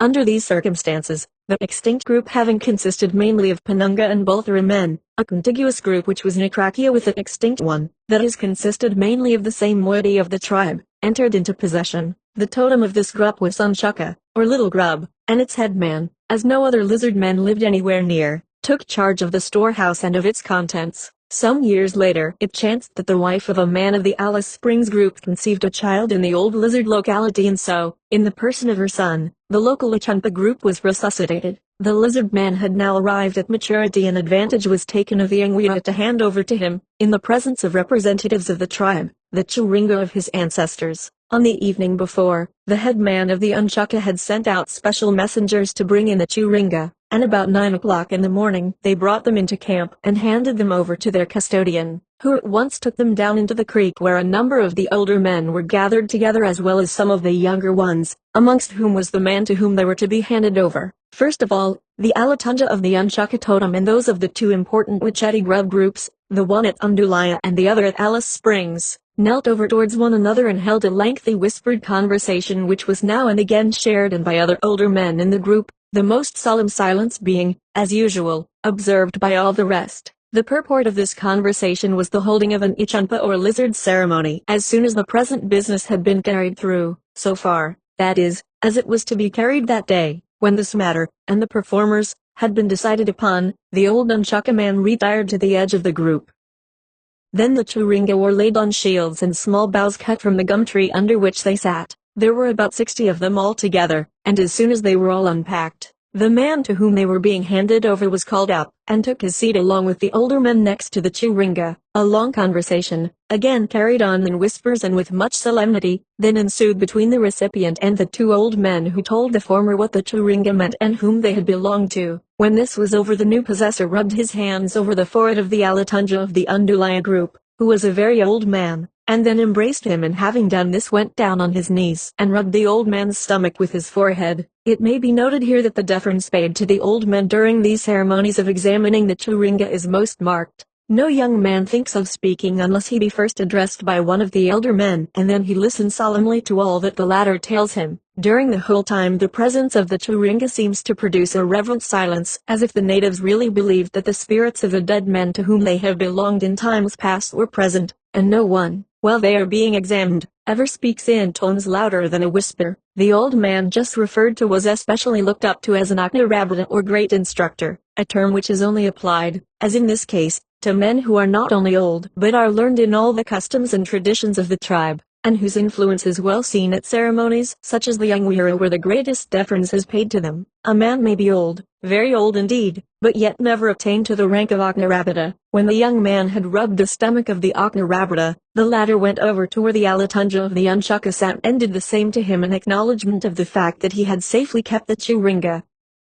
The reason for this action on the part of the Aknarabada lay in the fact that he was the oldest Aknaya or father of the young man. Then he went to an old Akira or kangaroo man and did the same. The territory of this man's group lay close to that of the Unchukka men, but not being Nikrakia with the extinct lizard men, he and his people could not go in and inherit the land. Still the local relationship, which enters in a vaguely defined but unmistakable way into the customs concerned with the totems, found on this occasion its expression in this act of courtesy paid to the head of the neighboring group by the father on behalf of his son. The natives said that this was done to keep the old kangaroo man from being jealous and unfriendly. As the handing over of the Churunga was a matter of great importance, it could not be properly carried through at one sitting, and so, after a long time had been spent in their examination, the completion of the ceremony was postponed to another day. The preparation for the lizard ceremony then began. The old Aknarabada was to perform it, and after his head had been encased in a strong helmet, the whole of this, as well as his face and the upper parts of his body and arms, were covered with a dense mass of white down, 2 half-rings of which also adorned the front of each thigh.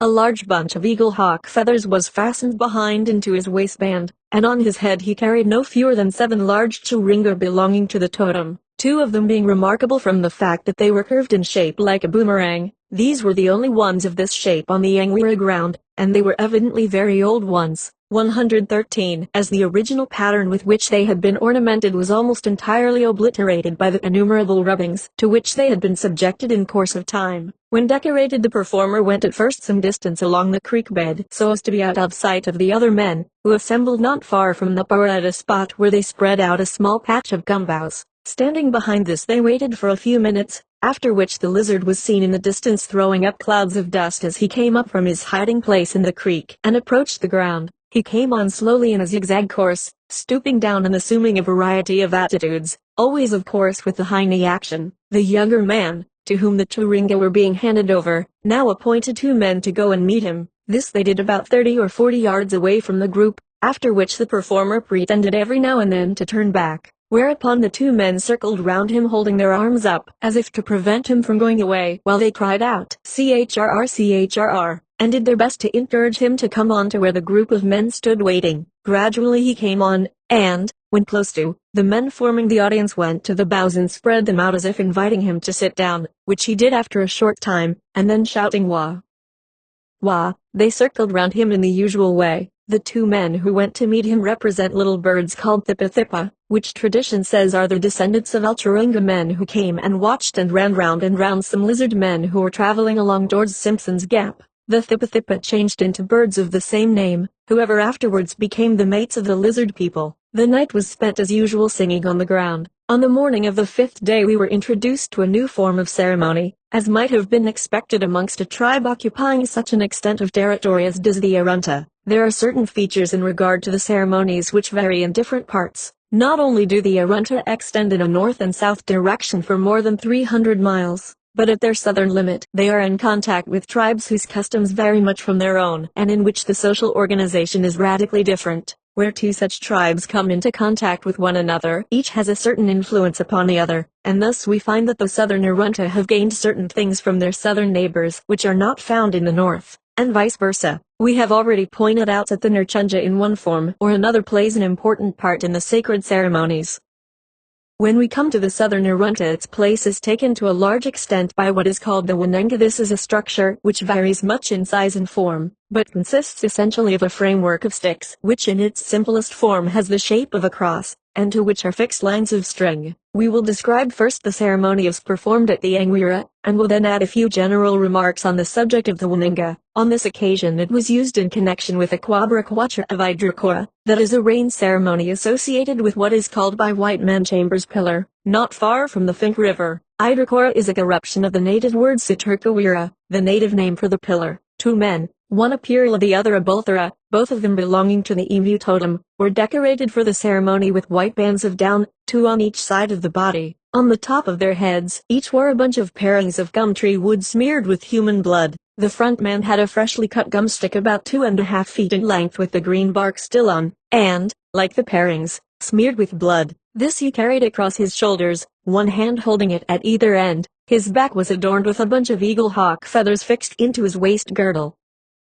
The other man, who walked immediately behind him, carried the Waninga, which he grasped with both hands at the back of his neck. The strain on his arms must have been very great, as it was carried in an upright position, with particularly high knee action, and with their bodies quivering. They came up out of the bed of the creek while the audience sat on the ground by the side of the para, the front row of men, who belonged to the southern district from which the Wananga came, beating the ground with boomerangs. The performers advanced slowly for about 30 or 40 yards, stopping every now and then, until finally they came close to the seated men. Then a Kumara man got up and took the Wananga away, and placed it carefully on one side. The performers then simply walked up to the group, sat down, and were pressed upon the shoulders in the usual way. In this instance, the Wananga was made out of a long desert oak spear 10 feet in length. At right angles to its length were fixed two sticks about 3 feet in length, each of them at a distance of 2.5 feet from one end of the spear. Between the two, and running parallel to the length of the spear, were strung tightly, and very close together, lines of human hair string. Each line took a turn round the transverse stick at either end, and then passed off in a slanting direction to the central spear round which it was passed, and then ran back again to the transverse bar. From here it was carried back along the length of the structure, between the two bars, close by the side of the first line, and so on, time after time, until the whole space between the two bars was filled in with closely set parallel bands of string. At either end the strands passing off to the central spear formed a triangular-shaped structure, a certain number of lines forming a band 1.5 inches in width, and running all round, about the same distance, within the margin, were made of opossum fir string whitened with pipa clay, the same width of string on each side of it being red, ochred, while the remainder was left in its normal black color. Tufts of the red barred tail feathers of the black cockatoo were attached to the upper end of the spear and to each end of the transverse bars, and finally a number of bands of white down were attached in roughly parallel lines across the length of the lines of string, little masses of the same material covering the bases and tips of the feathers. The whole structure took several hours to prepare, and showed no little ingenuity and a considerable amount of artistic capacity on the part of its makers. The various parts of the Wananga have their different meanings, but it must be remembered that the same structure will mean one thing when it is used in connection with one totem and quite a different thing when used in connection with another. This particular Wananga was emblematic of the Kwacha, or water totem. The red string represented thunder, the white band lightning, and the ordinary uncolored string was the rain falling.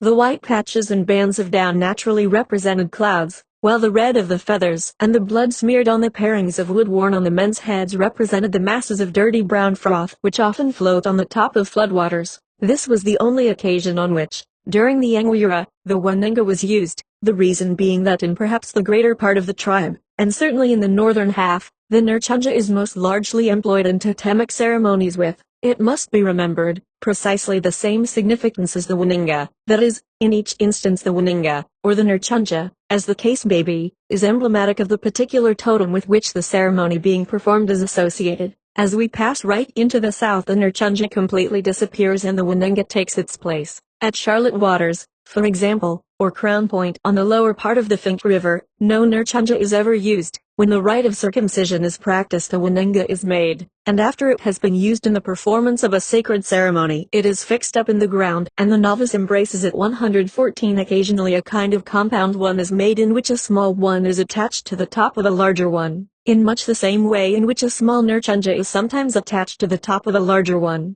The use of the waninga extends far south, right down, in fact, to the seacoast at Port Lincoln, and it evidently passes out westwards, but how far it is impossible to say. At Charlotte Waters various totems use it, such as the arunpa or lizard, the equivalent of the ichunpa of the north, akira or kangaroo, irunga or euro, and kwacha or water. The arunpa waninga is similar in structure to that of the kwacha, but the parts have an entirely different significance. The projecting end represents the head, the triangular part following this the neck, the top transverse bar the forelimbs, the main part the body, the lower bar the legs, and the bottom end of the spear the tail. Exactly as in the case of the different marks on a churinga, so in the waninga the different parts represent entirely different objects according to the totem with which the particular one is associated.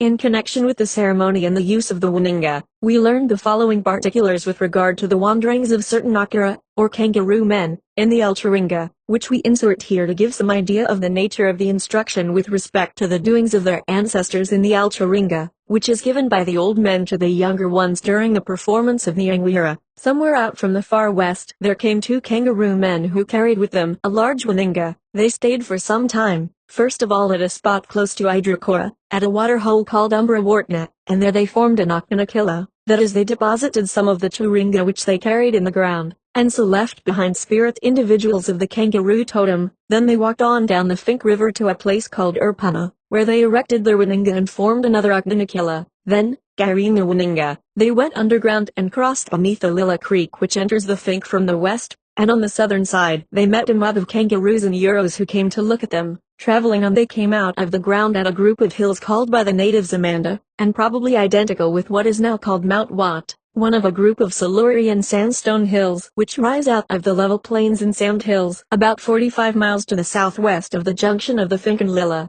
Here they rested for some time and formed an Oknakilla. Then they turned southeast, and traveling underground crossed beneath the Wichinga, now called the Hamilton, Creek, and then on under the Alberga, until once more they emerged at Marpina, where they formed an Oknakilla, and where also they opened veins in their arms and allowed the blood to stream out over the ground, and so made a great level clay plain which has remained to the present time. Then, after going still further south and passing out of what is now the country of the Arunta, they turned to the west and made a big circuit through the sandhill country now occupied by a part of the Luricha tribe, until finally, turning north, they came to the George Gill Range, and crossed this so as to reach a spot now called Tempe Downs, where they formed an Oknakilla.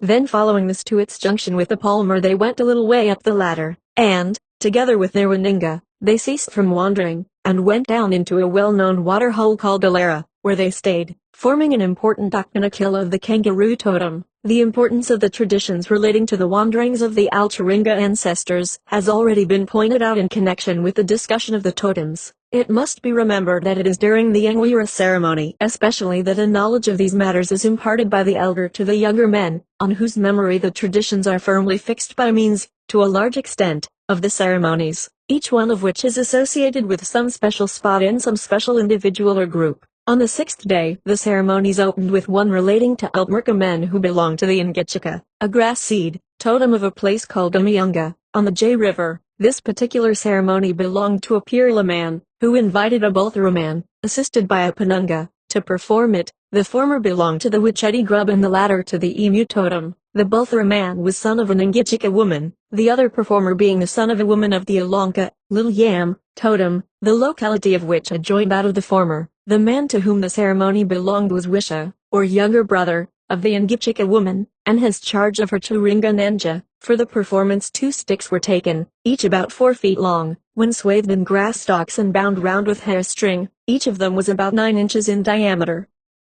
The ends were ornamented with bunches of white and pink cockatoo feathers and eagle hawk. The 2 were bound together tightly in the form of a cross, and each was further ornamented with rings of down. The whole structure formed a nurchunja. During the performance the 2 men squatted down close to one another, each carrying in his hand a small twig of gum tree, the nurchunja being fixed onto the head of the hinder of the 2 men, who simply swayed their bodies about from side to side while the other men ran round and round them, except two old men who squatted down to one side singing about the walking about of the Altmerca men in the Altringa. During the evening of this the sixth day, the men seated by the side of the bar began to sing about the kulchia or fur armlets being bound around the arms of the young men who were passing through the Anguira, and also began singing about the kwa'a, or sacred pole, which was to be erected later on. On the seventh day an important quabara of the Altmerca of Quirinpa was performed. In this there were 7 performers, 3 of whom represented boys who wore top knots on their heads, the usual style of doing a boy's hair. 2 others, who represented an individual called Kukacha, the leader of the Altmerca, wore decorated churinga fastened as usual into a headdress, which was made of twigs bound round with hair string. One represented an Altmerca man, and wore a large tuft of eagle hawk feathers on his head, while the last man had an enormous headdress 2 feet 6 inches in height, made in the usual way and decorated with broad bands of down. Through this was stuck a bent stick about 4 feet in length, carrying at each end a tuft of feathers, while from the headdress were suspended 4 Altmerca churinga, 2 of them belonging to women and 2 to men. Each of the performers was profusely decorated with bands of yellow ochre, charcoal or wood, edged with down. The preparation for the performance took between 2 and 3 hours, and was under the superintendence of the Alatunja of Alice Springs, in whose charge at present are all the churinga belonging to this group of Altmerca men of the plum tree totem. They will someday be handed over to the only living representative of the totem, who is at present too young to receive them. During the preparations the men sang of putting twigs onto the head of Kukacha, of the pakata, or top knots of the boys, and of the walking of the Altmerca in the Altringa. The man with the special headdress was supposed to represent a great Altringa Kukacha, and the headdress itself was a form of Nurchunja, which in this case represents a plum tree, the stick which passed through it representing the branches. When all was ready the performers divided into 3 sets. One of the Kukachas went to a spot at the northeast end of the ground. The man with the Nurchunja was led by the Alatunja up to the bara, beside which he squatted, while the other 5 went to the northwest end of the ground. Of the latter the 3 representing boys sat down in a line, 2 facing one way and 1 the other. At the end of the line, where the first mentioned sat, stood one of the Kukachas with 2 churinga in his hands which he kept beating together, the idea being that he was teaching the boys to sing. At the other end stood the Altmerca man pretending to knock plums off a tree, which the boy in front of him picked up and ate. When all the performers were ready in their allotted places, the other men, who had meanwhile remained out of sight in the bed of the creek, were called up onto the ground. They were supposed to represent a mob of Altmerca men, and coming at a run onto the ground they went first of all to the solitary Kukacha man and danced, shouting, around him. Then suddenly, accompanied by him, they ran across to where the 5 men were arranged, acting as already described. After the usual dancing, shouting, and laying on of hands, the whole party ran across to where the great Kukacha sat, and all joined in a dance round him while he swayed about from side to side. The usual embracing of the old men by the performers brought the ceremony to an end.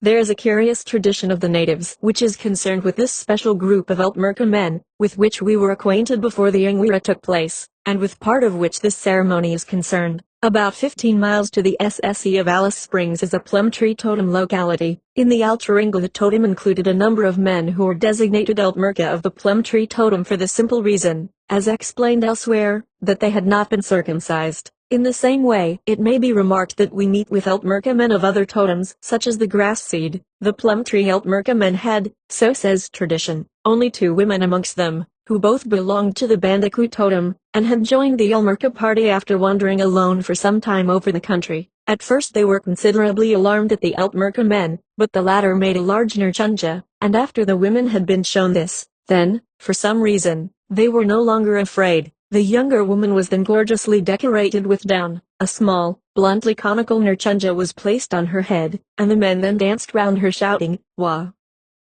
wah. Then she was taken and laid down by the side of the large Nurchunja, which was fixed upright in the ground, and the operation of Etna Irilthakuma, the equivalent ceremony to that of Bira Irilthakuma is practiced upon the men, was performed by means of a large stone knife, after which all the men had access to her. The 2 women were then taken to the camp of the Kukacha, who was the headman of the local Altmerca men, and who claimed the women as his own, but allowed the others to have access occasionally to the woman who had been operated upon as just described. After a time a special messenger or Inwara, who was also named Kukacha, came down from the north, from the country, as the natives say, of the Kwacha Alia, that is the salt water, He called the men to him and told them that they were to leave their own country and follow him. Then he took the two women away from the local Kukacha, and a start was made for the north. After traveling as far as a place now called Wiggly Springs, 4 miles to the north of Alice Springs, the Nurtunja which they carried with them was erected, and the elder of the two women was operated upon. All the men as before had access to her, and the party remained at this spot for some little time. Then they went on towards what is now Bond Springs, close to which they camped, and here one man, a Kumara, was left behind.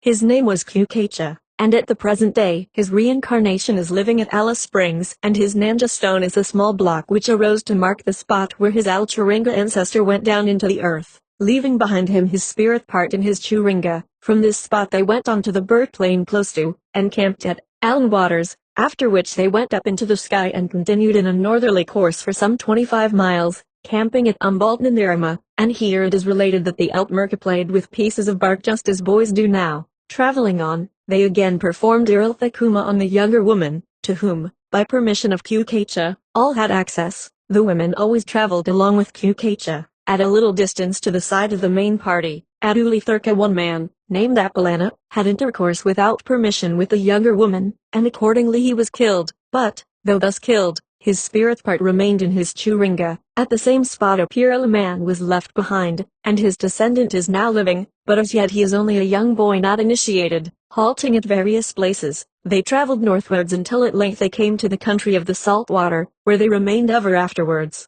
The ceremony, which has been described as it was performed during the Yangwira, represents the Altmerka men of the south being collected together round Makukacha from the north prior to their accompanying him. First of all there were two performances in which the Altmerka men were shown dancing round their own Kukacha, who was the head of the local group, and then all of them went and joined together afterwards in dancing round the Kukacha from the north, signifying, as it were, that they regarded him as the greater man and as their leader. In the afternoon the Quabara Interpitna of a place called Urajinga on the Fink River, between Hanbury and Idrakora, was performed. The Interpitna is a fish totem, the particular form being known locally as the bony bream, Chitosus horny, which is plentiful in the waterholes, such as the one at the spot known to white men as the main camp, with which the totem is associated. The possessor, and also in this case the performer, of the Quabra was an old Penunga man of the Abma or snake totem, who had inherited it from his father. His hair was done up as usual, and the whole front of the head-dress, as well as his face, was covered with a mass of white down, above which stood out in strong contrast a large bunch of black eagle hawk feathers. His body was decorated with bands of charcoal, edged with white down. Squatting on the ground, he moved his body and extended his arms from his sides, opening and closing them as he leaned forwards, so as to imitate a fish swelling itself out and opening and closing its gills. Then he moved along, imitating by means of twigs in his hands the action of a man driving before him, with boughs, the fish in a small water hole, just as the natives do. 4 men, all from the same southern locality as himself, but of different totems, squatted down to one side of him singing, while one of them beat time with a stick on the ground. Suddenly one of the latter jumped across and sat down in front of him, gradually approaching nearer and nearer, until he came close enough to put his hands on the old man's shoulders. Late on at night just before midnight another Quabara of the Altmerka of Quirnpa was performed, representing 3 men eating plums. On the 8th day a Quabara of the Iryakura totem of a place called Oknerkumpatana, on what is now called Soda Creek, was performed. The Iryakura is a favorite food of the natives, and is the name given to the bulbs of Cyperus rotundus. 1 man only was decorated, but the design was a very quaint and striking one. A ring of grass stalks bound firmly together with human hair string, and measuring about 2 feet in diameter, was made and covered with white down. On the shoulders, stomach, and arms of the performer were drawn broad bands of a light pearl color, made by rubbing on some wad. Each band was edged with white down. The hair was done into a headdress, all the front of which, as well as the man's face, was covered with down.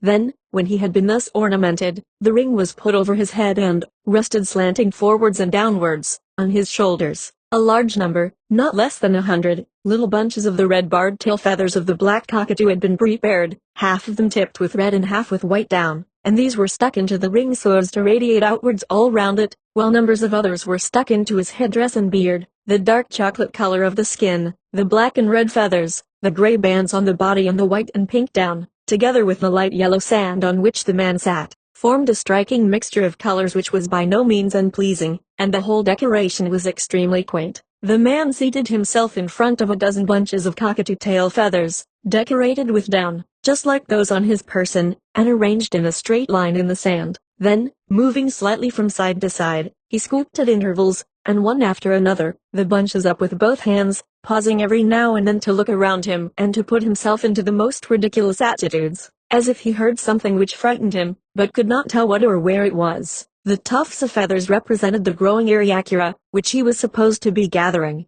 The other men sat to one side watching the performance and singing about Anatunpaka, the name of the man whom the ceremony represented, and which was also in this instance the Turinga name of the performer. With the uprooting of the last of the tufts, the ceremony came to an end, and then the ring called Ilayapa was taken off and put in turn on the heads of the other Eriacura men who were present, and also on those of other of the older men.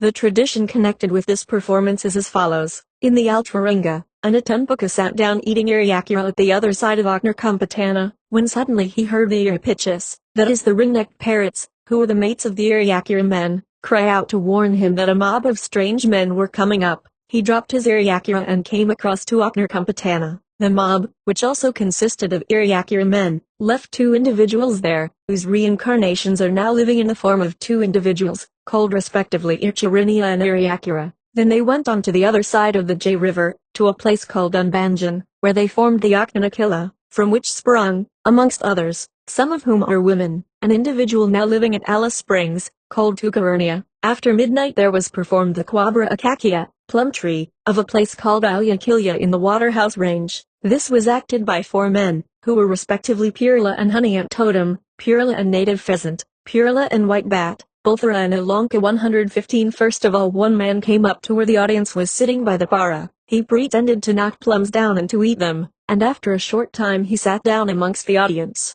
Then two others came up, one of whom remained standing, while he knocked down imaginary plums, which were eaten by the other man, who seated himself on the ground.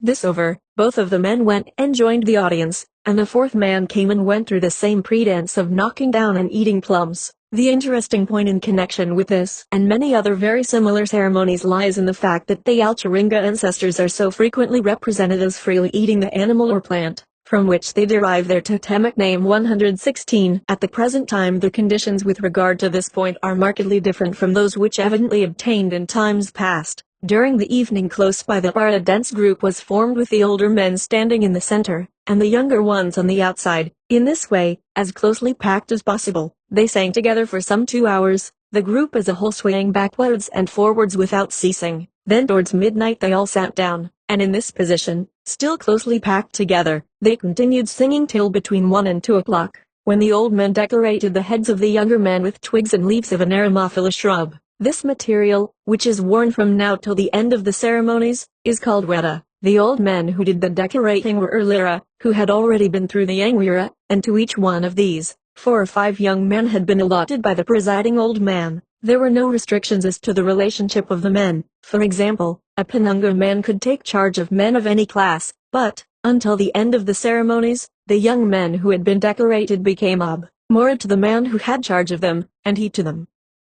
They might not either speak to, or in the presence of, the old man without his permission. From this time on right to the very end of the ceremonies, the young men were called collectively by the name Apungwara, which means not smeared with grease or color, and with this the second phase of the Angwira came to an end. 9. Initiation ceremonies continued and the Angwira ceremony concluded. Apart from the fact that the young men had now received a definite name, and that each one had been made Mora to some older man under whose charge he was, the details of the third phase were closely similar to those described as characteristic of the second. The same examination of Churinga was carried on, and ceremonies of the same nature as the preceding ones were enacted day after day and night after night. The sustained interest was very remarkable when it is taken into account that mentally the Australian native is merely a child, who acts, as a general rule, on the spur of the moment. On this occasion, they were gathered together to perform a series of ceremonies handed down from the Altwaringa, which had to be performed in precisely the same way in which they had been in the Altwaringa.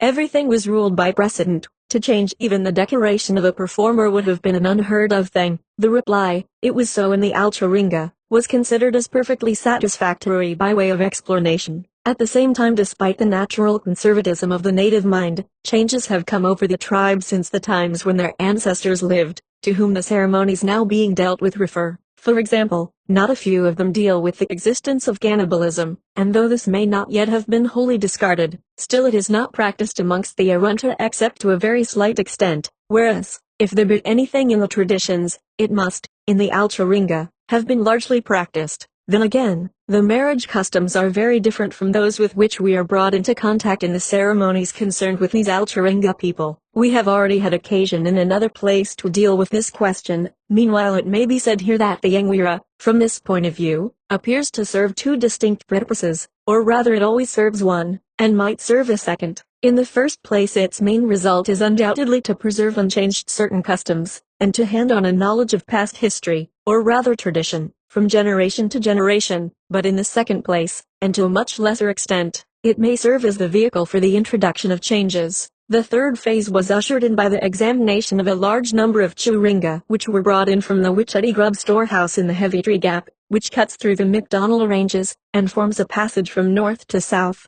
for the Todd River. They were under the charge of the Alatunja, who specially invited his Gramona, Umberna and Ikuntra, to come up and take part in the proceedings. The Churinga, wrapped up in bundles, round which large quantities of human hair string were tied, were laid on shields in the bed of the creek, and the men sat round them, those of the Penunga and Bulthara divisions occupying the inner circle, and the Purila and Kumara men the outer circle. This arrangement was due to the fact that the Wichita Grub totem is mainly composed of men belonging to the Penunga and Bulthara moiety. The Churinga having been solemnly spread out, the Alatunja of the local totem took one up, and, having ground up and placed on it some redokar, the old Alatunja of the Undulaya locality leaned over and pressed down on the Churinga the hand of the son of the first named. Then he rubbed the young man's hand up and down upon it while he whispered to him, telling him to whom the Churinga had belonged, who the dead man was, and what the marks on the Churinga meant. Then it was passed on to a Purila who was the young man's Umberna, and who was seated on the outside of the group. This over, a second Churinga was treated in just the same way. Special attention was paid to the Churinga Nanja of one of the brothers of the local Alatunja who had died a few years ago. It was first of all passed on to a younger brother of the Alatunja who slightly rubbed it. Then it was pressed against the stomach of another younger brother, who kept it in this position for a minute or two while he and others literally shed tears over it, amidst perfect silence on the part of all the others present. Then two other Churinga Nanja of dead men were examined, rubbed over with red ochre, and their meaning explained in whispers by a Bulthara man to a Purila, who was his son-in-law. After an hour had been thus passed, a particular Churinga belonging to an Orancha or devil man was shown, and on the production of this there was, for the first and only time, general though subdued laughter. These Orancha of the Altringa are always the source of a certain amount of mirth, whether it be during the examination of their Churinga or on the occasion of the performance of ceremonies concerned with them. The particular individual whose Churinga was now examined has given his name, Chirichi, to a rocky hill close to Alice Springs, where he is reported to have gone into the earth and where his spirit still lives, though they laugh at him when they are gathered together in daylight. At night time things are very different, and no native would venture across this hill after dusk. It will be noticed that there is something very different in the case of these Orancha individuals from what obtains in the case of other people of the Altringa. The most striking point is that whereas, like everyone else, they had their Churinga and spirit part associated with it, yet they never formed any Akhanakilla. Each one still inhabits the same spot in spirit form where, in the Altringa, he went down into the earth, but he never undergoes reincarnation. He is regarded as a more or less mischievous creature, a kind of bogeyman who, if met with when out alone in the dark, will carry off his victim into the earth. Partly, no doubt, the idea is a creation of men of old to act as a wholesome check upon women who might be prone, without the fear of some such mysterious and invisible creature, to wander away under cover of the darkness from their domestic hearth, and it does undoubtedly act as a strong deterrent to any wandering about at night by men and women alike. There are times when the Orancha will take a man down into the ground and transform him into a medicine man. On the whole, the Orancha may be regarded as a mischievous spirit who will in some way harm those whom he comes across in places where they should not be, that is where they know they are likely to meet him if they venture alone after dark, rather than as a distinctly malevolent spirit whose object is at all times to injure them. Of such a permanent malevolent spirit, the Orancha do not appear to have formed a conception. In fact, the place of such an individual is largely supplied by their beliefs with regard to the Kardacha and various forms of magic. Some few days later the ceremony of handing over the lizard Churinga to their new owner, the initial stage in connection with which has already been described, was completed. After the Alatunja, who had previously had charge of them, had brought them into camp, they were placed in the store of the Penunga and Bulthara men at one end of the Angwira ground, together with a large number of others, perhaps as many as 200 in all. They were again brought down into the bed of the creek where the old men were assembled, only 3 of the younger men being allowed to be present. The others were sent out of camp. After the usual whisperings, handing round of the Churinga and rubbing of them with red ochre, they were placed on a shield and handed over to their new possessor. Then all the old men in turn came and pressed their foreheads against the young man's stomach, he for some time trying, or pretending to try, to prevent the very old Oknarabrata, the Alatunja of the Undulaya group, from doing so. This ceremony is a somewhat striking one, and is evidently a form of recognition of the new position held by the young man, who with the presentation of the Churinga became the recognized head of the local group of lizard people. There was amongst the Churinga one curious one which was also remarkable as being the only stone one present at the Angwira, the reason of which is to be associated with the fact that they are brought mainly with the object of using them during the ceremonies, and for this purpose stone ones are not suitable. This special one was elongate oval in shape and about 6 inches in length. From end to end ran a band of black charcoal, an inch in width, the part on either side of this being colored red with ochre. The Churunga was that of a Jerbola totem, the rat in question having especially long whiskers which were represented by the black band, and it is supposed that the rubbing of this Churunga on the chin of a young man is very beneficial in promoting the growth of hair on the part touched. In connection with this, it may be noted that the length and fullness of the beard is a striking feature in the members of the Arunta and other tribes of Central Australia. Though the Churinga are now in the keeping of the lizard man, he is not supposed to have absolute possession of them until he has, at some future date, made a present of a considerable quantity of hair, string to the Alatunja of the Unchaka or little grub group who took charge of, and preserved them from harm upon the temporary extinction of the old lizard group. As already said, the days and nights during the third phase were spent very much in the same manner as they were during the second, so that we will only describe here, without reference to the order in which they occurred, as this was a matter of no importance. The more important and typical of the ceremonies, 2 ceremonies were concerned with the Orancha or, as the natives call them, the Oranchurtua, the word or to a meeting man. The first of these was the Quapara Orancha of Culpera, a place now called the Deep Well about 50 miles to the south of Alice Springs. The ceremony belongs to a Pirla man, and the 2 performers were respectively a Pirla man of the native pheasant 117 totem, and a Kumara man of the kangaroo totem. Each man wore, fixed into his headdress, for Churinga, while his body was decorated with bands of charcoal edged as usual with white down, a bunch of eagle hawk feathers being fixed into his waistband in the middle of his back. When decorated they were led onto the bara ground with the usual hindy action. Then old men, from the neighborhood of the locality to which the ceremony belongs, sat down and began beating boomerangs on the ground while the 2 performers ran backwards and forwards on all fours, sometimes chasing one another, sometimes turning round face to face and pretending to growl and to frighten one another. After acting in a way which much amused the audience for about 5 minutes, the 2 Orancha came and laid themselves down in front of the old men, whom, after getting up again, they embraced. The second of the ceremonies was the Quapara Orancha of Chirichi, the latter being the native name for Alice Springs. This ceremony belongs to the local Alatunja, and the most remarkable feature connected with it was the enormous headdress formed of twigs of cassia bush, bound round with yards and yards of human hair, string so as to form a solid mass 2 feet 6 inches in diameter, the whole structure weighing at least 30 pounds. It was, as usual in the case of all the headdresses, built up on the performer's head, and, as can be imagined, the strain upon the muscles of his neck must have been severe, for though the actual performance only lasted a few minutes, the preparation for it occupied 2 hours. The front of the headdress and the face were covered with a mass of white down, a band of blue-gray wad 118 ornamented his shoulders and chest, and in the middle was joined to another which ran round above the waist, each having an edging of white down. From the front of the headdress projected 2 sticks, each of which was nearly a yard in length,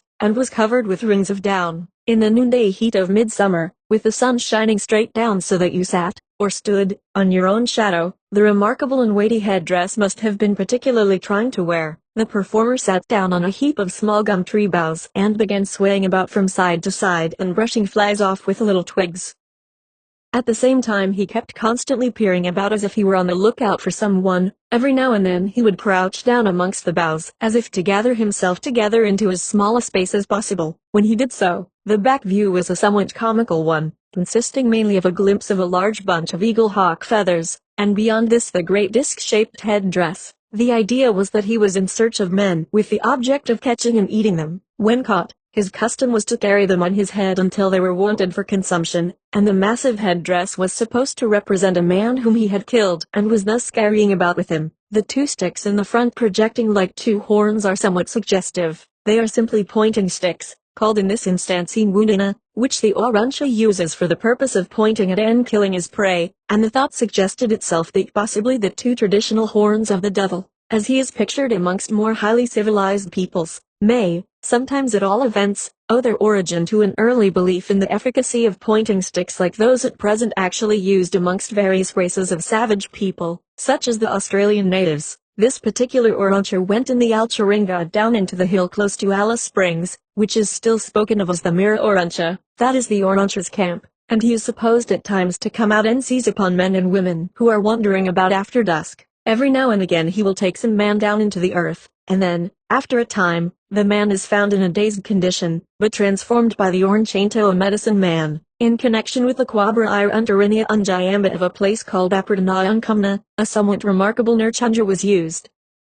This was a ceremony which had been imparted to a Purila man by the Unterinia of the locality named. It was now being presented by its owner to another man of the totem with which it was concerned, and, as this was the first time on which it had been performed in this locality, etiquette prescribed that only men of the Purila and Kumar and moiety should be present during the preparation, all others remaining at some distance from the creek. The Nurchunja consisted of a long spear, grass stalks, and hairstring bound together in the usual way, but in addition, from near to the upper end, there hung down a shorter pole about 5 feet long. Each part was decorated with elongate lines of pink and white down instead of the customary circles which are so characteristic of the usual large Nurchunja. The large pole indicated a hakia tree, and the small one a young tree, and it was supposed to be identical in form with the double Nurchunja which two Alcharunga Unjayamba men carried about with them in their wanderings. Another ceremony associated with a remarkable tradition was the Quabra Ambakirka of Arathapa. This was in the possession of the Alatunja of Alice Springs,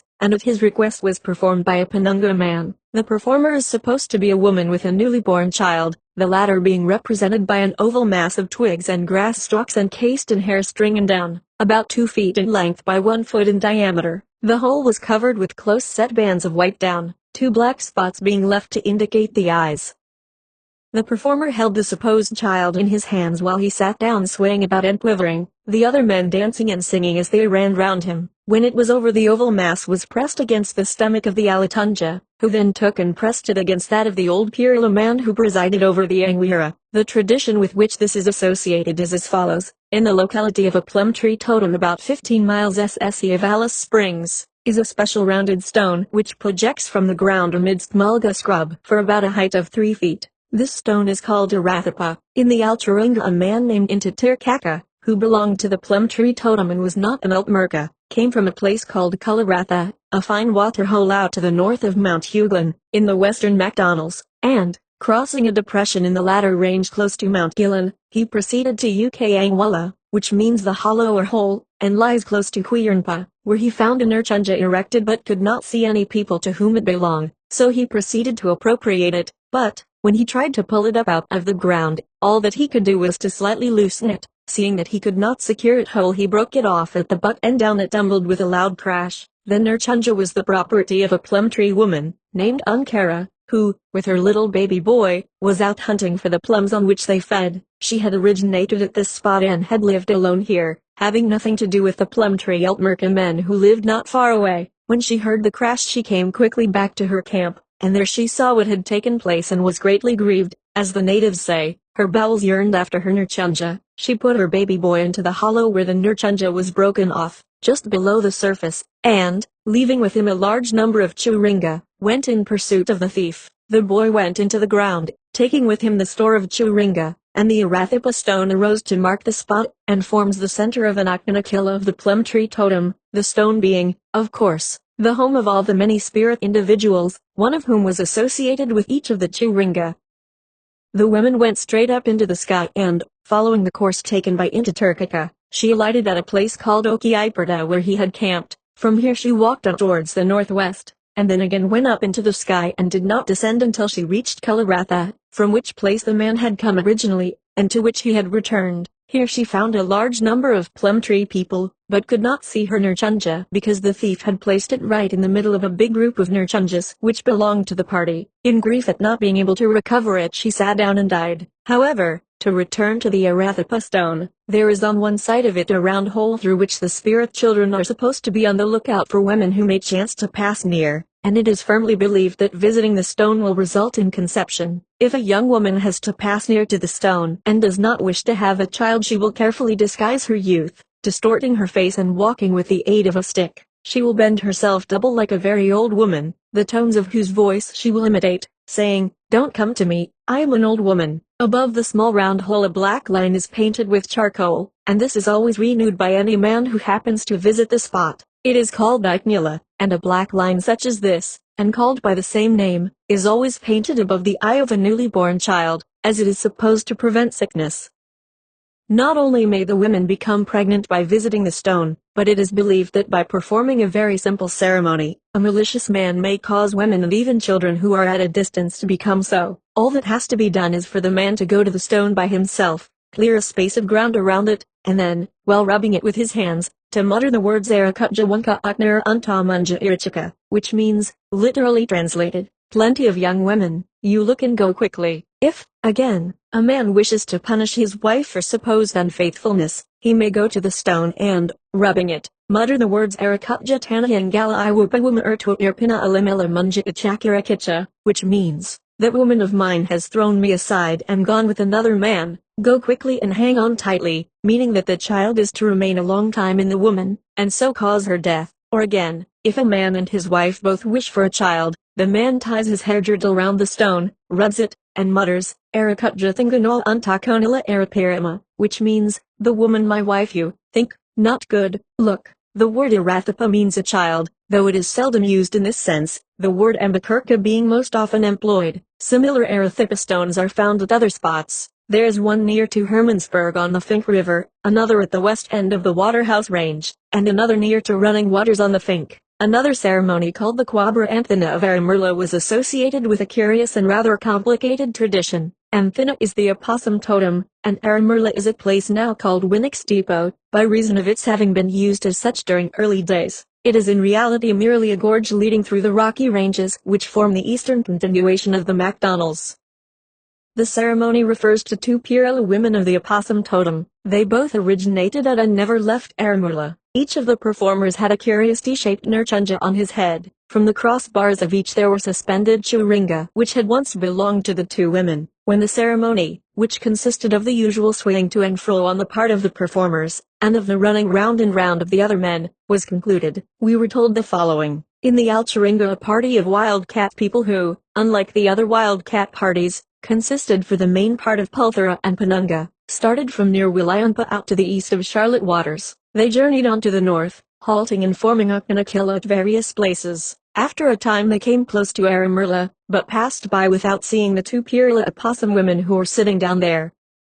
Going on they met a man who had come down from the salt water country far away to the north. He was of the same totem as themselves, but lived alone and was called Etnabita, a contemptuous name applied to a man who is given to interfering with women. Him they killed, and to the present day a stone in Paddy's Creek at a spot called a Chilpa Ichalka represents the slain man. Having done this, they walked on, eating hakia and driving mosquitoes before them, and, when they could not get water, drinking their own blood, at a place called Irene where they all died, but sprang up again as Eltmerka, that is uncircumcised boys, and after that they went on eating plums. Reference to this will again be made when dealing with the question of the eating of the totem. In this, as in not a few of the traditions, we see that the eating of the totemic animal or plant seems to be a special feature, and one to which attention is particularly drawn. After 8 days had been spent in the performance of ceremonies, it was evident that an important change in the proceedings was about to take place. Under the direction of the leader of the Ingwe, the small gum boughs, which had hitherto decorated the top of the bara, were removed, and the mound was left bare.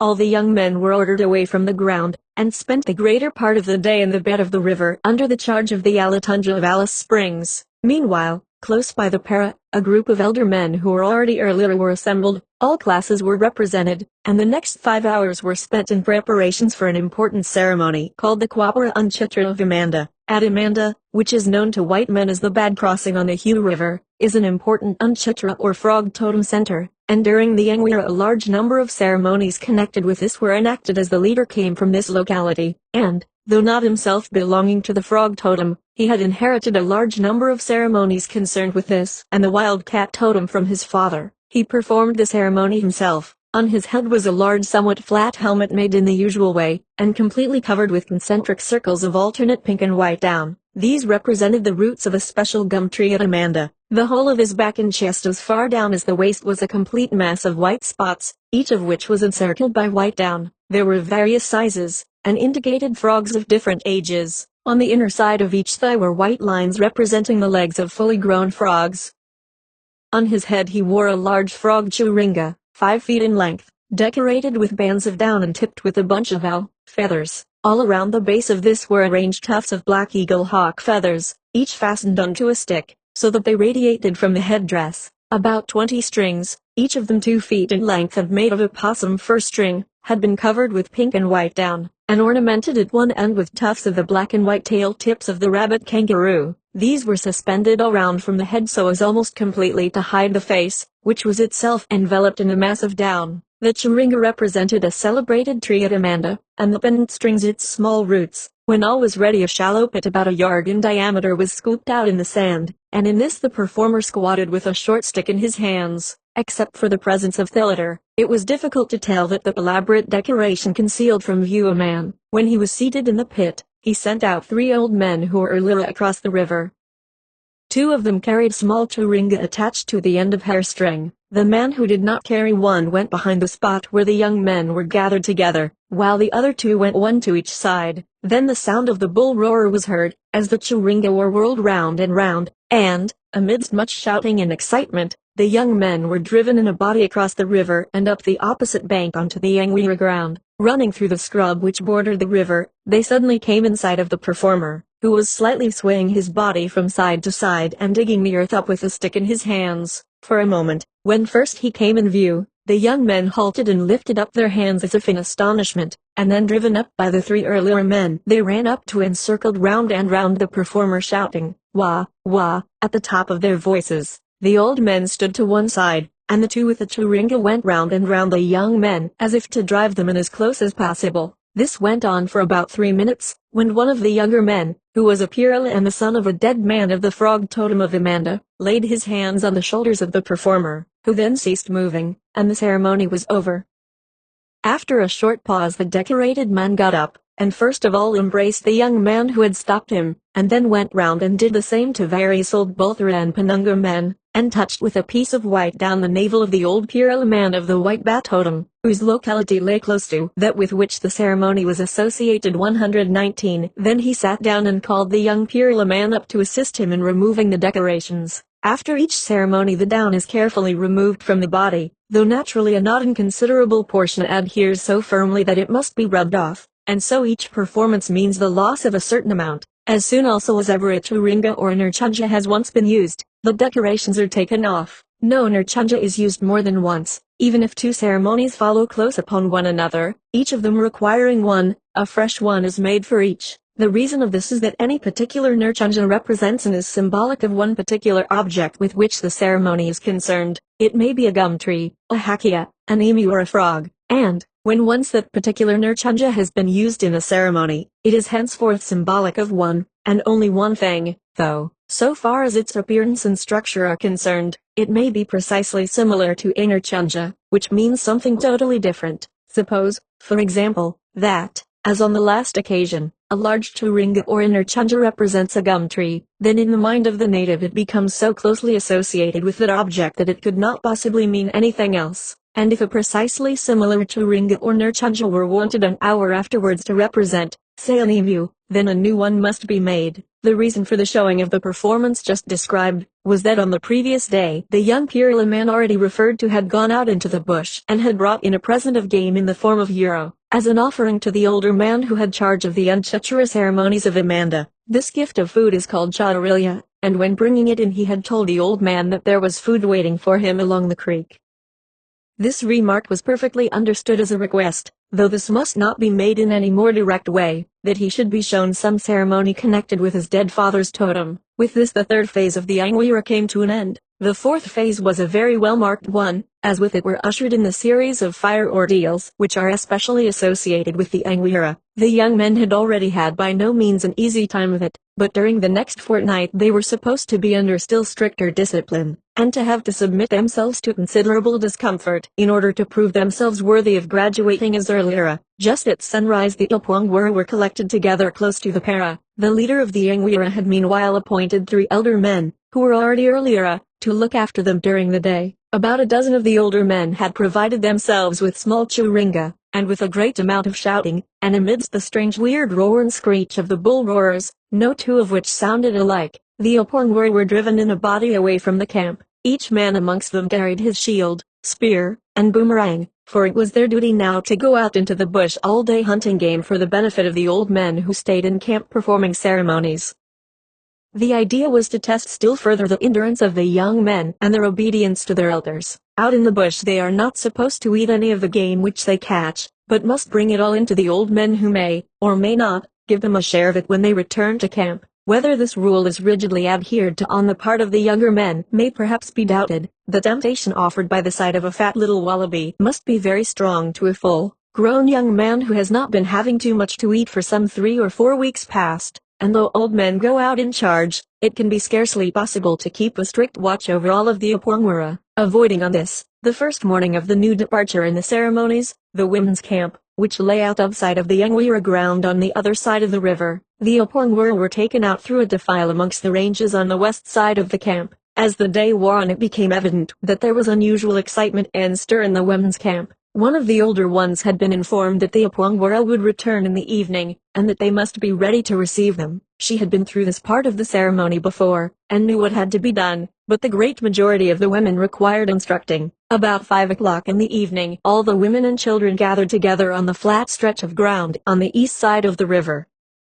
The Penunga and Bolthera separated themselves from the Purila and Kumara. Each party collected grass and sticks with which to make a fire, the two being separated by a distance of about 100 yards. A man was posted on the top of a hill overlooking the Angwira ground on the west, and just before sunset he gave the signal that the Upwangwara were approaching. They stopped for a short time before coming into camp, at a spot at which they deposited the game secured, and where also they decorated themselves with fresh twigs and leaves of the Aramophila bush. These were placed under the headbands, so that they drooped down over the forehead, under the armbands, and through the nasal septum. Then, forming a dense square, they came out from the defile amongst the ranges. Several of the Erlira who were carrying churinga met them, some going to either side, and some going to the rear of the square. Then commenced the swinging of the bull roarers.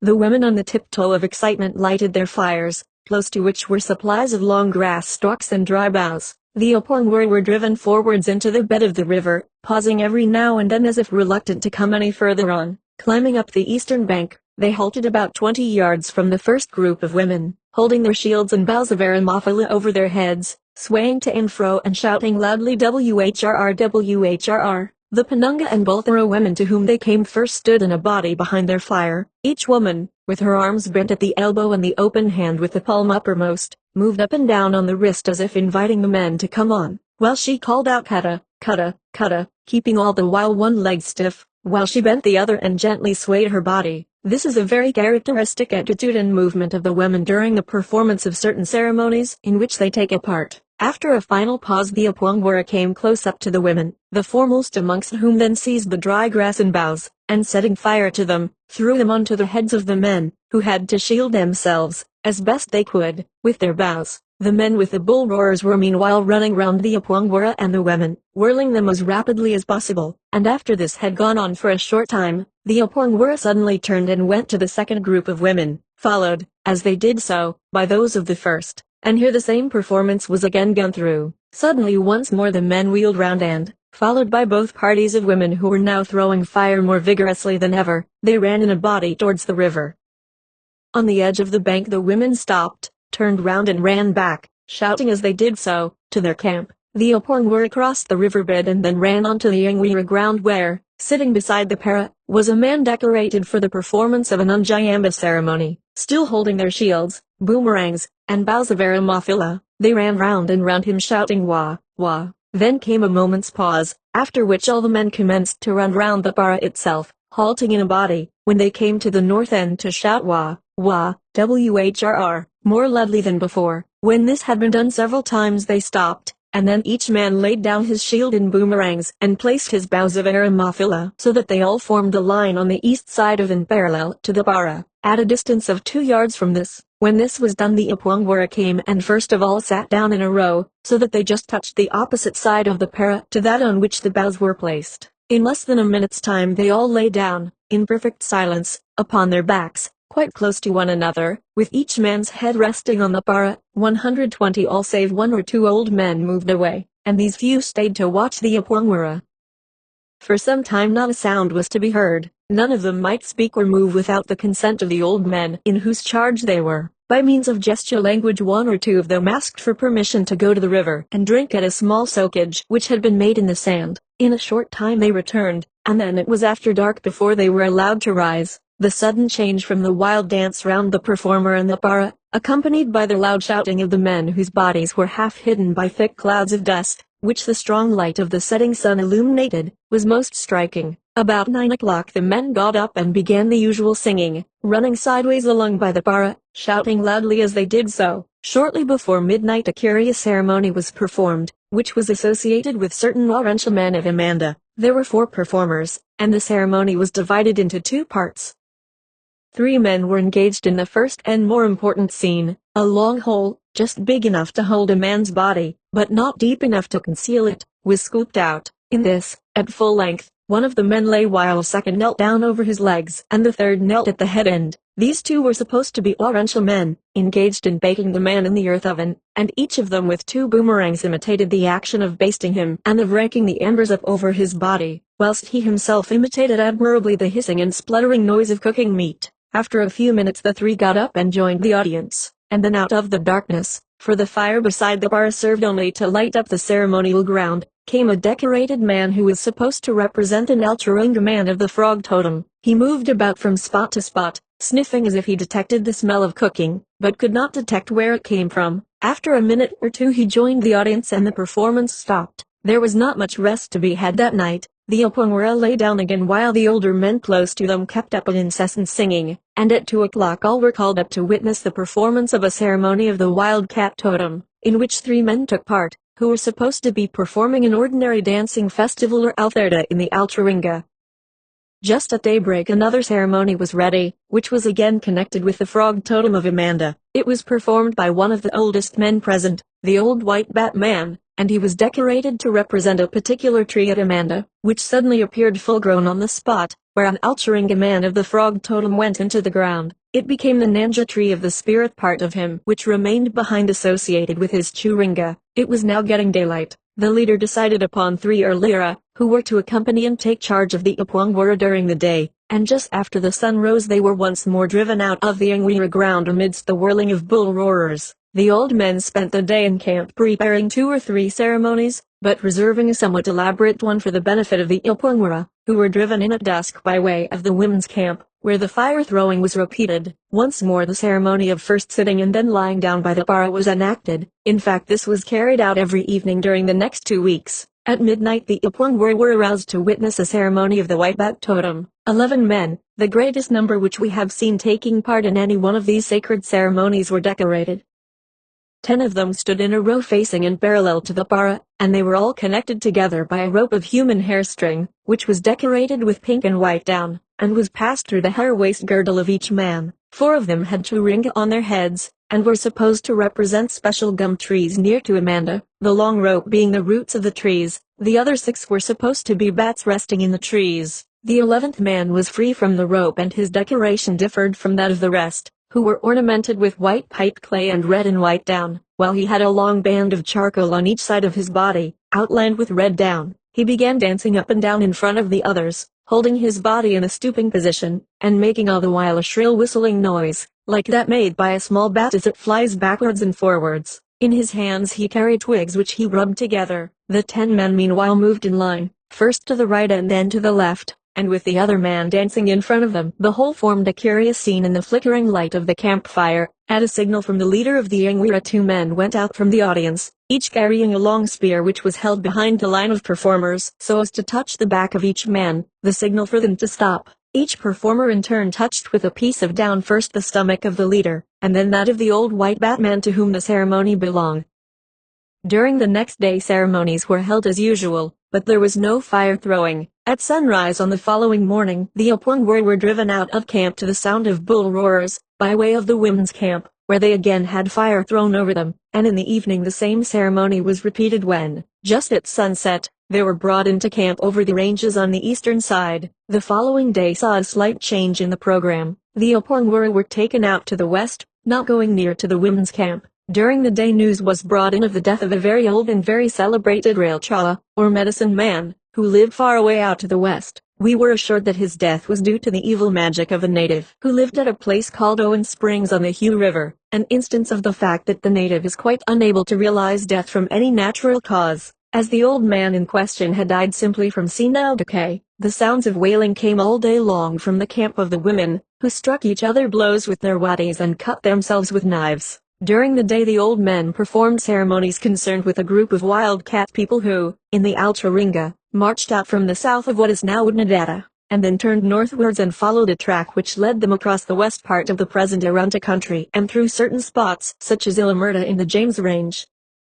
At sunset the Ilpwangwara came in from the west and found 2 ceremonies prepared, one belonging to the Bulthara and Penunga men, to which they went first. After dancing round the performer, who represented one of the Altmerka of the plum tree totem sitting at the foot of a Nurchunja, they came to the second, which belonged to the Piralan Kumara. This ceremony was associated with the frog totem of Amanda, and was performed by 2 men, both of whom had churinga on their heads, and had their bodies decorated with patches and lines of down representing frogs and roots of trees. First the Ilpwangwara danced round them and then rushed off to the para, round and round which they ran, raising clouds of dust through which they could be dimly seen. After a short pause and led by the 2 frog performers, who had removed the churinga from their heads and carried each 2 boomerangs which they kept striking together, they ran across the river to the women's camp, where the fire throwing was performed in the usual way, after which the Apwangwara came back to camp and lay down beside the para. When it was dark the men were arranged in a double line close to the para, and then, with their bodies bent almost double,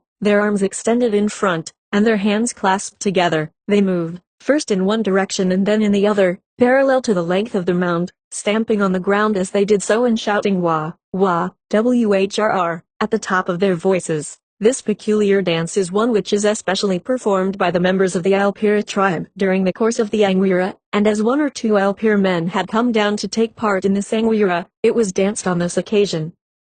Just before midnight a wildcat ceremony was performed, and it was not until early in the morning that the dancing and singing ceased, and the Apwangwar were allowed to take a little rest. While the Apwangwar were out in the bush during the next day, they had to undergo the first of another form of fire ordeal, an account of which will be given subsequently in connection with its second performance. In camp the old men performed a ceremony called the Ngurninga Kinja, which is associated with the emu totem of a spot close to Amanda. The Quabra belongs to the Alatunja of the locality, and he requested 2 men, one a Penunga of the snake, and the other a Bulthara of the wildcat totem, to perform. Each man was decorated with the usual headdress, the front of which, as well as their face and beard, was covered with white down, while on each side of the body and extending down to the knee, was a line of circular patches of charcoal edged with white down. These patches were supposed to represent the skulls of slain and eaten men. The 2 performers were called Althana, that is, the spirits of dead men, and in this instance they were supposed to have arisen from the bones of 2 men who had been eaten. They came up from the creek and remained at first crouching behind and hidden by a small bush from the sight of the old men who gathered by the para.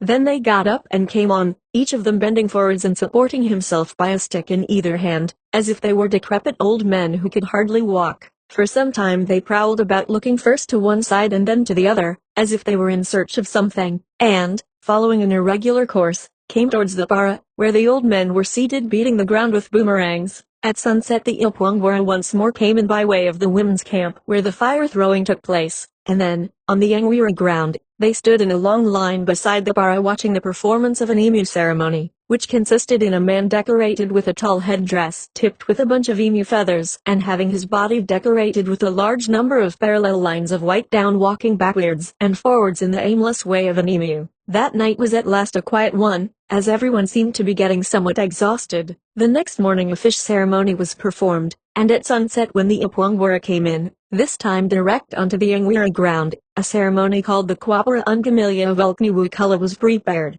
Ungamilia is the evening star and Ulkniwukala is the name of a spot close to a gap in the McDonough Range, about 15 miles to the west of Alice Springs. A Kumara woman of that totem is supposed to have originated and to have lived there during the Altringa. The natives say she had a Nurtunja and lived alone. The woman's name was Aadawa, and there is now living near to Bond Springs a woman who is the reincarnation of that particular individual. The Alice Springs natives have a legend with regard to the evening star, according to which it goes down every evening into a big white stone at Ulkniwukala, where Aadawa sat in the Altringa. The stone lies in the middle of a tract of country, which, just except the spot, belongs to the large lizard people. If a woman imagines that a child enters her when she is at that stone, then it is one of the spirit individuals who belong to one or other of the Turinga which Aadawa carried with her and left behind when she went into the earth, where the stone now stands, and therefore the child must belong to the evening star totem. If, however, she thinks it entered her in the bed of the creek close by, then it belongs to the lizard totem. Late at night an emu ceremony was performed, and the whole evening was occupied until midnight in singing by the para, the old men as before sitting in the midst of a large circle of young men, all being huddled close together. On occasions such as this the singing is always a monotonous repetition of a few phrases such as the sandhills are good, the Achilpa walked in the Alturunga to Thirira, bind the Nurchunja round with rings, and so on. And it is wonderful to see for how many hours they will continue, without apparently their spirits flagging or their voices becoming husky. The next day, as the thermometer registered 114 in the shade, it was too hot for even the old men to venture on a performance until late in the afternoon. But as a fitting close to a warm day, the Ipwangwara were brought in by way of the women's camp, and on this occasion some of the men as well as the women took a share in the fire throwing, scorching more than usual some of the less fortunate men who did not efficiently shield themselves with boughs. On the Angwira ground an Unjayamba ceremony was performed when the Ipwangwara came across the river. During the next 2 days various ceremonies of the kangaroo, wildcat and bandicoot totems were performed, the most important being a kangaroo one concerned with Undira near to the Fink River at Henbury. The Nurtunja for this was made of 20 long spears lashed together and reached a height of 18 feet, figure 81. To it were attached 14 churinga, and the ceremony was performed just at daylight. At night time the singing was mainly concerned with the putting up of the kwa'at or sacred pole, the erection of which marked the close approach of the termination of the Angwira. In connection with one of the wildcat ceremonies a somewhat curious performance took place. The Nurchunja used represented one which in the Alturinga had belonged to wildcat men, who had at first stayed for some time close to Amanda, and at a later time had carried it away with them when they traveled northwards to a place called Irapara, with which the ceremony now performed was associated. It was made by men of the northern groups belonging to the Bulthara and Penunga moiety, and, whilst it was being made, no southern men were present when it was completed, but some time before the performance of the ceremony for use in which it had been made, the northern men called up the southern men and showed them the Nurchunja. One special man who belonged to the wildcat group near to Amanda, from which the Alturunga Nurchunja had been originally taken, was first of all embraced by one or two of the northern men, and then led up to the Nurchunja,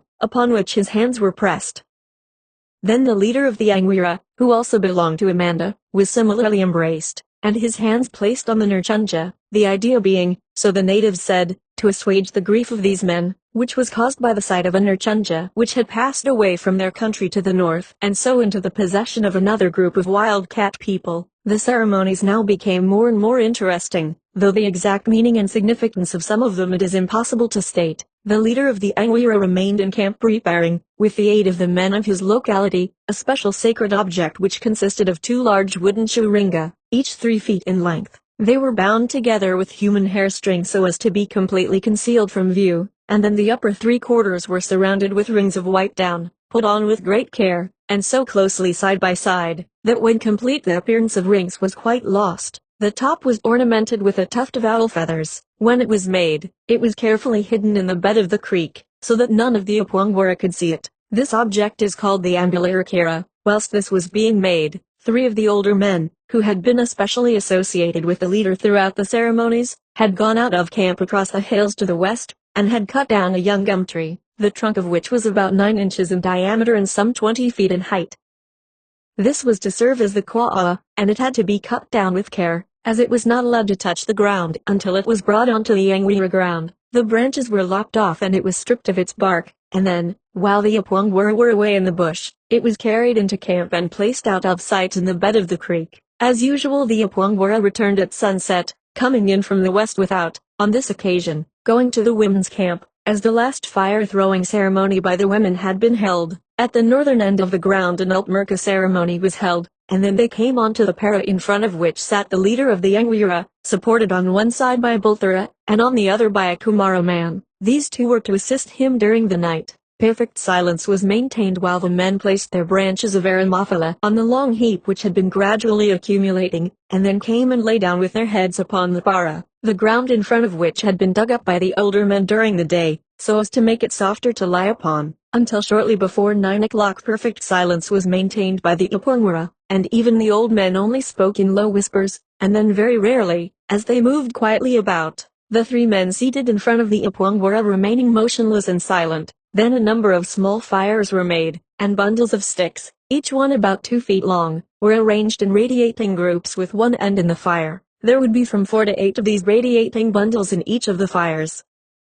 When the leader, who remained seated, gave the signal, the old men told the Apwangwara to get up. This they did, while a few of the older men went across the river to where the women and children were gathered together, and stood amongst them, holding sticks and boughs over their heads, and telling the women to do the same, and to protect themselves as best they could. Then at a signal from one of the old men on the Angwira ground, each of the Apwangwara took a bundle of fire sticks, and in a body they went towards the river. On the bank they broke up and rushed pell-mell across the bed and on up the opposite bank, dividing, as they ran across a level stretch between the river and the women's camp, into 3 parties, one going to each side of the women and one to the front of them. When they were 20 yards away from where the women stood, and still running on, all, at a given signal, hurled their fire sticks in rapid succession over the heads of the women and children. Hundreds of them whizzed like rockets through the darkness. The loud shouting of the men, the screaming of the women and children, and the howling of scores of dogs produced a scene of indescribable confusion. Suddenly all once more became dark. The men turned back, and, running as rapidly as they could, crossed the river and reached the para, where they again laid themselves down, and once more there was perfect silence in the camp. They were not again allowed to move under any pretext. While they were away the leader, who had remained on the Angwira ground, had taken the Ambularikira in his hands, and with his arms linked in those of his supporters, he lifted the former up and down without any cessation, save for a few seconds at a time, during the whole night.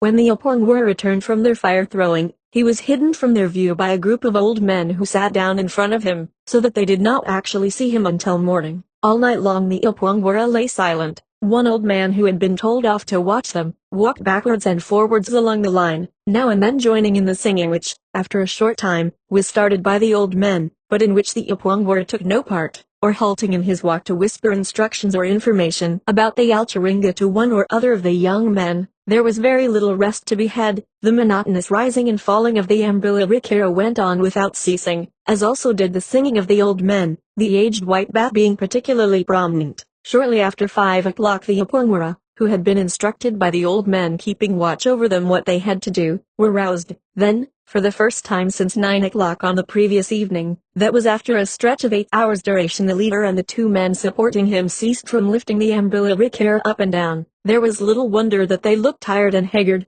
but even yet their work was not quite done. Getting up, they moved to the north end of the para, the 2 sidesmen still retaining hold of the leader's arms.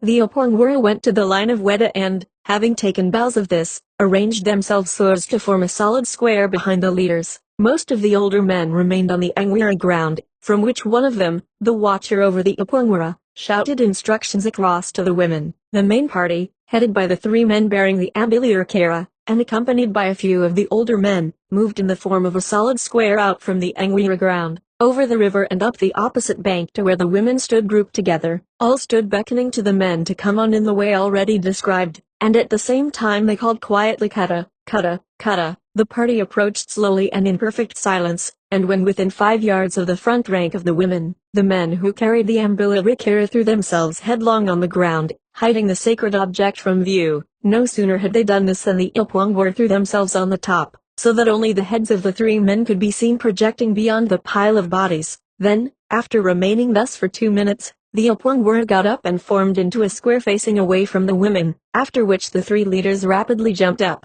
turned their backs on the women, and were hustled through the square, which they then led back to the Angwira ground, and with this the ambilarikira ceremony came to an end. As will be noticed, there are 3 leading incidents. The first is the throwing of fire sticks over the women, the second the lying down of the Ilpwangwara all night without moving, while the ambilarikira, incessantly rising and falling, is held upright before them. The third is the carrying across of the sacred churinga to the women's camp. All that the natives can say in explanation of this is that the rushing across to the women's camp represents an attack by a party of wildcat men, who are Ilpwangwara and not yet Mater Lira, upon another party, and that the lying down quietly in front of the ambilarikira represents the taming of the wild Ilpwangwara under the influence of the sacred churinga.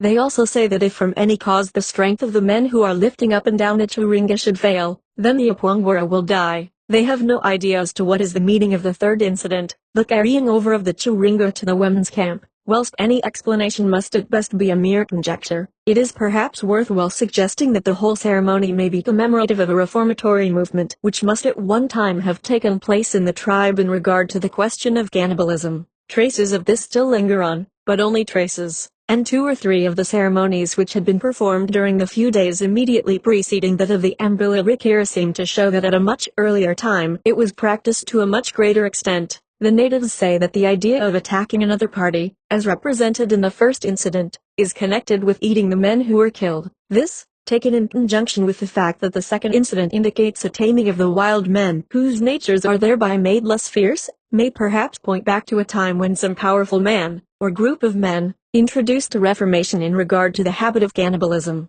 The ambilarikira is a ceremony of the Unchitra or frog totem, the Amanda center of which is one of the most important in the tribe, as close by are also local centers of the Achilpa or wildcat, the Ilkintara or white bat, and the Unchipra or little bat totems. Angwiras were held in the Alcharinga, and one tradition relates how, while the frog people, aided by the white bats and the little bats, were holding one at Amanda, the Achilpa gathered there also and took part in it, and were made a little by the Unchitra men, after which they started on their travels to the north. One important feature of the Angwira is that it is supposed to make the men who pass through it more kindly natured, and perhaps we have in the few traditions bearing upon the point sufficient evidence to warrant the conjecture that the Unchitra men whom we know to have formed an influential totem introduced the reformatory movement in the matter of cannibalism. If so, it will explain the fact of the ambilarikira ceremony being associated with the Unchitra totem, and we can see why the wild Ilpwangwara who rushed with fire sticks over to attack the women should be represented as Achilpa men who have not been made into Erlira. The third incident, though the natives can give no explanation of it, may possibly be capable of being explained somewhat as follows. It takes place after the taming of the wild Ilpwangwara, who are, it will be noticed, led across, following the old men and the sacred churinga by means of which their natures are supposed to have been changed. Instead of on this occasion attacking the strange party, they fall down in front of them as if to show that their fierce nature has been changed. The showing of the ambilarikira to the women is very difficult to understand, but in this instance it may be pointed out that they are supposed to represent the members of a strange camp, men and women included, not merely women, and, further, that they represent individuals of the Alcharinga, living at a time when women not only saw but carried about with them churinga and nurchanjas. At the Angwira, when the men are living together separated from the women, if there is to be a strange party for the Ilpwangwara to attack, it must be composed of the women, to whom the whole affair is a matter of the deepest mystery, which is probably not a little heightened by the small part which, every now and then, they are allowed to take in it. They do not actually see the churinga, though doubtless the older ones amongst them are quite aware of the nature of the ambilarikira, but that it is a most unusual occurrence is emphasized by the fact that the moment the men come close to the women they fall flat down so as completely to hide from view the sacred object, and when they arise they rapidly turn round and are immediately surrounded by the other men.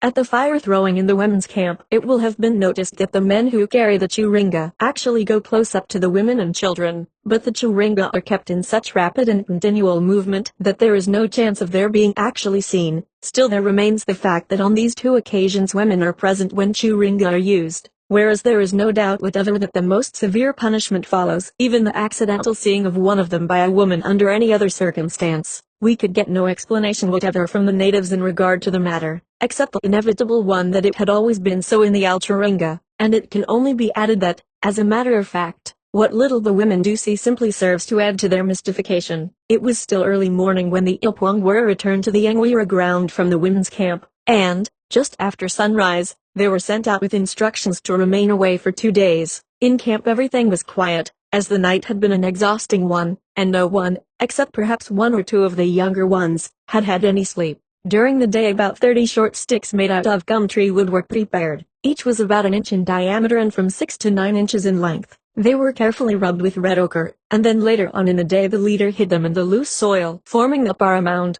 These sticks are called unchitrit narunpa. They may not be seen by women, and are supposed to represent young frogs.